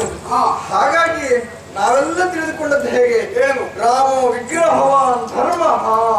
ಧರ್ಮಕ್ಕೆ ಮೂರ್ತಿ ಅಂತ ಹೇಳಿದ್ರೆ ರಾಮ ಎನ್ನುವುದಾಗಿ ನಾವೆಲ್ಲ ತಿಳಿದುಕೊಂಡವರು. ಆಶ್ಚರ್ಯ ಆಯ್ತು ನನಗೆ. ಏನು? ಯಾವುದೇ ಕಾರ್ಯವನ್ನು ಮಾಡುವುದಾದ್ರೂ ಹೀಗೆ ಮಾಡಬೇಕೆನ್ನುವುದನ್ನು ತಿಳಿದುಕೊಂಡಂತ ನೀನು ಈ ರೀತಿಯಾಗಿ ಮಾಡಿದೆಯಲ್ಲ, ತಪ್ಪಾಯ್ತು ಅಂತಲ್ಲ, ಆದ್ರೆ ಮಾಡಿದ್ ಸರಿಯಾಗಿ ಸರಿಯಾಗಿಲ್ಲ ಅಂತ ತಪ್ಪೇ ಅಲ್ಲ. ಹೌದು. ಯಾಕೆ ಈ ಮಾತನ್ನು ಹೇಳ್ತಾ ಇದ್ದೇನೆ? ಯಾವುದೇ ಕಾರ್ಯವನ್ನು ಮಾಡುವುದಾದ್ರೂ ಕಾಯಿನ ವಾಚ ಮನಸ್ಸ ಪೂರಕವಾಗಿ ಮಾಡಬೇಕು, ತ್ರಿಕಾಲ ಶುದ್ಧಿ ಬೇಕು ಅಂತ. ಹಾಗೆ ಮಾಡಿದ್ರೆ ಮಾತ್ರ ಫಲ ಎನ್ನುವುದು ಸಿಗ್ತದೆ ಮಾಡಿದ ಕಾರ್ಯ. ಎಲ್ಲಿ ಅಂತ ಹೇಳಿ ರಾಮ ನನ್ನಲ್ಲಿ ಬಂದಾಗ ಉಪಚಾರ ಮಾಡುವುದಕ್ಕೆ ಒಳ್ಳೆಯ ಮಾತನ್ನಾಡಿದವನು ನೀನು. ಹೌದು. ನಿನ್ನ ದೇಹ ಎಲ್ಲ ರೀತಿಯಿಂದ ಸಹಕರಿಸಿದ್ದು ಹೌದು. ಆದ್ರೆ ನಿನ್ನ ಮನಸ್ಸು ಯಾಕೋ ಸರಿ ಇಲ್ಲ ಅಂತ ನನ್ನ ಮನಸ್ಸು ಹೇಳ್ತಾ ಇದೆ. ಮನಸ್ವಿ ನಿಮ್ಮನ್ನು ಸತ್ಕರಿಸಲಿಲ್ಲ. ಹೌದು. ಮನದ ಕದನದ ಹದನವನ್ನು ವದನ ಸೂಚಿಸ್ತದೆ ಅಂತೆ. ನಿನ್ನ ವದನವನ್ನು ನೋಡಿದ್ರೆ ಗೊತ್ತಾಗ್ತದೆ ಮನದ ಸಾಗರದಲ್ಲಿ ಯಾವುದೋ ಒಂದು ಕೋಲಾಹಲ ಎದ್ದಿದೆ ಅನ್ನೋದು ಸ್ಪಷ್ಟವಾಗಿ ಅರ್ಥ ಆಗ್ತದೆ. ಮನೆ ಜಗಲಿ ಮೇಲೆ ಕೂತ್ಕೊಂಡ್ರೆ ಮನೆ ಯಜಮಾನ ಇಂತವ ಅಂತ ಹೇಳ್ಬಹುದು. ಹೌದೌದು, ಯಾರು ಹೇಳ್ಬಹುದು. ಹಾಗೆಯೇ ನಿನ್ನ ಮುಖವನ್ನು ನೋಡಿದ್ರೆ ಯಾವುದೋ ಒಂದು ರೀತಿಯ ಕ್ಲೇಶ ಎನ್ನುವುದು ನಿನ್ನ ಮನಸ್ಸಿನಲ್ಲಿ ಉಂಟು ಅನ್ನೋದು ಸ್ಪಷ್ಟವಾಗಿ ಅರ್ಥ ಆಗ್ತದೆ. ದಿವಿಯಿಂದ ಭೂಮಿಗಿಳಿದಂತ ಭಗವಂತ ನೀನು. ನಿನ್ನ ಮನಸ್ಸಿಗೆ ಈ ರೀತಿಯಾದಂತಹ ಕ್ಲೇಶ ಎನ್ನುವುದು ತುಂಬಿಕೊಂಡಿರ್ತದೆ ಅಂತ ಆದ್ರೆ ಯಾವುದು, ಯಾಕೆ, ಏನು, ಹೇಗೆ ಅಂತ ಕೇಳಬಹುದು ರಾಮ. ನಾನು ನಿಮ್ಮ ಹಾಗೆ ಎಲ್ಲ ಬಿಟ್ಟವನು. ಎಲ್ಲ ಬಿಟ್ಟವನು ಅಂತ ಹೇಳಿದ್ರೆ ಅಪಾರ್ಥ ಗ್ರಹಿಸಬೇಕು. ಪ್ರಾಪಂಚಿಕವಾದಂತಹ ಯಾವ ಕಂಜಟಗಳಿಗೂ ತಾವು ಒಳಗಾದವರಲ್ಲ. ನನಗೆ ಹಾಗೂ ಸಾಕೇತ ನಾಥ ದಶರಥ ನಂದನ ಕೌಸಲ್ಯಾನಂದ ವರ್ಧನ ಭರತ ಲಕ್ಷ್ಮಣ ಶತ್ರುಘ್ನಿಗೆ ಅಗ್ರಜ ಸೀತಾಕಾಂತನಾಗಿರುವಂತಹ ನನಗೆ ಈ ವ್ಯವಹಾರಗಳಲ್ಲಿ ಕ್ಲೇಶ ಬಾರದೆ ಇದ್ದೀತೆ. ಖಂಡಿತ ಬರ್ತದೆ. ರಾಜ ಅಂತ ಹೇಳಿದ್ರೆ ಅಂತದ್ದೆಲ್ಲ ಬರುವುದೇ ಅಲ್ವಾ. ಆದ್ರೆ ಯಾವುದು ಆ ರೀತಿಯಾದಂತಹ ಕ್ಲೇಶ? ಹೇಳಿಕೊಂಡ್ರೆ ಪರಿಹಾರ ಸಿಕ್ಕರೂ ಸಿಗಬಹುದು, ಅಲ್ಲ ದುಃಖದ ಭಾರವಾದರೂ ಕಡಿಮೆ ಆಗಬಹುದು. ಇನ್ನೊಬ್ಬರಲ್ಲಿ ಹೇಳ್ಕೊಳ್ಬೇಕು ದುಃಖವನ್ನು, ಭಾರ ಕಡಿಮೆ ಆಗ್ತದೆ. ಸಂತೋಷವನ್ನು ಹೇಳಿಕೊಂಡ್ರೆ ವರ್ಧಿಸುತ್ತದೆ. ಜ್ಞಾನಿಗಳು ತಮ್ಮಲ್ಲಿ ನಿವೇದಿಸಿಕೊಳ್ತೇನೆ. ನಮ್ಮವನೇ ಆಗಿರುವಂತಹ ಶಕುಂತ ಭೂಪಾಲ ವಿಶ್ವಾಮಿತ್ರರ ಕೃತಭಂಗಕ್ಕೆ ಕಾರಣನಾದ. ಗುರುವಾಜ್ಞೆ ಆಯಿತು, ಅವನನ್ನು ಕೊಂದು ಕೊಡು. ನಾನು ಒಪ್ಪಿಬಿಟ್ಟೆ. ಅದಕ್ಕಾಗಿ ವಯಸ್ಸಲ್ವಾ ಬಂಧುವನ್ನು ಕೊಲ್ಲಬೇಕಾಗ್ತದೆ ಅನ್ನೋದ್ರ ಕಾರಣಕ್ಕಾಗಿ ನೀವೇನು ಪ್ರಸಂಗ ಮುಗಿಸಿರ್ತೀರಲ್ಲ, ಹೀಗೆ ನಾನು ಕೇಳಿದೆ. ಅಧರ್ಮಿಯಾದ ಬಂಧು ವಾತ್ಸಲ್ಯಕ್ಕೆ ಕಾರಣನಲ್ಲ ಎಂಬ ಕಾರಣಕ್ಕಾಗಿಯೇ ಮಗನಾದ ಅಸಮಂಜಸ ಪ್ರಜೆಗಳನ್ನೆಲ್ಲ ಹಿಂಸಿಸುತ್ತಿರುವಂತಹ ವೇಳೆಯಲ್ಲಿ ಸಕಲ ಚಕ್ರೇಶ್ವರ ನೀನು ನನ್ನ ಮಗನಲ್ಲ, ಕಾಡಿಗೆ ಹೋಗುವಂತ ಅಂತ ವಂಶ ನಮ್ಮ ಖಂಡಿತ ಬಂಧುವನ್ನ ಕೊಲ್ಲುವುದಕ್ಕಾಗುವುದಿಲ್ಲ ಅಂತ ನಾನು ಚಿಂತಾಕ್ರಾಂತನು. ಮತ್ತೆ ಋತುಭಂಗ ಯಾರು ಮಾಡ್ತಾರೋ ಅಂತವರನ್ನು ವಿಚಾರಿಸದೆ ಕೊಲ್ಲಬೇಕಾದ ವಂಶ ನಮ್ಮದು. ಸರಿ ಸರಿ ಸರಿ ಆಗಿಲ್ಲಲ್ಲ ಅಂತ ಚಿಂತೆ ಆಗ್ಲಿಲ್ಲ. ಎಲ್ಲಿ ಹುಡುಕಿದ್ರು ಶಕುಂತ ಇಲ್ಲ ಇಲ್ಲ ಇಲ್ಲ, ಎಲ್ಲೆಲ್ಲಿ ನಮ್ಮವರೆಲ್ಲ ಬಂದು ಹೇಳ್ತಾ ಇದ್ದಾರೆ. ಈಗ ಶಕುಂತ ಸಿಕ್ಕದಿದ್ದರೇನು, ಏನು ನೀವು ಸಿಕ್ಕಿದ್ರಲ್ಲ. ಈ ದೊಡ್ಡವರೇ ಹಾಗೆ ಅಂತ ರಾಜನ ಬಗ್ಗೆ ಹೇಳ್ತಾರೆ. ರಾಜ ನಗುತ್ತಾ ಶಿಕ್ಷೆ ಕೊಡ್ತಾರಂತೆ. ನಿನ್ನ ಸಹವಾಸ ಸಾಕು, ನಾನು ಬರ್ತೇನೆ. ನೀವೇನು ಬಯಸಿದ್ರಿ? ನೀನು ಹೇಳಿದ್ದೆ ಹಾಗೆ ಅದು. ಶಕುಂತನನ್ನು ಕೊಲ್ಲಬೇಕಾಗಿತ್ತು, ಅವನಂತೂ ಸಿಗ್ಲಿಲ್ಲ, ನೀವು ಸಿಕ್ಕಿರಲ್ಲ ಅಂತ ನನಗೆ ಹೇಳಿದ್ರೆ. ಎತ್ತಿಗೆ ರೋಗ ಬಂದ್ರೆ ಕರುವಿಗೆ ಬರ ಹಾಕಿದ್ರೆ ಗುಣ ಆಗ್ತದ, ಆರೋಗ್ಯ ಸರಿ ಆಗುವುದಿಲ್ಲ ಅಲ್ವಾ? ನಮ್ಮವರೆಲ್ಲ ಭೂಲೋಕದಲ್ಲಿ ಸಂಚಾರ ಮಾಡುವಂತಹ, ನೀವು ತ್ರಿಲೋಕ ಸಂಚಾರ. ಸರಿ ಹೋಗ್ಬೇಕಾ? ನಿಂತಲ್ಲೇ ಆಯಿತು, ಇಂತಲ್ಲಿ ಶಕುಂತ ಇದ್ದಾನೆ ಹೇಳುವಂತ ಮಹಾಂತರು ತಾವು. ಸರಿ ಹೇಳಿಕ್ಕಾಗಿ ಬಂದವರು ಹೇಳಿದ್ದಾರೆ ಶಕುಂತ. ಅದು ಹೇಳ್ಬೋದು, ಆದ್ರೆ ಇಷ್ಟೇ ಹೊತ್ತು, ಸ್ವಲ್ಪ ಸ್ವಲ್ಪ ಹೊತ್ತು, ಕೆಲವರಿಗೆ ಅಷ್ಟೇ ಸಾಕಾಗ್ತದೆ. ಯಾವುದು ಸ್ವಲ್ಪ ವಿಷಯ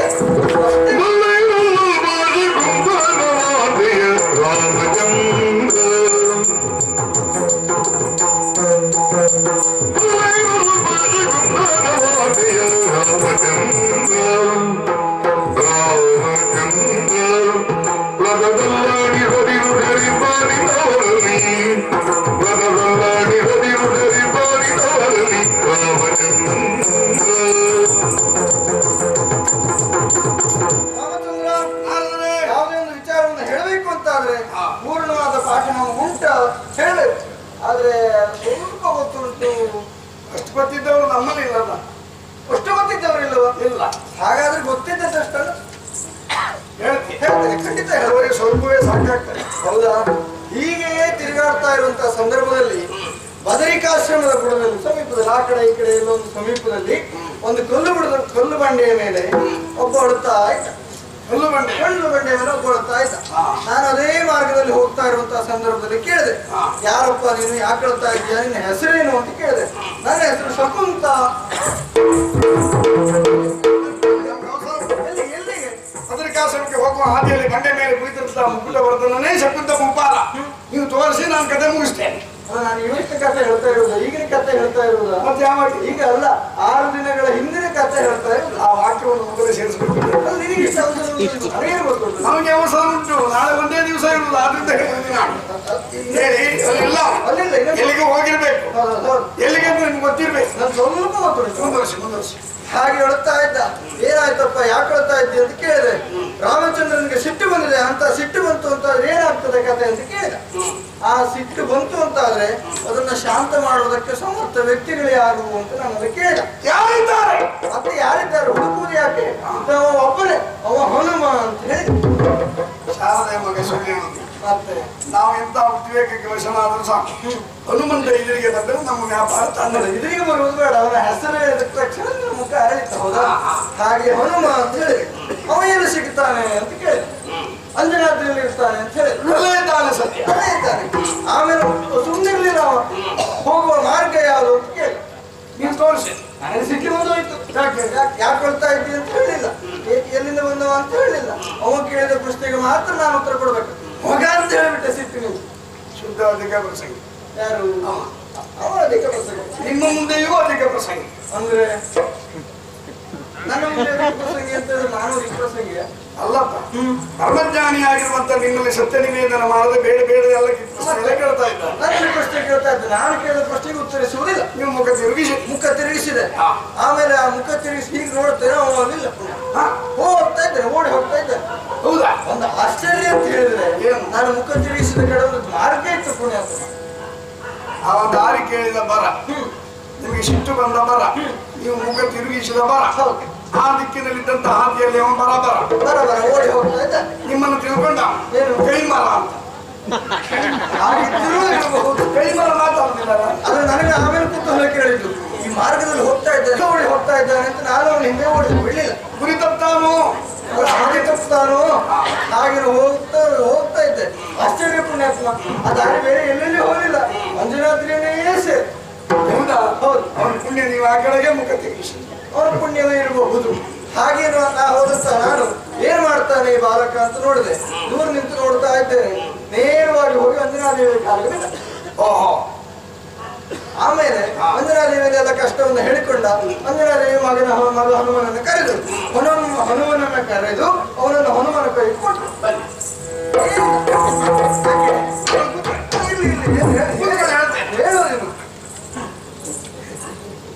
ಎಷ್ಟು ಕುಡಿತೀರಿ, ಏನು ಕುಡಿತೀರಿ, ಏನೆಲ್ಲ ಸೇರಿಸಿ. ಯಾವ್ದು ಸ್ವಾಮಿ ಏನು ಸತ್ಯಗ್ರಹಸ್ಥರ ಮನೆಗೆ ಬಂದು ಸಂತೋಷದ ವಾರ್ತೆಯನ್ನು ತಿಳಿಸಿದವರಿಗೆ ಹಾಲು ಸಕ್ಕರೆ ಕೊಡಬೇಕು ಅಂತ ನಿಯಮ ಉಂಟು. ಸರಿ, ಸಕ್ಕರೆ ಎಷ್ಟು ಹಾಕುವುದು, ಕೇಸರಿ ಎಷ್ಟು ಸೇರಿಸುವುದು ಯಾಕೆ ಅಂತಾನೆ ಗೊತ್ತಾಗಲ್ಲ ನನಗೆ. ಸಂತೋಷದ ವಿಚಾರ ಅಲ್ಲ, ವಿಷಯ ಮುಗಿಲಿಲ್ಲ. ಹನುಮಂತನಲ್ಲಿ ಶಕುಂತ ಇದ್ದರೇನು, ನನ್ನಲ್ಲಿದ್ದರೇನು. ಹನುಮನ ಮತವೇ ರಾಮನ ಮತ, ರಾಮನ ಮತವೇ ಹನುಮನ ಮತ. ಆ ಅವಿನಾಭಾವ ಸಂಬಂಧ ಅನುಭವನಿಗೂ ನಾಳೆವನಿಗೆ ಗೊತ್ತಾಗ್ತದೆ ಇವ ರಾಮನಿಂದ ಹತಿಸಲ್ಪಡುವವ ಎಂದು ಹೊತ್ಕೊಂಡು ಬರ್ತಾನೆ. ನಾನು ಕುಂತು ಮುಗಿಸ್ತೇನೆ. ಹೀಗಾಗಿಯೇ ಪ್ರಪಂಚ ಅರ್ಧ ಹಾಳಾಗುವುದು. ಎಲ್ಲರೂ ನಮ್ಮ ಮತಕ್ಕೆ ಇದ್ದಾರೆ ಅಂತ ನಾವು ತಿಳಿದುಕೊಳ್ಳುವುದು. ಆದ್ರೆ ಹಾಗಾಗಿ ಇರುವುದಿಲ್ಲ ಪುಣ್ಯಾತ್ಮ. ಅಂದ್ರೆ ಹನುಮನ ಮತ ಬೇರೆ ಆಗಿ ಹೋಗಿದೆ. ಏನು ಹನುಮ ಕೇವಲ ಅವನನ್ನು ರಕ್ಷಣೆ ಕೊಟ್ಟು ಇಟ್ಟುಕೊಂಡದ್ದಷ್ಟೇ ಅಲ್ಲ, ಮತ್ತೊಂದು ಮಾತನಾಡಿದ್ದಾರೆ. ಏನು? ಹರಿಹರರೇ ಅಡ್ಡಗಟ್ಟಿದರು 8 ದಿನದ ಒಳಗಾಗಿ ಇವನನ್ನ ಯಾರಿಗೂ ಕೊಡುವುದಿಲ್ಲ, ರಾಮನೇ ಬಂದರೂ ವಹಿಸಿಕೊಡುವುದಿಲ್ಲ ಅಂತ ಹೇಳಿದ್ದಾರೆ. ಶಪಥ ಮಾಡಿದ್ದಾರೆ. ದೊಡ್ಡವರು ರಾಮ ದೇವರು ಒಟ್ಟು ನಮಗೆ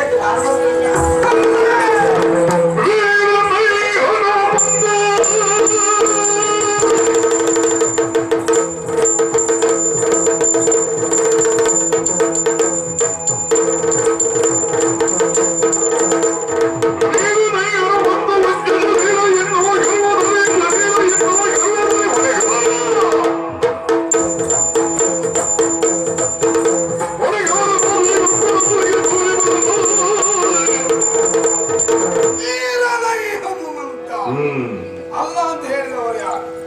ಕಾರಣ ಇದ್ದೇ ಇದೆ. ಕೆಳವೆಯಲ್ಲೇ ಮೂಡುತ್ತಿರುವಂತಹ ಸೂರ್ಯನನ್ನು ಹಣ್ಣೆಂದು ಭಾವಿಸಿ ಧಾವಿಸಿದ ಕಾರಣ ದೇವೇಂದ್ರ ಇವನ ಮುಖಕ್ಕೆ ಆಗ ಪ್ರಾಣ ಹೋಗಿ ಕೆಳಗೆ ಬಿದ್ದ. ವಾಯುದೇವ ಸ್ತಂಭನ ತನ್ನ ಮಗನಿಗೆ ಇಂತಾಯಿತು ಎಂದು ದೇವನು ದೇವತೆಗಳೆಲ್ಲ ಒಟ್ಟಾದರು.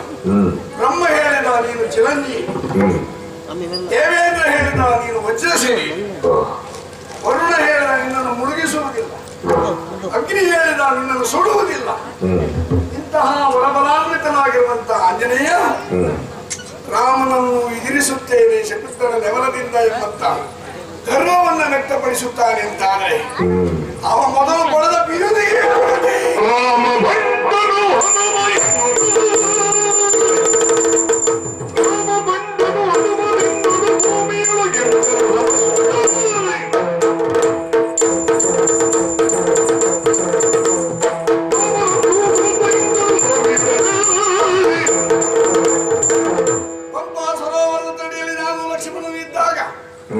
ಒಂದೇ ಕಿವಿಯಲ್ಲಿ ಒಂಟಿ ಧಾರಣೆ ಮಾಡಿರುವಂತಹ ಒಟರೂಪಿಯಾಗಿರುವಂತವನು ಬಂದಾಗ ಲಕ್ಷ್ಮಣನಲ್ಲಿ ತೋರಿದ ಇದು ವಿಚಿತ್ರ.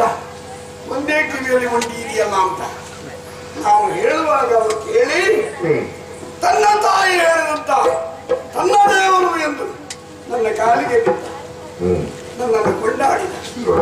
ರಾಮ ಇನ್ನೇನು ಕೇಳುವುದಿಲ್ಲ, ನಾನು ಕೇಸರಿತನಯನಲ್ಲ, ವಾಯು ಸಂಜಾತನಲ್ಲ, ಆಂಜನೇಯನಲ್ಲ, ನನಗೆ ಬೇಕಾದದ್ದು ರಾಮ ಬಂಟನು ಹನುಮ ಎಂಬ ಒಂದು ಬಿರುದನ್ನು ಕಾಲಿಗೆ ಬಿದ್ದ ಕ್ಷಣವೇ ಭರತ ಲಕ್ಷ್ಮಣ ಶತ್ರುಘ್ನಾದಿಗಳನ್ನು ಎತ್ತಿ ತೊಡಕಿಸುವ ಹಾಗೆ ಅವನಲ್ಲ ತಪ್ಪಿಕೊಂಡ. ತಮ್ಮನಾದ ಶತ್ರುಘ್ನ ಹಾಗೆ ನಿನ್ನನ್ನು ನೋಡಿಕೊಳ್ಳುತ್ತೇನೆ ಅಂತ ಆಲಿಂಗಿಸಿ ನಡ್ಡಾಡಿದೆ, ವಾತ್ಸಲ್ಯವನ್ನು ಬೀರಿದೆ. ಹಾಗಾದ್ರೆ ರಾಮನು ಹನುಮನ ಮೇಲೆ ಬೀರುವಂತಹ ವಾತ್ಸಲ್ಯಕ್ಕೆ ಬೆಲೆ ಇಲ್ಲವೇ? ಪರೀಕ್ಷಿಸಲು ಹೊರಟ ಅಂತಂದ್ರೆ ಅವ ಕಾಡಿನ ಕೋಳಗವೇ ಸರಿ. ಹೌದು, ಘನ ತಪಶ್ಚರಣೆಯಿಂದ ಪಡೆದಿರುವಂತಹ ಮಾಣಿಕ್ಯ ಒಂದನ್ನ ಮಂಗನ ಕೈಗೆ ಕೊಟ್ಟು ಪ್ರಯೋಜನವೇ? ದಾರಿ ಹೋಗನಪ್ಪ ಅದನ್ನು ಸಂಗ್ರಹಿಸಿದ ಪಾಪ ಘನ ತಪಸ್ಸಿನಿಂದ ಕುಳಿತ ಮಂಗನ ಕಾಲ ಮಗ ಇಲ್ಲ ತಗೋ. ಮಂಗ ಏನ್ ಮಾಡ್ತದೆ? ಮೂಸ್ತದೆ ಕಚ್ಚಿದರು ಅಷ್ಟೇ. ಹಣ್ಣಲ್ಲ ಎಂದು ದೂರ ಎಸೆಯುತ್ತಾರೆ. ಹಾಗಾದರೆ ಪರೀಕ್ಷಿಸಲು ಹೊರಟಂತಹ ಆಂಜನೇಯ ಕಾಡಿನ ಕೋಡಗವೇ ಸರಿ. ನಾವ್ಯಾರು?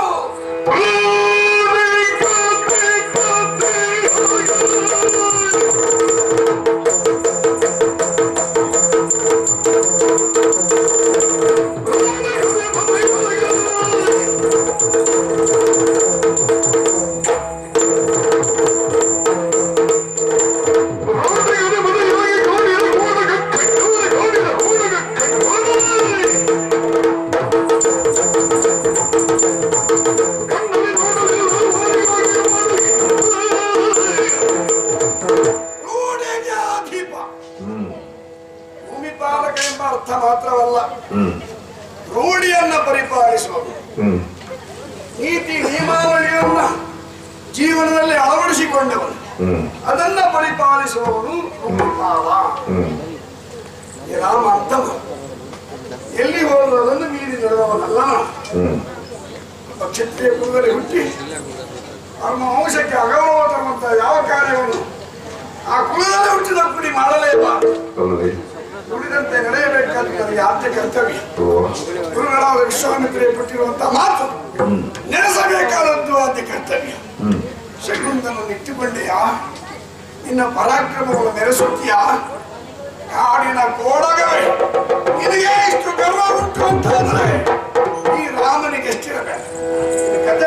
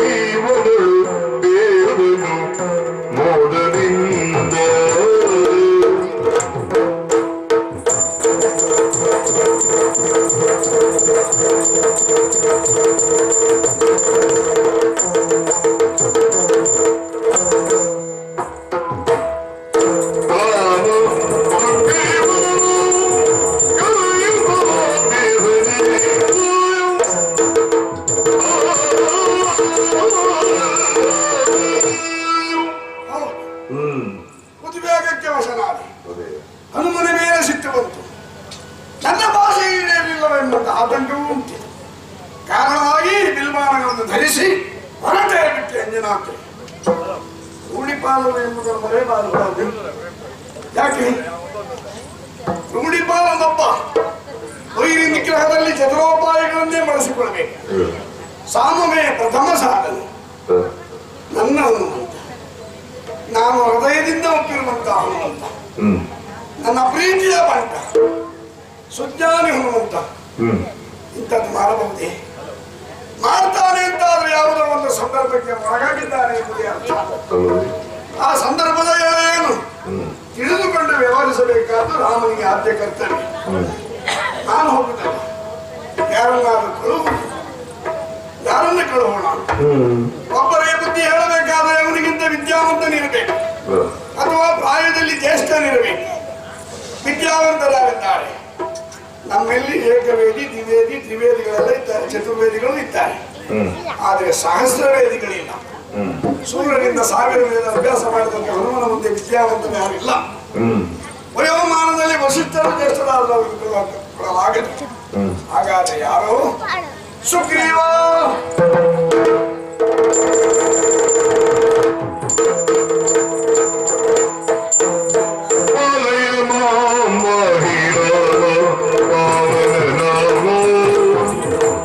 Love you,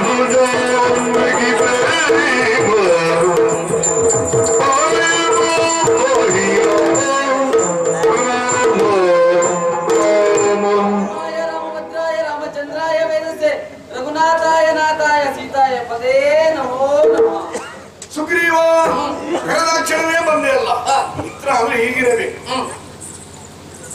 ಸುಗ್ರೀವ, ದೇವ್ರೆ ನಿನ್ನನ್ನು ಕರೆದದ್ದು ಯಾಕೆ ಬಲ್ಲೆ? ಯಾಕೆ ಅಂತ ಗೊತ್ತಾಗಲಿ. ನನ್ನ ಕಾರ್ಯಕ್ರಮಕ್ಕೆ ಅಡ್ಡಿ ಬರುವವರೆಲ್ಲ ನನ್ನ ವಿರೋಧಿಗಳು ತಾನೆ. ನನಗೂ ಇರುವಾದಂತಹ ಸಂಬಂಧ ಹಾಗೆ ಮಿತ್ರತ್ವ. ನಿನ್ನ ಶತ್ರು ಮಿತ್ರರು ನನ್ನ ಶತ್ರು ಮಿತ್ರರು, ನನ್ನ ಶತ್ರು ಮಿತ್ರರು ನಿನ್ನ ಶತ್ರು ಮಿತ್ರರು. ನನಗೆ ಯಾರಾದ್ರೂ ವಿರುದ್ಧ ಹೊಗೆದರೆ ನನಗೂ ಶತ್ರುಗಳೇ ಖಂಡಿತ ತಾನೆ. ಇನ್ಯಾರಲ್ಲ, ನಮ್ಮ ಮನೆಯಾದಂತ ಹನುಮಂತ ಆತ್ಮೀಯವಾಗಿ ಒಂದನ್ನು ಸೇವಕ ಅಂತ ನಾವು ಸೇರಿಸಿಕೊಂಡಿದ್ದೇವೆ.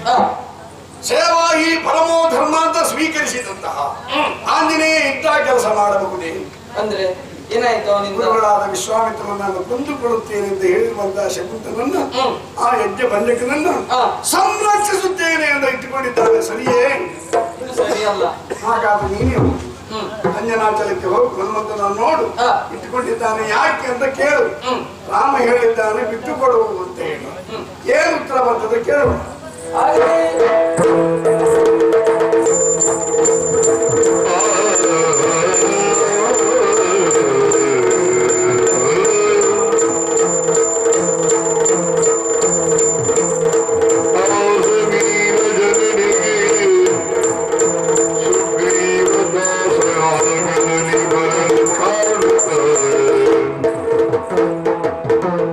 ಸರೋಗದರಿ ಬರಲು ಕಾಣುತ್ತ ದಾಸಬಾವರಿ ಕರಿನಾದರಿಸಿ ಕುಶಲವನು ಕೇಳ ಆದರಿಸಿ ಕುಶಲವನು ಕೇಳ.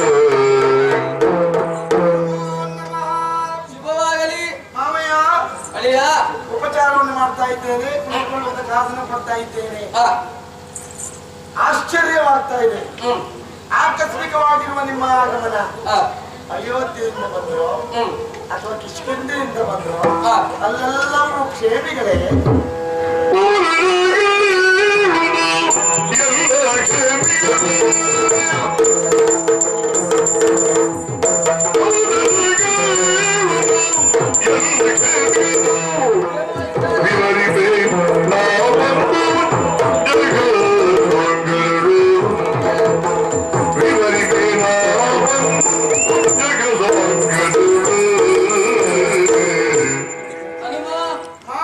ನಮ್ಮವರೆಲ್ಲರೂ ಕ್ಷೇಮವಾಗಿದ್ದಾರೆ.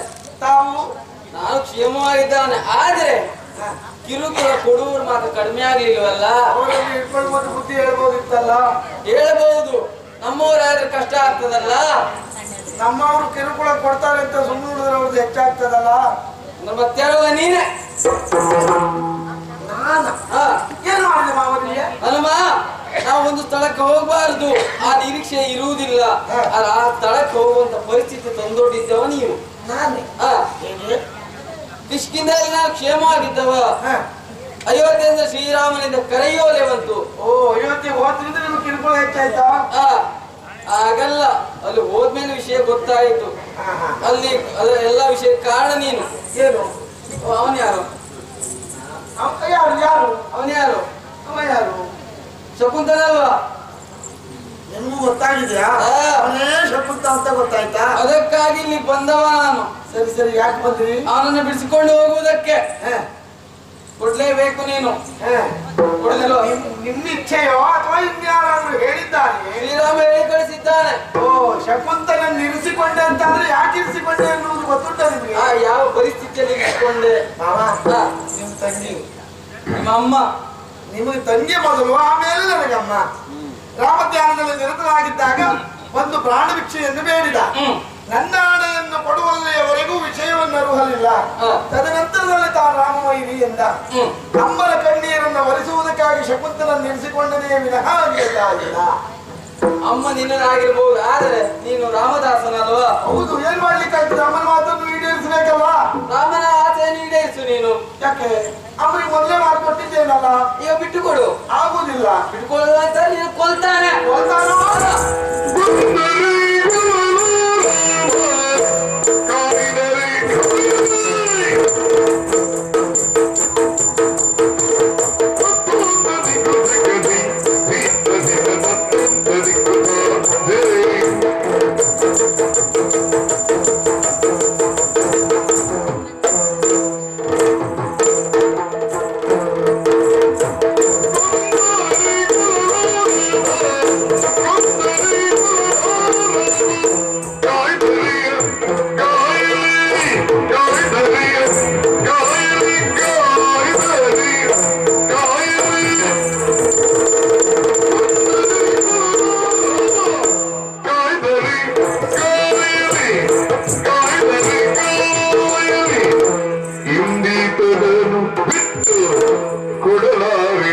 ನಾನು ಇನ್ನಿತರನು ಕೊಡಲಾರೆ ನಾನು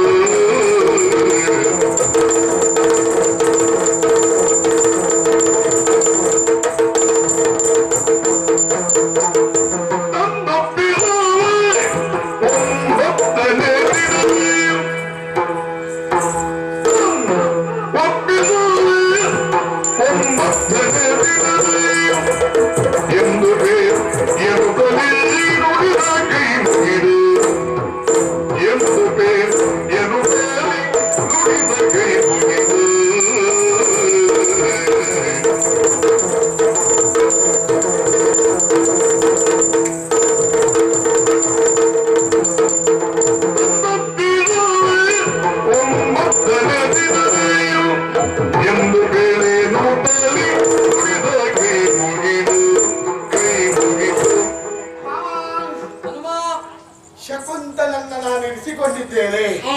ಪ್ರಯುಕ್ತ ಏನಾಗ್ತದೆ? ರಾಮ ಬಂದು ನನ್ನನ್ನು ಕೊಂದರೆ ಕೊಲ್ಲಲಾ ರಾಮ. ರಾಮನ ವಾದಕ್ಕೆ ನನ್ನ ತನುವನ್ನು ಕೊಡ್ತೇನೆ. ರಾಮ ನನ್ನನ್ನು ಕೊಲ್ಲುವುದು ಯಾವಾಗ? ನಾನು ಅಪರಾಧಿ ಎಂದು ತಿಳಿದ ಮೇಲೆ. ಅಪರಾಧ ಅಲ್ವಾ? ಅಲ್ಲ. ಅದಕ್ಕೆ ರಾಮನಿಗೆ ಉತ್ತರ ಕೊಡ್ತೇನೆ ಮಾವ. ಇನ್ನು ಕಾಯುತ್ತಾನಾದ್ರೆ ಕಾಯಲಿ, ನಾನು ನಿರಪರಾಧಿ ಎಂದು ಕಾಯ್ತಾನೆ ಅಂತ ಆದ್ರೆ ಕಾಯಲಿ. ಶಕುಂತಲಲ್ಲಿ ಕೊಡುವುದೇ ಇಲ್ಲ, ಕೊಡುತ್ತಾ ಹೇಳುವುದಿಲ್ಲ. ಒಳ್ಳೆಯವ ನೀನು. ಕೊಡುವ ಕೊಡುವ ಅಂದ್ರೆ ಎರಡು ಅರ್ಥ ಆಗ್ತದೆ ಇದರಲ್ಲಿ. ಕೊಡುವ ಕೊಡುವ ಯಾವಾಗ? 8ನೇ ದಿವಸ ಮುಗಿದು 9ನೇ ದಿವಸದ ಸೂರ್ಯೋದಯಕ್ಕೆ ಸರಿಯಾಗಿ ಶಕುಂತಲನ್ನು ತಂದು ಒಪ್ಪಿಸ್ತೇನೆ ಅಂತ. ಅಂದರೆ 8 ದಿನದ ಒಳಗಾಗಿ ನೀನು ಕೊಡುವುದಿಲ್ಲ ಶಕುಂತಲನ್ನು. ಕೊಡುವುದಿಲ್ಲ ಅಂತ ಏನಾಗ್ತದೆ ಗೊತ್ತಾಗುತ್ತದೆ ನಿನಗೆ? ಅಯೋಧ್ಯೆಯಲ್ಲಿರುವಂತ ರಾಮ ತಮ್ಮನಾಗಿರುವಂತ ಲಕ್ಷ್ಮಣ ದೇವ ಬರ್ತಾನೆ, ಬರ್ಲಿ ಭರತ ದೇವ ಬರ್ತಾನೆ, ಶತ್ರುಘ್ನ ದೇವ ಬರ್ತಾನೆ, ಅಯೋಧ್ಯೆ ಸೇನೆ ಎಲ್ಲರೂ ಬರ್ತಾರೆ. ಹೆದರಿಕೆ ಆಗುದಿಲ್ಲ ನಿನಗೆ? ಹೆದರಿಕೆ ಎನ್ನುವುದು ನಿನ್ನ ಮಾತ್ರ, ನಮಗಿಲ್ಲ. ಅಷ್ಟೇ ಅಲ್ಲ, ನಾವು ಸುಮ್ಮನೆ ಇರುವುದಕ್ಕಾಗ್ತದ? ಏನ್ ಮಾಡ್ತೀರಾ?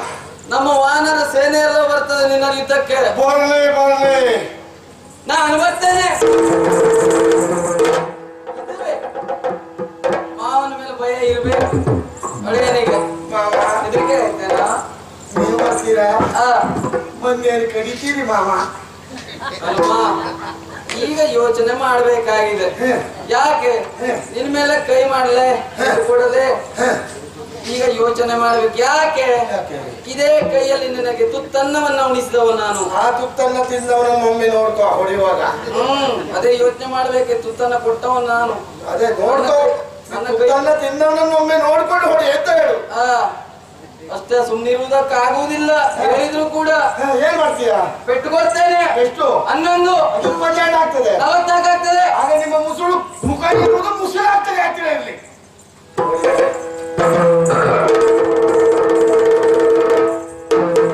ಹನುಮನಿಗೆ ಅಹಂಕಾರದ ಪಿತ್ತ ನೆತ್ತಿಗೇರಿದೆ.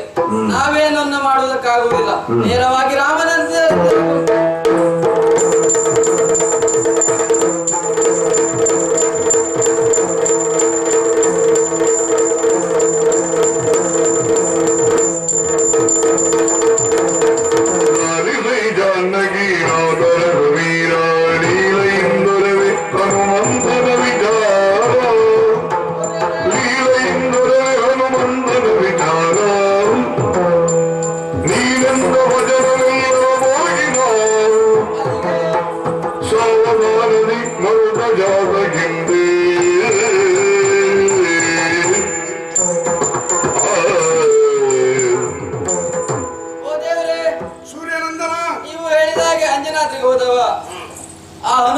ಕಂಡವ.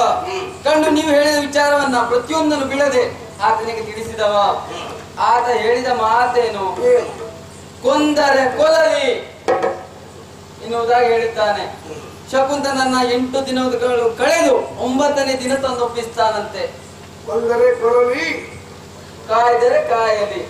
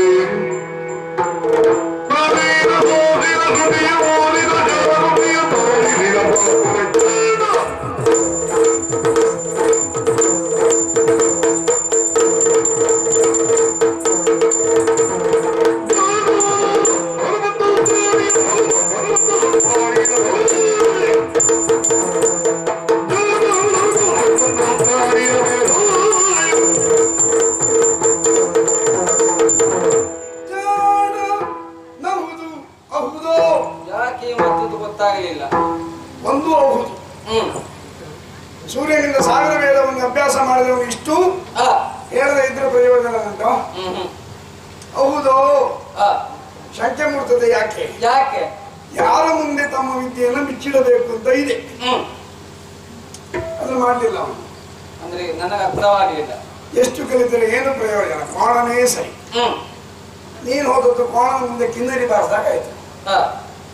ಉತ್ತರ ಅಷ್ಟೇ ಪಡ್ಕೊಂಡು ಬಂದಿಲ್ಲ ನೀನು. ನಿನಗೆ ಅರ್ಥ ಆಗ್ಲಿಲ್ಲವೇ? ಕೊಂದರ ಕೊಳಲು ಯಾರನ್ನು? ಹನುಮನನ್ನ. ಹನುಮಂತನನ್ನು ನಾನು ಕೊಂದರೆ ಬ್ರಹ್ಮ ಕೊಟ್ಟ ವರಕ್ಕೆ ಗತಿ ಏನು? ಹೇಳಬೇಕು ಬೇಡ? ವಿಷಯ ಹೀಗುಂಟು.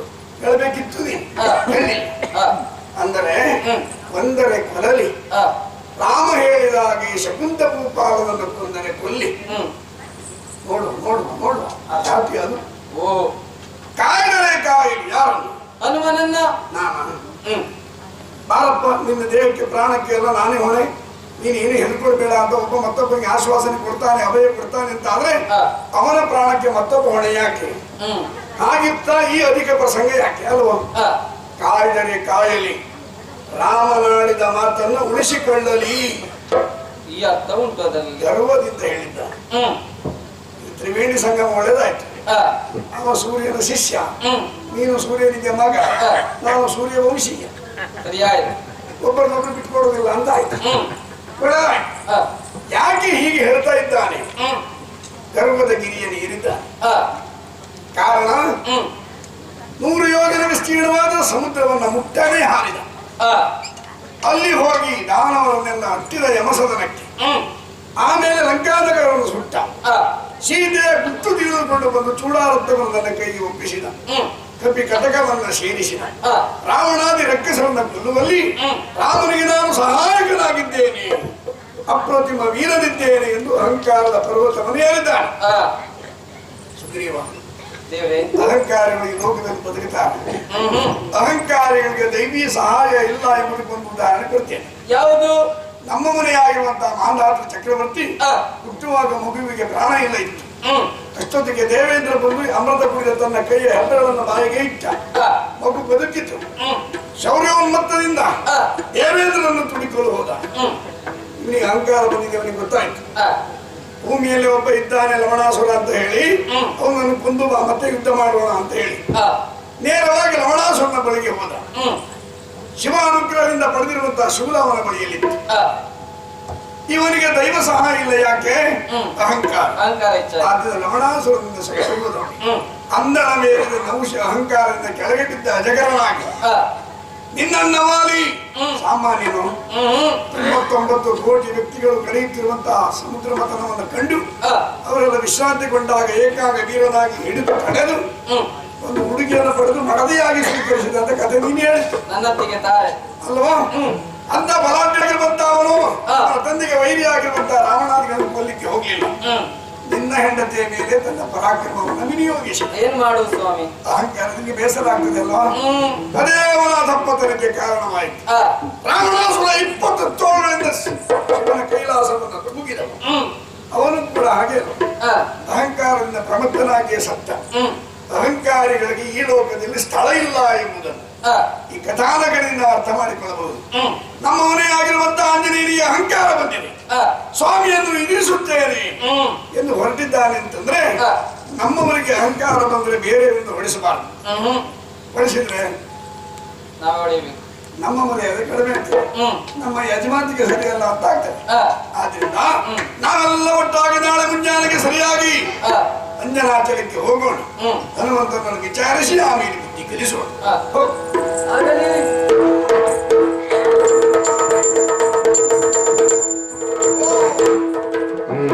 ಸತ್ಯ ಕರ್ಮವನ್ನು ವಿರಚಿಸಬೇಕು, ಅದನ್ನು ತಪ್ಪಿಸಬಾರದು. ಅದನ್ನು ಮಾಡಿ ಮುಗಿಸಿ ದೇಹಕ್ಕೂ ಮನಸ್ಸಿಗೆ ವಿಶ್ರಾಂತಿ ಕೊಡುವಂತಹ ತಾಳ್ಮೆ ಸೀತೆಯ ಅಂತಃ ಅಲ್ಲಿಗೆ ಹೋಗ್ತದೆ.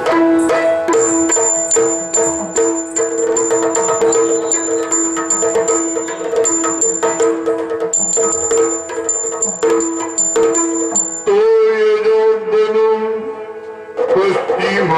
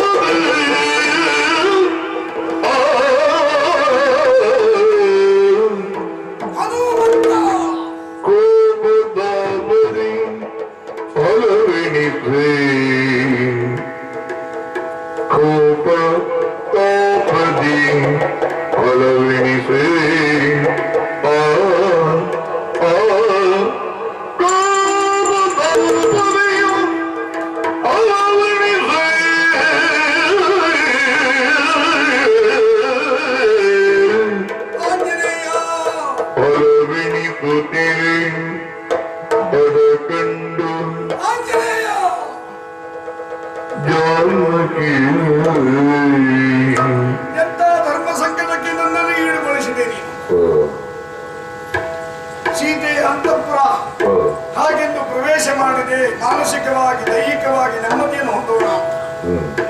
ಹಂಸ ತೂಲಿಕಾ ತಪ್ಪವೇ ಮುಳ್ಳಿನ ಹಾಸಿಗೆಯಂತೆ. ಈ ವಾತಾವರಣ ಶಾಂತಮಯವಾಗಿದ್ದು ಪ್ರಕ್ಷುಬ್ಧವಾಗಿದೆ. ಮನಸ್ಸಿನಲ್ಲಿ ಆಂದೋಲನ. ಈ ರೀತಿಯಾಗಿ ನನ್ನ ಮನ ಪರಿವರ್ತನೆಯಾದದ್ದು ನಿನ್ನೆ. ನೀನು ಶಕುಂತನ ಇಟ್ಕೊಂಡಿಯಲ್ಲ, ನಾಳೆ ಮುಂಜಾನೆ ಸರ್ವ ಸೇನೆಯ ಸಹಿತ ಅಂಜನಾಚಲಕ್ಕೆ ಬಂದು ಶಕುಂತನನ್ನು ಬಿಟ್ಟುಕೊಳ್ಳದಿರುವಂತಹ ನಿನ್ನ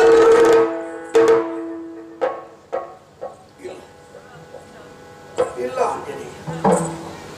ಸೀತಾ ವಿರಹ ವ್ಯತೆಯಿಂದ ಪಂಪಾ ಸರೋವರದ ತೀರದಲ್ಲಿ ಅಡವಿ ಗಿಡ ಮರ ಕಲ್ಲುಗಳು ಅರಸಿಂದ ಹುಡಿಯಾಗಿ ತೋರುತ್ತಿದೆ ತಮ್ಮ. ಕೊಳದಲ್ಲಿ ನೈದಿಲೆ ಅರಳಿದರೂ ಅದು ಕಮಲವೆಂದು ಭಾವಿಸಿದೆ. ಬೆಳದಿಂಗಳಾದರೂ ಕಡು ಕಮಲ ಸಖ ಕಿರಣ ಸುಡುತ್ತಿದೆ ಮೈಯಾಭರಣ ಅಂತ ಲಕ್ಷ್ಮಣನಲ್ಲಿ ಹೀಗೆ ಹೇಳುತ್ತಿರುವಂತಹ ವೇಳೆಯಲ್ಲಿ ಬೆಳಗಾಯಿತು. ಸೂರ್ಯೋದಯಕ್ಕೆ ಸರಿಯಾಗಿ ಸೂರ್ಯ ಶಿಷ್ಯರಾಗಿರುವಂತಹ ನೀನು ಬಂದು ಸಂಬಂಧವನ್ನು ಬೆಳೆಸಿಕೊಂಡು ಸುಗ್ರೀವನ ಸಖ್ಯವನ್ನು ಮಾಡಿಸಿ ಕಬ್ಬಿ ಕಟಕವನ್ನೆಲ್ಲ ಸೇರಿಸಿ ರಾವಣಾಸುರನ ಅವಧಿಯಲ್ಲಿ ಮಾಡುವಾಗ ಸರ್ವ ಸಹಾಯವನ್ನು ನೀಡಿ ನಮ್ಮ ಮರ್ಯಾದೆಯನ್ನು ಕಾಪಾಡಿದನು. ನನ್ನನ್ನು ಎತ್ತಿ ತಲುಕಿದಂತ ಕೈಗಳಿಂದಲೇ ಒಡೆಯಲು ನಾವು ಮುಂದಾಗುವುದೇ ಛೇ ಛೇ ಛೇ, ಖಂಡಿತ ಸಾಧ್ಯ ಸಾಧುವಲ್ಲ. ಯಾಕೆ ಹೊಡೆಯುವ? ನೀನು ಕೇವಲ ಕಾಡಿನ ಕೋಡ, ನಾನು ರೂಢಿಗೆ ಅಧಿಕ. ಸತ್ಯಕ್ಕಾಗಿ ಹೆಂಡತಿ ಮಕ್ಕಳನ್ನು ಮಾರಾಟ ಮಾಡಿರುವಂತ ಹರಿಶ್ಚಂದ್ರನ ವಂಶಸ್ಥನ. ನಂದಿನಿ ದೇನುವಿನ ಉಳಿಗಾಗಿ ತನ್ನ ದೇಹವನ್ನು ಸಿಂಹದ ಬಾಯಿಗೆ ತುರುಕಿರುವ ದಿಲೀಪ ಚಕ್ರವರ್ತಿಯ ವಂಶಸ್ಥನ. ಒಂದು ಹಕ್ಕಿ ಪಾರಿವಾಳದ ಉಳಿವಿಗಾಗಿ ತನ್ನ ದೇಹದ ವಾಸವನ್ನೇ ಕಡಿಕಳೆದು ತಕ್ಕಡಿಯಲ್ಲಿ ತೂಗಿರುವಂತಹ ಸಿವಿ ಚಕ್ರವರ್ತಿಯ ವಂಶಸ್ಥನ. ಹೌದು, ನನ್ನ ಕಾರ್ಯಕ್ರಮಕ್ಕೆ ವಿರೋಧವಾಗಿ ವರ್ತಿಸಿದವರನ್ನ ಖಂಡಿತ ಬದುಕ ಬಿಡಲಾರೆ. ನೀನು ನನ್ನ ಆತ್ಮೀಯ ಸೇವಕನಾದರೆ ನನ್ನ ವಿರೋಧಿಯನ್ನು ಇಟ್ಟುಕೊಂಡವನು ಎಂಬ ಕಾರಣಕ್ಕೆ ನಿನ್ನ ಕಥೆಯಲ್ಲ ಇಲ್ಲ ಇಲ್ಲ ಆಂಜನೇಯ. ಪ್ರಸರವಣಗಿರಿಯ ಗುಹಾ ಪ್ರದೇಶದಲ್ಲಿ ಮನಸ್ಸಿನ ಒಳಗೂ ಹೊರಗೂ ಮಳೆಗಾಲವನ್ನೇ ನಾನು ಅನುಭವಿಸುತ್ತಿದ್ದೆ. ಪರಮಜ್ಞಾನಿಯಾಗಿರುವಂತಹ ನೀನು ಆಗಾಗ ಕಥೆಗಳನ್ನು ಹೇಳಿ ಮಾನಸಿಕವಾದಂತಹ ನೆಮ್ಮದಿಯನ್ನು ತಂದುಕೊಡುತ್ತಿದ್ದೆ. ಕತ್ತಲೆಯಲ್ಲಾಡುತ್ತಿರುವಂತಹ ನನಗೆ ಬೆಳಕಾಗಿ ಪರಿಣಮಿಸಿದವು ನೀನು. ನಿನ್ನ ಬೆಳಕಿನಲ್ಲಿ ಬದುಕಬೇಕೆಂದು ನಿಶ್ಚಯಿಸಿದವನು ಈ ರಾಮನು ಎಂಬುದಿಗೆ ಈ ಬೆಳಕು ಹಾರದೇ ಇರಲಿ. ಆ ಬೆಳಕಿನಲ್ಲೇ ಸೂರ್ಯವಂಶೀಯನಾಗಿರುವಂತಹ ರಾಮ ಬದುಕುತ್ತಿರಲಿ. ಹೌದು, ಬೇಕೇ ಬೇಕು. ಯಾಕೆ ಬೇಕು? ಜ್ಯೋತಿಯನ್ನು ಜ್ವಾಲೆಯಾಗಿ ಮನೆಯನ್ನು ಸುಡುತ್ತದೆ ಅಂತಾದ್ರೆ ನೀರು ಹಾಕಿ ನಂದಿಸಬೇಕು. ನೀನು ನನ್ನ ಮೈ ಮನಗಳಿಗೆ ಹೊತ್ತಿರುವಂತಹ ಉರಿ ಜ್ವಾಲೆ. ನಿನ್ನ ಕಥೆ ಮುಗಿಸಲೇಬೇಕು. ನೀನು ಬೇಡವೇ ಬೇಡ. ಹನುಮ ನೀನು ನನಗೆ ಬೇಕು. ಹನುಮ ನೀನು ನನಗೆ ಬೇಕು. ನಾನೇನು ಮಾಡಿ ಸಾಯಿ ಕಂಡು ತಂದೆ ಜಾನಕಿ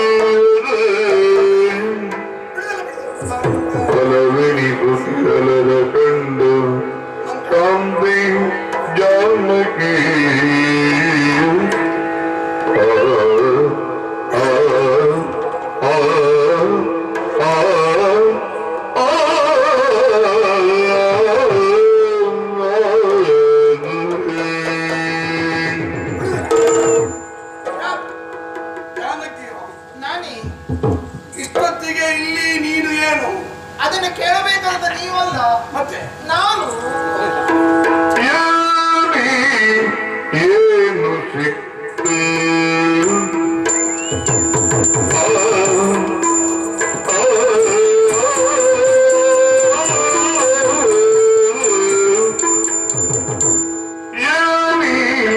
ಏನು ಸಿಕ್ತು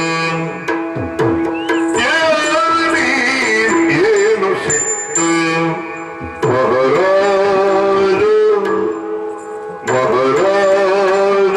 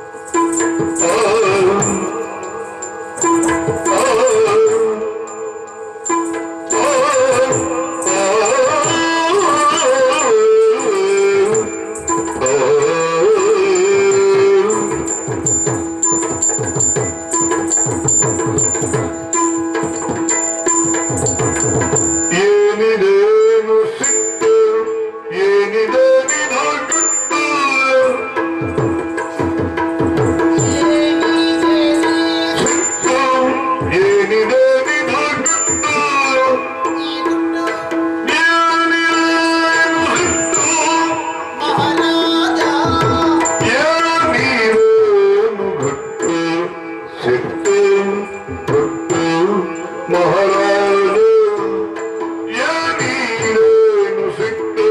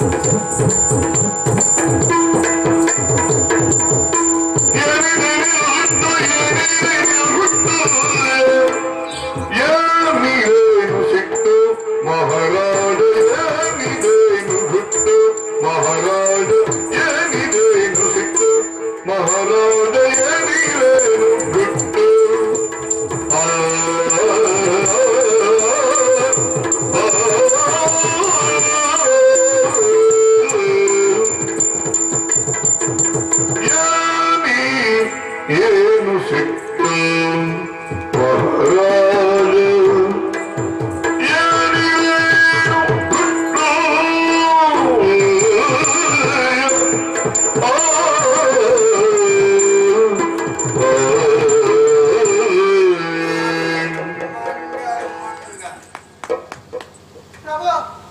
ಜಾನಕಿ, ಹೌದು ನಾನು ಹವಸ ತೂಲಿಕಾ ತಲ್ಪದ ಮೇಲೆ ಪವಡಿಸಿ ನಿತ್ಯ ಹೋಗಬೇಕಾದಂತ ನೀನು ಈ ಕಡೆ ಸರಿದು ಬಂದೆ ಇಲ್ಲ. ಯಾಕೆ? ನಿತ್ಯ ಮಾಡುವುದಕ್ಕಾದ್ರೆ ಆಗತ್ತದೆಯೇ? ಯಾಕಾಗುದಿಲ್ಲ? ನೀವು ಬಿಡಬೇಕಲ್ಲ. ನಾನೇನು ಹಿಡ್ಕೊಂಡಿದ್ದೇನು? ಅಲ್ಲ, ಪತಿವ್ರತ ಧರ್ಮವನ್ನು ಪಾಲಿಸುತ್ತಾ ಇರುವ ಹುಡುಗ ಅನಸೂಯ ದೇವಿ ಹೇಳಿದ್ದಿಲ್ವೇ? ಆ ದಿವಸ ಒಳಗೆ ಕರ್ಕೊಂಡು ಹೋಗಿ. ಹೌದೌದು, ನೀವು ಅತ್ರಿ ಮಹರ್ಷಿಗಳ ಜೊತೆ ಮಾತಾಡ್ತಾ ಇದ್ದೀರಿ, ನಾವು ಹೆಂಗಸರ ಒಳಗೆ ಮಾತಾಡ್ತಾ ಇದ್ದೀವಿ. ಹೌದು, ಏನಾಡಿದ್ದೆ? ಉಪದೇಶ ಮಾಡುತ್ತಿದ್ದರು ನನಗೆ. ಏನು ಉಪದೇಶ? ಗಂಡ ಉಣ್ಣದೆ ಹೆಂಡತಿ ಉಣ್ಣಕೂಡದು, ಗಂಡ ಮಲಗಿ ನಿದ್ರಿಸದೆ ಹೆಂಡತಿ ಮಲಗಿ ನಿದ್ರಿಸಕೂಡದು. ಆ ಮಹಾತ್ಮೆ ಹೇಳಿಕೊಟ್ಟು. ಹೌದು, ಗಂಡ ಊಟ ಮಾಡಿದ ಬಳಿಕ ಹೆಂಡತಿ ಊಟ ಮಾಡಬೇಕು, ಉಣ್ಣಬೇಕು. ಹಸಿವಾದರೆ ತಿಂದರೆ ತೊಂದರೆ ಏನಾದ್ರು? ಊಟವೇ ಮಾಡಬಾರದಂತೆ ಮತ್ತೆ ತಿನ್ನಬಹುದೇ? ನಾನು ಗೊತ್ತಿಲ್ಲ. ಹೌದು, ಉಣ್ಣಬಾರದಂದ್ರೆ ಏನನ್ನು ತಿನ್ನಬಾರದು ಎಂಬುದು. ಹೌದು, ಗಂಡ ಮಲಗಿ ನಿದ್ರಿಸದ ವಿನಃ ಹೆಂಡತಿ ಮಲಗಿ ನಿದ್ರಿಸಕೂಡದು. ಮಲಗಿ ನಿದ್ರಿಸಕೂಡದು. ಇವು ಬೆಳಗಿನ ಜಾವಕ್ಕೆ ಬರುವ ಗಂಡ ಆದ್ರೆ ಕೂತಲ್ಲೇ ನಿದ್ದೆ ಬಂದ್ರೆ ಬಂದು ಹೋದ್ರೆ ಅಪರಾಧ ಅಲ್ಲ, ತಿಳಿದು ಮಾಡಕೂಡದು. ಹೌದಾ? ನಿನಗೆ ತೊಂದರೆ? ನೀವೇ ಮಲಗಿ ನಿದ್ರಿಸಿದ್ದಿಲ್ಲ, ಮತ್ತೆ ನಾನು ಹೇಗೆ ಮಲಗಿ ನಿದ್ರಿಸೋದಕ್ಕಾಗುತ್ತದೆ? ನಾನು ಮಲಗಿ ನಿದ್ರಿಸಲಿಲ್ಲ. ಆದ್ರಿಂದ ಏನೆನ್ನುವ ಹಾಗೆ ಕಾಣೋಣ ಅಂತ ನಿಮ್ಮ ಬಳಿಗೆ ಬಂದೆ. ಈಚೆಗೆ ಬಂದೆ. ನೋಡಿದ್ರೆ ಬಿಡುದಿಲ್ಲ ಬಿಡುದಿಲ್ಲ ಬಿಡುದಿಲ್ಲ ಬಾ ಬಾ ಬಾ ಅಂತ ಹೇಳಿದ್ರಿ. ಏನಪ್ಪ ನಮ್ಮವರು ಇವತ್ತು ಹೀಗೆ ಅಂತ ಹೇಳಿದ್ರು ನೋಡಿ. ಇಷ್ಟು ದಿವಸ ಇಲ್ಲದ್ದು. ಹೌದು, ಇವತ್ತೇನಪ್ಪ ಇಷ್ಟು ಸರಸ ಅಂತ. ಆಮೇಲೆ ಹೇಳಿದ್ರಿ, ಹತ್ತಿರ ಬಂದಾಗ ಮಂಗ ಅಂತ ಹೇಳಿ. ಮಂಗ ನನಗೆ ಬೇಸರ ಇಲ್ಲ, ನನ್ನನ್ನು ಮದುವೆ ಆದದ್ದು ನೀವು ಅಲ್ವಾ? ನಾನಿಲ್ಲ ಮಂಗ ಅಂತ ನಾನು ಹೇಳಿದ್ರ? ಹೌದು, ನನಗೆ ನಾನು ಹೆಣ್ಣು ಮಂಗ ಅಂತ ಆಗಲಿಲ್ಲ, ನಾನು ಮದುವೆ ನಿನ್ನನ್ನು ಕುರಿತು ಹೇಳಿದ್ದನ್ನು ಕೇಳುತ್ತಿದ್ದೆ ನೀನು ಅಲ್ವಾ? ಖಂಡಿತ. ಹಾಗಾದ್ರೆ ಕನವರಿಸ್ತಾ ಇದ್ದೀರಾ? ಹೌದು. ಅಯ್ಯೋ ದೇವರೇ, ಹಾಗಾದ್ರೆ ಏನು ಮಂಗನ ಕನಸು ಬಿತ್ತೆ? ಅಯ್ಯೋ ಕನಸು ಬೀಳಕೂಡದು ಬೀಳಕೂಡದು. ಗೃಹಸ್ಥರಿಗೆ ಮಂಗನ ಕನಸು ಬಿದ್ದರೆ ಮಂಗ ಮನೆಯೊಳಗೆ ಬಂದ್ರೆ ಶಾಂತಿ ಮಾಡಿಸಬೇಕು ಅಂತ ಹೇಳ್ತಾರೆ. ವಶಿಷ್ಠರಲ್ಲಿ ಕೇಳಬೇಕಾಯ್ತು ಅಲ್ವಾ? ಯಾವ ಶಾಂತಿ ಮಾಡಿಸೋಣ ಅಂತ. ಹೌದು ಅಲ್ವಾ? ಹೌದು. ನನಗೆ ಬೇಡ, ಬೇಡವಾ? ಬೇರೆಯವರಿಗೆ ಮಾತ್ರ. ಅದೇಕೆ? ನಾನು ಮಂಗಗಳ ಒಳನಾಡಿ. ಓ, ತಿಂಗಳಿಗೊಮ್ಮೆ ಮಂಗಳ ಕನಸು ಬೀಳ್ತಾ ಇರ್ತದೆ. ಹೌದಾ? ಹಾಗಾದ್ರೆ ನಮ್ಮಂತಹ ಸೇನೆಯೂ ವಾನರ ಸೇನೆ, ಆದ್ರಿಂದ ನಾವು ಅದು ಬಾಧಿಸುವುದಿಲ್ಲ. ಇಲ್ಲವೇ? ಇಲ್ವಾ? ಹಾಗಾದ್ರೆ ನಿಮ್ಮ ಬಳಿಗೆ ಬಂದು ನೋಡಿದ್ರೆ ಏನು ಸ್ವಾಮಿ ಇಷ್ಟು ಸಿಟ್ಟು ನಿಮಗೆ? ಸಿಟ್ಟು? ಹೌದು, ರಾಮನಿಗೆ ಸಿಟ್ಟು. ಕ್ರೋಧ. ಹೌದು, ನನ್ನ ಹಾಗೆ ಕೊಂಡಾಡ್ತಾರೆ. ನನ್ನ ಸಿಟ್ಟಿಗೆ ಬೆಲೆ ಉಂಟು. ಸಿಟ್ಟಿಗೆ ಬೆಲೆ ಇರುವುದಕ್ಕಿಂತ ಸಿಟ್ಟು ಬರ್ತದ. ಸಿಟ್ಟು ಬಂದದ್ದು ನೋಡಿದವರು ಯಾರು? ನನ್ನ ಮೈದುನ ನೋಡಿದ್ದಾರೆ. ನೀವು ಆ ತಾಟಕಿಯನ್ನು ಕೊಲ್ಲಬೇಕಾದ್ರೆ ಸ್ವಲ್ಪ ಸಿಟ್ಟು ಮಾಡಿಕೊಂಡಿದ್ದೀರ. ಹೌದು. ಮತ್ತೆ ನನ್ನನ್ನು ಆ ಹುಡುಕುವ ಹೊತ್ತಿನಲ್ಲಿ ಸೇತುಬದ್ಧವಾಗುವಂತಹ ಹೊತ್ತಿನಲ್ಲಿ ವರ್ಣನ ಮೇಲೆ ಮುನಿದಿದ್ದೀರ. ಆವಾಗ ಸಿಟ್ಟು ಬಂದಿದ್ದಂತೆ ನಿಮಗೆ. ಆದ್ರೂ ಗೊತ್ತಾಗುದಿಲ್ಲ. ಕಡುಕೋಪಗೊಂಡರು ಚೆಲ್ವೆನಿಪ ನಗು ಮೊಗರು. ನಿನಗೆ ಅರ್ಥ ಆಗಿದೆ. ಕೋಪ ಬಂದು ನಿಮ್ಮ ಮುಖದಲ್ಲಿ ನಗು ಮಾಸುವುದಿಲ್ಲ. ಮತ್ತೆ ಸಿಟ್ಟು ಬಂತು ಅಂತ ಹೇಗೆ ಗೊತ್ತಾಯ್ತು ನಿಮಗೆ? ಗಂಡನ ಉಸಿರಿನಲ್ಲಿ ವ್ಯತ್ಯಾಸ ಅಂದ್ರೆ ಹೆಂಡತಿಗೆ ಗೊತ್ತಾಗಬೇಕಾಗಬೇಕು. ನಿಜವಾದ ಹೆಂಡತಿಯದು ಲಕ್ಷಣ. ಮತ್ತೆ ಆ ಹೆಂಡತಿಯಲ್ಲಿ ಏನಾದ್ರೂ ವ್ಯತ್ಯಾಸ ಅಂದ್ರೆ ಗಂಡನಿಗೆ ಗೊತ್ತಾಗಬೇಕು. ಯಾಕೆ ಸಿಟ್ಟು ಬಂತು, ಏನ್ ಗುಟ್ಟು ಮಾಡ್ತೀವಿ ಅಲ್ವಾ? ಅಲ್ಲ, ಸಾಮಾನ್ಯ ಕುಟುಂಬದಲ್ಲೆಲ್ಲ ಹೇಗೆ ಅಂತ ಹೇಳಿದ್ರೆ ಹೆಂಡತಿಗೆ ಸಿಟ್ಟು ಬಂದ್ರೆ ಗಂಡನಿಗೆ ಗೊತ್ತಾಗುದು ಹೇಗೆ? ಅವಳು ಮಾತಾಡುದಿಲ್ಲ, ಅಡುಗೆ ಕೊನೆಯಲ್ಲಿ ಪಾತ್ರೆ ಮಾತಾಡ್ತದೆ. ಮಕ್ಕಳಿಗೆ ಮಕ್ಕಳ ಮೇಲೆ ಪಾಸ್ ಉಂಟು ಅಲ್ವಾ? ಆವಾಗ ಮಕ್ಕಳವರಿಗೆ ಗೊತ್ತಾಗ್ತದೆ ಗಂಡ ಹೆಂಡತಿ ಅದು ಮನೆ ಒಳಗೆ ಆದ ಒಳ್ಳೆ ಅಲ್ವೇ? ಆದ್ರೆ ಇದು ಹಾಗಲ್ಲ. ಹಾಗೆಂದು ಹಾಗಾದ್ರೆ ಸಿಟ್ಟು ಬಂದಿದ್ದೆ ನಿಮಗೆ. ಸಿಟ್ಟು ಬರಲಿಲ್ಲ ಹೇಳ್ತೀರಾ? ಬರದಿದ್ರೆ ಬಿಡಿ. ಏನಿದೇನು ಗುಟ್ಟು ಗುಟ್ಟು ಗುಟ್ಟು ಮಾಡ್ತೀವಿ. ನಿನ್ನಲ್ಲಿ ಹೇಳದಿರುವಂತಹ ಗುಟ್ಟಿದೆಯೇನೆ? ಹೆಂಡತಿಯ ಗುಟ್ಟನ್ನು ಇನ್ನೊಬ್ಬಲ್ಲಿ ಹೇಳಬಾರದು ಅಂತ ಶಾಸ್ತ್ರ ಹೇಳ್ತಾರೆ. ಆದ್ರೆ ನಿನ್ನ ಗುಟ್ಟನ್ನೇ ಪರಪುರುಷನಲ್ಲಿ ಹೇಳಿದವ ರಾಮ ಹೆಂಡತಿಯಲ್ಲಿ ಗುಟ್ಟು ಮಾಡುದಿಲ್ಲ. ಸಿಟ್ಟಿಲ್ಲ, ಗುಟ್ಟಿಲ್ಲ. ಜೊತೆಯಲ್ಲಿ ರಾಮರಾಜ್ಯ ಅಂತರಂಗ ಬಹಿರಂಗ ಎನ್ನುವಂಥದ್ದೇನು? ಅಂತರಂಗ ಎನ್ನುವುದೇ ಇಲ್ಲ. ಖಂಡಿತ ಅಲ್ವಾ? ಸಿಟ್ಟಿಲ್ವಾ, ಗುಟ್ಟಿಲ್ವಾ? ಏನು ನೀವು ಹೇಳಿದ್ರೆ ನನಗೆ ಗೊತ್ತಿದೆ. ಗೊತ್ತಿದೆ, ನನಗೆ ಕೇಳೋದು. ನಾವು ಯೋಚನೆ ಮಾಡಿದ್ರೆ ನಾಳೆ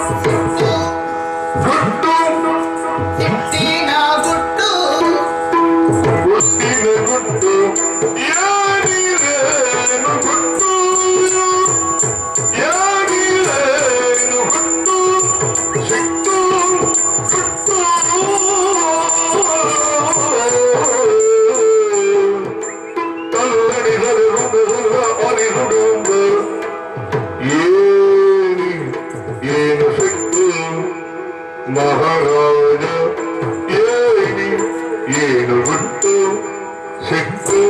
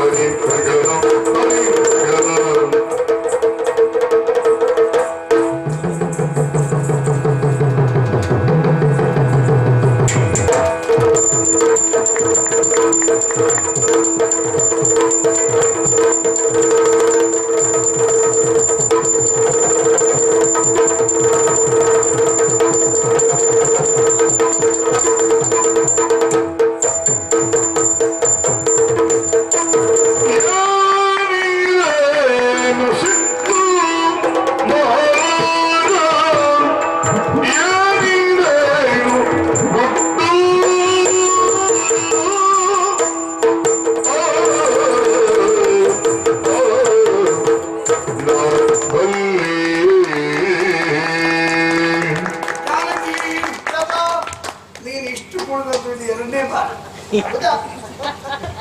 ಒಂದು ಸಾರಿ ಕುಣಿದಿದ್ದೆ ಮತ್ತು ನನ್ನನ್ನು ಕುಣಿಸಿದ್ದೆ.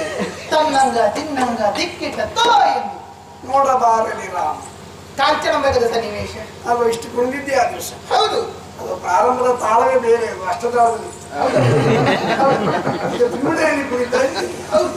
ಬಹಳ ಸಂತೋಷ ಆಯ್ತು ಅಂದ್ರೆ ತ್ರಿಪುಟವನ್ನು ಅರ್ಥ ಮಾಡಿಕೊಂಡಿದ್ದೇನೆ. ಒಳ್ಳೆ ಎಲ್ಲ ಅರ್ಥ ಮಾಡಿಕೊಳ್ಳಬೇಕಾಗ್ತದೆ ನಮ್ಮ ಹೌದು ತ್ರಿಪುಟಿ ಹೌದು ಏನು ಅಂತ ಬದುಕಿನದ್ದು ಅಲ್ವಾ? ಹೌದು. ಈಗ ನಿಮ್ಮ ದೇಹದಲ್ಲಿ ಈ ರೀತಿಯಾಗಿ ಸಿಟ್ಟು ಬರಬೇಕು ಅಂತ ಆದ್ರೆ ಕಾರಣ ಅಂತ ನನಗೆ ಗೊತ್ತಾಗಿ ನೀವು ಹೇಳೋದೇ ನಾನು ಅರ್ಥ ಮಾಡಿಕೊಂಡಿದ್ದೇವೆ. ಹೌದಾ? ಹೌದಪ್ಪ. ನೀವು ಇವತ್ತಿನ ಬಗ್ಗೆ ಯೋಚನೆ ಮಾಡುವುದೇ ಅಲ್ಲ, ನಾಳೆಗೆ ಏನಪ್ಪ ಮಾಡುವುದು ಅಂತ ಚಿಂತೆ ಮಾಡುವುದು.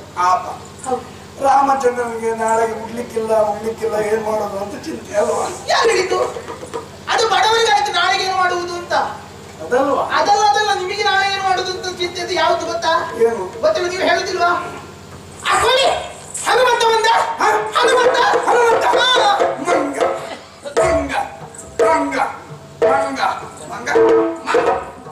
ಆಗ ಹುಟ್ಟಿದೆ. ಎಲ್ಲಿದ್ದಾನೆ ಹನುಮಂತ? ಎಲ್ಲಿದ್ದಾರೆ? ಇಲ್ಲ, ತೋರಿಸ್ತೀಯ ನೀನು? ನಾನು ಸುಮ್ಮನೆ ತೋರಿಸಿದಷ್ಟೇ. ಅದೇ ಯಾರೋ ಬಂದಾಗ ಯಾರು ಬರಲಿಲ್ಲ, ನಿಮ್ಮ ಭ್ರಮೆ ಅಷ್ಟೇ ಅದು. ಹನುಮಂತ ಬಂದ ದಾಕ್ಷಣದಲ್ಲಿ ಓಡಿ ಹೋಗಿ ತಲೆಬಾಗಿಲ ತನಕ ನಿಂತು ಅವನನ್ನು ಅಪ್ಪಿ ಆಲಿಂಗಿಸಿ ಮುದ್ದಿಸಿ ಕರೆತರುತ್ತಿದ್ದವರು ನೀವು. ಬಾ ಮಗನೇ, ಆನಂದ ಬಾಷ್ಪವನ್ನು ಸುರಿಸುತ್ತಾ ಇದ್ದವರು. ಇವತ್ತು ಹಾಗಲ್ಲ, ಹನುಮಂತ ಅಂತ ಹೇಳಿದ್ರೆ ಸಾಕು ಬಾ ಮಂಗ ಅಂತ ಹೇಳಿ ಹಿಂದೆ ಹೋಗ್ತೀರಲ್ಲ. ಹನುಮಂತನಿಗೆ ಹೆದರಿದ್ರ? ಅಸಹಾಯ ಶೂರನಾಗಿರುವಂತ ರಾಮಚಂದ್ರ ಹನುಮನಿಗೆ ಹೆದರುವಂತ ಪ್ರಮೇಯ ಉಂಟೇನೆ. ಮತ್ತೆ ಹಿಂದೆ ಹೋಗಿದ್ದೆ ಯಾಕೆ? ಹಿಂದೆ ಹೋಗುವುದಲ್ಲಿ ಎರಡು ವಿಧ ಉಂಟು. ಏನು? ಒಂದು ಹೆದರಿ, ಇನ್ನೊಂದು ಹೇಸು. ಹೇಸುವುದ? ಅವ ಮಾಡಿದ ಕೆಲಸಕ್ಕೆ ಅಲ್ಲ, ಅಂತದ್ದನ್ನು ಹನುಮಂತ ಏನು ಮಾಡಿದ್ದಾನಪ್ಪ? ಅಂತದ್ದೇನು ಮಾಡಿದ್ದಾನೆ? ಏನು ಮಾಡ್ತಾನೆ ಅವ ಪಾಪ? ವಿಶ್ವಾಮಿತ್ರನ ಆಜ್ಞೆಯಂತೆ ನಾನು ಕೊಲ್ಲಬೇಕಾದಂತ ಶಕುಂತಲನ್ನ ಈಗ ಬಿಟ್ಟು ಹೊರಬರುತ್ತಿದ್ದ ನಾನು. ಗಂಡಸ್ರೆ ಹೆಚ್ಚು ಗುಟ್ಟು ಮಾಡ್ಲಿಕ್ಕೆ ಆಗುದಿಲ್ಲ, ಹೆಂಡತಿ ಹತ್ರ ಬಿಟ್ಟು ಹೊರಗೆ ಹಾಕುತ್ತಾರೆ. ನನ್ನ ರಹಸ್ಯವನ್ನು ನೀವು ಬಿಡಿಸಿದ್ದಿ. ಶಕುಂತಲನ್ನು ಇರಿಸಿಕೊಂಡಿದ್ದಾನೆ, ಆತಂದ್ರಾಗಿ ಬಿಟ್ಟುಕೊಂಡಿದ್ದು ಕೇಳ್ತೀರಿ. ಕೊಡದಿದ್ದಾಗ ಯುದ್ಧ ಮಾಡಬೇಕೇನೋ ಎನ್ನುವುದು ಆ ಚಿಂತೆ ನೀವು ಬಾಧಿಸ್ತಾ ಉಂಟು. ನಾಳೆ ಅಂಜನಾಚಲಕ್ಕೆ ಹೋಗಬೇಕು, ಹನುಮನ ಎದುರಿಗೆ ನಿಲ್ಲಬೇಕು ಅಂತ ತಳಮಳಗೊಳ್ತಾ ಇದ್ದೆ. ಯಾಕೆ ತಲ್ಲಣಿಸುವುದು? ನೀವು ಗಂಡಸರೆಲ್ಲ ಕೆಡುವುದೇ ಹಾಗೆ. ಅಂದ್ರೆ ವಿಚಾರವನ್ನು ಹೆಂಡತಿ ಹತ್ರ ಹೇಳದೆ ನೀವು ಗುಟ್ಟು ಮಾಡೋದ್ರಿಂದ ನೀವು ಎಷ್ಟು ತಲೆ ಕೆಡಿಸಿಕೊಳ್ಳುವುದು. ನಾವಿಲ್ವ ಮನೆ ಹೆಂಡತಿ? ನಾವಿಲ್ವ? ನಮ್ಮ ಹತ್ರ ಒಂದು ಮಾತು ಹೇಳಿದ್ರೆ ನಾನು ಪರಿಹಾರ ಹೇಳೋದಿಲ್ವ? ನೀನು ಹೇಳಿದ್ಮೇಲೆ ನೀನೊಬ್ಬಳು ಹೆಂಡತಿ ನನಗಿದ್ದೀಯ ಅಂತ ಒಬ್ಬಳೇ ಅಲ್ವಾ? ನಾನು ಸಮಸ್ಯೆಗೆ ಸುಲಭ ಪರಿಹಾರ ಉಂಟು. ಕರಣೇಶ ಮಂತ್ರಿ ಎಂಬ ಸ್ಥಾನವನ್ನು ಕಲ್ಪಿಸಿದ್ದೇವೆ. ಕೊಟ್ಟಿದ್ದೀರಿ ನನಗೆ. ಹೌದು. ಹೌದಾ? ಹಾಗಾದ್ರೆ ಈ ಸಮಸ್ಯೆಯನ್ನು ಬಗೆಹರಿಸು. ಈಗ ಅಲ್ಲಿಗೆ ಹೋಗಿ ಹನುಮಂತನಲ್ಲಿ ಯುದ್ಧ ಮಾಡಬೇಕಾಗುತ್ತದೆ, ಶಕುಂತಲನ್ನು ಕೊಲ್ಲಬೇಕಾಗುತ್ತದೆ. ನಾಳೆ ಅಲ್ವಾ? ಸುಲಭದ ಪರಿಹಾರ ಒಂದೇ. ಏನು? ನಾಳೆ ಅಲ್ಲಿಗೆ ಹೋಗದಿದ್ರೆ ಎಷ್ಟು ಚಂದದ ಪ್ರಕರಣ ಇಟ್ಟಿದ್ದಾರೆ. ನನ್ನ ತಲೆಗೆ ಇದು ಇಲ್ಲಪ್ಪ, ನಾಳೆ ಹೋಗದಿದ್ರೆ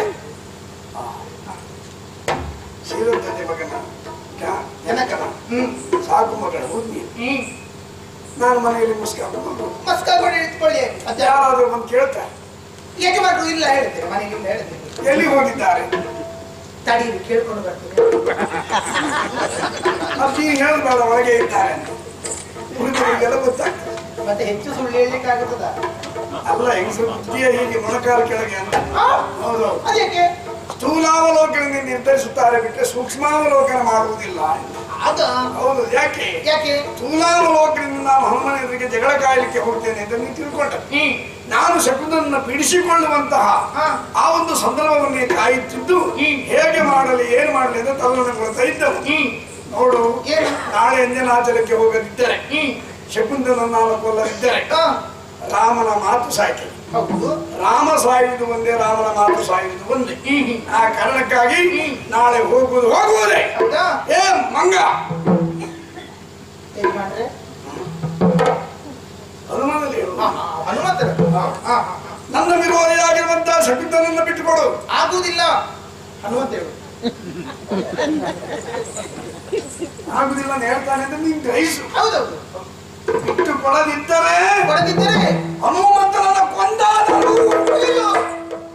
ಯಾರು ನೀವು? ತಜ್ಞರಾಗುತ್ತೀರಿ. ಹೇಳಬಾರದು ಲಗ್ನ ಎಂಬ ಶಬ್ದಕ್ಕೆ ನಮ್ಮ ಕೋಶದಲ್ಲೇ ಅರ್ಥ ಇಲ್ಲ. ಆದ್ರೆ ನೀವು ಅಂತ ಹನುಮಂತನನ್ನು ಕೊಂದರೆ ಕೃತಜ್ಞನಾಗಲಾಗಿದೆ. ಯಾಕೆ?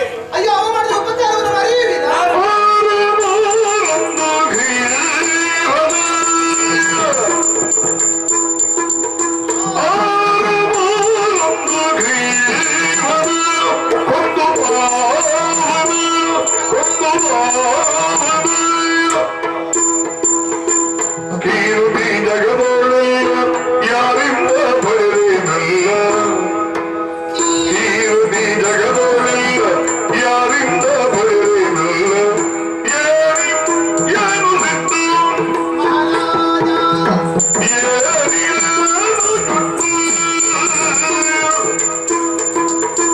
ಹನುಮಂತ ಮಾಡಿದ ಉಪಕಾರವನ್ನು ಮರೆಯುವುದಕ್ಕುಂಟೆ ಪ್ರಭು. ಆ ಹೊತ್ತು ಶಬರಿಯಾಡಿರುವಂತ ಮಾತಿನಿಂದ ಪಂಪಾ ಸರೋವರದ ತೀರದಲ್ಲಿ ಹನುಮ ದರ್ಶನವಾದದು. ಆದ್ರಿಂದಲೇ ಸುಗ್ರೀವನ ಸಖ್ಯವಾದದು. ಆದ್ರಿಂದಲೇ ಅಷ್ಟು ಕೋಟಿ ಕೋಟಿ ಸಂಖ್ಯೆಯ ಕಪಿಗಳ ಸಹಾಯ ನಮಗೆ ದೊರಕಿತು. ಆದ್ದರಿಂದಲೇ ಸಮುದ್ರ ಲಂಘನವಾದದ್ದು, ಸೀತಾನ್ವೇಷಣೆಯಾದದ್ದು, ರಾಮನ ಬಲದ ಪರಿಚಯ ರಾವಣನಿಗಾದದು, ಸೇತು ಬಂಧವಾದದು, ಕುಂಭಶ್ರವಣಾದಿಗಳು ವಧೆಯಾಗುವುದಕ್ಕೆ ಪೂರಕವಾದದು, ಸಂಜೀವಿನಿಯನ್ನು ತಂದುದು. ಅಷ್ಟೆಲ್ಲ ಯಾಕೆ? ದಶಗ್ರೀವನ ವಧೆಯಾಗಬೇಕು ಅಂತಾದರೂ ಪ್ರಧಾನ ಪಾತ್ರವನ್ನು ಆಂಜನೇಯ ವಹಿಸಿದ್ದಾನೆ. ಒಂದೇ ವಾಕ್ಯದಲ್ಲಿ ಹೇಳದಿದ್ದರೆ ಇಡೀ ರಾಮಾಯಣ ನಡೆದದ್ದೇ ಹನುಮಂತನಿಂದ. ಒಂದು ಮಂಗಗಳ ಸಹಾಯದಿಂದ ರಾಮ ದಶಗ್ರೀವನನ್ನು ಗೆದ್ದ ಅಂತ ಹೇಳುವುದು ನೀ. ಮತ್ತೆ ನೀನು ಏಕೆ ನನಗೆ ಮಂಗಗಳ ಸಹಾಯ ಬೇಕು? ಬೇಡವಾಗಿ ನನ್ನ ತುಣೀರದಲ್ಲಿರುವಂತಹ ವಿದ್ರಮಕಾಸ್ತ್ರಗಳು ಅಭಿಮಂತ್ರಿಸುವುದು ಬೇಡ, ಸಜೀವ ಶರಣಗಳು. ಗುರಿ ಹೇಳಿದ್ರೆ ಸಾಕು. ಇಂಥವರನ್ನು ಕೊಂದು ಬಾ, ಒಂದು ಸಮುದ್ರ ಸ್ನಾನ ಮಾಡಿ ಮತ್ತೆ ನನ್ನ ಮೂಡಿಗೆಯನ್ನು ಸೇರುವಂತಹ ಸರಳುಗಳು. ಇಲ್ಲೇ ನಿಂತು ವಿರೋಧಿಯಾಗಿರುವಂತಹ ರಾಮನ ಸಮೂಲ ನಾಶ ಮಾಡಿ ಬನ್ನಿ ಅಂತ ಹೇಳಿ ಹೋಗ್ತಿದ್ದವು 50 ಸರಳುಗಳು. ಆದ್ರೆ ನಾನು ಹಾಗೆ ಮಾಡ್ಲಿಲ್ಲ. ಯಾಕೆ? ಇಸ್ಕಿಂದೆ ಪ್ರತಿಭೆ ಉಂಟು, ಅವಕಾಶ ಇಲ್ಲದೆ ಮಂಗಗಳೆಲ್ಲ ಇದ್ಕೊಂಡಿದ್ದಾರೆ. ಒಂದು ಅವಕಾಶವನ್ನು ಕಲ್ಪಿಸೋಣ ಅಂತ ಹೇಳಿ ಸಜೀವ ಶರಣನ್ನು ಕಳಿಸಿಕೊಟ್ಟಿದ್ರೆ ಏನಾಗುತ್ತಿತ್ತು? ಅದು ರಾಮನ ಶೌರ್ಯವಾಗುತ್ತಿರಲಿಲ್ಲ, ವಿಶ್ವಾಮಿತ್ರರ ಪ್ರತಾಪದಿಂದ ಆದದ್ದು ಉಂಟಾಗುತ್ತಿತ್ತು. ಏನೇ ಆಗಲಿ ರಾವಣನ ವಧೆ ಆಗ್ತಾ ಇತ್ತಲ್ಲ, ಆ ರಾವಣ ವಧೆ ಆಗುತ್ತಿತ್ತು. ವಿಜೃಂಭಕಾಸ್ತ್ರಗಳನ್ನು ಪ್ರಯೋಗಿಸಿದ್ರು, ರಾವಣ ಸಾಯಲಿಲ್ಲ. ಆಮೇಲೆ ಬ್ರಹ್ಮಾಸ್ತ್ರ ಪ್ರಯೋಗದಿಂದಲೇ ಸತ್ತದ್ದು. ಕೇಳ ವಿಷಯವನ್ನ, ನೀನು ಸಿಗುತ್ತೀಯ ಎಂಬಂತ ಭರವಸೆ ನಮಗೆ ಮೊದಲೇ ಇತ್ತು. ಹೌದು. ತುಪ್ಪುರು ಎಂಬಂತ ಗಂಧರ್ವ ಕಬಂಧನಾಗಿ ಬಿದ್ದಿದ್ದ, ನಮ್ಮಿಬ್ಬರನ್ನು ಎಳೆದ. ಬಾಯೊಳಗೆ ಹೊಟ್ಟೆಯೊಳಗೆ ಬಾಯಿ, ಅಲ್ಲಿಗೆ ಹೇಳ್ಕೊಳ್ಳುವಾಗ ನಾವು ಕರವನ್ನು ಕಡಿದೆವು. ಅತ್ತ ನನ್ನ ಹೆಣ ಸುಡಬೇಕು ನೀವು ಅಂತ. ಅಪ್ಪನ ಹೆಣ ಸುಡುವ ಭಾಗ್ಯವು ನಮಗಿದ್ದಿಲ್ಲ ಇತ್ತು. ಆದ್ರೆ ಅವನ ಹೆಣವನ್ನು ಸುಟ್ಟೆವು. ಸುಟ್ಟಾಗ ಅವ ಗಂಧರ್ವನ ಅವ ಹೇಳಿದ, ಇಂದ ಎಂಬ ಮುಹೂರ್ತದಲ್ಲಿ ನಿಮ್ಮ ಹೆಂಡತಿ ಕಳೆದು ಹೋಗಿದ್ದಾಳೆ, ಖಂಡಿತ ಸಿಗುತ್ತಾಳೆ, ಮುಂದೆ ಸುಗ್ರೀವನ ಸಖ್ಯ ಮಾಡಿ ಅವ ಹೇಳಿದ ಮಾತು. ದೇವತೆಗಳ ಮಾತಿನ ಮೇಲೆ ನಮ್ಗೆ ವಿಶ್ವಾಸ ಇದೆ. ಕಾರಣವಾಗಿ ಸೀತೆ ಸಿಗುತ್ತಾಳೆ ಎಂಬಂತ ವಿಶ್ವಾಸ ನಮಗೆ ಖಂಡಿತ ಇದೆ. ನೀನು ಹೇಳಿದ ಹಾಗೆ ಇಡೀ ರಾಮಾಯಣ ನಡೆದದ್ದು ಆಂಜನೇಯನಿಂದ. ಅವ ಬಹಳ ಪ್ರಧಾನ ಪಾತ್ರ ವಹಿಸಿಕೊಂಡಿದ್ದಾನೆ. ಹಾಗಾದ್ರೆ ಹನುಮಾಯಣ ಅಂತ ಯಾಕೆ ಹೆಸರು ಬರಲಿಲ್ಲ? ಹೌದಲ್ಲ, ವಿಷಯವದಲ್ಲ. ಕಾರಣ ಹೀಗೆ, ಏನು? ಬೆವರು ಸುರಿಸಿ ಕಷ್ಟಪಟ್ಟು ಮೈ ದಂಡಿಸಿ ಬಿಸಿಲಿನಲ್ಲಿ ಬಿದ್ದು ದುಡಿಯುವುದೆಲ್ಲ ಪಾಪದವರು, ಹೆಸರು ಮಾಡುವುದೆಲ್ಲ ತಂಪಗಿನ ಕೋಣೆಗೆ ಕೂತ ಮಹನೀಯ. ಸತ್ಯ. ಪಾಪದವರು ಅಂದ್ರೆ ಯಾರು? ಯಾರು? ಕಳೆದ ಜನ್ಮದಲ್ಲಿ ಪಾಪ ಮಾಡಿ ಈ ಜನ್ಮದಲ್ಲಿ ದುಡಿಯಲಿಕ್ಕಾಗಿ ಪುಣ್ಯ ಸಂಗ್ರಹದಿಂದ ಮಹಾನ್ ವ್ಯಕ್ತಿಗಳಾದವರೆಲ್ಲ ಪುಣ್ಯಾತ್ಮ. ಹೌದಾ? ವಾತಾವರಣ ವ್ಯವಸ್ಥೆ ಹೌದು, ಸಮಶೀತೋಷ್ಣವಾದಂತ ತಂಪಿನ ಕೋಣೆ ಅದೆಲ್ಲ ಸ್ವಾಮಿ. ಈಗ ಆದ ಪ್ರಕರಣ ಏನು ಗೊತ್ತೇ? ಈಗ ಒಬ್ಬನೊಬ್ಬ ಶಿಲ್ಪಿಯು ಬಹು ಕಷ್ಟಪಟ್ಟು ಶಿಲೆಯಲ್ಲಿ ಕಲೆಯನ್ನು ಅರಳಿಸುತ್ತಾನೆ. ಭವ್ಯವಾದಂತ ದೇಗುಲದ ನಿರ್ಮಾಣವಾಗುತ್ತದೆ. ಬಂದಂತಹ ಭಕ್ತಾದಿಗಳೆಲ್ಲರೂ ಆ ದೇವಸ್ಥಾನವನ್ನು ಕಾಣುತ್ತಾರೆ, ಶಿಲ್ಪ ವೈಭವವನ್ನು ನೋಡುತ್ತಾರೆ.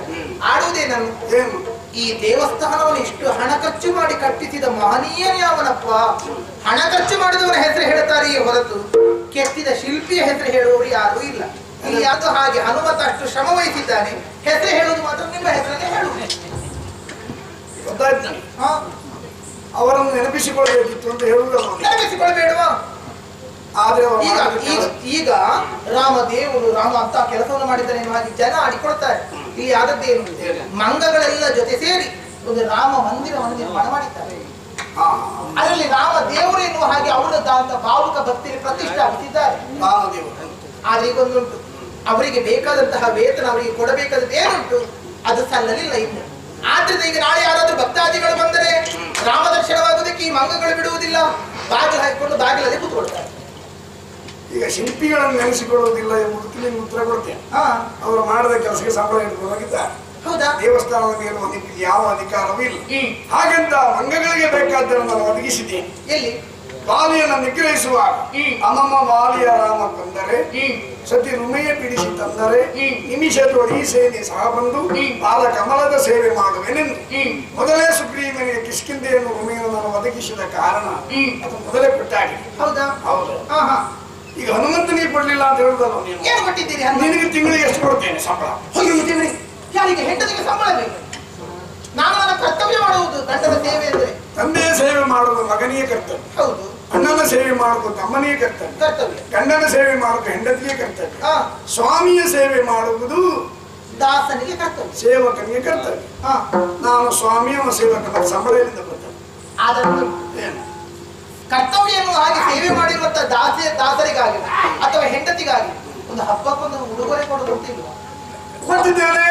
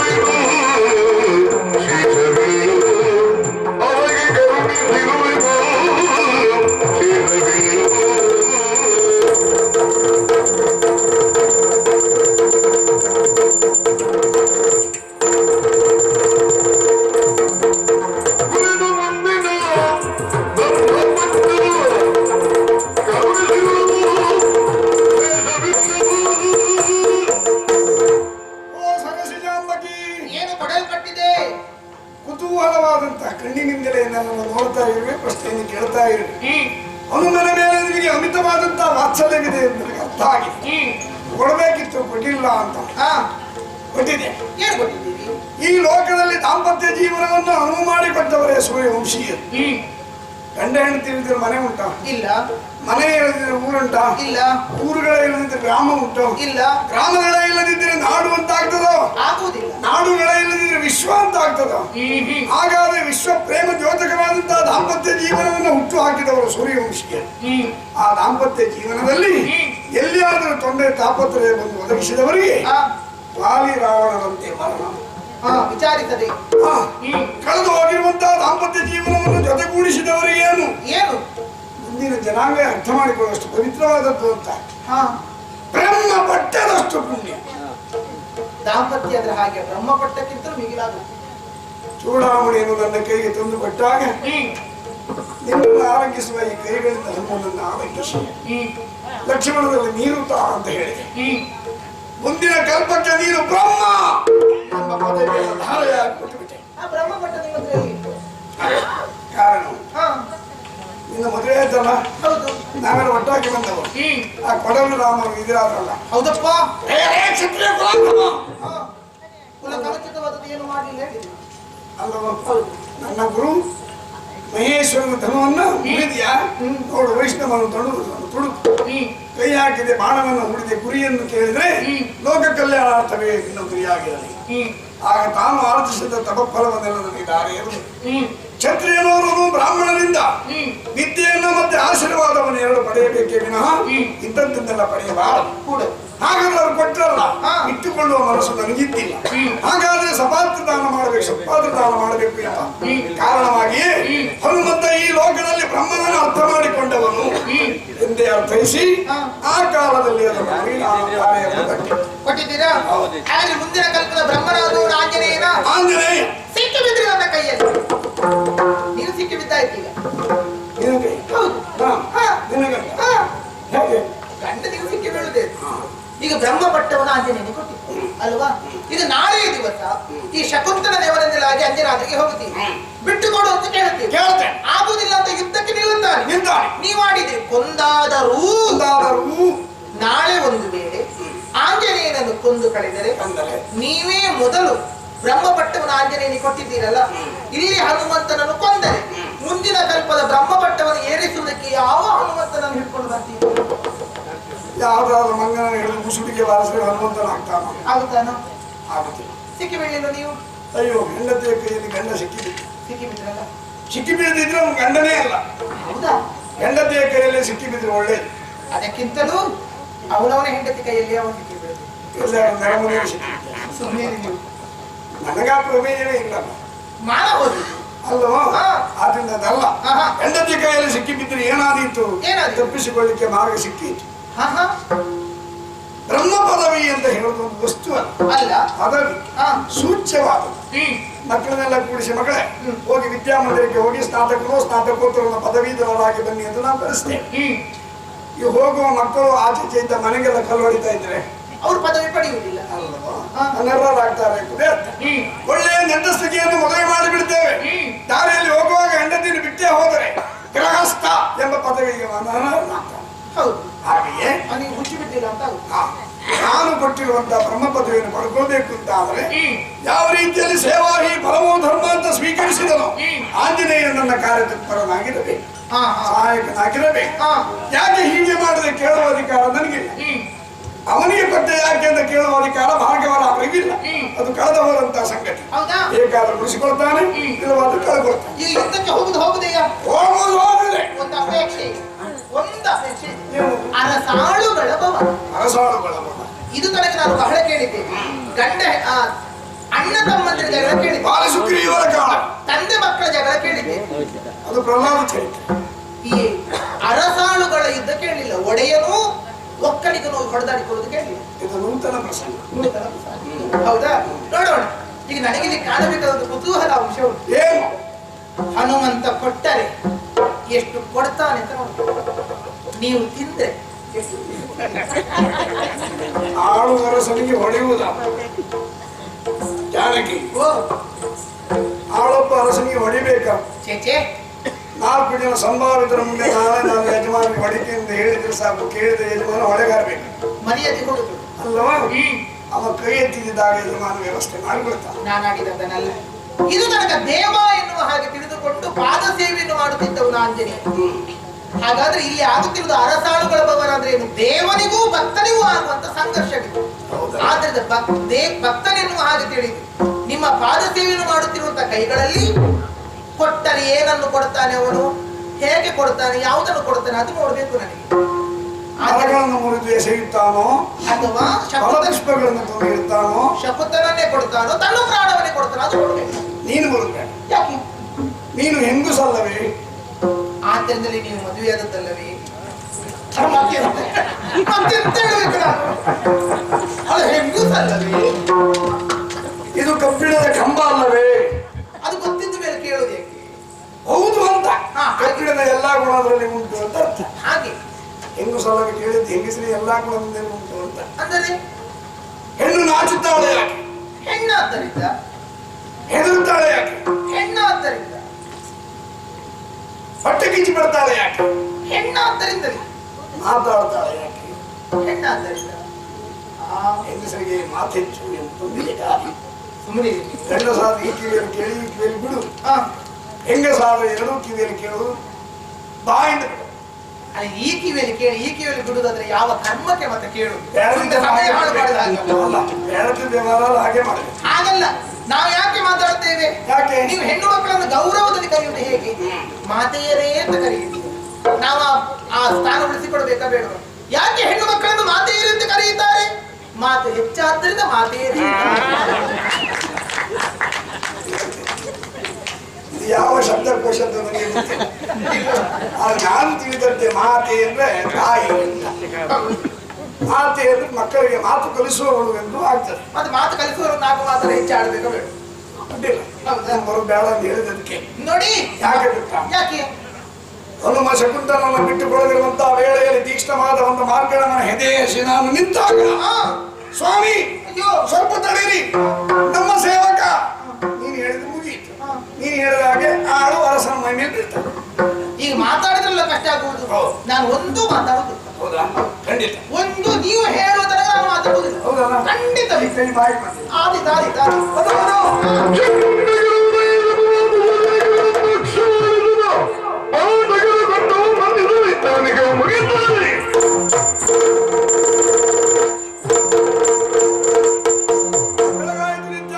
ಪೂರೈಸಿ ಅಂಗಕ್ಕೆ ಬೇಕಾದ ಬಂಗಾರವನ್ನೆಲ್ಲ ತೊಟ್ಟಾಯ್ತು. ಎಲ್ಲಿ ಕಿಸಿದೆ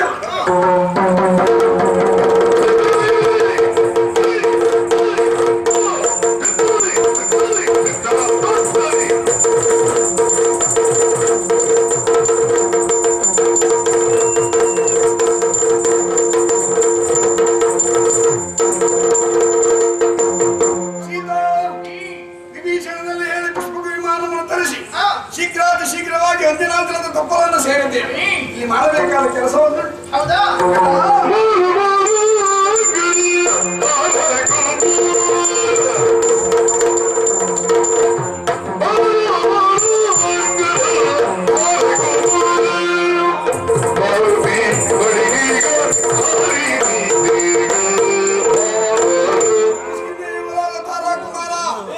ನೀನೇ ಹೋಗಬೇಕು. ಯಾಕೆ? ರಾವಣನಲ್ಲಿ ಸಂಧಾನಕ್ಕೆ ನಿನ್ನನ್ನು ಕಳುಹಿತ್ತು. ನಿನ್ನ ಅಪ್ಪನಿಗೆ ಸ್ನೇಹ ಅದು ಮುರಿದು ಹೋಯಿತು.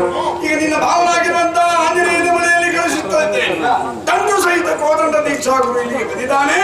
ಒಳ್ಳೆಯ ಮಾತಿನಿಂದ ಶಕುಂತಲನ್ನು ಬಿಟ್ಟುಕೊಡುವಂತ ಉತ್ತರ ಏನು ದೊಡ್ಡ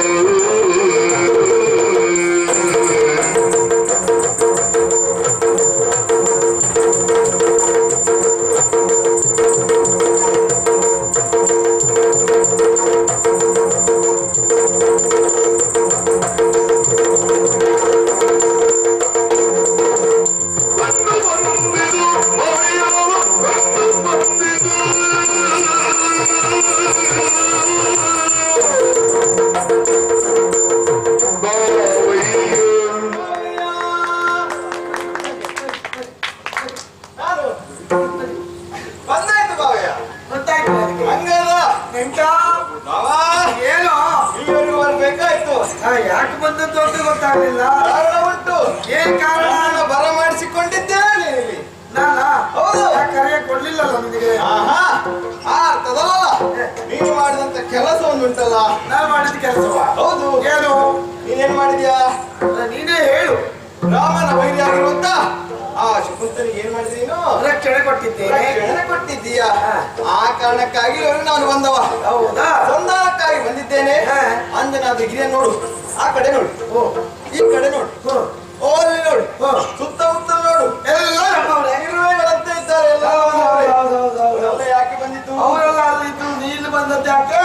ಬಂದದ್ದು ಯಾಕಂದ್ರೆ ಏನಾದ್ರು ಬುದ್ಧಿವಾದ ಹೇಳು ಅಂತ. ನನಗೆ? ಹೌದಪ್ಪ. ಏನು? ನಡೆಯದು ನಿನ್ನ ಗಂಡುತನ. ಇಲ್ಲಿವರೆಗೆ ನಡೆಸಿದ್ದಲ್ಲ, ಇನ್ನು ಮುಂದೆ ನಡೆಯಲಿಕ್ಕಿಲ್ಲ. ನಡೆಯುವುದಕ್ಕೆ ರಾಮ ಬಿಡುವುದಿಲ್ಲ. ರಾಮನ ಪರವಾಗಿ ನಾವೆಲ್ಲ ಬಂದಿದ್ದೇವೆ ಸಂಧಾನಕ್ಕಾಗಿ. ಹಾಗಾಗಿ ನೀನು ನನಗೆ ಕೊಡು ಕೊಡು.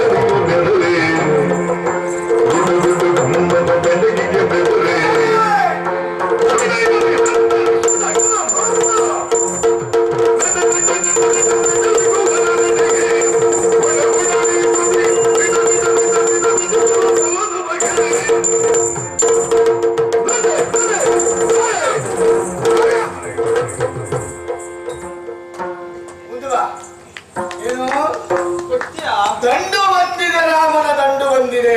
ಹೌದು. ಈ ದಂಡನ್ನು ಮೊದಲೇ ಕಂಡವರು ನಾನು. ಗಂಡುತನ ನಡೆಯದಿಂದು ನನ್ನದ್ದು. ಎಲ್ಲಿ ಗಂಡುತನ ತೋರಿಸಬೇಕೆನ್ನುವುದು ನನಗೆ ತಿಳಿದಿದೆ. ಮಗು, ದೊಡ್ಡವರು ಸಣ್ಣವರಿಗೆ ಹೇಳುವುದೇನು ಗೊತ್ತುಂಟು? ಯಾರ ರಗಳೆ ಮಾಡ್ತಾರ ರಗಳೆ ಮಾಡಬೇಡ ಅಂತ ಹೇಳ್ತಾರೆ. ನೀನು ನನಗೆ ಹೆದರಿಸಲಿಕ್ಕೆ ಬರಬೇಡ. ರಾಮನ ರಘುಕುಲ ಸೋಮ ಬಂದರು ಶಕುಂತಲನ್ನ ಬಿಡ. ನನಗೆ ಗೊತ್ತುಂಟು. ಎಂತದ್ದು ಗೊತ್ತಾಗ್ತದೆ? ಹೀಗೆ ಆಗ್ತದೆ, ನನಗೆ ಗೊತ್ತುಂಟು. ಹೀಗೆ ಆಗ್ತದೆ. ಏನಾಯ್ತು? ನಾನು ಈ ರೀತಿ ಸಂಧಾನಕ್ಕೆ ಬರುವುದು ಹೊಸತೇನಲ್ಲ. ಓ, ಸಂಧಾನಕ್ಕೆಂದು ಬಂದೆ. ಇನ್ನೊಮ್ಮೆ ಸಂಧಾನಕ್ಕಾಗಿ ಹೋಗಿದ್ದೇನೆ ನಾನು. ಎಲ್ಲಿಗೆ? ಲಂಕಾನಗರಿಗೆ. ಏನಾಯ್ತು? ಅದು ಹೋಗಿದ್ದ ಮುಂಚಿತವಾಗಿ ಗೊತ್ತು ನನಗೆ ಸಂಧಾನದಲ್ಲಿ ವಿಫಲತೆ ಉಂಟು ಎನ್ನುವುದಾಗಿ. ಆದ್ರೂ ಹೋದೆ. ಯಾಕೆ ಗೊತ್ತುಂಟೇನೆ? ಆತ ದುಷ್ಟ. ಆದ್ರೆ ಇಲ್ಲಿ ಬರುವಾಗ ಬಹಳ ವಿಶ್ವಾಸದಿಂದ ಬಂದಿದ್ದವ ನಾನು. ಏನೆಂದು ವಿಶ್ವಾಸ? ಅವಕಾಶ ಸಿಕ್ಕಿದ ಸಫಲತೆ ಉಂಟು ಎನ್ನುವುದಾಗಿ. ಬಾವಾ ಕೊಡ್ತಾನೆಂದು ಬಂದೆ. ಶಕುಂತಲೆಲ್ಲ ಕೊಡ್ತಾರೆ. ಬಾಬಾ ಅಲ್ಲ, ನನಗೂ ಮನಸ್ಸುಂಟು. ಬಂದ ನಿನ್ನನ್ನು ಸುಮ್ಮನೆ ಕಳಿಸಬಾರ್ದು. ನಾನು ಕೊಟ್ಟೆ. ಕೊಡ್ಬೇಕಾ? ಕೊಡ್ಬೇಕಾ?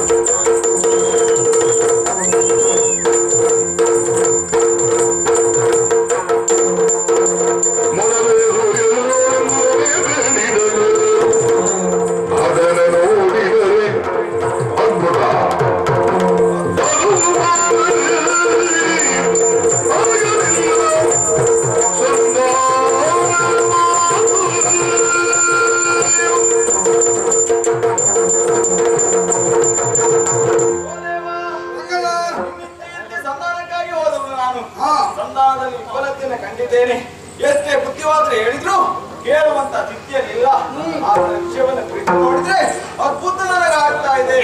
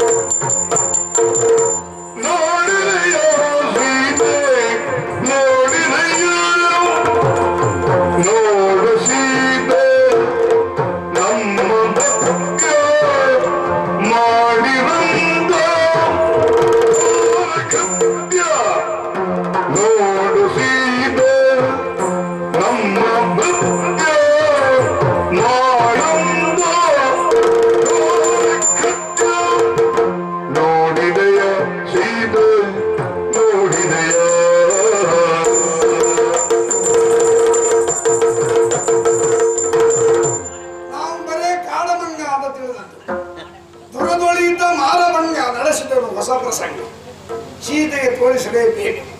ಯಾಕೆ ಹನುಮನ ಮೇಲೆ ಅಮಿತವಾದಂತಹ ವಾತ್ಸಲ್ಯ ಇದ್ದವಳು ನಮ್ಮ ಬಂಟ, ನಮ್ಮ ದಾಸ, ನಮ್ಮ ಸೇವಕ, ನಮ್ಮ ಮಗ ಎಂದು.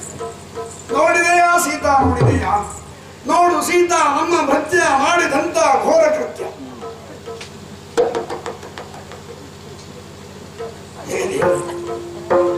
ನಾನು ಈಕೆಯನ್ನು ಇಲ್ಲಿ ಕರ್ಕೊಂಡು ಬರಬಾರ್ದಿತ್ತು. ಸೀತೆಯ ಮಾತೇ ಬಿದ್ದು ಹೋಯ್ತಲ್ಲ. ಈ ಸ್ಥಳದ ಪ್ರಭಾವವನ್ನು ತಿಳ್ಕೊಂಡೆ ನಾನು. ಈಗ ಹೇಳಿ, ಹೆಂಗಸರಿಗೆ ಮಾತಿಚ್ಚ, ಗಂಡಸರಿಗೆ ಮಾತಿಚ್ಚ? ನೀವು ಎಷ್ಟೊತ್ತಿಗೆ ಮಾತಾಡೋದನ್ನು ಕಾಯ್ತಾ ಇದ್ದೀನಿ. ಅಲ್ಲ, ನೀವೇ ಹೇಳಿದ್ದು ಅಲ್ಲಿಗೆ ಬಂದ ಮೇಲೆ ಮಾತಾಡಬಾರದು ಅಂತ ಹೇಳಿದ್ವಿ. ನಾನು ಅದಕ್ಕೆ ಸುಮ್ಮನೆ ಇದ್ದೆ. ನೀವು ಹೇಳಿದಾಗ ಮಾತಾಡ್ತೀನಿ, ನೀವು ಹೇಳಿದ ಯಾರು ಸುಮ್ಮನೆ ಇದೆಯಲ್ಲ. ಯಾಕೆ ನೀವು ಮಾತಾಡು ಅಂತ ಹೇಳಿಲ್ಲ, ನೀವು ವಿಚಾರ ಮಾತು ಅಂತ ಹೇಳ್ತಾ ಇದ್ದ. ಹೌದಲ್ಲ? ನೋಡಿದೆಯಾ? ನೋಡಿದೆ. ಕಿಷ್ಕಿಂಧೆಯವರು ಬಿದ್ದಿದ್ದಾರೆ. ಸರಿ ಉಂಟು ಹನುಮಂತ ಮಾಡಿದ್ದು. ಹನುಮಂತ ಮಾಡಿದ್ದು ಸರಿ ಉಂಟು. ಏನು ಈಗ ಈ ಕಿಷ್ಕಿಂಧೆಯ ವಾನರರೆಲ್ಲರೂ ಹನುಮಂತನ ಜಾತಿಯವರು. ಸ್ವಜಾತಿಯ ಬಾಂಧವನೊಬ್ಬ ಏನಾದ್ರೂ ಒಳ್ಳೆ ಕೆಲಸ ಮಾಡ್ಲಿಕ್ಕೆ ಮುಂದಾಗುತ್ತಾನಂತಾದ್ರೆ ಅವರ ಪಕ್ಷದಲ್ಲಿ ಇದ್ದವನಿಗೆ ಸಹಾಯವನ್ನು ಮಾಡಬೇಕು, ಪ್ರೋತ್ಸಾಹ ಕೊಡಬೇಕು. ನಮ್ಮ ಮಾರ್ಗಾವಲಂಬಿಯಾಗಿ ಕೆಲಸ ಮಾಡ್ತಾ ಇದ್ದಾನೆ. ಆದ್ರೆ ಇವರೆಲ್ಲ ಪಕ್ಷಾಂತರ ಮಾಡಿಕೊಂಡು ಬಂದ್ರು, ಮಾನವರ ಪಕ್ಷದಲ್ಲಿ ಬಂದರು. ಯಾರು ಪಕ್ಷಾಂತರ ಮಾಡ್ತಾರೆ ಅವರು ಬಿದ್ದು ಹೋಗುತ್ತಾರೆ ಅಂತ ಹೇಳಿ ಲೆಕ್ಕ. ನಮ್ಮ ಅಯೋಧ್ಯೆಯವರೆಲ್ಲ ಬಿದ್ದಿದ್ದಾರಲ್ಲ, ಅವರು ಧರ್ಮ ಮಾರ್ಗದಲ್ಲಿ ಇಲ್ಲ ಸ್ವಾಮಿ, ಹಾಗಾಗಿ ಬಿದ್ದಿದ್ದಾರೆ ಅವರು. ಅಯೋಧ್ಯೆಯವರ ಪದದಲ್ಲಿ ಧರ್ಮವನ್ನು ಹೊರಗಿದೆ ನೀನು. ಉಂಟು. ಶಕುಂತ ಬೇಟೆಗಾಗಿ ಹೋದ. ಕ್ಷತ್ರಿಯರು ಬೇಟೆಯನ್ನಾಡುವುದು ತಪ್ಪೇ? ತಪ್ಪಲ್ಲ. ಹೋದ. ಶಕುಂತ ಯುದ್ಧಗಳನ್ನು ಕಂಡ, ಹೊಡೆದ. ತಪ್ಪ ಬೇಟೆಯದು. ಆ ಪಕ್ಷಿಯನ್ನು ಇವ ಹಾರಿ ಹೋಗಲಿದ್ದೆ ಏನಾದ್ರು ಕಳಿಸಿದ್ನ? ಇಲ್ಲ. ವಿಶ್ವಾಮಿತ್ರನ ಯಜ್ಞಗುಂಡಕ್ಕೆ ಬಿತ್ತು. ಅವರಿಗೇನಪ್ಪ ಮಂತ್ರ ಗೊತ್ತಿಲ್ವ, ಶಾಸ್ತ್ರ ಗೊತ್ತಿಲ್ವ? ಒಂದು ಉದ್ಯಾಪನ ಮಾಡುವುದು, ವ್ರತದ ಪುಣ್ಯಾರ್ಚನೆ ಮಾಡಿಕೊಂಡು ಬೇರೆ ಹೋಮ ಮಾಡುವುದು ಆಗುದಿಲ್ಲ ಅವರಿಗೆ. ಅದು ಮಾಡಲಿಲ್ಲ. ಸಿಟ್ಟು ಬಂದ್ರು ನಿಮ್ಮ ಹತ್ತಿರ. ರಾಮಭದ್ರ ಹೀಗಾಗಿದೆ, ಅವನನ್ನು ಕೊಂದು ಕೊಡಬೇಕು. ನೀವು ಹಿಂದೆ ಮುಂದೆ ಯೋಚಿಸಲಿಲ್ಲ ಅಂತ ಹೇಳಿದೆ. ಗುರುಗಳ ಮಾತಾಡುವ ಆದ್ರಿಂದಲಾಗಿ ಹಿಂದೆ ಮುಂದೆ ಯೋಚಿಸದೆ ಅಂತ ಹೇಳಿದ್ರೆ ಹೀಗಾದ. ಮಾತಾಡುವಾಗ ಜಾಗ್ರತೆ ವಹಿಸಬೇಕು. ನೀನು ಬರೇ ಹೆಣ್ಣಲ್ಲ. ಒಂದು ಕಾಲನ್ನು ಅಗ್ನಿಯಲ್ಲಿಟ್ಟು ಮತ್ತೊಂದು ಕಾಲನ್ನು ನೆಲದ ಮೇಲಿಟ್ಟು ತತ್ವಜ್ಞಾನಿಗಳಿಗೆ ಬ್ರಹ್ಮೋಪದೇಶ ಮಾಡುತ್ತಿರುವಂತಹ ಶ್ರೀರಂತದಿನ ಸಾಕು ಮಗಳು. ಅನ್ಯಂ ಇಂದ್ರಂ ಕರಿಷ್ಯಾಂ. ಲೋಕಕ್ಕೆ ಗಾಯತ್ರಿ ಮಂತ್ರವನ್ನು ಅನುಗ್ರಹಿಸಿದಂತ ಅವರ ಕುರಿತು ಈಗ ಅವ ಹೇಳಿದ. ಮತ್ತೆ ಹೇಳಿದ್ರೆ ಅವರಿಗೆ ಅಷ್ಟು ಸಿಟ್ಟು ಬರುದಿದ್ದ ಕಾರಣ ಉಂಟದು. ಏನು? ಬೇಟೆಯಾಡುವುದು ನಿಷಿದ್ಧವಲ್ಲ, ಅಲ್ಲಿ ಆಡಲೇಬೇಕು ಪುರದ ರಕ್ಷಣೆಗಾಗಿ. ಆಮೇಲೆ ಯಾವೆಲ್ಲ ಮೃಗಗಳನ್ನ ಕೊಲ್ಲಬಾರದು ಅಂತ ಉಂಟು. ಸಾಧು ಪಕ್ಷಿಗಳನ್ನ ಪ್ರಾಣಿಗಳನ್ನ ಕೊಲ್ಲಬಾರದು. ಸಾಧು ಪಕ್ಷಿಗಳ ಜಾತಿಗೆ ಸೇರುವಂತ ಶಕುಂತ ಪಕ್ಷಿಗಳನ್ನು ಹಾರೋ ಹಾಗೆ ಬಾಣ ಹೊಡೆಯಲಿ. ಸಾಯುವಾಗಿ ಹೊಡೆದಲ್ಲ ಮೊದಲನೇ ಬಾಣ ಹೊಡಿದೇ ಇದ್ರೆ ಅದು ಬದರಿಕಾಶ್ರಮಕ್ಕೆ ಹಾರಿ ಹೋಗ್ತಿತ್ತ, ಆ ಯಜ್ಞಕುಂಡಕ್ಕೆ ಬೀಳ್ತಿತ್ತ.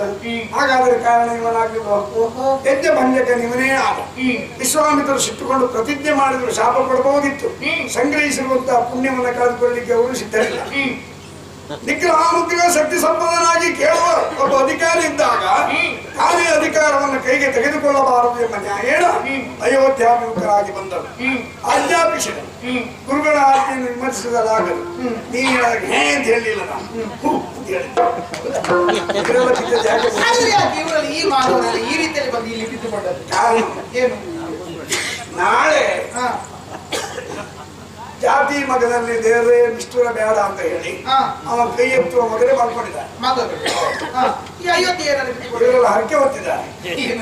ಒಂದು ದಿನ ಇಲ್ಲಿ ಬಂದು ಮಲಗಿ ಹೋಗ್ತೇನೆ.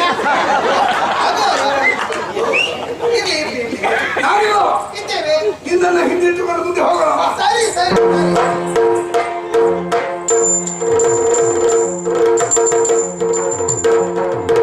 ಬಂದು ನಿಲುವರ ಗಂಡು ಮರುಳ ಬಂದು ನಿಲುವರ ಗಂಡು ಮರುಳ ಒಂದಿರುವುದು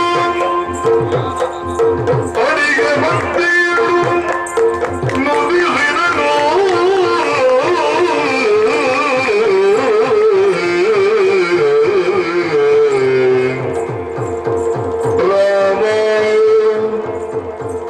दशरथ कुमाराय भक्त सुप्रेमाय पीतांबराय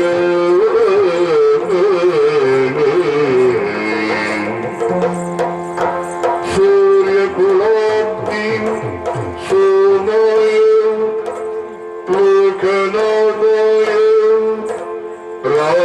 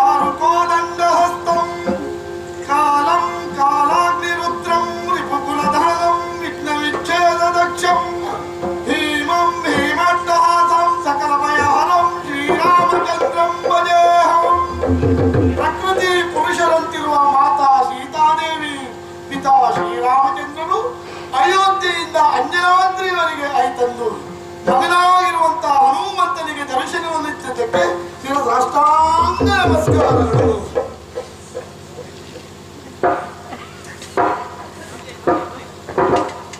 ಆಂಜನೇಯ, ಮಾಡುವಂತಹ ಯುದ್ಧದಲ್ಲಿ ನಿನಗೆ ಜಯವಾಗಲಿ.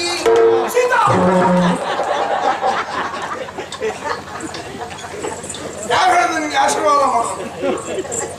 ಅಲ್ಲ, ನೀವು ಮಾಡಲಿಲ್ಲ, ಅದಕ್ಕೆ ನಾನು ಮಾಡಿದೆ. ನಾವು ಬಂದು ನಿಂತೆವು.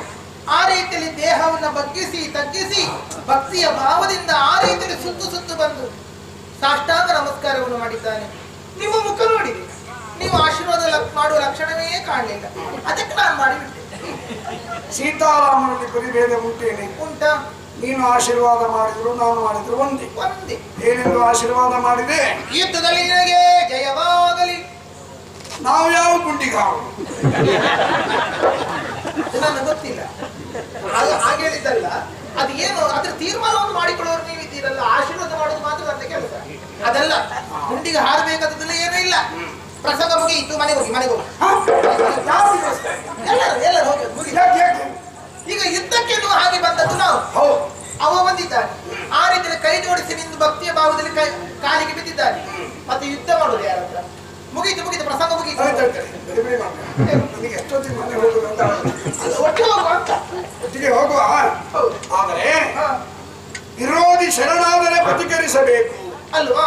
ನಿನ್ನನ್ನು ಕದ್ದುಕೊಂಡು ಹೋದಂತಹ ರಾವಣಾಸುರನ ತಮ್ಮ ವಿಭೀಷಣ ಬಂಧನ್ನು ನಾವು ಪ್ರತಿಕರಿಸಿದೆವು. ಆಕ್ಷೇಪಿಸಿದರು.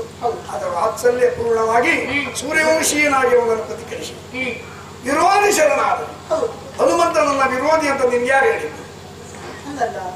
ನನ್ನ ವಿರೋಧಿಯನ್ನು ಇಟ್ಟುಕೊಂಡವನು ನಮ್ಮ ವಿರೋಧಿ ಶಕುಂತ. ಶಕುಂತ ಹೌದಲ್ಲ? ಆದ್ರೆ ನಿನ್ನ ವಿಚಾರಿಸಬೇಕು. ಸರಿ, ಮತ್ತೆ ಮಾತಾಡ್ತಾರೆ.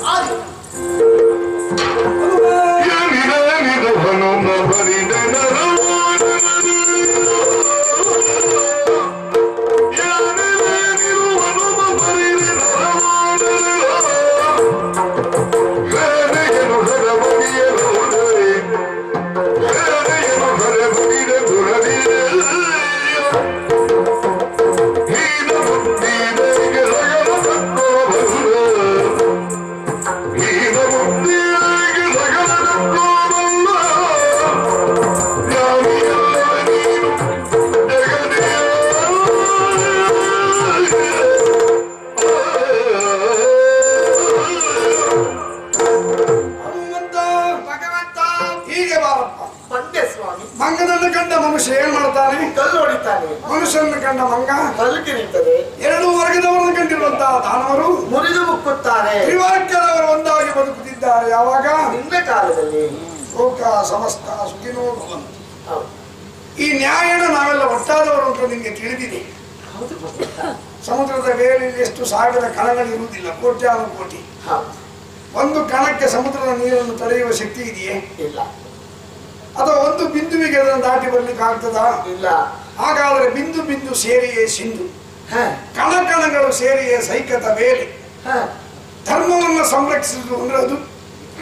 ಅಂತ ಓರ್ವಿ ಮಾಲೆಗಳನ್ನು ತಡೆದು ನಿಲ್ಲಿಸುವಂತಹ ಶಕ್ತಿ ಈ ಮಳಲಿನ ಕಣಕ್ಕೆ ಬರ್ತದೆ ಅಂತ ಆದ್ರೆ ಧರ್ಮ ಅಂತ ಅರ್ಥ. ನಾವೆಲ್ಲ ಒಟ್ಟಾದದ್ದು ಹಾಗೆ ಧರ್ಮ ಸಂರಕ್ಷಣೆಗೆ ಅಲ್ವಾ? ನಿನ್ನನ್ನು ಏನ್ ಕೊಂಡಾಡ್ತಾರೆ? ಏನೆಂದು? ಮನೋಜವಂ ಮಾರುತುಲ್ಯ ವೇಗಂ ಜಿತೇಂದ್ರಿಯ ಬುದ್ಧಿ ಮತಾಂ ವರಿಷ್ಠಂ. ಬುದ್ಧಿವಂತರಲ್ಲಿ ನೀನು ಶ್ರೇಷ್ಠ. ಈ ಲೋಕದಲ್ಲಿ ನಿನ್ನಂತಹ ಬುದ್ಧಿವಂತರು ಯಾರಿಲ್ಲ. ಯಾರಾದ್ರೂ ತಪ್ಪಿ ನಡೆದ್ರೆ ಹೀಗೆ ತಪ್ಪಿ ನಡೆಯಬೇಡ, ಇದು ಹಾದಿ ಅಲ್ಲ, ನೋಡಿ ಈ ಹಾದಿಯಲ್ಲಿ ಹೋಗು ಹೇಳುವ ಯೋಗ್ಯತೆ ನಿನಗುಂಟು, ಪ್ರಶ್ನಿಸುವ ಅಧಿಕಾರ ಉಂಟು. ನೀನೇ ತಪ್ಪಿ ನಡೆದರೆ ಇವರೆಲ್ಲ ಯಾರು? ಇವರೆಲ್ಲ ನನ್ನವರು. ಇವರೆಲ್ಲ ನಮ್ಮವರು. ಎಲ್ಲ ನಮ್ಮವರಿಗೆ ನಾವೇ ಹೊಡೆಯಬಹುದೇ? ಒಬ್ಬ ಹೆಜ್ಜೆ ಬಂಜಕನಾಗಿರುವಂತಹ ಶಕುಂತನ ನೆವನವನ್ನು ಹಿಡಿದು ಈ ವ್ಯಾಜ್ಯವನ್ನು ಕೈಯೆಲಸಿ ಇಂಥ ಆಟೋಪವನ್ನು ತೋರಿ ಎಲ್ಲರನ್ನೂ ಧನಾಶಾಹಿಯಾಗಿ ಮಾಡಿದೆಯಲ್ಲ. ಹೀನ ಬುದ್ಧಿ ಏಕೆ? ರಾಮನ ಮೇಲೆ ನಿಮಗೆ ಗೌರವ ಅಭಿಮಾನ ಇಲ್ಲವೇ? ಎಂತಹ ಧರ್ಮ ಸಂಕಟಕ್ಕೆ ನನ್ನನ್ನು ಸಿಲುಕಿಸಿ ಬಿಟ್ಟೆ. ಸಕಲ ತತ್ವ ಬಲ್ಲ ಜ್ಞಾನಿಯಲ್ಲವೇ ನೀನು ಜಗದಿ, ಯಾಕೆ ಹೀಗೆ ಮಾಡಿದೆ ಹನುಮ?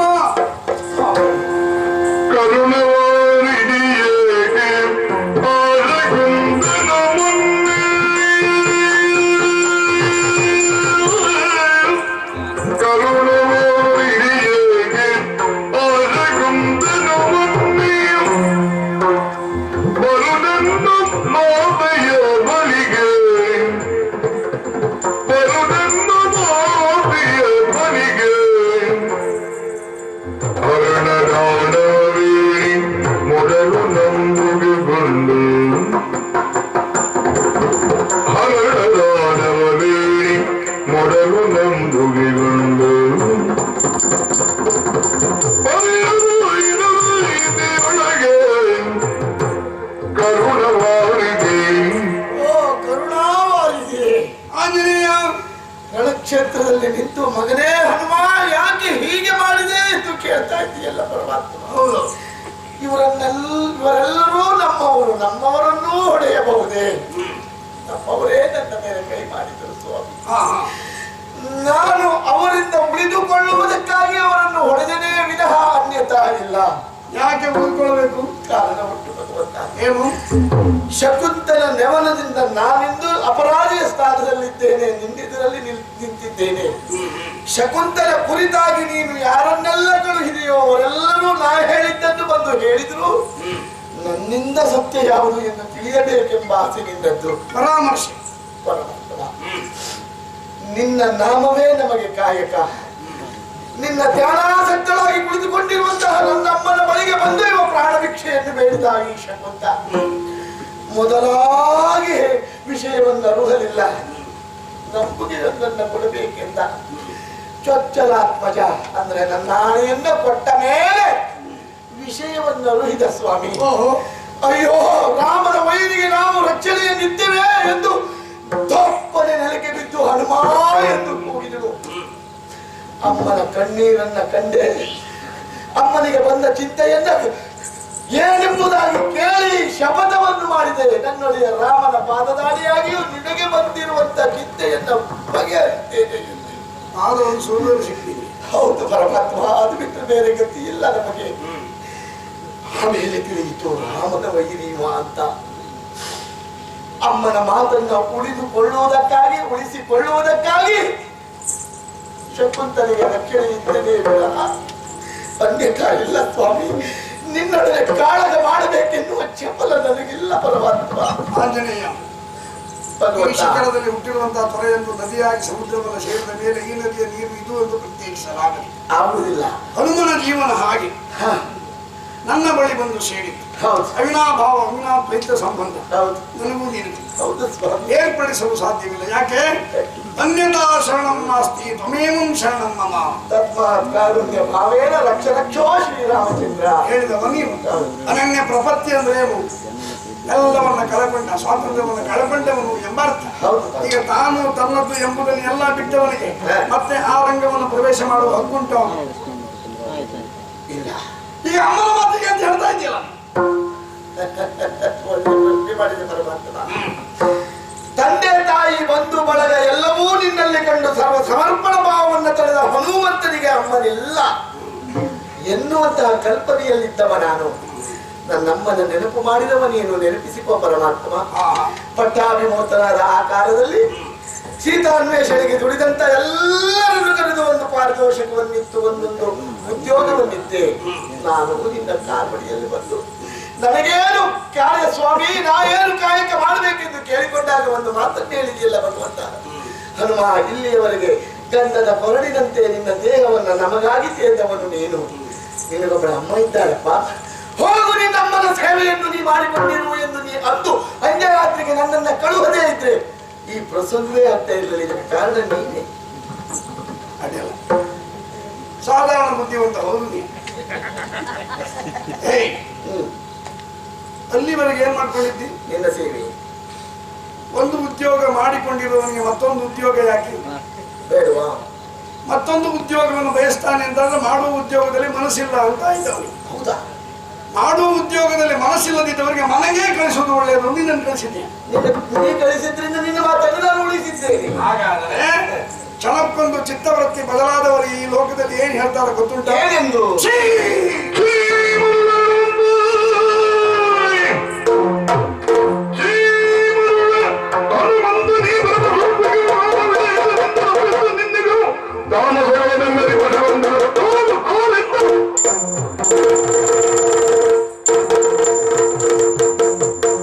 ಹುಚ್ಚ. ಸಂತೋಷವಾಯ್ತು ಪರಮಾತ್ಮ.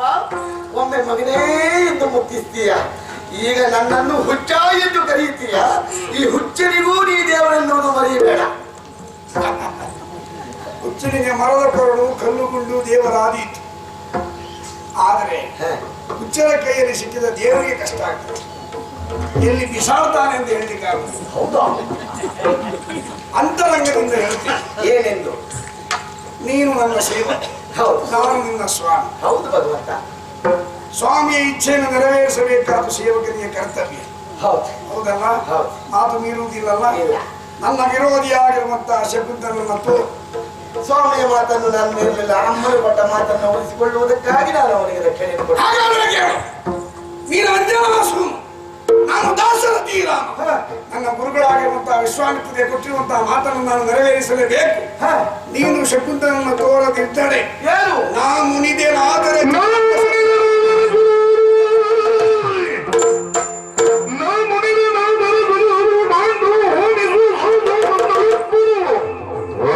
ಸ್ವಾಮಿ ದ್ರೋಹ ಎಸಗದಿರಲಿ.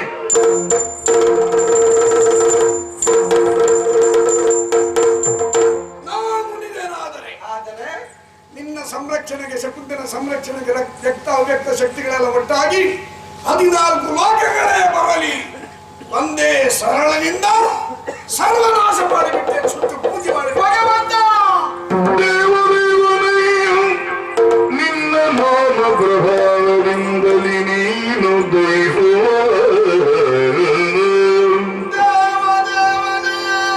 ನಿನ್ನ ನಾಮ ಪ್ರಭಾವದಿಂದಲಿ ನೀನು ನಿನ್ನ ನಾಮ ಪ್ರಭಾವದಿಂದಲಿ ನೀನು ದೈವ ರಾಮ ರಾಮ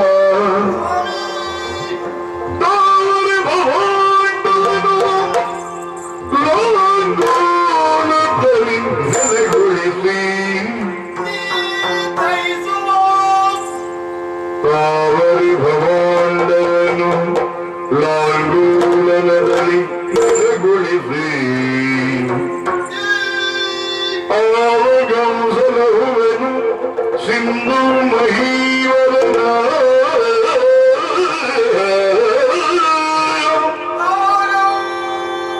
ಸಲಹುವೆನು ಸಿಂಧು ಮಹೀವರನ ಭಗೆತನವ ಭಿತ್ತತಿ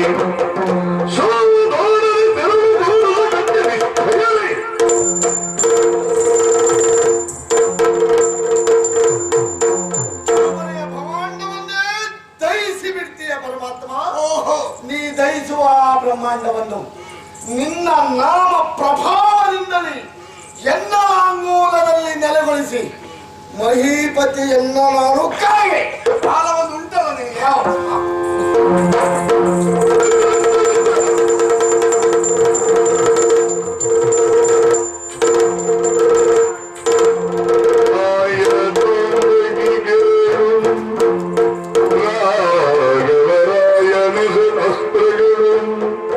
ಹನುಮನ ಗಾಯದಲ್ಲಿ ಶಾಂಡಿಲಿಯ ಪತ್ರಗಳಾಗಿ ಮೆರೆಯುತ್ತಿವೆ.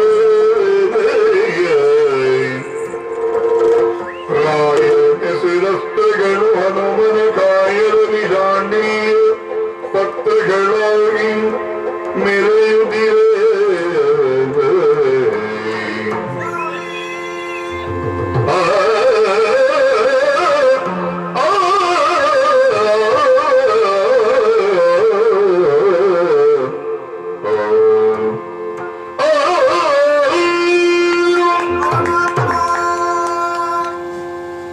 ಹೊತ್ತು ಹೋಯಿತು ನೋಡು ರಾಮಚಂದ್ರ.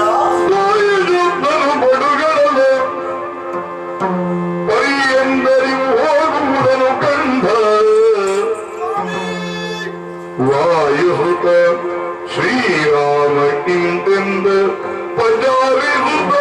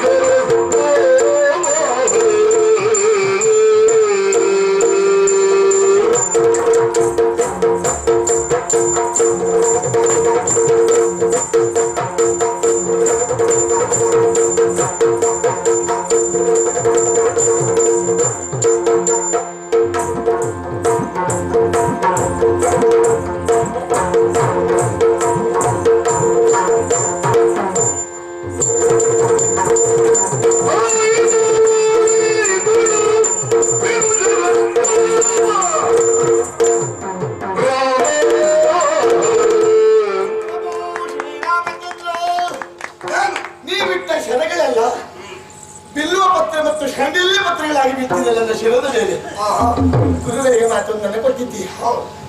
8ನೇ ದಿವಸದ ಸೂರ್ಯಾಸ್ತದೊಳಗಾಗಿ ಶಕುಂತಲ ಶಿರವನ್ನು ಕತ್ತರಿಸುತ್ತೇನೆ ಎಂದು ಮಾತು ಕೊಟ್ಟವ ನಾನಲ್ಲ. ಭಗವಾನ್ ಭಾಸ್ಕರ ಪಡುಗಳೆಲ್ಲ ಸೇರ್ತಾ ಇದ್ದಾನೆ. ಹೋಗ್ಲಿ ಅದು ಕೆಲಸ. ನಿನ್ನಲ್ಲಿ ಮತ್ತು ಅಂಬುಗಳಿದ್ರೆ ಹೋಗು ಹೋಗು.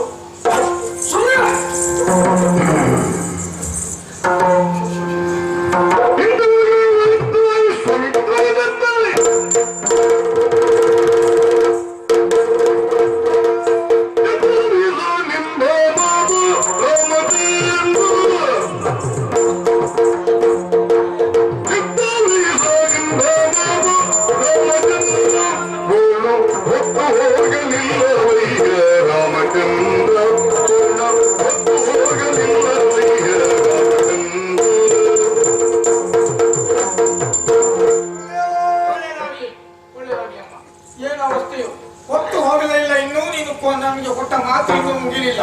ಆದಷ್ಟು ಬೇಗ ಅವನನ್ನು ಕೊಂದು ಕೊಡ್ತೇನೆ ಅಂತ ಹೇಳ್ತಾ ಇದ್ದೆಲ್ಲ, ಕೊಂದು ಕೊಡು ಬೇಗ. ಹೊತ್ತು ಹೋಗ್ತಾ ಇದೆಯಲ್ಲ, ಹೊತ್ತು ಹೋಗಿದ್ದ ತಲೆ ಬಿಸಿ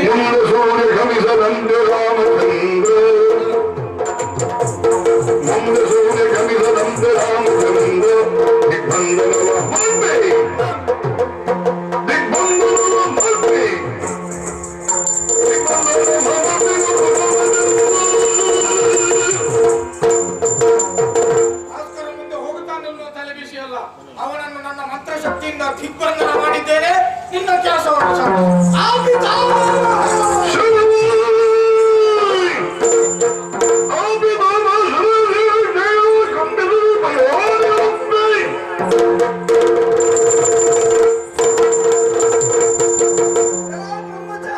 ಮಂಗವೇ, ನಿನ್ನನ್ನು ಕೊಲ್ಲಿಕ್ಕೆ ಬ್ರಹ್ಮಾಸ್ತ್ರ.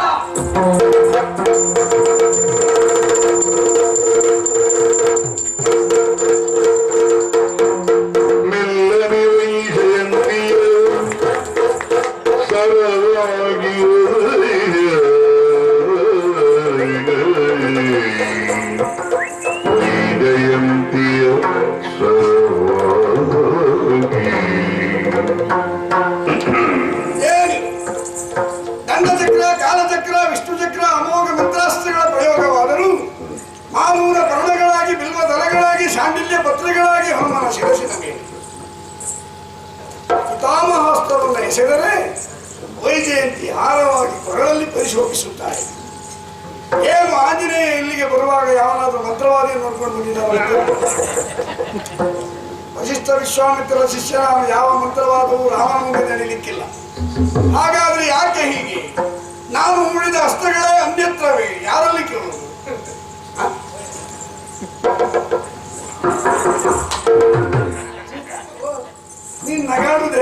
ರಥದಲ್ಲಿ ಕುತ್ಕೊಂಡು.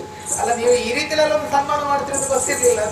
ಏನು ಅವನಿಗೆ ಆ ರೀತಿ ಮಾಲಾರ್ಪಣೆ, ಆ ರೀತಿ ಅರ್ಚನೆ ಅದೇ ಕೇಳಿದ್ರು, ನಾನು ಮಾಡಲಿಲ್ಲ, ಎಲ್ಲಿಂದ ಬಂತು ಅಂತ ಕೇಳುದು ಗೊತ್ತಾಗ್ಲಿಲ್ಲ. ಏನಿದೇನು ಗುಟ್ಟು ಮಹಾರಾಣಿ, ಏನಿದೇನು ಗುಟ್ಟು. ಅಲ್ಲಿಗಿರುವುದೇ ಅವನ ಸ್ವಭಾವದಿಂದ ಆ ಬಗ್ಗೆ ತಲೆ ವಿಷಯ ಅದೊಂದು ಜಾತಿ ಸ್ವಭಾವ. ಅದೆಲ್ಲ ಹೀಗಾಗುವುದಕ್ಕೆ ಕಾರಣ ಇದೆ. ಏನು? ಇಂದಿಗೆ 7 ದಿನಗಳ ಹಿಂದೆ ಇವನ ಉಮೇದಂತಹ ಆ ಅಂಜನಾ ದೇವಿ ನನ್ನ ಬಳಿಗಾಗಿ ಬಂದಿದ್ದರು. ಹಿಂಬಾಗಿ ಬಂದಂತ ಅವಳು ಬರುವಾಗ ದೊಡ್ಡ ಬಂಗಾರದ ಹರಿವಾಣದಲ್ಲಿ ಅರಿಶಿನ, ಕುಂಕುಮ, ಆಮೇಲೆ ಬಾಗಿನದ ಸುವಸ್ತುಗಳು, ಆ ಕಾಡಿಗೆ ಕಜ್ಜಳ, ಪಟ್ಟೆ ಸೀರೆ ಇದೆಲ್ಲ ಹಿಡ್ಕೊಂಡು ಬಂದಿದ್ದಳು. ಮಹಾರಾಣಿ ನೋಡ್ಲಿಕ್ಕೆ ಯಾಕೆ ಬರಬೇಕು ಗೊತ್ತುಂಟು ಅವಳು. ಹೌದು, ಬಂದವಳು ಕಾಲದಲ್ಲಿಟ್ಟು ಸೀತಾ ದೇವಿ ಅಂತ ಹೇಳಿದ್ರು. ನಿನ್ನ ದೇವಿ ಅಂತ ಹೇಳಿ ಸಂತೋಷ ಆಯ್ತು. ಖಂಡಿತ. ಏನು ಬೇಕು ಅಂತ ಕೇಳಿದೆ. ಹೆಣ್ಮಕ್ಳನ್ನು ಹೀಗೆ ಹೊಗಳಬೇಕು ಹೆಂಗಸರು. ಹೌದು, ಒಂದು ಶೇರು ಕೊಡೋ ಬದಲು ಮುಡಿ ಕೊಡ್ತಾರೆ. 2 ವರಗಳು ಬೇಕು ಅಂತ ಹೇಳಿ. ಎಲ್ಲಿಯಾದ್ರೂ ಮುಂದೆ ರಾಮಾಂಜನೇಯ ಯುದ್ಧ ಘಟಿಸಿದರೆ ನೀವು ಬಿಡುವಂತ ಸಾಮಾನ್ಯ ಶರಗಳೆಲ್ಲ ಬಿಲ್ವಪತ್ರ, ಶಾಂಡಿಲ್ಯ ಪತ್ರಗಳಾಗಬೇಕೆಂದು, ಬ್ರಹ್ಮಾಸ್ತ್ರವನ್ನು ಬಿಟ್ಟರೆ ವೈಜಯಂತಿ ಮಾಲೆಯಾಗಬೇಕೆಂದು ಕೇಳಿಕೊಂಡಳು. ನೀನು ಅಸ್ತು ದೇವಿಯಲ್ಲ, ಮತ್ತೆ ಸೀತಾ ದೇವಿ ಅಂತ ಹೇಳಿದ್ದಾಳೆ.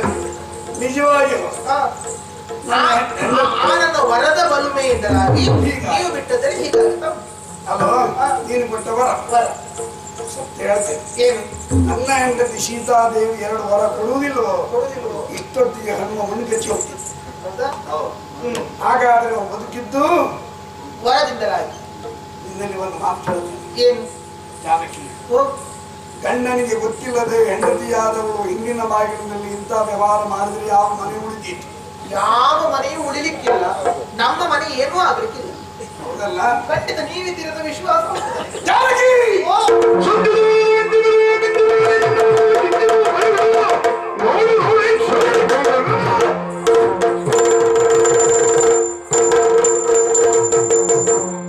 ರಾತ್ರಿ ನಿದ್ದೆ ಮಾಡ್ಲಿಕ್ಕೆ ಬಿಡಲಿಲ್ಲ.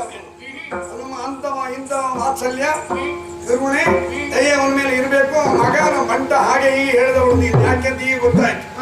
ವರ ಮೊದಲೇ ಕೊಟ್ಟು ನನ್ನನ್ನು ಛೇಡಿಸುತ್ತಾ ಇದ್ದಿ ಅಂತ ಅರ್ಥವಾಯಿತು. ಸಂಚು ದೋರುತ್ತ ಹೊಂಚಿ ಮಿಂಚುವ ಮಿಂಚು ಬಳ್ಳಿಯ ನಿನ್ನ ವರದಲ್ಲಿ ಕಿಂಚಿತವೂ ಭಯವಿಲ್ಲ.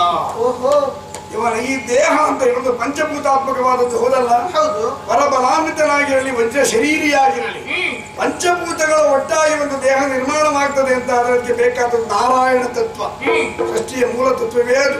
ಅನೇಕವು ಏಕವಾಗುವುದು, ಏಕವು ಅನೇಕವಾಗುವುದು. ಆ ಕಾರಣಕ್ಕಾಗಿ ನಾರಾಯಣನನ್ನು ನಾವೆಲ್ಲ ನಂಬಿದ್ದೇವೆ. ನೀರನ್ನು ಆಶ್ರಯಿಸಿ ಆಲದೆಲೆ ಮೇಲೆ ಮಲಗಿಕೊಂಡವನು ಎಂಬ ಅರ್ಥ. ಅಂತವರಿಂದಲೇ ಪ್ರಪಂಚ ಸೃಷ್ಟಿ ಮತ್ತು ವಿಲಯ. ಕಾರಣವಾಗಿ ಇವರ ದೇಹದಲ್ಲಿ ಒಳಗಿರುವಂತಹ ಪಂಚಭೂತಗಳನ್ನು ಬಿಡಿಸುವುದು. ಪಂಚತ್ವ 5 ನೀವು ಸಾಯ್ತಾನೆ ಅಂತ ಅರ್ಥ. ಅಯ್ಯೋ, ಅದಕ್ಕೆ ಬೇಕಾಗಿ ನಾರಾಯಣಾಸ್ತ್ರ.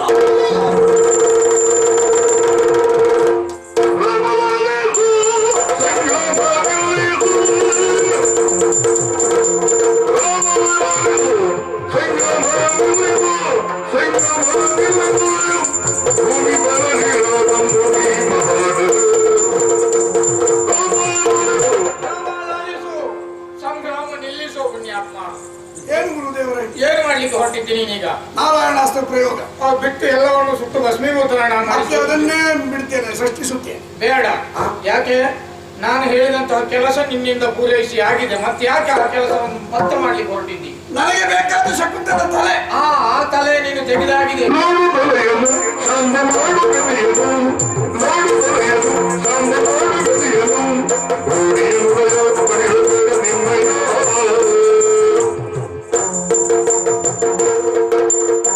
ನೋಡಲ್ಲಿ ತಲೆ ಒಂದು ಬಿದ್ದುಕೊಂಡುಂಟು.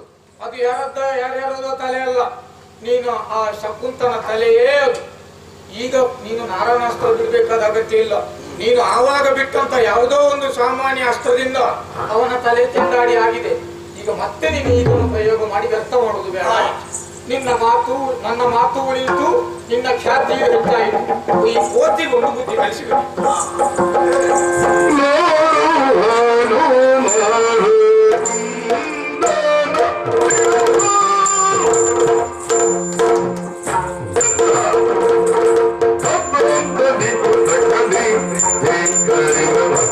Hey,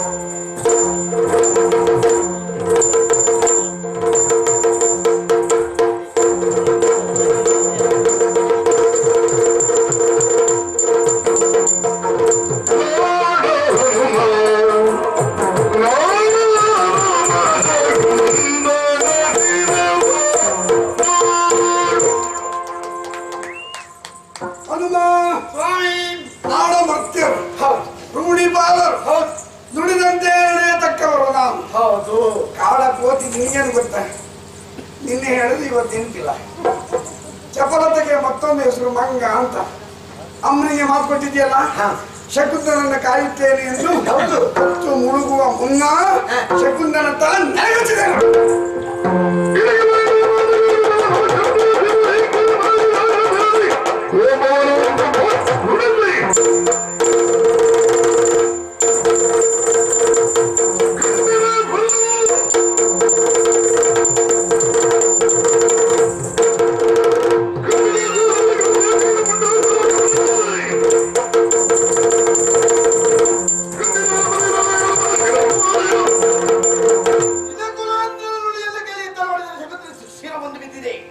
ಹಾಗಾದ್ರೆ ಕಂಡಿಲೇಶ್ವರರೆಲ್ಲ ನೀವು ಇಲ್ಲಿಯವರೆಗೆ ಧರ್ಮ ಯುದ್ಧ ನಡೀತಾ ಇತ್ತು. ಹಾಗಾದ್ರೆ ಈಗ ಅಧರ್ಮ ನಡೀತದೆ ಅಂತಾದ್ರೆ ಇದಕ್ಕೆಲ್ಲ ಮೂಲ ಕಾರಣ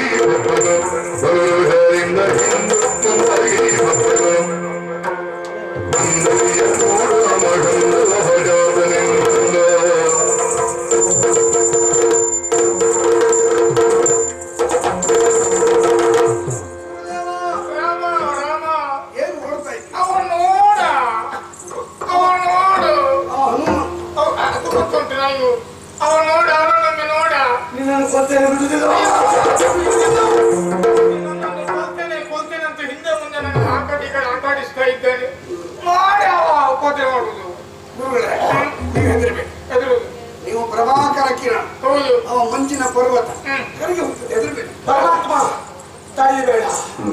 ಈ ಕಪಟ ಸನ್ಯಾಸಿಯ ಕಾಲು ಹಿಡಿತೇನೆ, ನೀರೆತ್ತೇನೆ, ನೆಲಕ ಪುಡಿಸ್ತೇನೆ.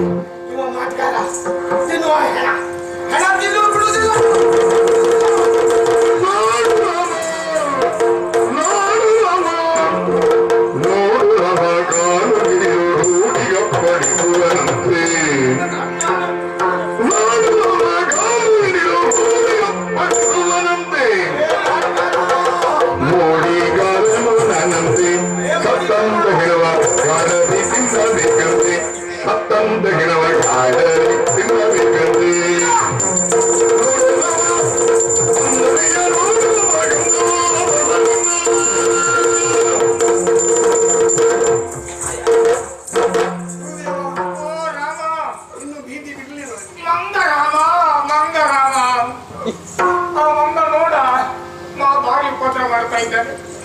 ನನ್ನನ್ನು ಕಾಲು ಹಿಡಿತಾನಂತೆ, ನನ್ನ ಕಾಲು ಹಿಡಿತಾನಂತೆ.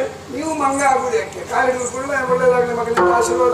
ಭಕ್ತಿ ಭಕ್ತಿ ಅದು ಕಾಲು ಹಿಡಿಯುವುದು. ಅವ್ರು ಭಕ್ತಿಯಲ್ಲಿ ಕಾಲು ಹಿಡಿಯೋದಲ್ಲ, ನನ್ನನ್ನು ಕೋಪದಲ್ಲಿ ಕಾಲು ಹಿಡಿದು ಎತ್ತಲಿಕ್ಕೆ ಭಕ್ತಿಯ ಪರಾಕಾಷ್ಠೆ. ಹೌದು, ಒತ್ತುಕೊಂಡು ತಿರುಗುವುದಲ್ಲ, ಮೇಲೆ ಎತ್ತಿ ಅಲ್ಲಿ ಗರ ಗರ ಗರ ಗರ ತಿರುಗಿಸ್ತಾನಂತೆ.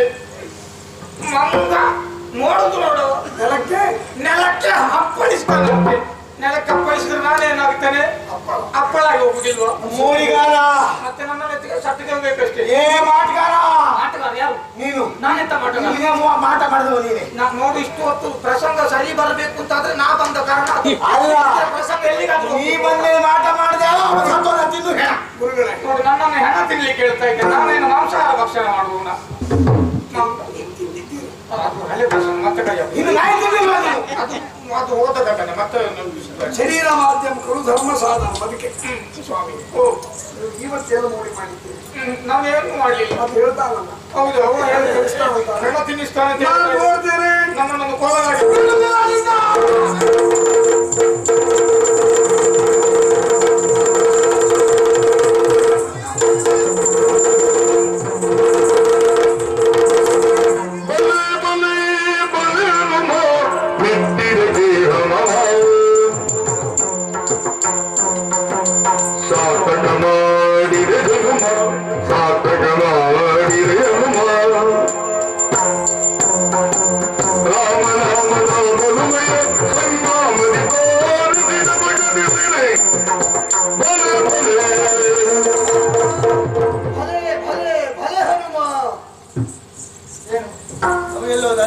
ಯಾರು ಬಲಿ ಹನುಮ?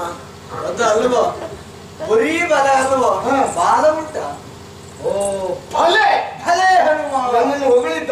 ಹೊಗಳಿದ್ದು ನಿಮಗೆ ತಲೆ ಸರಿ ಉಂಟಾ? ಸರಿ ಉಂಟಪ್ಪ. ನನ್ನ ತಲೆ ಬಹಳ ಮಾಡಬೇಡಿ ನೀವು. ಯಾಕೆ? ನಮ್ಮ ಅಮ್ಮನ ಮಾತು, ಅಮ್ಮನಿಗೆ ಕೊಟ್ಟ ಮಾತು ಉಳಿಸ್ಕೊಳ್ಳಿಕ್ಕೆ ಅವನೆಲ್ಲ ಶಕುಂತ ಸತ್ತು ಬಿದ್ದಿದ್ದಾನೆ ಅಂತ ನಾನು ಬಿಸಿ ಆದ್ರೂ ಬಲೆ ಆದ ಮತ್ತೆ ನಾನು ಹೊಗಳ್ತೀನ. ಅಷ್ಟೆಲ್ಲ ಸಿಟ್ಟಾಗಬೇಡ ಪುಣ್ಯಾತ್ಮ. ಅವನನ್ನ ರಕ್ಷಣೆ ಮಾಡಿಟ್ಟುಕೊಂಡದ್ದು ಎಲ್ಲಿ ನೀನು? ಬಾಗಲಕೋಟೆಯಲ್ಲಿ. ನೋಡು, ಅಲ್ಲಿ ನೋಡು, ಇಲ್ಲಿ ನೋಡು.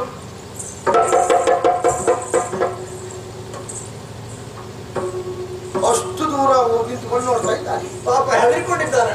ಒಂದು ಕೃತಜ್ಞತೆಯ ಭಾವ ಇಲ್ಲ. ಅವನ ಪಾತ್ರ ಅಷ್ಟೇ ಅಲ್ಲಿ ಮುಗಿದು ಹೋಯ್ತು. ಹನುಮ, ರಾಮ ಹುಟ್ಟುವುದಕ್ಕಿಂತ ಪೂರ್ವದಲ್ಲಿ ಅದೆಷ್ಟೋ ಹಿಂದೆ ರಾಮನಾಮ ಎನ್ನುವುದು ಜನಿಸಿದೆ. ರಾಮನ ಭೌತಿಕವಾದಂತಹ ಶರೀರಕ್ಕೆ ನಾಶ ಎನ್ನುವುದು ಬಂದರೂ ರಾಮನಾಮಕ್ಕೆ ಯಾವತ್ತೂ ಬರುವುದಕ್ಕೆ ಸಾಧ್ಯ ಇಲ್ಲ.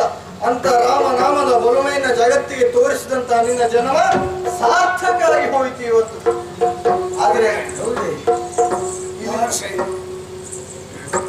ರಾಮ, ಇಲ್ಲಿ ನಡೆಯುತ್ತಿರುವಂತದ್ದು ಯಾರಿಗೂ ಏನು? ಅವರು ಬ್ರಹ್ಮರ್ಷಿ, ನೀವು ದೇವರ್ಷಿ, ನೀವು ಬ್ರಹ್ಮಚಾರಿ. ನೀವು ಗಿರಿ ಗಿರಿ ಗಿರಿ ಗಿರಿ ತಿರುಗುವಾಗ ನೀವು ದತ್ತಾತ್ರೇಯ ನೆನಪಾಯ್ತು. 3 ತಲೆ ಮಾತ್ರ ಕಾಣ್ತಾ ದತ್ತಾತ್ರೇಯ ಯಾಕೆ ಬಂತ ಈಗ ಅರ್ಥ ಆಯ್ತು. ಏನು? ನೀವು ವರ್ಣಿಸಿ ರಾಮನಾಮದ ಬಲುಮೆಯನ್ನು ಜಗತ್ತಿಗೆ ಪ್ರಕಟಿಸಲು ಈ ನಾಟಕವನ್ನು ನೀವು ಹೂಡಿದ್ದೀರಿ. ಪ್ರೇರಕ ಶಕ್ತಿ ಯಾರು? ಎಲ್ಲ ವಿಶ್ವಾಮಿತ್ರ. ಇದು ನಾನು ಆಡಿದ ಒಂದು ಸಣ್ಣ ನಾಟಕ ಅಷ್ಟೇ. ನೀವೆಲ್ಲ ಪಾತ್ರಧಾರಿಗಳಾಗಿ ನಿಮ್ಮನ್ನು ಬಳಸ್ಕೊಳ್ಬೇಕಾಯ್ತು. ಯಾಕೆಂತ ಹೇಳಿದ್ರೆ, ನಾನು ರಾಮನಾರಾಯಣದ ತತ್ವ ಏನುಂಟು ಅದನ್ನು ಪ್ರಪಂಚ ಮುಖಕ್ಕೆ ತೋರಿಸಿಕೊಡ್ಬೇಕು ಎನ್ನುವಂತ ಉದ್ದೇಶದಿಂದ ರಾಮನಾರಾಯಣ ಧ್ವರವನ್ನು ಮಾಡಿದೆ. ಆ ಸಂದರ್ಭದಲ್ಲಿ ಶಕುಂತ ಪಕ್ಷಿಗಳು ಬಂದು ಅದಕ್ಕೆ ಬಿತ್ತು, ಎಲ್ಲ ಹಾಳಾಯ್ತು. ಅದು ನನ್ನ ಕಾರ್ಯ ನೆರವೇರಿಸಿಕೊಂಡೆ. ಈ ಶಕುಂತ ಪಕ್ಷಿಯ ನೆವಣದಿಂದಲೇ ನಿನ್ನನ್ನು ಇಟ್ಕೊಂಡು ಇಷ್ಟು ಕಥೆ ಮಾಡಬೇಕಾಯ್ತು. ಮಾತ್ರ ಅಲ್ಲ, ಈ ಹಿಂದೆ ಕ್ರೌಂಚ ಪಕ್ಷಿಯ ನೆವಣದಿಂದ ವಾಲ್ಮೀಕಿ ಮಹರ್ಷಿಗಳು ರಾಮಾಯಣವನ್ನೇ ಬರೆದು ಅದಕ್ಕೋಸ್ಕರ ನಾನು ಇಷ್ಟು ನೋಡಬೇಕಾಯ್ತು. ಅನು ರೇಣು ತೃಣ ಕಾಷ್ಟ ಸ್ಥಾವರ ಜಂಗಮಾದಿಗಳಲ್ಲಿ ಐಕ್ಯವಾಗಿರುವಂತಹ ರಾಮನಾಮದ ಶಕ್ತಿ ಏನುಂಟು ಪ್ರಪಂಚ ಮುಖಕ್ಕೆ ತೋರಿಸಿಕೊಡಬೇಕು. ಆ ಉದ್ದೇಶ ನನ್ನದಾಗಿತ್ತು. ಆದ್ರೆ ಅದಕ್ಕೆ ಯೋಗ್ಯವಾದಂತಹ ವ್ಯಕ್ತಿ ಬೇಕಿತ್ತು. ಆ ವ್ಯಕ್ತಿ ಬೇರೆ ಯಾರೂ ಅಲ್ಲ, ಹನುಮಂತನೇ ಆಗಿತ್ತು ಅಂತ ಅವನನ್ನು ನಾನು ಆಯ್ಕೆ ಮಾಡಿಕೊಂಡೆ. ಈ ಹಿಂದೆಯೇ ನಡೆದದ್ದು ನಿಮ್ಮಿಂದಲೇ ಒಂದು ರಾಮಾಯಣ, ಈಗ ರಾಮರಾಮಾಯಣವು ನಿಮ್ಮಿಂದಲೇ ಆಗಬೇಕು ಅಂತೇಳಿ ಇಷ್ಟು ಮಾಡಬೇಕಾಯ್ತು. ನಾನು ಮತ್ತೆ ನಾವು ಒಳ್ಳೆಯ ಊಟವನ್ನು ಬಡಿಸಿದ್ದೇವೆ. ಊಟ ಮಾಡಿದವನೇ ಒಳ್ಳೆಯದಾಗಿದ್ದಂತೆ ಹೇಳುವುದಲ್ಲ, ಅದನ್ನು ಸ್ವಲ್ಪ ದೂರದಲ್ಲಿರುವವರು ಊಟ ಒಳ್ಳೆಯದಾಗಿದ್ದಂತೆ ಹೇಳ್ಬೋದು. ಹೇಗೆ? ಒಗ್ಗರಣೆಯ ಪರಿಮಳದಿಂದ ಆಗ್ರಹಿಸಿ ಹೇಳ್ಬೋದು, ಆ ಊಟ ಒಳ್ಳೆದುಂಟು, ಅವ್ರ ಮನೆಯಲ್ಲಿ ಭಾರಿ ಪರಿಮಳ ಬರ್ತಾ ಉಂಟು ಅಂತ ಹೇಳಿ. ಅದಕ್ಕೆ ಇದಕ್ಕೆ ಮೂಲ ಒಗ್ಗರಣೆ ಯಾರು ಅಂತ ಹೇಳಿದ್ರೆ ಅಮ್ಮನವರು. ವರಗಳೇನು ಅಂತ 2 ಒಗ್ಗರಣೆಗಳನ್ನು ಕೊಟ್ಟವಳು ನಾನೇ. ಹೌದು, ಆ ಹೊತ್ತು ಅಂಜನಾದೇವಿ ನನ್ನಲ್ಲಿ ಬಂದಾಗ ವರ ಕೊಡಬೇಕೋ ಬೇಡವೇನೋ ಹಾಗೆ ಬಹುವಾಗಿ ಚಿಂತಿಸಿದೆ. ಈ ಹಿಂದೆ ಅನಸೂಯಾದೇವಿ ನನಗೆ ಸಾಕಷ್ಟು ಪಾಠವನ್ನು ಮಾಡಿ ಉಪದೇಶವನ್ನು ಮಾಡಿದ್ದರು. ಪತಿವ್ರತೆಯಾದರೂ ತನ್ನ ಶಕ್ತಿಯಿಂದಲಾಗಿ ಸೂರ್ಯಚಂದ್ರಾದಿಗಳ ಚಲನೆಯನ್ನು ನಿಲ್ಲಿಸುತ್ತಾಳೆ, ತ್ರಿಮೂರ್ತಿಗಳನ್ನು ಶಿಶುವಾಗಿಸುತ್ತಾಳೆ. ಹಾಗಾದ್ರೆ ನಾನು ಆ ಧರ್ಮವನ್ನು ಪಾಲಿಸಿಕೊಂಡು ಬಂದಿದ್ದೇನೆ. ನನ್ನಲ್ಲಿ ಆ ಶಕ್ತಿ ಇದ್ದದ್ದು ಹೌದುತ್ತಾಗಿದ್ದರೆ ಅದು ಉಪಯೋಗಕ್ಕೆ ಬರಲಿ. ಜೊತೆಯಲ್ಲಿ ಯಾವುದಕ್ಕೂ ಮೊದಲು ನಮ್ಮನ್ನು ನಾವು ಪರೀಕ್ಷಿಸಿಕೊಳ್ಳಬೇಕೇ ಬೇಡ. ಅದು ಒಳ್ಳೆ. ಆದ್ದರಿಂದಲೇ ನನ್ನನ್ನು ನಾನು ಪರೀಕ್ಷಿಸಲೋಸ್ಕರವಾಗಿ ಆ 2 ವರಗಳನ್ನು ನಾನು ಕೊಟ್ಟಿನೇ ಹೊರತು ಮತ್ತಿನ್ನೇನೂ ಅಲ್ಲ. ಏನಿದ್ದರೂ ಅದು ನಿಮ್ಮಂತಹ ಅನುಗ್ರಹವೇ ಹೊರತು ಮತ್ತಿನ್ನೇನು. ಪತಿವ್ರತೆ ವರ ಕೊಟ್ಟರೆ ರಾಮನ ಬಾಣ ಖುಷಿಯಾಗುವುದಿಲ್ಲ, ಇಲ್ವ ದಳವಾಗುತ್ತದೆ. ಬ್ರಹ್ಮಾಸ್ತ್ರವು ವೈಜಯಂತಿ ಹಾರವಾಗುತ್ತದೆ. ಪತಿವ್ರತ ಧರ್ಮದ ಪ್ರಭಾವ ಹಾಕಿದೆ ಎಂದು ತೋರಿಸಿಕೊಟ್ಟು ಹಾಗಾಯಿತು. ಮೊದಲ ನಿಮಗೆ ಗೊತ್ತಿರುವ ಜಟಾವಿಗೆ ನೀವು ವರ ಕೊಡಲಿಲ್ವ? ಹಾಗಾದ್ರೆ ನೀವು ಪತಿವ್ರತೆ ಅಲ್ಲವೂ ಆ ಕಾಲದಲ್ಲಿ ಅನುಸರಣೆಯಿಂದ ಇಂಥದ್ದನ್ನೆಲ್ಲ ಕಲಿತು ನೀನು ತನ್ನದ್ದಾಗಿರುವಂತಹ ಧರ್ಮವನ್ನು ಕಾಪಿಡುವುದು ಮುಂತಾದಗಳು ಉಂಟು. ಜಗತ್ತು ಒಪ್ಪಿದ ಸಂಗತಿ. ಸ್ವಾಮಿ, ನಾಟಕ ಬಹಳ ಒಳ್ಳೆದುಂಟು. ಇನ್ನು ಆಡುವುದಾದ ಇಂಥ ನಾಟಕವನ್ನೇ ಆಡಿಸಿ ನೀವು ನಮ್ಮ ಜೊತೆಗೆ ಬನ್ನಿ. ಸರಿ.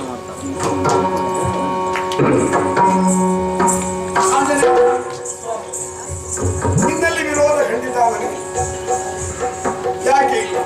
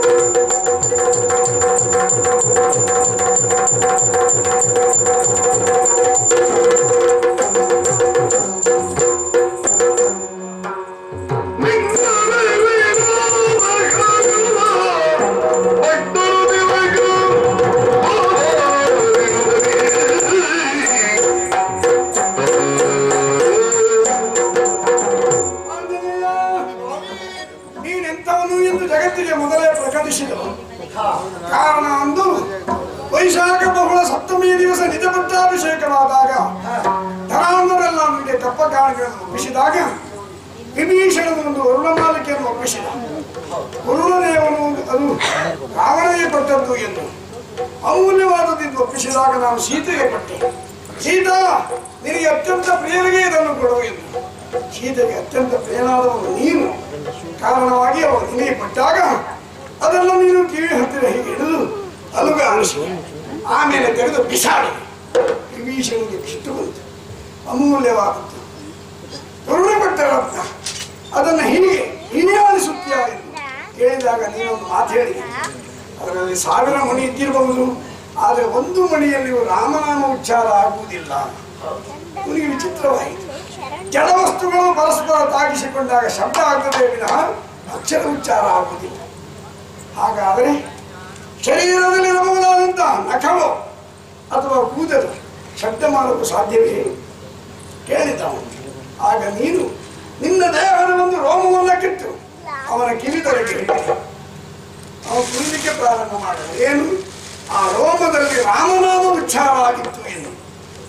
ರೋಮದಲ್ಲಿ ರಾಮನನ್ನೇ ಧರಿಸಿರುವಂತಹ ಆಂಜನೇಯ ಈ ಲೋಕದಲ್ಲಿ ರಾಮನಿಂದ ಏನಾಗಬೇಕೋ ಎಲ್ಲವೂ ಹಾಗೆ ಪಡೆದುಕೊಂಡ. ಸೀತೆ ತನ್ನ ಗಂಡನನ್ನು, ದಶರಥ ಕೌಸಲ್ಯರು ಗಂಡನನ್ನು, ವಿಶ್ವಾಮಿತ್ರ ವಸಿಷ್ಠರು ಶಿಷ್ಯನನ್ನು, ಶಬರಿ ತನ್ನ ಉದ್ಧಾರಕನನ್ನು, ಸುಗ್ರೀವ ತನ್ನ ಸಖನನ್ನು, ವಿಭೀಷಣ ತನ್ನ ದೇವರನ್ನು, ಹೀಗೆ ಪರಸ್ಪರವಾಗಿ ಅವರೆಲ್ಲ ಏನು ಪಡ್ಕೊಂಡ್ರು ಅವೆಲ್ಲವನ್ನೂ ನೀನು ಪಡೆಕೊಂಡೆ. ಆದ್ರಿಂದ ಭಕ್ತರ ಕುಲತಿಲಕ ನಿನ್ನಲ್ಲಿ ವಿರೋಧ ಇಲ್ಲ. ಸ್ವಾಮಿ, ಇನ್ನು ನನಗೇನು ಕಾಯ್ಕ ಹೇಳಿದ ಹಾಗೆ ಅಯೋಧ್ಯೆಗೆ ಬರುತ್ತವೆ. ಅಂಜನಾಚಲದಲ್ಲಿ ನಿನಗೊಂದು ಕರ್ತವ್ಯ ಇದೆ, ಮಾತ್ರ ಸೇವೆಯನ್ನು. ಅದಕ್ಕಿಂತ ದೊಡ್ಡದಾದ ಈ ಪ್ರಪಂಚದಲ್ಲಿ ಏನೂ ಇಲ್ಲ. ಅವಳ ಸೇವೆ ಮಾಡು. ಪಾರ್ಥಿವದೇಹ ಹೊಂದಿ ಹೋದ ಮೇಲೆ ಅಯೋಧ್ಯೆಗೆ ಬಾ. ರಾಮ ಸೀತೆಯನ್ನು ನೋಡಬೇಕು ಎಂಬಂತ ನಿನಗೆ ಇಚ್ಛೆ ಇದ್ದರೆ ನಿನ್ನ ಹೃದಯಭಾಗದಲ್ಲಿ ಸೀತಾರಾಮ ಇಷ್ಟರಾಗಿರ್ತಾರೆ. ಶುಭವಾಗಿ.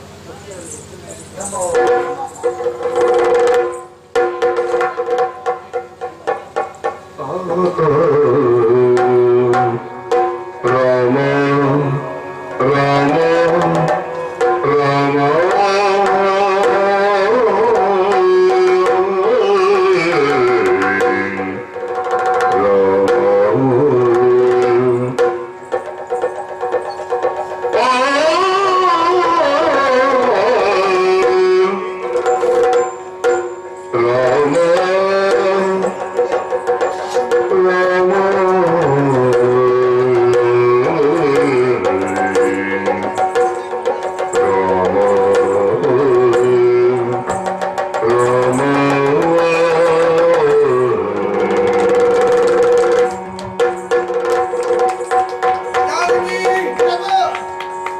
ಹನುಮಂತನನ್ನ ಬ್ರಹ್ಮನನ್ನ ತಿಳಿದವನು ಅಂತ ತಿಳಿದ ಪರಮಹಂಸ ಅಂತ ಅವರನ್ನು ಸಾಧಿಸಬಹುದು.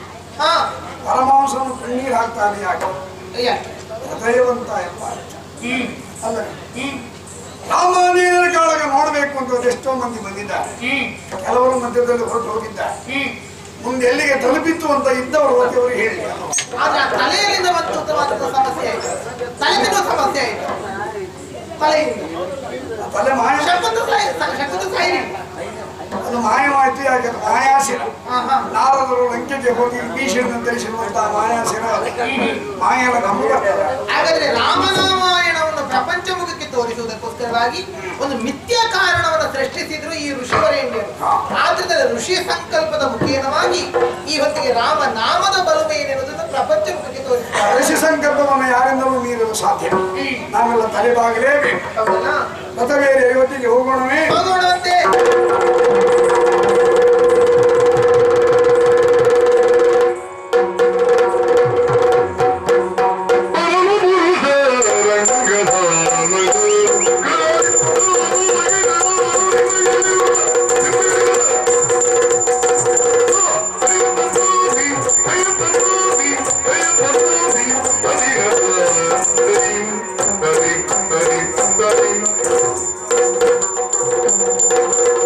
Oh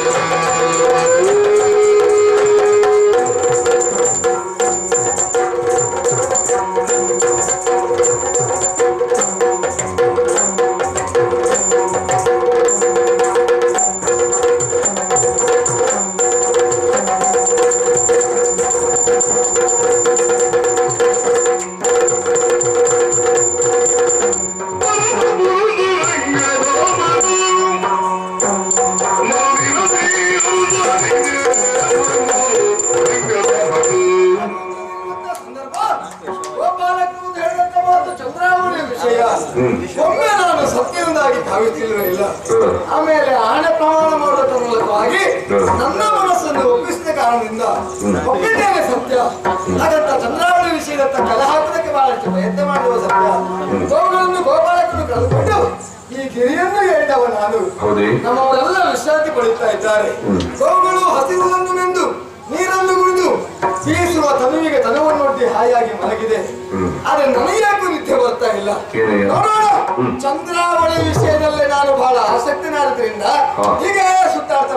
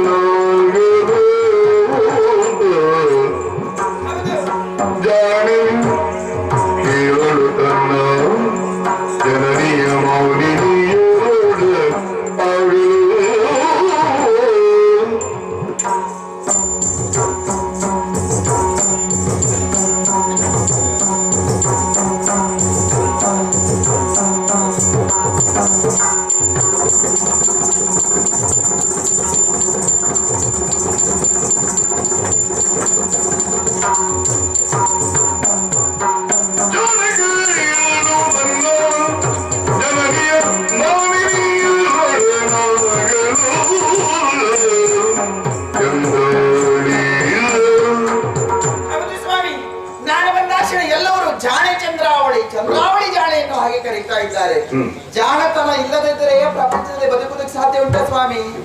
ಉಳಿದರೆ ತಪ್ಪೆನ್ನುವಂತ ಅತ್ತೆ, ನಿಂತರೆ ತಪ್ಪೆನ್ನುವಂತ ಗಂಡ, ಇವರೆಡೆಯಲ್ಲಿ ಬದುಕಬೇಕಂತ ಆದ್ರೆ ಜಾಣತನ ಬೇಕು ತಾನೆ ಅಲ್ವಾ? ಉಳಿತದ್ದೆ ತಪ್ಪೆನ್ನುವ ಅತ್ತೆ ಮುಂಭಾಗದಲ್ಲಿ ನಿಂತೇ ಇರುವವಳು, ನಿಂತದ್ದೆ ತಪ್ಪೆನ್ನುವ ಅತ್ತೆ ಮುಂಭಾಗದಲ್ಲಿ ಕುಳಿತೇ ಇರುವವಳು, ಇವರೆಡೆಯಲ್ಲಿ ಬದುಕಿದ ಕಾರಣ ಚಂದ್ರಾವಳಿ ಜಾಣೆ, ಜಾಣೆ ಚಂದ್ರಾವಳಿ ಎನ್ನುವ ಹಾಗೆ ಕರೀತಾ ಇದ್ದಾರೆ. ಯಾರು ಏನ್ ಹೇಳ್ತಾರೆ ಅನ್ನೋದು ಮುಖ್ಯ ಅಲ್ಲ ಸ್ವಾಮಿ. ನಾವು ಹೇಗೆ ಬದುಕಿ ಬಂದಿದ್ದೇವೆ, ನಮ್ಮ ರೀತಿ ಹೇಗೆ ಅದು ಮುಖ್ಯವಾಗಿರ್ತದೆ. ಇಳೆಯ ವಯಸ್ಸಿನಲ್ಲಿ ನಮ್ಮ ಕುಲವತಿ ನಂದಗೋಕುಲದ ಸಿಂಧು ಗ್ರಾಮದ ಚಂದಗೋಪನಿಗೆ ಕೊಟ್ಟು ಮದುವೆ ಮಾಡಿಸಿದ್ರು. ಯಾಕೆ ಅವರಿಗೆ ಕೊಟ್ಟು ಮದುವೆ ಮಾಡಿಸಿದ್ರು? ನನ್ನ ಅಕ್ಕಂದ್ರು 6 ಮಂದಿ ಕೃಷ್ಣನ ವಶವಾದ್ರು, ಚಂದ್ರಾವಳಿ ಆದ್ರೂ ಮಾನ ಮರ್ಯಾದೆಯಿಂದ ಬದುಕಲಿ ಎನ್ನುವ ಕಾರಣಕ್ಕಾಗಿ. ಹೌದು ಸ್ವಾಮಿ, ಗಂಡನ ಮನೆಯಲ್ಲಿದ್ದು ಕೆಲವಷ್ಟು ದಿನ ಆಗಿ ಹೋಯಿತು. ನಿನ್ನೆ ದಿನ ಅಮ್ಮ ಗಂಡನ ಮನೆಗೆ ಬಂದು ಕರ್ಕೊಂಡು ಬಂದ್ರು ಮನೆಗೆ. ಬಹಳ ಬೇಸರ ಆಯ್ತು ಸ್ವಾಮಿ. ನಿನ್ನೆ ಒಂದು ದಿನ ಮನೆಗೆ ಬಂದದ್ದು, ಇವತ್ತು ಯಾಕೋ ಬೇಸರ ಆಗ್ಲಿಕ್ಕೆ ಪ್ರಾರಂಭ ಆಯ್ತು. ಅಮ್ಮನಲ್ಲಿ ಕೇಳಿದೆ, ಅಮ್ಮ ಉಪವನಕ್ಕೆ ಹೋಗಿ ಬರ್ತೇನೆ ಎನ್ನುವ ಹಾಗೆ. ಆಗ ಅಮ್ಮ ಹೇಳಿದ್ದೇನು ಗೊತ್ತಾ? ಪ್ರಪಂಚದಲ್ಲಿರುವ ಗಂಡಸರೇ ಕೆಟ್ಟವರು ಮಗಳೇ, ಹೋಗ್ಬೇಡ. ಹೌದಪ್ಪ, ಹಾಗೆ ಹೇಳಿದ್ದು. ಅದ್ರಲ್ಲಿ ಇತ್ತೀಚೆಗೆ ಒಬ್ಬ ತಯಾರಾಗಿದ್ದಂತೆ ಸ್ವಾಮಿ, ಅವ ಕಳ್ಳ ಕೃಷ್ಣ. ಎಲ್ಲಿಯಾದ್ರೂ ಅವನಿಂದ ನಿನ್ನ ಪಾಲಿಗೆ ತೊಂದರೆ ಆಗ್ತದೆ ಮಗಳೇ ಎನ್ನುವ ಹಾಗೆ ಹೇಳಿದ್ರು. ಅಲ್ಲಪ್ಪ, ಅಲ್ಲ ಲೋಕಾನುಭವ. ಆಗ ಅಮ್ಮನಿಗೆ ಹೇಳಿದೆ, ಬೆಕ್ಕಿನಂದದಿ ಮನೆ ಮನೆಯ ಪೊಕ್ಕು ಲೂಟಿಗೈಯುವ ಸಮಯದಿ ಅಕ್ಕರಾದೆಯು ಪುರದೊಳಗಿರುತ್ತೀಯ ಮಿಕ್ಕ ಸುದತಿಯರೆಲ್ಲ ಕೃಷ್ಣನ ತಕ್ಕುಟವಳಿಗೆ ಸಿಕ್ಕಿ ಸೆರೆಯಾದಂತೆ ನಾನವಗೆ ತಕ್ಕವಲ್ಲನೆ ತಾಯಿ. ಮಿಕ್ಕಿ ಮೀರುತ್ತ ಬಂಧನಾದ್ರೆ ಎಕ್ಕ ಸೊತ್ತನ್ನು ಮುರಿದು ಮುರಿಸುವೆ ಕೃಷ್ಣಗೆ ತಕ್ಕ ಪಾಠಗಳೇನು ಹಾಗೆ. ಇದು ಒಂದು ಮಾತು ಹೇಳಿದ್ದು ನನ್ನ ಮನೆಗೆ ವಿಶ್ವಾಸ ಬಂತು ಸ್ವಾಮಿ. ಇಷ್ಟ ಆದ್ಮೇಲೆ ತೊಂದರೆ ಇಲ್ಲ, ಹೋಗಿ ಬಾ ಮಗಳೇ ಎನ್ನುವ ಹಾಗೆ. ತನಗಿರಲು ಅನ್ಯರ ಸನ್ನೆ ಚೇಷ್ಟೆಗಳೇನ ಮಾಡ್ಬೋದು ಸ್ವಾಮಿ? ಪ್ರಥಮ ನಾವು ಹೇಗಿದ್ದೇವೆ ಎನ್ನುವುದು ಮುಖ್ಯ. ಹಾಗಾದ್ರೆ ಕಾಲಹರಣ ಮಾಡುವುದಲ್ಲ, ಅಮ್ಮನ ಆಶೀರ್ವಾದದ ಪಡೆದ ಸಖಿಗಳನ್ನು ಸೇರಿಸಿಕೊಂಡೇ ನಡೀತೇನೆ.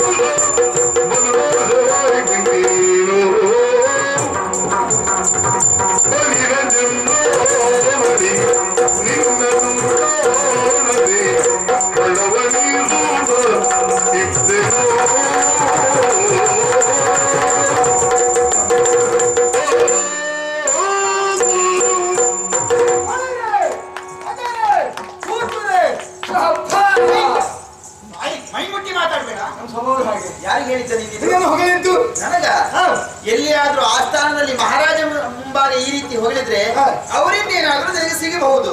ನನ್ನ ಮುಂಭಾಗ ಹೊಗಳಿದ್ರೆ ಏನು ಪ್ರಯೋಜನವ? ಆಸ್ಥಾನಕ್ಕೆ ಅವಳಿಗೆ ಹೊಗಳುವಟ್ಟಾಗಿ ನಾನಿರ್ತೇನೆ. ನನ್ನ ಕನ್ಯೆಗಳು ನೀನಿರ್ತಿ ಅಂತ ಆದ್ರೆ ಅದನ್ನು ಮಾಡೋದಕ್ಕೂ ಬತ್ತ ನಾನು. ಇದು ನನಗಾಗಿ ಹೇಳಿದ್ದ. ನಿನ್ನ ಕಣ್ಣು ಹೊಗಳಿತ್ತು ಚಂದ್ರಾವಳಿ.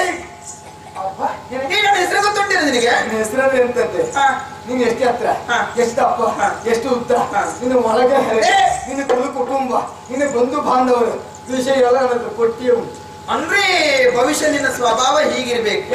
ಯಾರ ಮನೆಯಲ್ಲಿ ಎಷ್ಟು ಮಂದಿ ಹೆಣ್ಮಕ್ಳಿದ್ದಾರೆ, ಹೆಣ್ಣು ಮಕ್ಕಳಿದ್ದವರು ಯಾವ ಮಾರ್ಗದಲ್ಲಿ ತಿರುಗಾಟ ಮಾಡ್ತಾರೆ ಏನೋ ಕುರಿತಾಗಿ ಸಂಗ್ರಹ ಮಾಡೋದಿರ್ಬೇಕಲ್ವೇನಾ? ಎಲ್ಲ ಹೆಣ್ಣು ಮಕ್ಕಳ ವಿಷಯದ ಬಗ್ಗೆ ಕಲೆ ಹಾಕ್ಲಿಕ್ಕೆ ಹೋಗಲಿಲ್ಲ.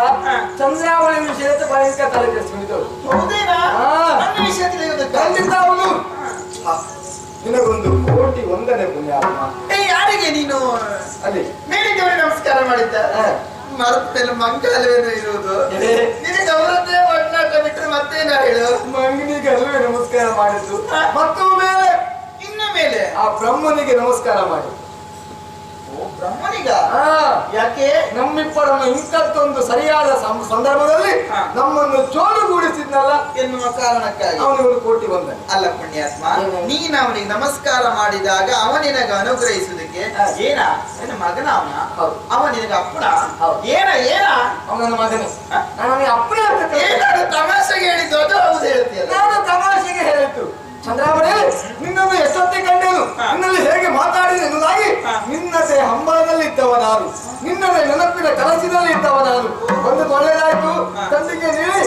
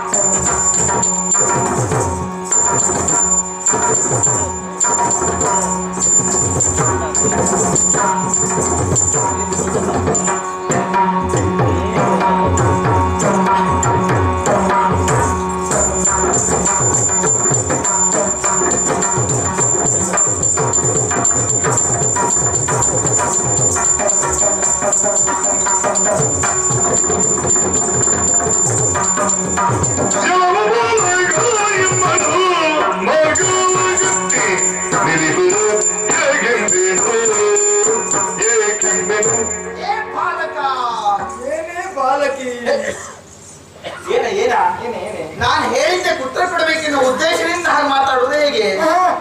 ಬಾಲಕ ಅಂತ ಹೇಳಿದ್ರೆ ನಿನಗನ್ವಯಿಸ್ತದೆ. ಹೇಗೆ? ನೀನ್ ಹೇಳಿದ ಶಬ್ದ ನನಗನ್ವಯಿಸ್ತದೇನಾ? ಹೌದು, ನೀ ಬಾಲಕ ಅಂದಿಲ್ವಾ? ಬಾಲಕ ಆಗುದು ಯಾವಾಗ? ಈಗ ತಾನೇ ಹುಟ್ಟಿದ ಮಗುವನ್ನು ಶಿಶು ಅಂತ ಕರೀತಾರೆ. ಶಿಶು. ಅದೇ ಮಗು ಸ್ವಲ್ಪ ಪ್ರಾಯಕ್ಕೆ ಬಂದಾಗ ಅವನ ಬಾಲಕ ಅಂತ ಕರೀತಾರೆ.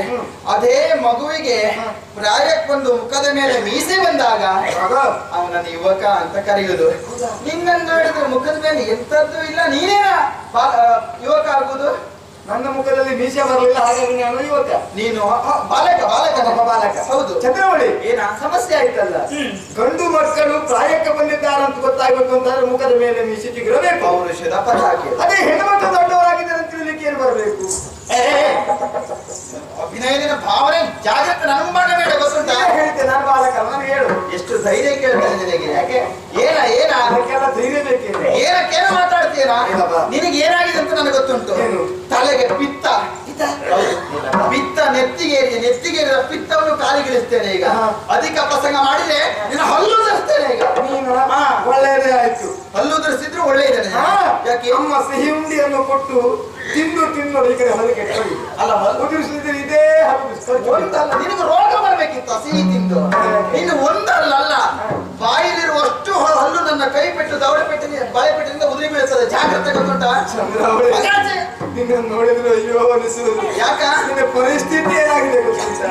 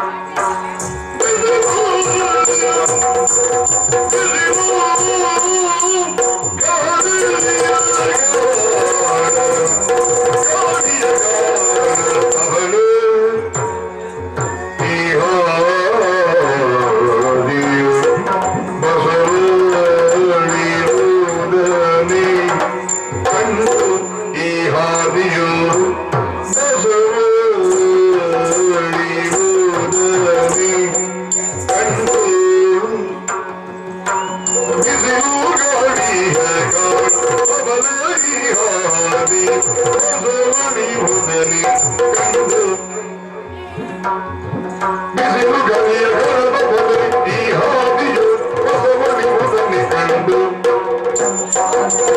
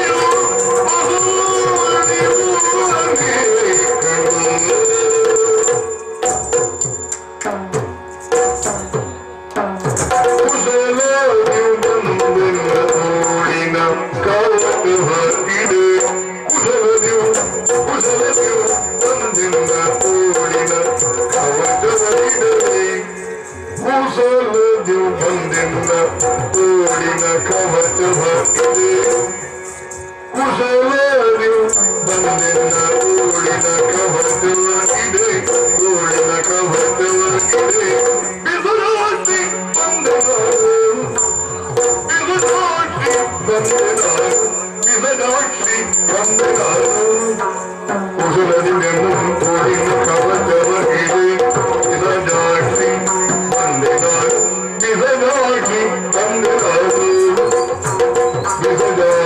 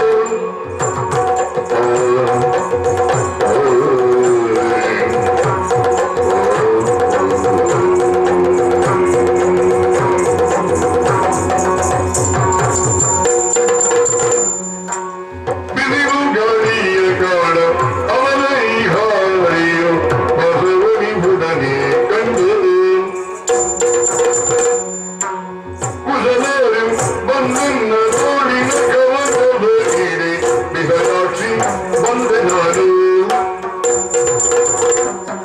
ಬಿಹರಾಕ್ಷಿ ಬಂದೆ ನಾನು ಬಿಹರಾಕ್ಷಿ ಬಂದೆ ನಾನು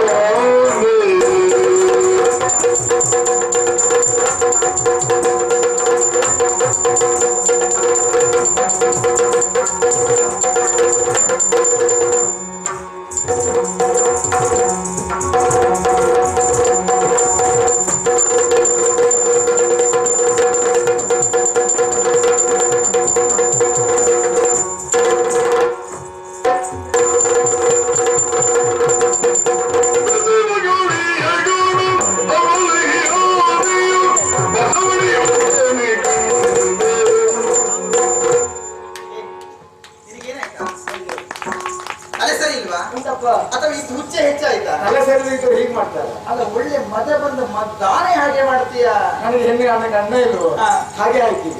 ಈಗ ಮುಗಿಸ್ತೀಯ, ಇನ್ನೊಂದು ಕ್ಷಣದಲ್ಲಿ ಇನ್ನು ಅಭಿನಯ ಮುಗಿತದೆ ಅಂತ ಹೇಳ್ಕೊಂಡ್ರೆ ಏನ ಇದರಲ್ಲಿ ಯಾರಿಗೆ ಅಭಿನಯ ಅಲ್ಲ? ಪಾಪ ನಿನ್ನ ಸಣ್ಣತನಕ್ಕೆ ಏನು ಗೊತ್ತಾಗಲ್ಲ. ಬಂದವರೆಲ್ಲ ಎಷ್ಟು ಹೇಳ್ಬೇಕು ಅಷ್ಟೇ ಈಗ ಬಂದು ನಾವೆಲ್ಲ ಒಂದು ನಾಲ್ಕು ಹಾಕಿದ್ದಕ್ಕೆ ನಿಮಗೆ ಎಷ್ಟು ಗೊತ್ತಾಗುತ್ತೆ. ಒಂದು ಜೀವ ಹೋಗುತ್ತೆ. ಎಲ್ಲವರ ಹಾಗೆ ನಾನಂತ ತಿಳಿಬೇಡ. ನಾನು ಎಲ್ಲವರ ಹಾಗೆ ನಾನಲ್ಲ. ಒಂದು ಜಾತಿ ಊಟಕ್ಕೆ ಒಬ್ಬರಿಗೆ ಇದ್ದ ಹಾಗೆ ನಾನೇ ಬೇರೆ, ನನ್ನ ರೀತಿಯೇ ಬೇರೆ. ಹಾಗಾಗಿ ನನಗೆ ಇಷ್ಟ ಆಗಿತ್ತು. ನಿನ್ನನ್ನು ಕಂಡಾಗ ಉದಾಹರಣೆ ಆಯ್ತಪ್ಪ, ನೀನು ಎಷ್ಟು ಉದಾಹರಣೆ ಕೊಟ್ಟು ನಾನು ಸ್ವೀಕರಿಸ್ತೇನೆ. ಆದ್ರೆ ಕೇಳುವ ಹಾಗಿರಲಿ. ನಾವೆಲ್ಲ ಮಾತಾಡೋದು ಕೇಳುವ ಹಾಗೆ, ಆದ್ರೆ ನಾಲ್ಕು ಮಾತಾಡೋದು ಕೇಳುವ ಹಾಗೆ ಇರ್ತೀವಿ. ಅದು ಒಳ್ಳೆ ಖಂಡಿತ ಹೌದು. ಶ್ರೀಮಂತರ ಮನೆಯಲ್ಲಿ ಕಟ್ಟಿ ಬೆಳೆಸಿದ ಎಮ್ಮೆ ಶ್ರೀಮಂತರ ಮನೆಯಲ್ಲಿರುವ ಎಮ್ಮೆ ಸುಖದಿಂದ ಇರ್ತದೆ. ವ್ಯವಸ್ಥೆ ಒಳ್ಳೆ ರೀತಿ. ಯಾಕಂದ್ರೆ ಬೇಕಾದ ವ್ಯವಸ್ಥೆ ಅದಿದ್ದಲ್ಲಿಗೆ ಹೋಗ್ತದೆ ಅಲ್ವಾ? ಎಲ್ಲಿ ಅದು ಉಳ್ಕೊಂಡು ಹೋಗುದು ಬೇಡ.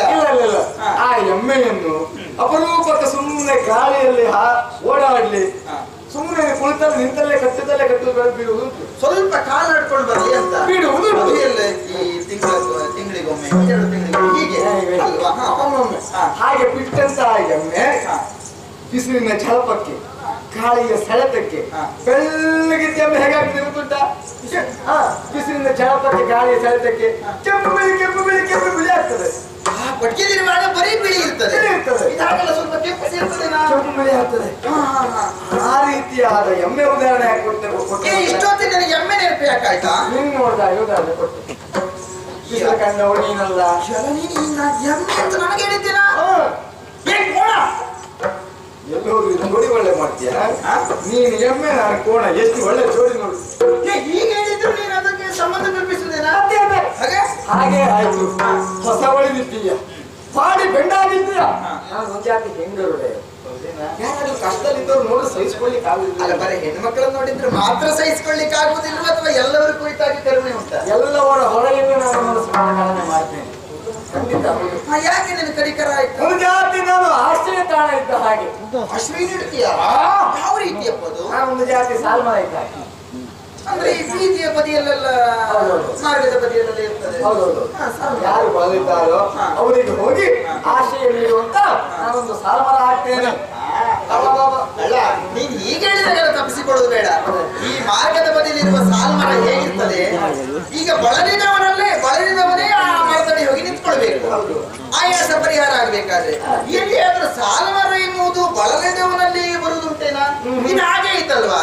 ಸಾಲ್ಮರ ನೀನಾದ್ರೆ ನಾನು ಆಯಾಸ ಆದವಳು, ನೀನೇ ನನ್ನಲ್ಲಿ ಬಂದಾಗಲಿಲ್ವಾ? ಇದು ಯಾವ ರೀತಿ ಸಾಲ್ಮರ ಇದು? ವಿಷಯ ಗೊತ್ತಿಲ್ಲಲ್ಲ. ನಮ್ದು ಇವಾಗ ಸಂಚಾರಿ ಸಾಲ್ಮರ. ಯಾರು ಆಯಾಸದಲ್ಲಿದ್ದಾರೆ ಹೋಗುದವರು ಹೀಗೆ ಬಂದಿರ್ತಾರೆ. ಹಾಗಾಗಿ ಬೇಡ. ಅಂದ್ರೆ ಇದು ನಿಂತಲ್ಲಿರುವ ಸಾಲ್ಮರ ಅಲ್ಲ, ಸಂಚಾರಿ ಸಾಲ್ಮರ. ನೋಡು ಸಂಚಾರಿ.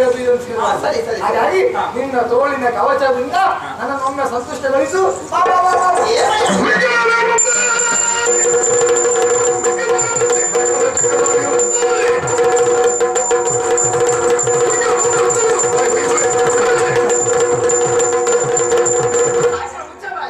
ನೀನು ಯಾರೇನೆಂದು ನನಗೆ ಸ್ಪಷ್ಟವಾಗಿ ಅರ್ಥ ಆಗಿದೆ.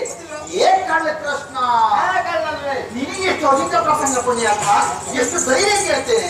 ಅಲ್ಲದೆ ಇದ್ರೆ ಮದುವೆಯಾದವಳು ನನ್ನಲ್ಲಿ ಬಂದ್ಕೊಂಡು ಆಶ್ರಯ ಕೊಡ್ತೇನೆ ಬಾ ಅಂತ ಹೇಳುದೇನಾ? ಇದೇನಾ? ಒಳ್ಳದಿದ್ದನ್ನೇ ನೀರು ಮಾಡಿಸ್ತೇ. ಒಳ್ಳೆ ಉಂಟಾ? ಮಾಡಿಸುದಲ್ಲ, ಮದುವೆ ಆಗುವ ಸಂದರ್ಭದಲ್ಲಿ ನನ್ನ ಗಂಡ ನನಗೆ ನನ್ನ ಕೊಳ್ಳಿ ಕಟ್ಟಿದ್ದು ಮಂಗಲಸೂತ್ರ ಕರಿಮಣಿ ಅಂತ ಹೇಳಿದ್ರೆ ಇದೆ. ಹೌದು. ಇದು ಯಾರ ಕೊಳ್ಳಲ್ಲಿ ಇರ್ತದೆ? ಮದುವೆ ಆದವರ ಕೊಳ್ಳಲ್ಲಿ ಮಾತ್ರ ಈ ಮಂಗಲಸೂತ್ರ ಇರುದು. ಹೌದಾ ಕೃಷ್ಣ? ನೀನು ಅಮ್ಮನ ಕೊಳ್ಳಲ್ಲಿ ಉಂಟಿದ್ದು ನೋಡಿದ್ಯಾ? ಹೌದಾ? ಹೌದಲ್ಲ, ನೋಡ್ಲಿಲ್ಲ ನಾನು. ನೋಡಿದ ನೆನಪು. ನಿನ್ನ ಅಮ್ಮನ ಕೊಳ್ಳಲ್ಲೂ ಮಂಗಲಸೂತ್ರ ಉಂಟು. ನನ್ನ ಅಮ್ಮನ ಕೊಳ್ಳಲ್ಲಿ ಮಂಗಲಸೂತ್ರ ಉಂಟು.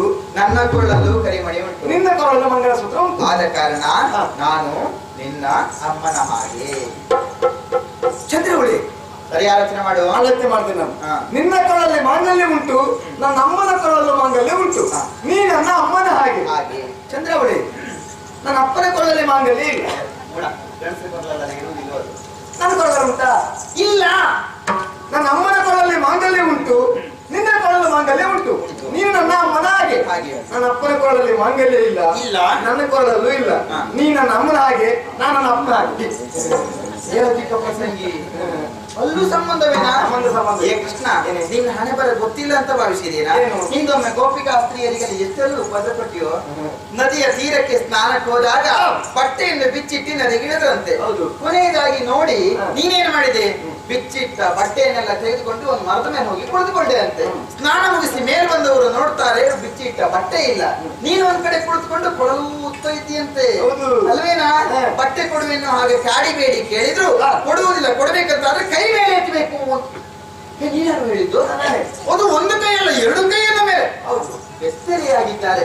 ಆ ಸಂದರ್ಭದಲ್ಲಿ ನಿನಗೆ ಆ ರೀತಿ ಚಪ್ಪಾಳೆ ತಿರ್ಸ್ಕೊಳ್ಳುವುದೇನಾ? ಖಂಡಿತ ಅಲ್ಲ. ನಿನಗೆ ವಿಷಯ ಗೊತ್ತಿಲ್ಲ. ಎರಡು ಕೈ ಮೇಲೆತ್ತಿದಾಗ ಬಟ್ಟೆಯನ್ನು ಬಟ್ಟೆ ಇರ್ತದೆ. ಬಟ್ಟೆ ಒಂದು ಕೈಯಲ್ಲಿ ಬಟ್ಟೆ ತಗೊಳ್ಳೋದು ಸರಿಯಾಗುದಿಲ್ಲ, ಎರಡು ಕೈಯಲ್ಲಿ ಬಟ್ಟೆ ತಗೊಳ್ಳಿ ಅಂತ ಹೇಳಿದ್ದೆ ನಾನು. ಆವತ್ತಷ್ಟು ಮಾಡದೇ ಇದ್ರೆ ಆವತ್ತು ಆ ರೀತಿ ಮಾಡೋದ್ರಿಂದಲೇ ಪ್ರತಿಯೊಂದು ಗೋಪಿಗೆ ಮನೆಯಲ್ಲಿ ಮಧ್ಯ ಮನೆ ವ್ಯವಸ್ಥೆ ಮಾಡಿರುವುದು ನಾನೇ. ಅಂದ್ರೆ ಮುಂದೆ ಅವರು ಎಷ್ಟೊತ್ತಿಗೂ ನದಿಯಲ್ಲೇ ಸ್ನಾನ ಮಾಡಿದ್ವಿ. ನೀನು ಆ ರೀತಿ ಪಾಠ ಕಲಿಸ್ತಾ ಇದ್ರೆ ಬರ್ತಮನೆ ಆಗುದಿಲ್ವಾ? ಅದೆಲ್ಲ ಕಟ್ಸಿದ್ ನಾವು. ಹೌದೇನಾ? ನೀನ್ ಯಾವ ರೀತಿ ಹೇಳಿದ್ರೆ ಸಂಬಂಧ ಕಲ್ಪಿಸ್ತಿ ಅಂತಾದ್ರೆ ಕೃಷ್ಣ, ನಿನ್ನಲ್ಲೇ ಒಂದು ಪ್ರಶ್ನೆ ಕೇಳ್ತೇನೆ. ಅಪ್ಪನ ಅಣ್ಣ ಏನಾಗ್ಬೇಕು? ಅಪ್ಪನ ತಮ್ಮ ಏನಾಗ್ಬೇಕು? ಅಮ್ಮನ ಅಕ್ಕ ಏನಾಗ್ಬೇಕು? ದೊಡ್ಡಮ್ಮ. ಅಮ್ಮನ ತಂಗಿ ಏನಾಗ್ಬೇಕು? ಹೆಂಡತಿಯ ತಂಗಿ ಏನಾಗ್ಬೇಕಾ? ಚಿಕ್ಕ ಹೆಂಡತಿ. ಹೆಂಡತಿಗೊಂದು 6-7 ಮಂದಿ ತಂಗಿ ಅಂತಿದ್ರೆ ಚಿಕ್ ಚಿಕ್ ಚಿಕ್ ಚಿಕ್ ಚಿಕ್ ಚಿಕ್ ಚಿಕ್ ಅಧಿಕ ಪ್ರಸಂಗಿ. ಕೃಷ್ಣ, ಮರ್ಯಾದೆಯಿಂದ ಹೇಳ್ತೇನೆ, ಮಾನ ಮರ್ಯಾದೆ ಒಂದು ಸ್ವಲ್ಪ ಆದ್ರೂ ಉಳಿಸ್ಕೊಳ್ಬೇಕೆನ್ನುವ ಆಸೆ ಇದ್ರೆ ಬಂದ ಹಾಗೆ ಹೋಗು. ಅಲ್ಲ, ಯಾವ್ದು ಇಲ್ಲ ಅಂತ ಗೊತ್ತಿಲ್ಲ. ನಾನು ಎಷ್ಟು ಬೈದ್ರು ನಗಾಡ್ತೀಯ, ಎಷ್ಟು ನಿಧಾನವಾಗಿ ಹೇಳಿದ್ರು ಸುಮ್ಮನೆ ಇರ್ತೀಯ. ನೀವೆಲ್ಲ ಬೈದ್ರು ತಲೆ ಬಿಸಿ ಮಾಡ್ಕೊಂಡು ನಾವು ಬದುಕಲಿಕ್ಕೆ ಉಂಟ. ಓಹೋ, ಅಂದ್ರೆ ನೀನು ಬದುಕುವುದಕ್ಕಾಗಿ, ನೀನು ಬೇಳೆ ಬೇಯಿಸಿ ಕೊಡುವುದಕ್ಕಾಗಿ ಈ ರೀತಿ ವ್ಯವಹಾರವೇನಾ? ಕೃಷ್ಣ, ಮಿಕ್ಕ ನಾಡಿಯರ ತೆರೆದು ಚಕ್ಕಂದಾಡಿದೆ, ನನ್ನ ಮುಂಭಾಗ ನಡೆಯುವುದಿಲ್ಲ. ತೊಲಗಾಚೆ ಹೋಗುವುದು. ನಿನ್ನನು ಗಾವಣದೆ ಎಳವಳಿ ಕುದಲಿದ್ದನು ನಳಿನ ಸಂಭವನಿಂದ ಜೋಡು ಗುಣಿಸಿದ ಸಂತೋಷವಾಗಿ ತಿನ್ನಿದು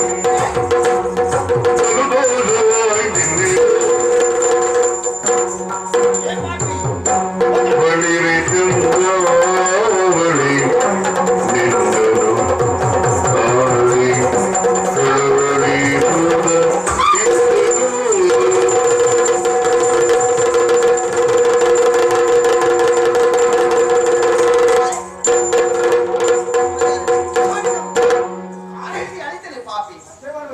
ಏನೆಲ್ಲ ಕೃಷ್ಣ, ಏನೆಲ್ಲ ನಿಧಾನದಿ ಬೇಡದರೆ ಸಾ ಮಾಡದೆ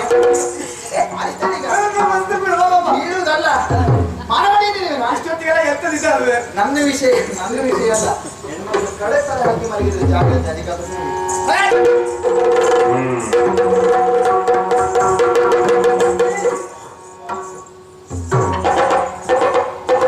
ಬಳಿರ ಗಂಗಾವಳಿ ನಿನ್ನನು ಕಾಣಲಿ.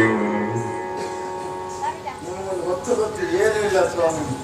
ಎಷ್ಟು ನಿಧಾನಗತಿ ಬಿಟ್ಟು ಚುರುಕಿ ಇಲ್ಲ. ಅಲಂಕೆ ಮಾಡೋದು ನೇರಗಳ ಮೇಲೆ ಫಲಪ್ರಯೋಗ ಮಾಡೋದಕ್ಕೆ ಆಗಿನ ನಾವು ಕೈ ಚೆಲ್ಲಿಬಿಟ್ಟವನಲ್ವೇ ಅಲ್ಲ. ಮತ್ತೆ ಇವಳ ಕಂಡ ಕಡುಮೂತ್ರ ಖಂಡಿತ ಹೌದು.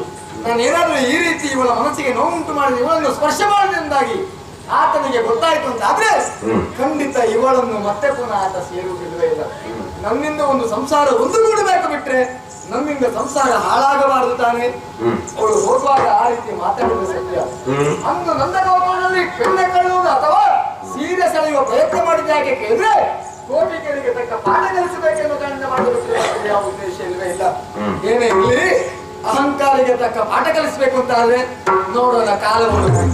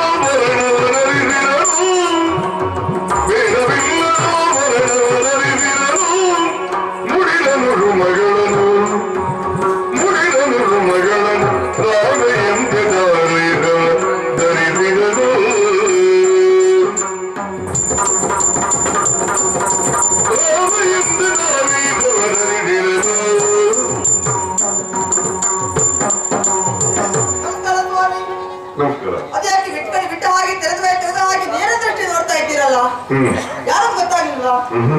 ಅಯ್ಯೋ ನಾನಮ್ಮ ಸ್ವಾಮಿ ರಾಧೆ. ಓ ರಾಧಮ್ಮ. ರಾಧಮ್ಮ ಹೌದಲ್ಲ? ಛೇ ಅಲ್ಲಪ್ಪ, ಇದು ರಾಧೆಯಂತೆ ವೇಷವನ್ನು ಧರಿಸಿಕೊಂಡು ಬಂದದ್ದು. ವೇಷ? ಹೌದು ಸ್ವಾಮಿ. ಹಾಗಾದ್ರೆ ರಾಧೆಯ ವೇಷ ಧರಿಸಿಕೊಂಡು ಬಂದದ್ದು ಯಾರು?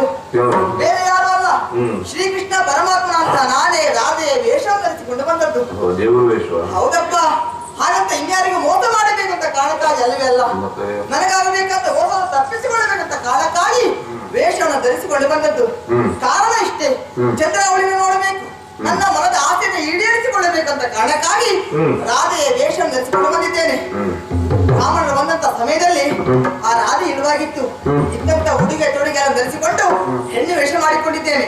ಇಲ್ಲಿಂದ ಕಾಲಹರಣ ಮಾಡೋದಲ್ಲ.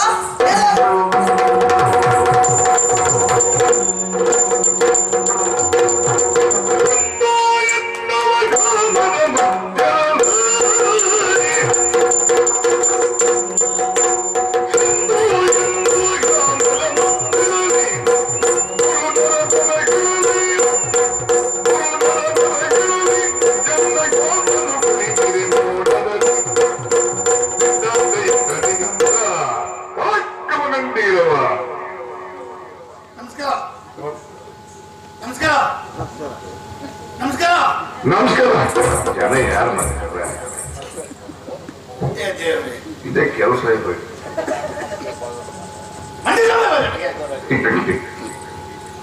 ನಮಸ್ಕಾರ ಕೊಟ್ಟೆ, ನಿಮ್ಮ ಕಾರಣೇ ಹೋಯ್ತು.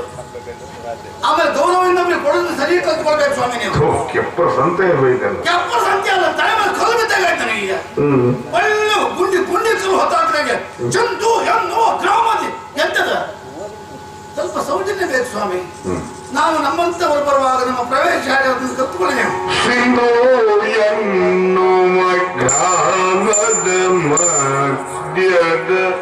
ಅಕ್ಷರ ಮೇಲೆ ಯಾಕೆ ಕಾಲ ನನಗೆ ಗೊತ್ತುಂಟು ಸ್ವಾಮಿ. ಅಕ್ಷರ ಮೇಲೆ ಕಾಲ ನಿಮ್ಮ ತಪ್ಪಲ್ಲ ಅದು, ಆ ಜಾಗ ತಪ್ಪದು, ಆ ಜಾಗದ ತಪ್ಪದು. ಅಲ್ಲಿ ಕುಳಿತ್ರ ಮುಗಿದು ಹೋಯ್ತು, ಮತ್ತೆ ಎಲ್ಲಿ ಇರ್ತಾರ ನನಗೆ ಬರೋರು ಈಗ. ಮೊದಲ ಹಾಗೆ ಇಲ್ಲ ಈಗ. ಹೌದಪ್ಪ, ನಾವು ನಮ್ಮಂತವರಲ್ಲಿ ಬಂದಾಗ ನೀವು ಹೀಗೆ ದೂರಿ ಬಿಟ್ಟ ಹೊಳೆ ಕಲ್ಲು ಹೊತ್ತಾಗ್ಲಾಗೆ, ಅದೇ ಮಾನ ಬಿಟ್ಟವರು ಮರ್ಯಾದೆ ಬಿಟ್ಟವರು ತೆಗೆದು ಹಾಕಿದ್ರೆ ಮೂರು ಕಾಸಿನವರು ಇಲ್ಲಿ ಬಂದಾಗ ಅದನ್ನು ಸೊಳ್ಳೆ ಆಗೋದು ಉಂಟಲ್ಲ, ಸೊಳ್ಳೆ ಆಗ. ಹೌದು, ಒಟ್ಟು ಗೆಂಡಿದ ಹೊತ್ತು ಹೊಲ ತೆಗೆದವರಿಗೆ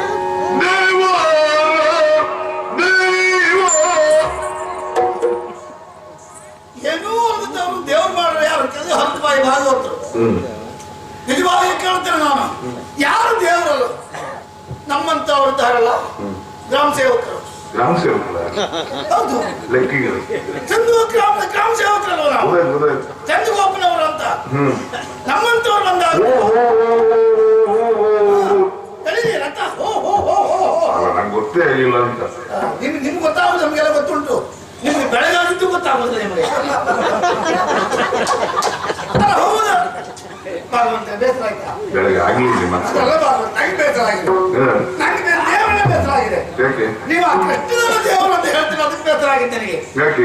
ಅವನು ದೇವರು ಅಂತ ಹೇಳಿ ಅವನು ಅಂತ ದೇವರು ಅಂತ ಬೇಡವಾ? ತುಂಬಾ ಕೆಲಸ ಮಾಡಿದ್ದಾರೆ ಸ್ವಾಮಿ. ಕೆಲಸ ಯಾರು ಕೋಟಿ ಗೊಬ್ಬರ ಹಾಕಿದ್ದಾರೆ. ತಾಯಿಗೆ ಬಾಯಳು ಮೂಡಗ ತೋರಿದ, ತಾಯಿಗೆ ಬಾಯಳು ಮೂಡಗ ತೋರಿದ, ತಾಯಿಗೆ ಪೂಜೆಗ ಬಾಯಿಗೆ ತೋರಣ. ನಮ್ಮನೆ ನಾಯಿ ಎಷ್ಟು ಗೊತ್ತು ನಿಮ್ಗೆ?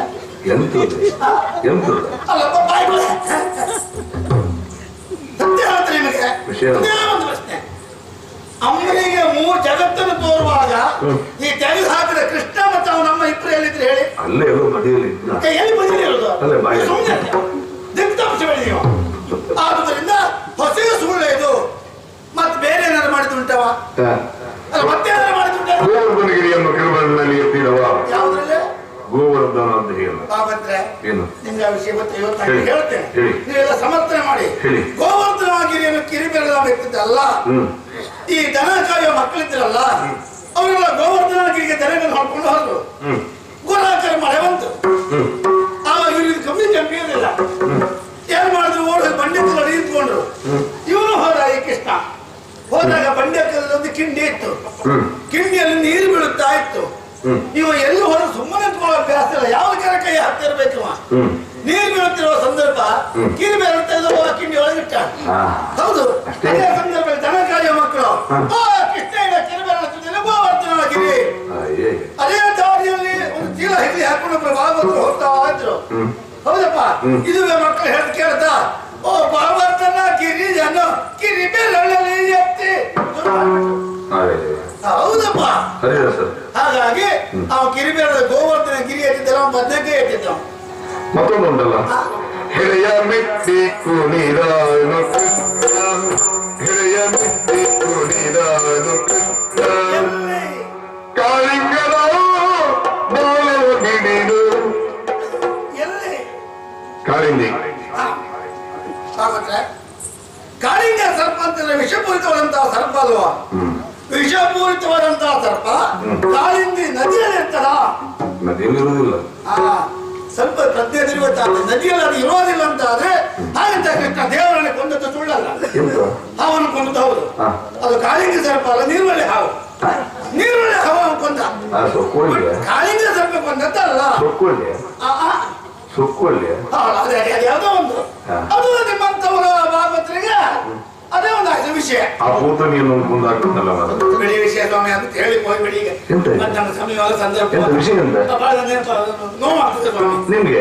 ಒಂದನ್ನು ಪ್ರೇಯಸಿ ಅವಳು ಪೂತನಿ ಸತ್ತದೆ, ನಿಮ್ಮ ಪ್ರೇಯಸಿ. ಹೌದು ಸ್ವಾಮಿ, ಹಿರಿಯರು ಬಂದ ಏನ್ ಮಾಡ್ಬೇಕು? ಆ ತರ ಒಳ್ಳೆಯವರಿಗೆಲ್ಲ ಇಂಥದ್ದೇ ಆಗುದು ಸ್ವಾಮಿ. ಯಾರಿಗೂ ಗೊತ್ತಿಲ್ಲ.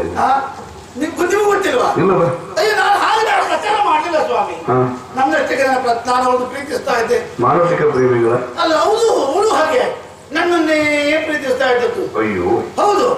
ಆವಾಗ ಈ 3 ಕಾಸಿನ ಕೃಷ್ಣ ಇದ್ದಾನಲ್ಲ, ಅವನು ಯಾರು ಹೆಚ್ಚಲ್ಲ, 3 ಕಡಿಮೆ ಅಲ್ಲ ಅವನಿಗೆ.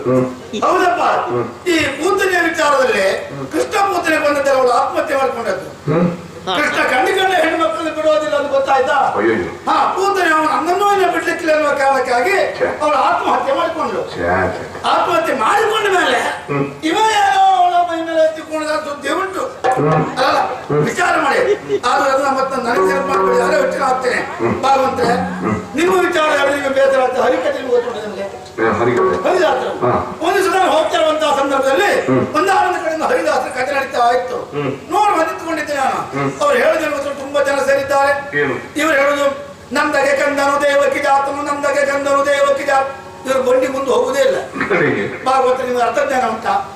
ಕೇಳುದು ನಾನು. ನಂದಗೆ ಕಂದನು ದೇವಕಿ ಜಾತನು, ದೇವಕಿಗೆ ಮಗ, ನಂದನಿಗೂ ಮಗ. ಹಾಗಾದ್ರೆ ದೇವಕಿಗೂ ನಂದನಿಗೆ ಏನ್ ಸಂಬಂಧ? ಅಲ್ಲಿ ವಿಚಾರ ಮಾಡಿ. ನಿಜವಾಗಿ ವಸುದೇವ ಕೇಳಿದ್ರೆ ಆತ್ಮಹತ್ಯೆ ಮಾಡ್ಕೊಳ್ಬೇಕವ. ಈ ನಾವೆಲ್ಲ ಕೇಳಿ ಹಾಗೆ ವಸುದೇವನ ಹೆಂಡತಿ ದೇವಕಿ. ಹೌದಾ? ಹರಿದಾಸರ ಕೇಳಿದ್ರೆ ಹಾಗಲ್ಲ. ನಂದಗೆ ಕಂದನು ದೇವಕಿ ಜಾತನು, ನಂದೆ. ನಾನು ಕಲ್ಲು ಹೊಡಿ ಹೇಳ್ಕೊಂಡೆ, ಉಳಿದವ್ರನ್ನ ನೀವು ಹೊಡೆದ್ರೆ ಆದ್ದರಿಂದ ಸುಮ್ಮನೆ ಹಾಗೆ ಹೋದೆ. ನಿಮ್ಮ ಜೊತೆ ನೀವು ಜಾಗ ಖಾಲಿ ಮಾಡಿದ್ರಿ. ಭಾಗವತ್ರ ವಿಷಯ ಬರುವ ನಮ್ಮನೆ ವಿಷಯ ಬರೋದು ಸುಳಿಯತ್ತೆ ನನಗೆ ಒಂದು ಮದುವೆ ಆಗಿದೆ ಭಾಗವತ್ರ. ಸ್ವಂತ ಅಲ್ಲ ಬಾಡಿಗೆ ಬಾಡಿಗೆ ಬರಲಿ ಕೊಟ್ಟ ನೀವು ಒಂದು ಮದುವೆ ಆಗಿದೆ ಅಂದ್ರಲ್ಲ. ಅಲ್ಲ ನನಗೂ ಒಂದು ಮದುವೆ ಆಗಿದೆ, ನಿಮಗೂ ಒಂದು. ಹೌದೌದು, ನನಗೆ ಮದುವೆ ಎಲ್ಲರಾಗೆ ಆತಲ್ಲ ಭಾಗವತ್ರ. ಒಳ್ಳೆ ತಳಿ ಒಳ್ಳೆ ತಳಿ. ನನ್ನ ಹೆಂಡತಿ ಮೇಲೆ 6 ಜನ ಇದ್ದಾರೆ. ನನ್ನ ಹೆಂಡತಿ ಮೇಲೆ 6 ಜನ ಇದ್ದಾರೆ. ಎಂತ ಅದೇ ಹೆಂಡತಿಗೆ 6 ಜನ ಇದ್ದಾರೆ ಅಂತ ಹೇಳಿದ್ರೆ ಎಂತ ಖಂಡಿತ ಅದಲ್ಲ ಭಾಗವತ್ರೆ. ಮತ್ತೆ ನನ್ನ ಹೆಂಡತಿಯ ಮೇಲೆ 6 ಜನ ಹೆಂಡತಿಯಿಂದ ಮೇಲೆ ಹುಟ್ಟಿದವರು ಮತ್ತೆ ಜನ ಇದ್ದಾರೆ. ಅಕ್ಕಂದಿರ ಅವಳಿಗೆ ಅಕ್ಕಂದಿರ 6 ಜನ ಅಂದ್ರೆ 7 ದೇವಳು ನನ್ನ ಹೆಂಡತಿ. ಹೌದಾ? ಬಹಳ ಚಂದ ಇದ್ದಾವ ಭಾಗವತ್ರೆ, ಬಹಳ ಚಂದ ಬಹಳ ಚಂದ. ಹೌದಾ? ಹೌದು ಚಂದ್ರು ಚಂದ್ರು ಅದಕ್ಕೆ ಭಾಗವತ್ರೆ. ಹೌದಪ್ಪ. ಉಳಿದವಳು ಆಗಿದ್ದಾರೆ ಕಡೆ 6 ಜನ ತೆಗೆದಾಡ್ತವ್ರು ಎಲ್ಲ ಗಿಟ್ಟಿನ ಜೊತೆ ಹೋದವೆ. ಅವನೇ ಎಲ್ಲ ಗಣಪತಿ ಪೂಜೆ ಸಸೂತ್ರ ಇಲ್ಲ ಅಲ್ಲ ಎಲ್ಲ ಕೃಷ್ಣದ ಗಣಪತಿ ಪೂಜೆ ಮಾಡವ ಕೃಷ್ಣ ಅವತ್ತು ರಾಜ ಅಂತ ಬಿಡ್ತಾಳೆ. ಅವಳು ಗಣಪತಿ ಪೂಜೆ ಆಗಿದೆ, ಮಂಗಳವಾಗಿದೆ. ಆದ್ದರಿಂದ ನಾನಿವತ್ತು ನನ್ನ ಹೆಂಡತಿ ವಿಚಾರದಲ್ಲಿ ಇನ್ನೂ ನನ್ನ ಮೈ ಮುಟ್ಲಿಲ್ಲ. ನಿಮ್ಮ ಯಜಮಾನತಿಯವರು ನಾ ಇನ್ನು ಮೈ ಮುಟ್ಲಿಲ್ಲ, ಮುಟ್ಟುವುದೂ ಇಲ್ಲ. ಎಂತ ನೀವು ಸಾಯುವುದು ಒಳ್ಳೆ ಅಲ್ಲ ಬಾಕತ್ರೆ ಎಂತಕ್ಕೆ. ನನಗೆ ಕೃಷ್ಣನ ಬಗ್ಗೆ ನನ್ನ ಸ್ಪರ್ಧೆ ಉಂಟು. ನೀವು ಬಹಳ ಜೋರು ಅಂತಾರಲ್ಲಮ್ಮ, ಅವ ನಂದೇ ಹೆಂಡತಿ ಮೈ ಮುಟ್ಟಬೇಕಮ್ಮ. ಆಮೇಲೆ ನಮ್ಮನೆ ಒಂದು ಗಣಪತಿ ಪೂಜೆ ಆದ ವಿಧಾನ ನಾನು ಮುಂದುವರಿಯುವುದಿಲ್ಲ. ನಾನು ಏನಂತ ಆಮೇಲೆ ತೋರ್ತೇನೆ ಅವನಿಗೆ. ಹೌದು, ನೀವೇ ಏನ್ ಬೇಕೆಂದ್ರೆ ನೀವು ಹೇಳಿ ಬೇಸರ ಇಲ್ಲ. ಕೃಷ್ಣ ನನ್ನ ಹೆಂಡತಿ ಮೈ ಮುಟ್ಟಬೇಕು, ಆಮೇಲೆ ನನ್ನ ಜವಾಬ್ದಾರಿ ಒಳಗೆ ಹೋಗ್ತದೆ. ಅಲ್ಲಿಯೂ ನನ್ನ ಹೆಂಡತಿ ಮೈ ಮುಟ್ಟೋದಿಲ್ಲ. ನಾನು ಹೇಳಲಿಕ್ಕೆ ಕೇಳಲಿಕ್ಕೆ ಸಮಯವಲ್ಲ, ಸಂದರ್ಭವಲ್ಲ.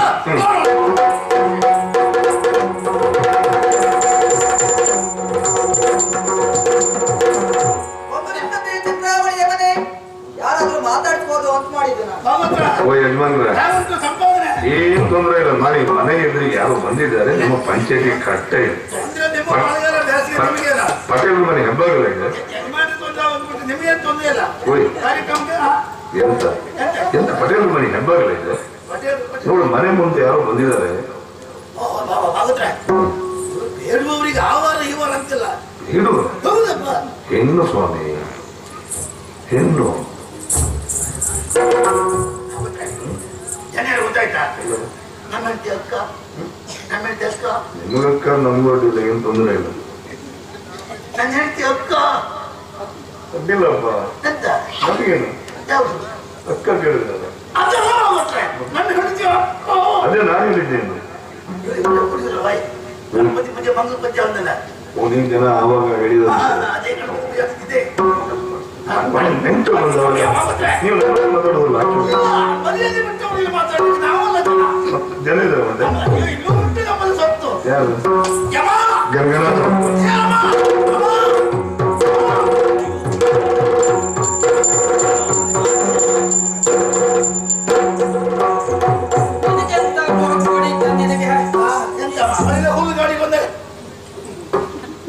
ನನ್ನೊಳ್ಳೆ ಹಾಗನಿಷ್ಟ ಅದಲ್ವಾ? ಈ ಹುಲ್ಲುಗಚ್ಚಿಲ್ಲದೆ ಹೋದಂತ ಆಕಳು ಯಾವ್ದು ಚಿಕ್ಕದೆ ಹೋದ್ರೆ ಹೇಗೆ ಕೂಗ್ತದೆ ಹಾಗೆ ಕೂಗ್ತಾ ಇದೆಯಲ್ಲ. ಸಮ ತಕೊಂಡು ಹೆಚ್ಚಿ ಮೇಲೆ ಕೂತ್ಕೊಂಡು ನಿನ್ನದು ಏನ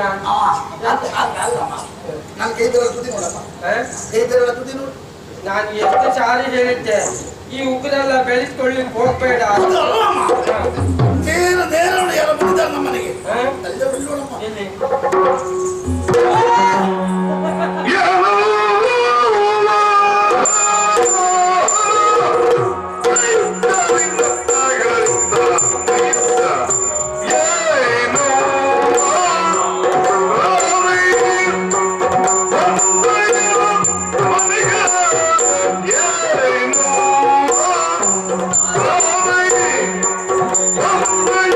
ಮನೆ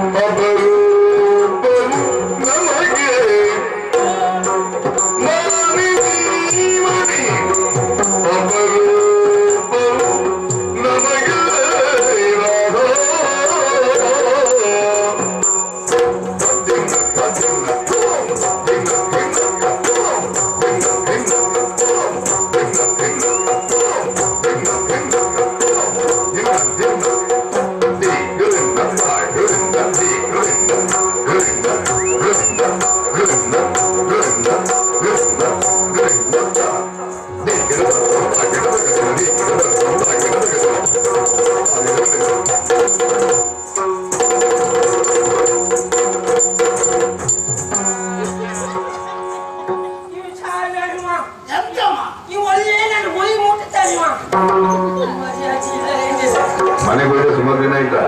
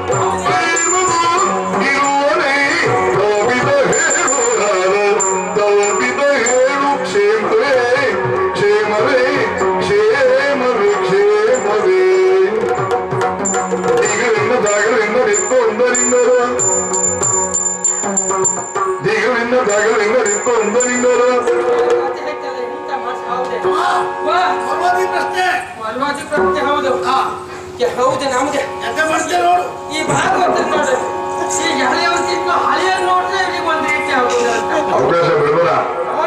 ದಿಗಳಿಂದ ಧಾಗಳಿಂದ ಇದ್ದು ಒಂದರಿಂದರ ದಿಗಳಿಂದ ಧಾಗಳಿಂದ ಇದ್ದು ಒಂದರಿಂದರ ಇದ್ದು ಒಂದು ಇದ್ದು ಒಂದರಿಂದ ಒಂದರಿಂದರ ಇದ್ದು ಒಂದರಿಂದ ಒಂದರಿಂದ ಒಂದರಿಂದರ ದಿಗಳು ದಿಗಳು ದಿಗಳು ದಿಗಳು ದಿಗಳು ದಿಗಳಿಂದರ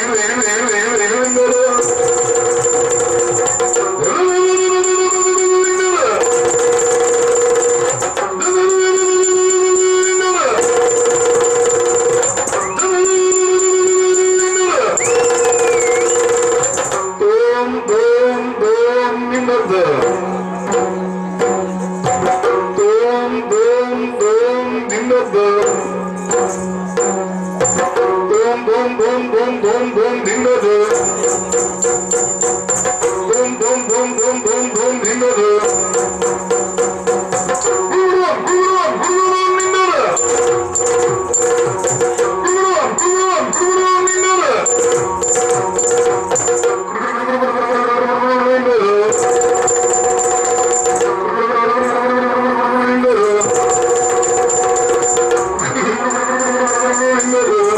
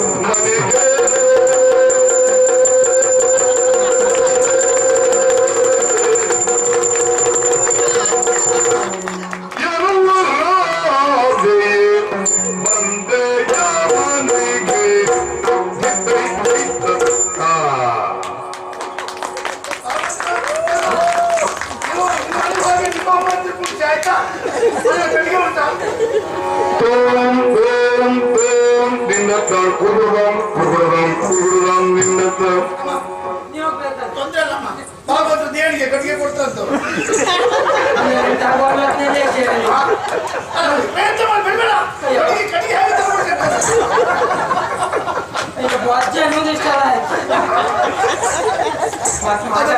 ಕಟ್ಟಿಗೆ ಮತ್ತೆ ಮಾತಾಡ್ತಾನೆ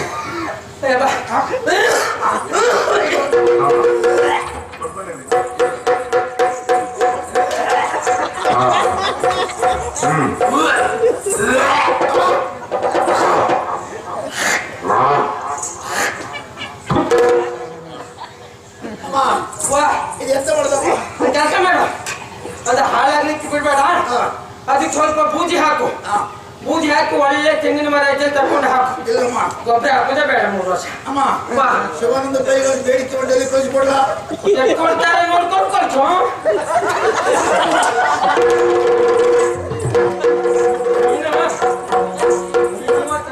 ಹೀಗೆ ಮಾಡ್ತಿದ್ದೆ ನನಗೆ ಗೊತ್ತುಂಟು ನಿರೀಕ್ಷೆ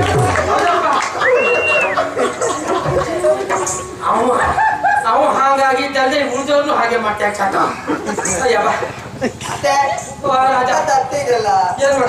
ನೋಡಿ ಸೀರೆ ಸರಿಗಳ ಜಾರಿ ಹೋಗಿದೆ ಸುಮ್ಮನೆ ಮಗ ನಮ್ಮ ಜಾರೇನು ಬಿಟ್ರೇನು ಈಗ ನಾವು ಬೇಡಿಕೆ ಎಲ್ಲ ಕಳ್ಕೊಂಡಿದ್ದೇವೆ ನೀವೇನಿದ್ರು ನೀವೇ ಸರಿ ಮಾಡ್ಕೊಳ್ಬೇಕು ಜಾಗ್ರತೆಯಲ್ಲಿ ರಾಜ ಈಗ ಬಂದೇನು ನೀನು ಹೌದು ಎಂತ ಕಥೆ ಮಾಡಿದೆ ನೀನು ನಿಮ್ ಕಥೆ ಎಂತದ್ದು ಅಂತ ನನ್ನ ಮೊದಲೇ ಕೂಡುವುದಿಲ್ಲ ಬಿಡುವುದಿಲ್ಲ ಏನೇನು ನಾ ಕುಣಿದಲ್ವೇ ಅದು ಕುಣಿಸುವುದು ಅವ್ರು ನನ್ನ ಮೇಲೆ ಹಠ ಉಂಟು ಅವ್ರ ಹಠ ಎಷ್ಟು ಉಂಟು ಅಂತ ನೋಡುವ ನಾನು ಮುಂದುವರೆದೆ ಅದೇ ನೆನಪು ಕೈ ಕಾಲೆಲ್ಲ ಓಡುದಿಲ್ವೇ ಹೌದಪ್ಪ ತುಂಬಾ ಆಯಾಸ ಅದಲ್ವೇ ರಾಜ ನಮ್ಮ ನೆನಪು ಈಗ ಆಯ್ತೇನೆ ನಿನಗೆ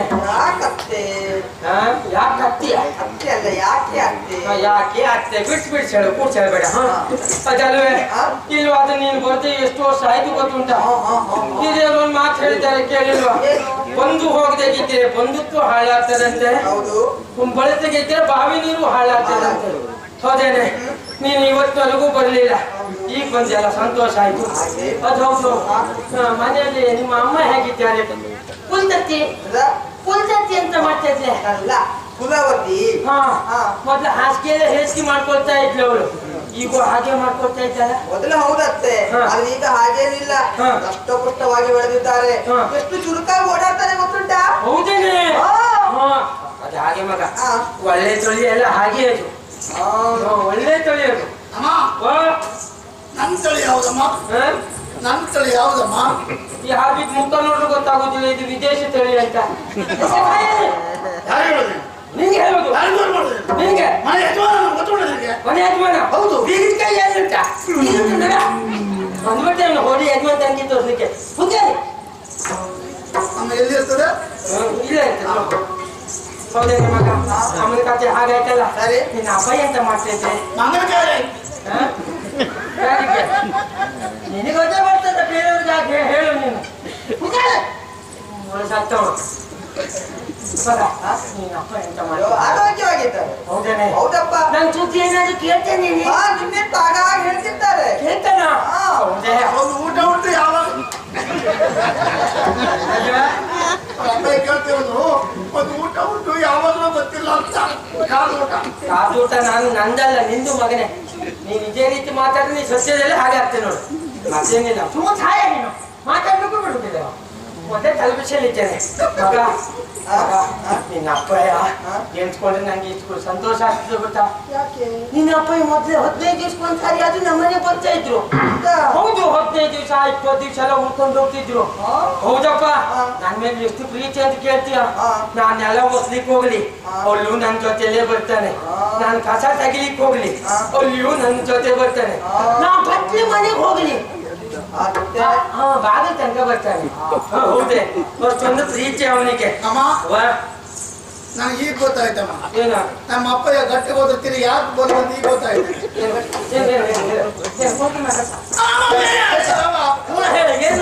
ಅಲ್ಲಮ್ಮ, ಯಾಕಂದ್ರೆ ಮನೆಯವರು ಹೊಣೆಗಾರಿಕೆ ನೋಡ್ಕೊಳ್ಳಿಕ್ಕೆ ಒಬ್ರು ಗಂಡಸರು ಇರ್ತಾರಂತಾದ್ರೆ ಯಾಕೆ ದೊಡ್ಡಬಿಡಿಯಲ್ಲಿ ಬರ್ಬೇಕಮ್ಮ?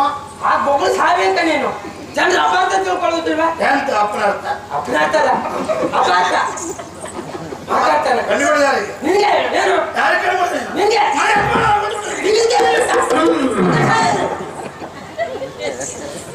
ಏನಾದ್ರೂ ಸಿಗ್ತಾನಂತ ಏನ್ ಬೇಕಾದ್ರೆ ಮಾಡ್ತಾನೆ. ಮೂಟ ಮನೆ ಬಂದು ನೆನ್ಪು ಹಿಡಿದ್ರಿಗೆಲ್ಲ ಮಾನ್ ಮರ್ಯಾದೆ ತೆಗಿತಾನೆ. ಎಲ್ಲುಂಟು ಈಗ? ಇಲ್ಲ ಉಂಟು. ಅಪ್ಪ ಯಾವ ಆಗಿದ್ದಾನೆ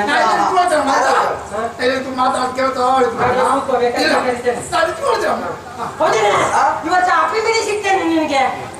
ಹೌದು ನನಗೆ ಇವತ್ತು ಸಿಗ್ಲಿಲ್ಲ ಮಗ.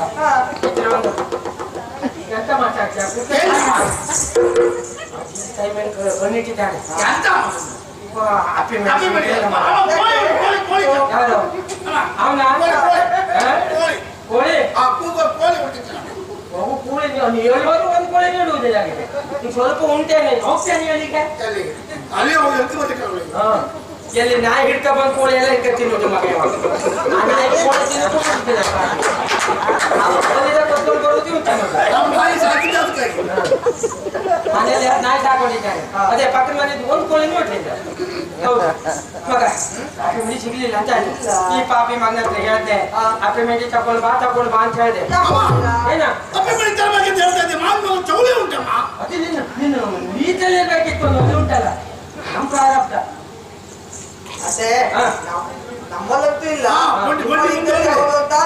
ಒಂದು ರೂಪಾಯಿ ಹಾಕಿದ್ರೆ ನಾಟ್ ತೆರ್ಕೊಂಡು ಹೋಗುವ ಬಂಡಿ ಮುಂದೆ ಹೋಗ್ತಾ ಇರ್ಲಿ.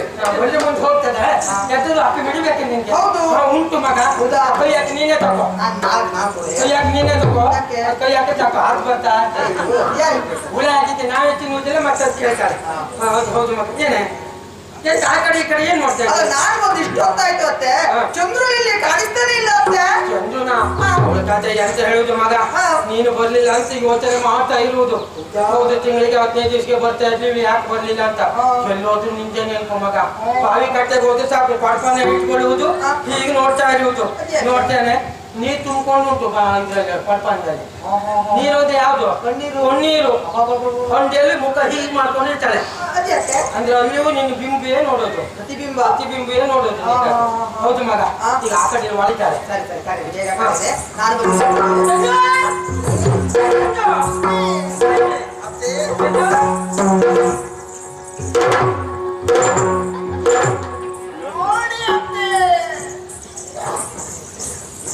ಎಂತ ಆಯ್ತಾ?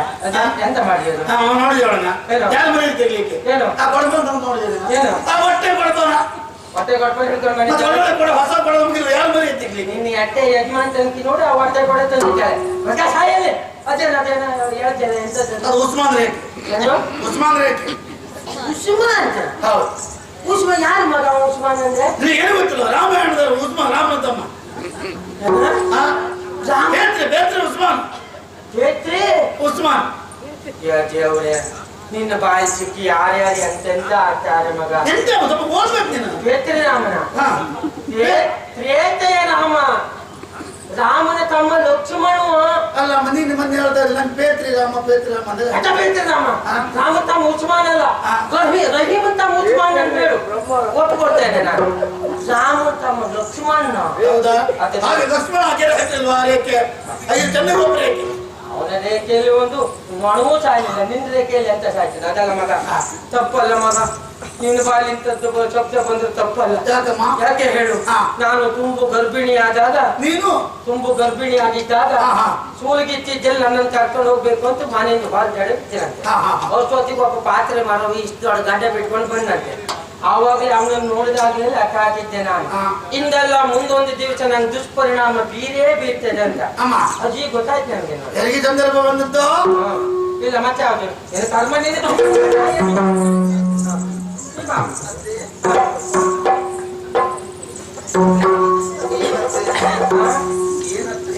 ಇಲ್ಲಿ ನೋಡುವುದಂತೆ ಅತ್ತೆ ಒಳಗಡೆ ಅಡಿಗೆ ಮಾಡ್ತಾ ಇದ್ದೆ. ಎಲ್ಲ ಕೆಲಸ ನಾನು ಒಬ್ಬನೇ ಮಾಡ್ಬೇಕು. ಮತ್ತೆ ಯಾರು ಮಾಡುದು? ಅವನ ಕುತ್ಕೊಳ್ತಾರೆ. ಅವ್ ಮಾಡ್ದಾಗಾಯ್ತು, ಅವ್ ಮಾಡಿ ನೀನು ಊಟ ಮಾಡ್ದಾಗಾಯ್ತು. ಅದಲ್ಲ ನಿನ್ ಕಟ್ಟ ಜಾಗ ಗೊತ್ತಾಯ್ತಾನೆ. ಅದ್ ನೋಡಿ ಯಾರು ಬಂದಿದ್ದಾರೆ ನೋಡಲ್ಲಿ.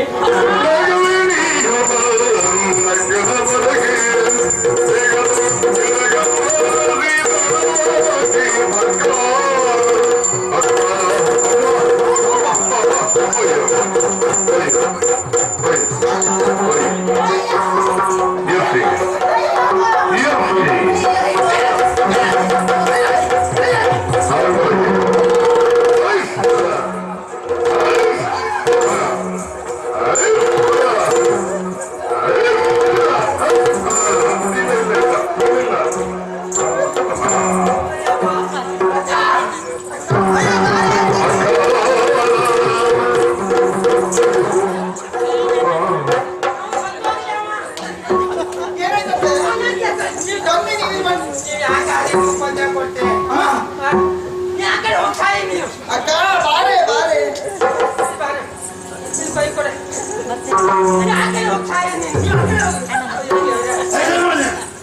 ಮತ್ತೆ ಬನ್ನಿ ಕೈ ಕೊಡ.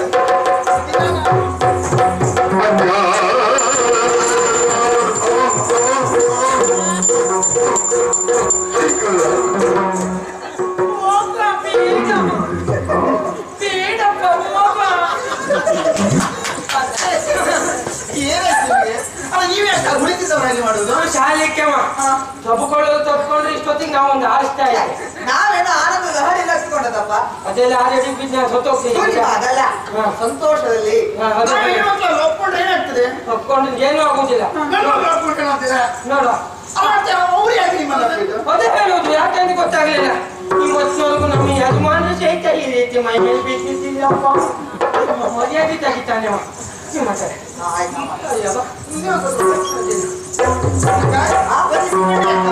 ನೀನು ಈಗ ಬಂದೀರಿ? ಹೌದೇ?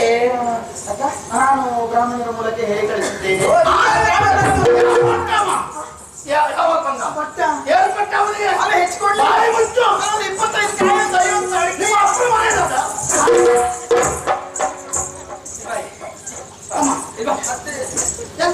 ಒಂದ್ಸಾರಿ ನೀನು ಎಂತ ಹೇಳಿದೆ ನೀನು? ಅಲ್ಲ ಯಾವ ಬಟ್ಟ ಹಾಕಿದೆ? ಬಟ್ಟ? ಹೌದು. ಸ್ವಲ್ಪ ಗೌರವ ಕೊಟ್ಟು ಮಾತಾಡ. ಬಟ್ಟೆ ಅಂತ ಸ್ವಲ್ಪ ಗೌರವ ಕೊಡು. ಮೂರ್ಖಾಸ್ತು ಬಟ್ಟೆಗೆ ಗೌರವ ಕೊಡುದು ನಾನು. ಮತ್ತೆ ಹೇಳ್ಬೇಡ ನೀನು. ಬಟ್ಟೆ ಅಂತ ಗೌರವ ಕೊಡು. ಯಾಕೆಂದ್ರೆ ಬೇಡ? ಬಟ್ಟೆ ಯಾಕೆ ಬಂದ? ಏನ್ ಕೊಟ್ಟೆ ಅಂತ ಕೇಳ್ತೀಯ? ಹೌದು. ಏನ್ ಬಟ್ಟೆ ಜೋರ್ ಮಾಡ್ತೇನೆ ನೀನು? ನಿನಗೆ ವಿಷಯ ಗೊತ್ತುಂಟು. ಬಟ್ಟೆ ನಮ್ಮನೆ ಬರ್ದೆ ಹೋದ್ರೆ ನೀನು ಹುಟ್ಟಿದ್ಯಾ?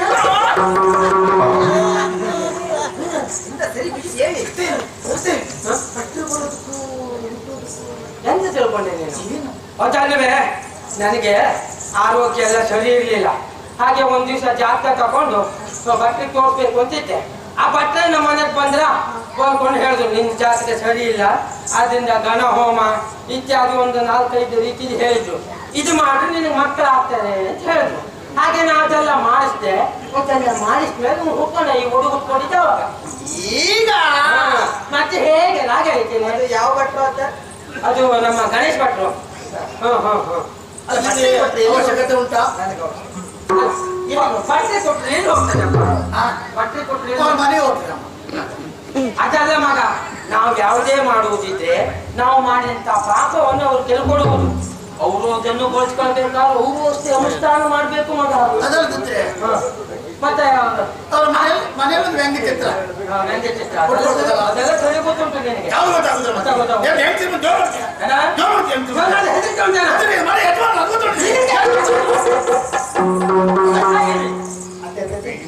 ಅದೇ ಭಟ್ರು ಇನ್ನೊಮ್ಮೆ ನಮ್ಮನೆ ಬರ್ಲಿಕ್ಕೆ ಹೇಳ್ತೀರಾ? ಇಲ್ಲ ಮಗ, ನನಗೆ ಆ ಭಟ್ರು ಈಗ ಹಾಸಿಗೆ ಇಟ್ಟಿದ್ದಾರೆ ಅಂತ ಸುದ್ದಿ ಕೇಳಿದ್ದೆ. ಹೇಳುವ ಸ್ಥಿತಿಯಲ್ಲಿಲ್ವಾ? ಇಲ್ಲಿ ಅವ್ರ ಮಗ ಒಬ್ಬ ತಯಾರಾಗಿದ್ದಾರೆ ಅಂತ ನೋಡ. ಹೌದೌದು ನೋಡುವ, ಚಿಕ್ಕ ಹೇಳಿ ಕಳಿಸ್ತೇನೆ. ಬಂದೆ ಹೌದು. ನೀನು ಬರುವಾಗ ಸಖೀರ್ ಒಂದವೇ ನಿನ್ನ ಹಿಂದೆ ಇರ್ತಾ ಇತ್ತು. ನಮ್ಮಲ್ಲಿ ಬಬಲ್ ಕಮಲಿದಲ್ಲ ಅಕ್ಕ ಸಖೀರ್ ಯಾರು ಕಾಣ್ತಾ ಇಲ್ಲ. ಯಾಕೆ ನೀನು ಒಬ್ಬಳೆ ಬಂದೆ? ಅಯ್ಯೋ, ನೀನು ಬ್ರಾಹ್ಮಣರ ಬಗ್ಗೆ ನಾವು ಹೇಳಿ ಕಳಿಸಿದ್ದೇ ಇಲ್ವೋ, ಹಾಗಾಗಿ ಯಾವ ತರ ಅವಸರವಾಗಿ ಓಡೋಡಿ ಬಂದವಳು ನಾನು. ಬಂದದ್ದೆಂತೂ ಆಯ್ತು. 6 ತಿಂಗಳ ಮಗಳು ಆಗುದಿಲ್ವೇ? ನಾನು ಮನೆಗೆ ಹೋಗ್ಲೇಬೇಕು. ಒಂದು ವಾರ ಆದ್ರೂ ಉಳ್ಕೊಳ್ಳಿ. ಇಲ್ವೇ? ಬೇಡ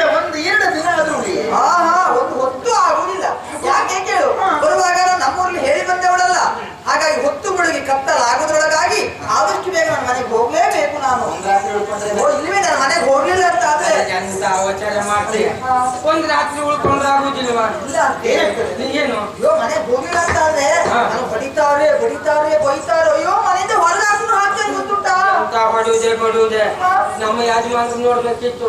ಒಂದು ಮಾತಾಡ್ಲಿಲ್ಲ. ನಾವು ಒಂದೊಂದ್ಸಾರಿ ಒಂದೊಂದು ಮನೆಗೆ ಹೋದ್ರೆ 15 ದಿವಸ 20 ದಿವಸ ಒಂದ್ಸಾರಿ 3 ತಿಂಗಳಾಗದೆ ಬಂದೊಂದು 3 ತಿಂಗಳ ಅಂದ್ರೆ ನೆಂಟ್ರು ಕೇಳ್ಕೊಂಡೆ ಅದಲ್ಲ ದಿವಸಕ್ಕೆ ಒಂದೊಂದು ನೆಂಟ್ರ ಮನೇಲಿ ಉಳ್ಕೊಂಡ್ರು ನೆಂಟ್ರಿದ್ದಾರೆ ಅಂತ ಹೇಳಿದ್ರು.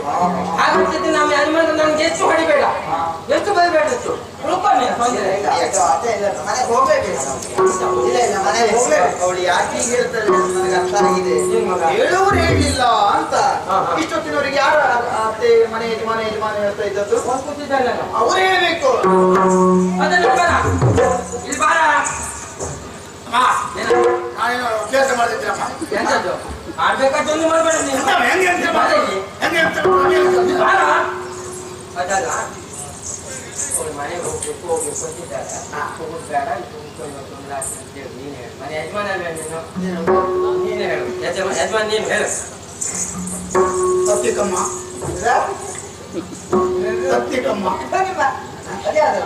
ಅತ್ತಿಗೆ ಅಮ್ಮನಿಗೆ ಸಮಾನ ಅಲ್ಲವೇ? ಅತ್ತಿಗೆ ಅಮ್ಮ ಅತ್ತಿಗೆ ಅಮ್ಮ ನನಗೆ ಅತ್ತೆ ಅಲ್ಲವೇ? ಅತ್ತಿಗೆ ಅಮ್ಮ ನನಗೆ ಅತ್ತೆ ಅಲ್ವೇ? ಅತ್ತಿಗಮ್ಮ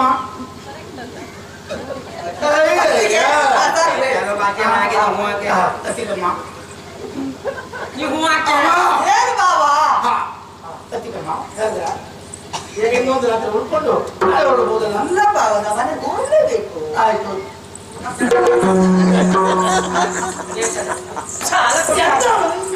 ಸಾಲ ಕೊಡ್ಸಾಕ್ತಿದ್ದೆ ಹಾಗೆ ಹೋಗಿ ಅಂತ ಹೇಳಿದ್ರೆ ಒಳ್ಳೆ ಚಂದ್ರಿ ಕೇಳ ಹೋಗ್ಬೇಕು ಅಂತ ಹೇಳ್ತಾ ಇದ್ದೇನೆ. ಪ್ರಶ್ನೆ ಮಾಡಿ ಅತ್ತಿಗಮ್ಮ ನನಗೆ ಹೋಗ್ಬೇಕಂತ ಹಠ ಮಾಡ್ತಿದ್ದಲ್ಲ, ಯಾಕೆ ಹೋಗ್ಬೇಕು? ಕಾರಣ ಉಂಟು. ಅದಕ್ಕೆ ಹೇಳಿ ಉಂಟು ಅಂತಲ್ಲ, ಯಾವ್ದು ಹೇಳಿ? ಒಂದು ರಾತ್ರಿಯೂ ನನ್ನ ಪ್ರೀತಿಯನ್ನ ಬಿಟ್ಟಿದ್ದವಳು ನಾನಲ್ಲ. ಗಂಡನ ವಿಷಯ ಅಲ್ವಾ? ಅವನ ಮದುವೆ ನಾನಿಲ್ವಾ ಇವತ್ತು?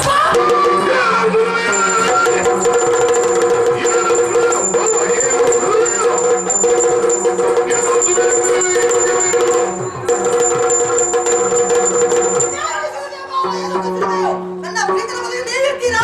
ನೀನು ಕಾರಣಕ್ಕಾಗಲ್ಲ.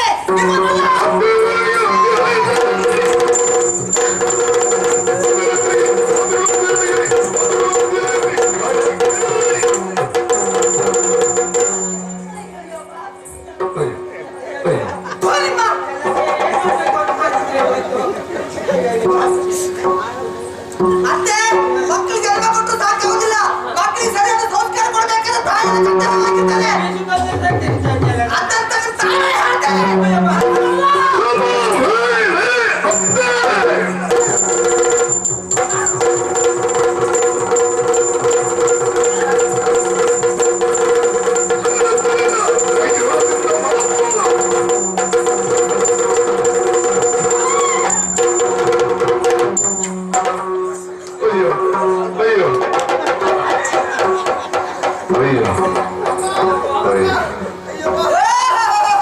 ಸಾಕೆ ಸಾಕು.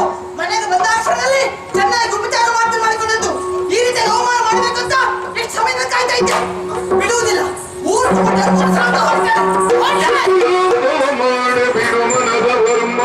ಇಷ್ಟು ನಿರ್ದಯದೊಳಗೆ ತಿಳಿಯುವುದೇ ನಮ್ಮ ಮೂಡನು ಅವನು ಅರಿಯುನಾಡಿದನು ಮರುದುಗಳು ಹರಿದವರು ನೀನು ಸಿಟ್ಟು ಶಾಂತವ ಮಾಡಿ ಬಿರುಮನದ ವರ್ಮ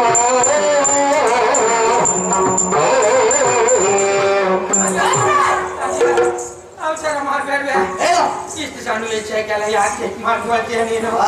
ಇಷ್ಟು ಸಣ್ಣ ವಿಷಯಕ್ಕೆಲ್ಲ ಯಾಕೆ ಚೆಕ್ ಮಾಡ್ಕೊಳ್ತೀಯ ನೀನು? ಅಲ್ವೇ ಅವನಿಗೆ ಒಂದೊಂದು ಸಾರಿ ಏನ್ ಹೇಳ್ಬೇಕು ಅಂತ ಗೊತ್ತಾಗೋದಿಲ್ಲ. ಏನಾದ್ರು ಹೇಳ್ಕೊಳ್ಳೋದು ಯೋಚನೆ ಮಾಡೋದು ತಡ ಆಗೋಗ್ಬೋದು. ಏನೋ ಸಿಟ್ಟಿನಲ್ಲೋ ಏನೋ ಇದ್ರಲ್ಲಿ ಹೇಳಿದ್ದಾನೆ. ನೀನು ನಾನು ಹೇಳ್ತೇನೆ ನನಗೆ ಬುದ್ಧಿಯ ತಣ್ಣೀರಾದ್ರೂ ತಣಿ ಕುಡಿಬೇಕಂತ ಹಿರಿಯವ್ರು ಹೇಳಿದ ಮಾತು ಕೇಳಿಲ್ವೇನೆ ನೀನು? ಹಾಗಂತ ಬಿಸಿ ನೀರು ತಣ್ಣು ಮಾಡಿ ಕುಡುವುದಲ್ಲ ಮಗ. ಹಿರಿಯವ್ರು ಹೇಳಿದ್ದು ನೆನ್ಪು ಮಾಡ್ಕೊ. ಸಿಟ್ಟು ಮಾಡ್ಬೇಡ. ಆಗುವುದಿಲ್ಲ. ಅವ್ರೇನು ಹೇಳಿದಾರಿಲ್ಲೋ ಕಾರಣಕ್ಕಾಗಿ ಸಿಟ್ಟು ಮಾಡ್ಕೊಂಡು ಹೋದ್ರೆ ನಮ್ಮ ಮನೆತನದ ಮರ್ಯಾದೆ ಪ್ರಶ್ನೆ, ನಮ್ಮ ಅತ್ತೆ ಮರ್ಯಾದೆ ಪ್ರಶ್ನೆ ಅಲ್ವಾ?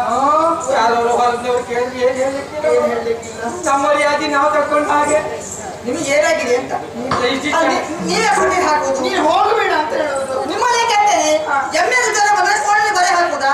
ಸರಿ ಉಂಟು ಸರಿ ಉಂಟು. ಸರಿ ಉಂಟಾ? ಹೌದು. ಹೇಗೆ? ಯಾಕೆಂದ್ರೆ ಜ್ವರ ಬಂದು ಎಮ್ಮೆ ಕಡೆಗೆ ಪಾಣ ಹೋಗ್ಬಾರ್ದಲ್ಲ. ನಾ ಹೇಳಿದ್ ಮತ್ತೆ ಇವರೇ ಅತ್ತೆ ಎಂತ ಮಾಡುದು? ತಪ್ಪು ಮಾಡುವುದು ಯಾರು, ಕ್ಷಮೆ ಕೇಳುವುದು ಯಾರು ಅಂತ ಕೇಳುವುದು. ತಪ್ಪು ಮಾಡಿದ್ದು ಯಾರು ಅಲ್ವಾ? ನಾವು ಕ್ಷಮೆ ಕೇಳಿದ್ರೆ ಆಗ್ತದಾ? ನೀವೇ ಅವರಲ್ಲಿ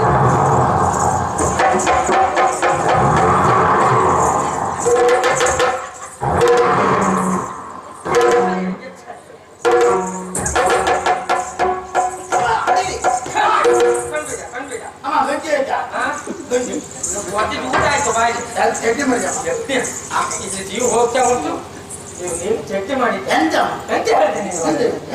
ಅವಳು ಏನ್ ಹೇಳ್ದೆ? ಒಂದು ರಾತ್ರಿ ಒಂದು ಕಾಣ್ತಾ ಇದ್ದೆ ನೀನು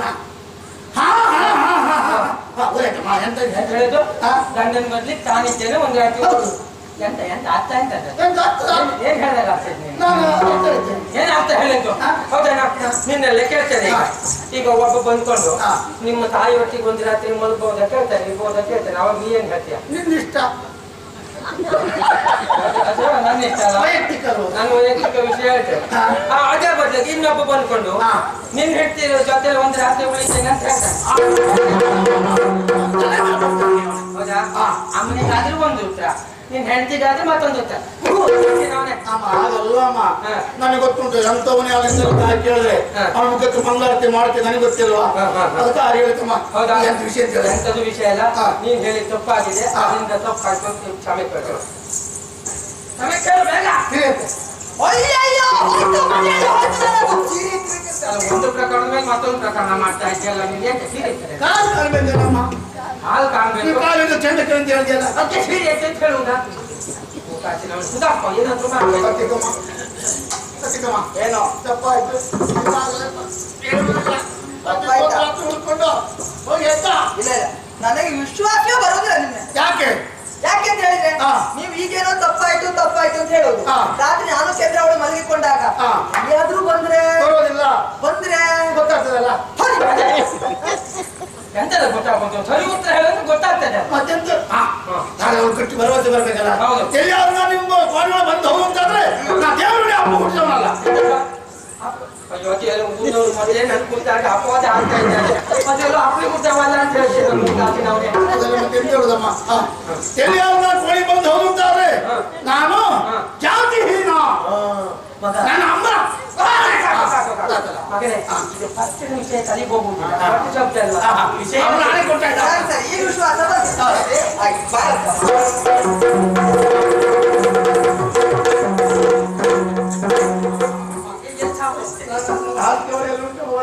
ಎಲ್ಲಿ ಹಾಸಿಗೆ ಹಾಸಿಗೆ ತರಲಿಕ್ಕೆ ಆಗುದಿಲ್ಲ. ನೋಡು ಓಲೆ ಕೋಳ ಇದು ಕುಂಜಿ ಮಾಡ್ಕೊಂತ ಗೋಣಿ ಉಂಟು ಅದೇ ಹಾಕ್ಕೊಂಡು ಮಕ್ಕಳು. ಯಾವುದು? ನಾಯಿ ನಾಯಿ ನಾಯಿ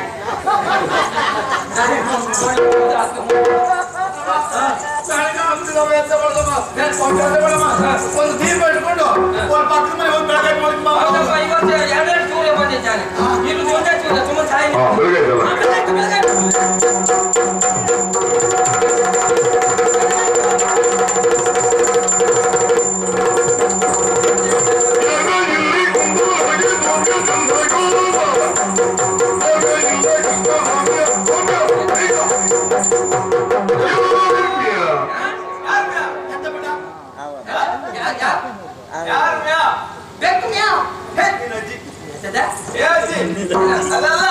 ಇಲ್ಲಿ ಚಂದಗೊಬ್ಬ ಅಂದ್ರೆ ಯಾರು? ಚಂದಗೊಬ್ಬನ ನಿಂಗೆ ಸ್ತ್ರೀಲಿಂಗ ಪುಲ್ಲಿಂಗ ಯಾವ್ದು ಗೊತ್ತಾಗ್ತದ? ಗೊತ್ತಾಗ್ತದೆ. ಇದ್ಯಾವ ಲಿಂಗ ಹೇಳು? ನೋಡಿದ್ರೆ ಸ್ತ್ರೀಲಿಂಗ. ಸ್ತ್ರೀಲಿಂಗ ಅದ್ಯಾವುದು? ಪುರುಷಲಿಂಗ. ಪುಲ್ಲಿಂಗ ಇದು ನಪುಂಸಕ ಲಿಂಗ. ಏನಾಗ್ಬೇಕು? ಇಲ್ಲಿ ಚಂದಗೊಬ್ಬ ಬೇಕು ನನಗೆ. ಆಮೇಲೆ ಏನಾಗ್ಬೇಕು? ಲಂಡಿ ಪುಸ್ಕಿ ನನ್ನ ಮಾಡಿದೆ.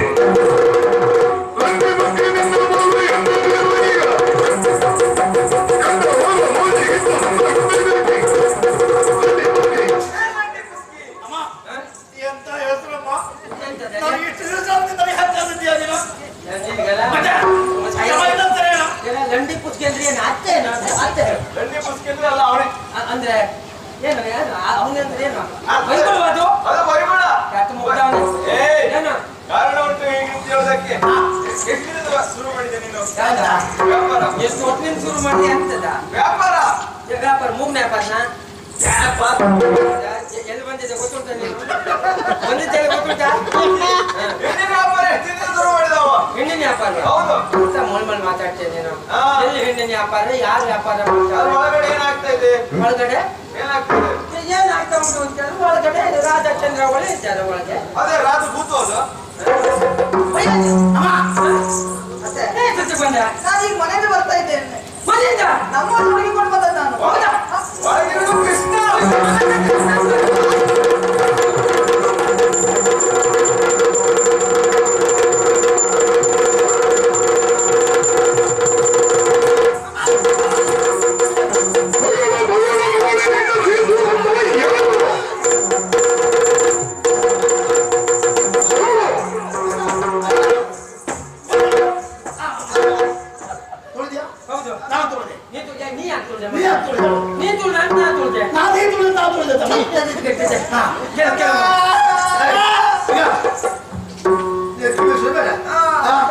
ಒಳಗಡೆ ಎಂತ ಸಮಸ್ಯೆ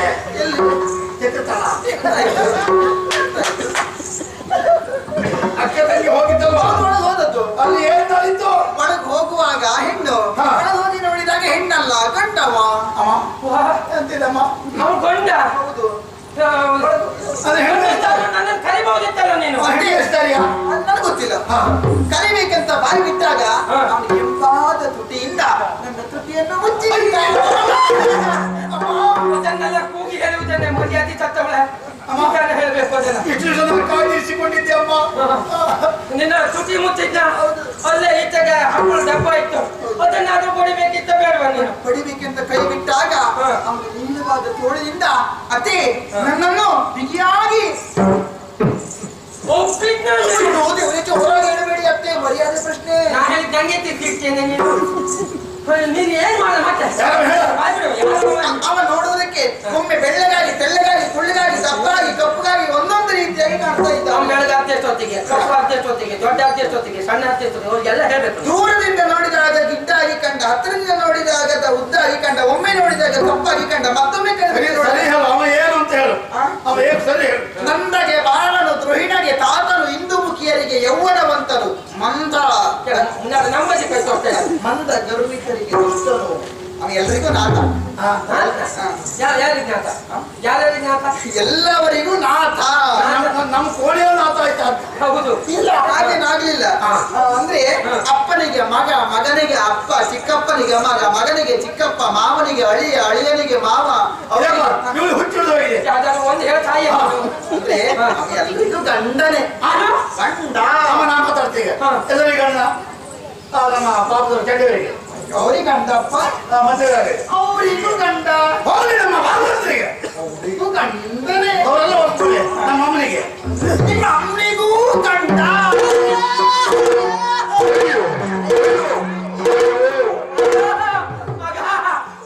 ನನ್ನ ಮಾನ ಮರ್ಯಾದೆ ಎಲ್ಲ ಇಷ್ಟು ವರ್ಷ ನಾನು ಯಾರನ್ನು ಗಂಡ ಅಂತ ತಿಳ್ಕೊಂಡವಳಲ್ಲಪ್ಪ.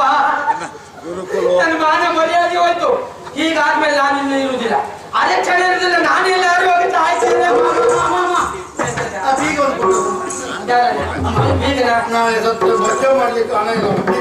ಕೊಡ್ತೇನೆ. ಯಾವ್ದಾದ್ರು ಕೇಸರಿ ಇತ್ತು ಬಾವಿಗೆ ಹಾಕೊಂಡು ಇನ್ನೊಂದು ಬಾವಿ ಬಿಚ್ಚಿ ನಾನು ತಾಯ್ತು.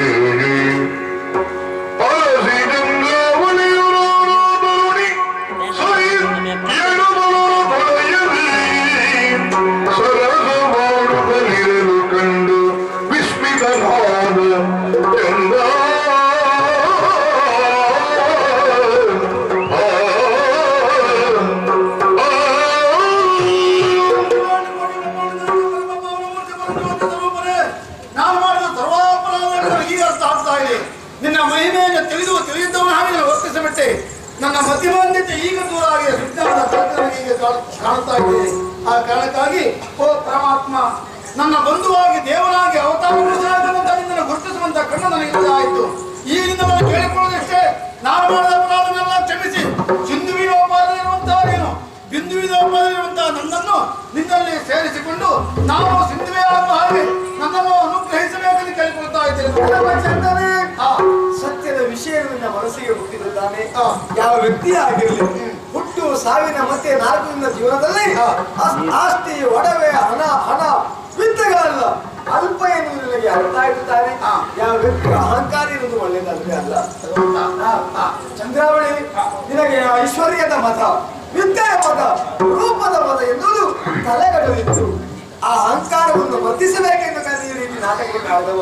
ಮತ್ತೆ ಕೃಷ್ಣ 6 ವರ್ಷದ ಬಾಲಕರಿಂದ 60 ವರ್ಷದ ಹೆಣ್ಮಕ್ಕಳು ಹೆಂಗಸರು ನನ್ನ ಸಾನ್ನಿಧ್ಯವನ್ನು ಬಯಸಬೇಕು ಎಂದಾಗಿ ಭಾವಿಸ್ತಾರೆ. ಏನಂದ್ರೆ ಅರ್ಥ, 6 ವರ್ಷದ ಮಕ್ಕಳಿಗೆ ಕಾಮದ ಪ್ರಚೋದನೆ ಆಗ್ತದ. 60 ವರ್ಷದ ಮಕ್ಕಳಿಗೆ ಕಾಮ ಮತ್ತೆ ಪುನಃ ಉಲ್ಬಣಾಗಲಿಕ್ಕೆ ಸಾಧ್ಯ ಉಂಟು. ಹಾಗಾದ್ರೆ ನನ್ನವರ ಸಂಬಂಧ ಯಾವುದು ಕೇಳಿದ್ರೆ ದೇವ ಜೀವನ ಸಂಬಂಧ ಬಿಟ್ಟರೆ ಮತ್ತೇನು ಅಲ್ವೇ ಅಲ್ಲ.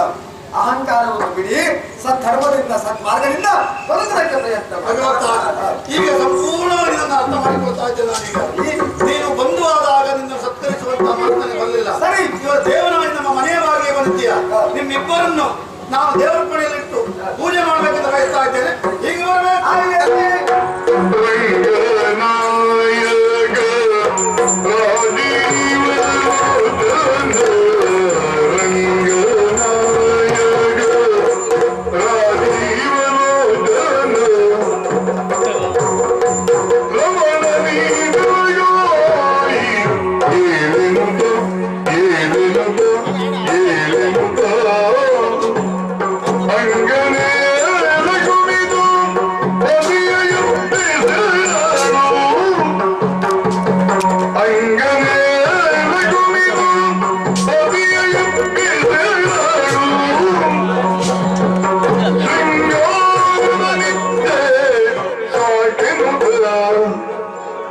ಪಕ್ಷಿರಾಜನು ಬಂದು ಬಾಗಿಲೊಳಗೆ ನಿಂತು, ಪಕ್ಷಿರಾಜನು ಬಂದು ಬಾಗಿಲೊಳಗೆ ನಿಂತು, ಸೂಕ್ಷ್ಮಗಾರವೇ ನಿನ್ನ ಸ್ಮರಿಸುವ ರಂಗ ಅಂಗನೇ ಕುಮಿದು ಪತಿಯ ಎತ್ತುತ್ತಿರಲು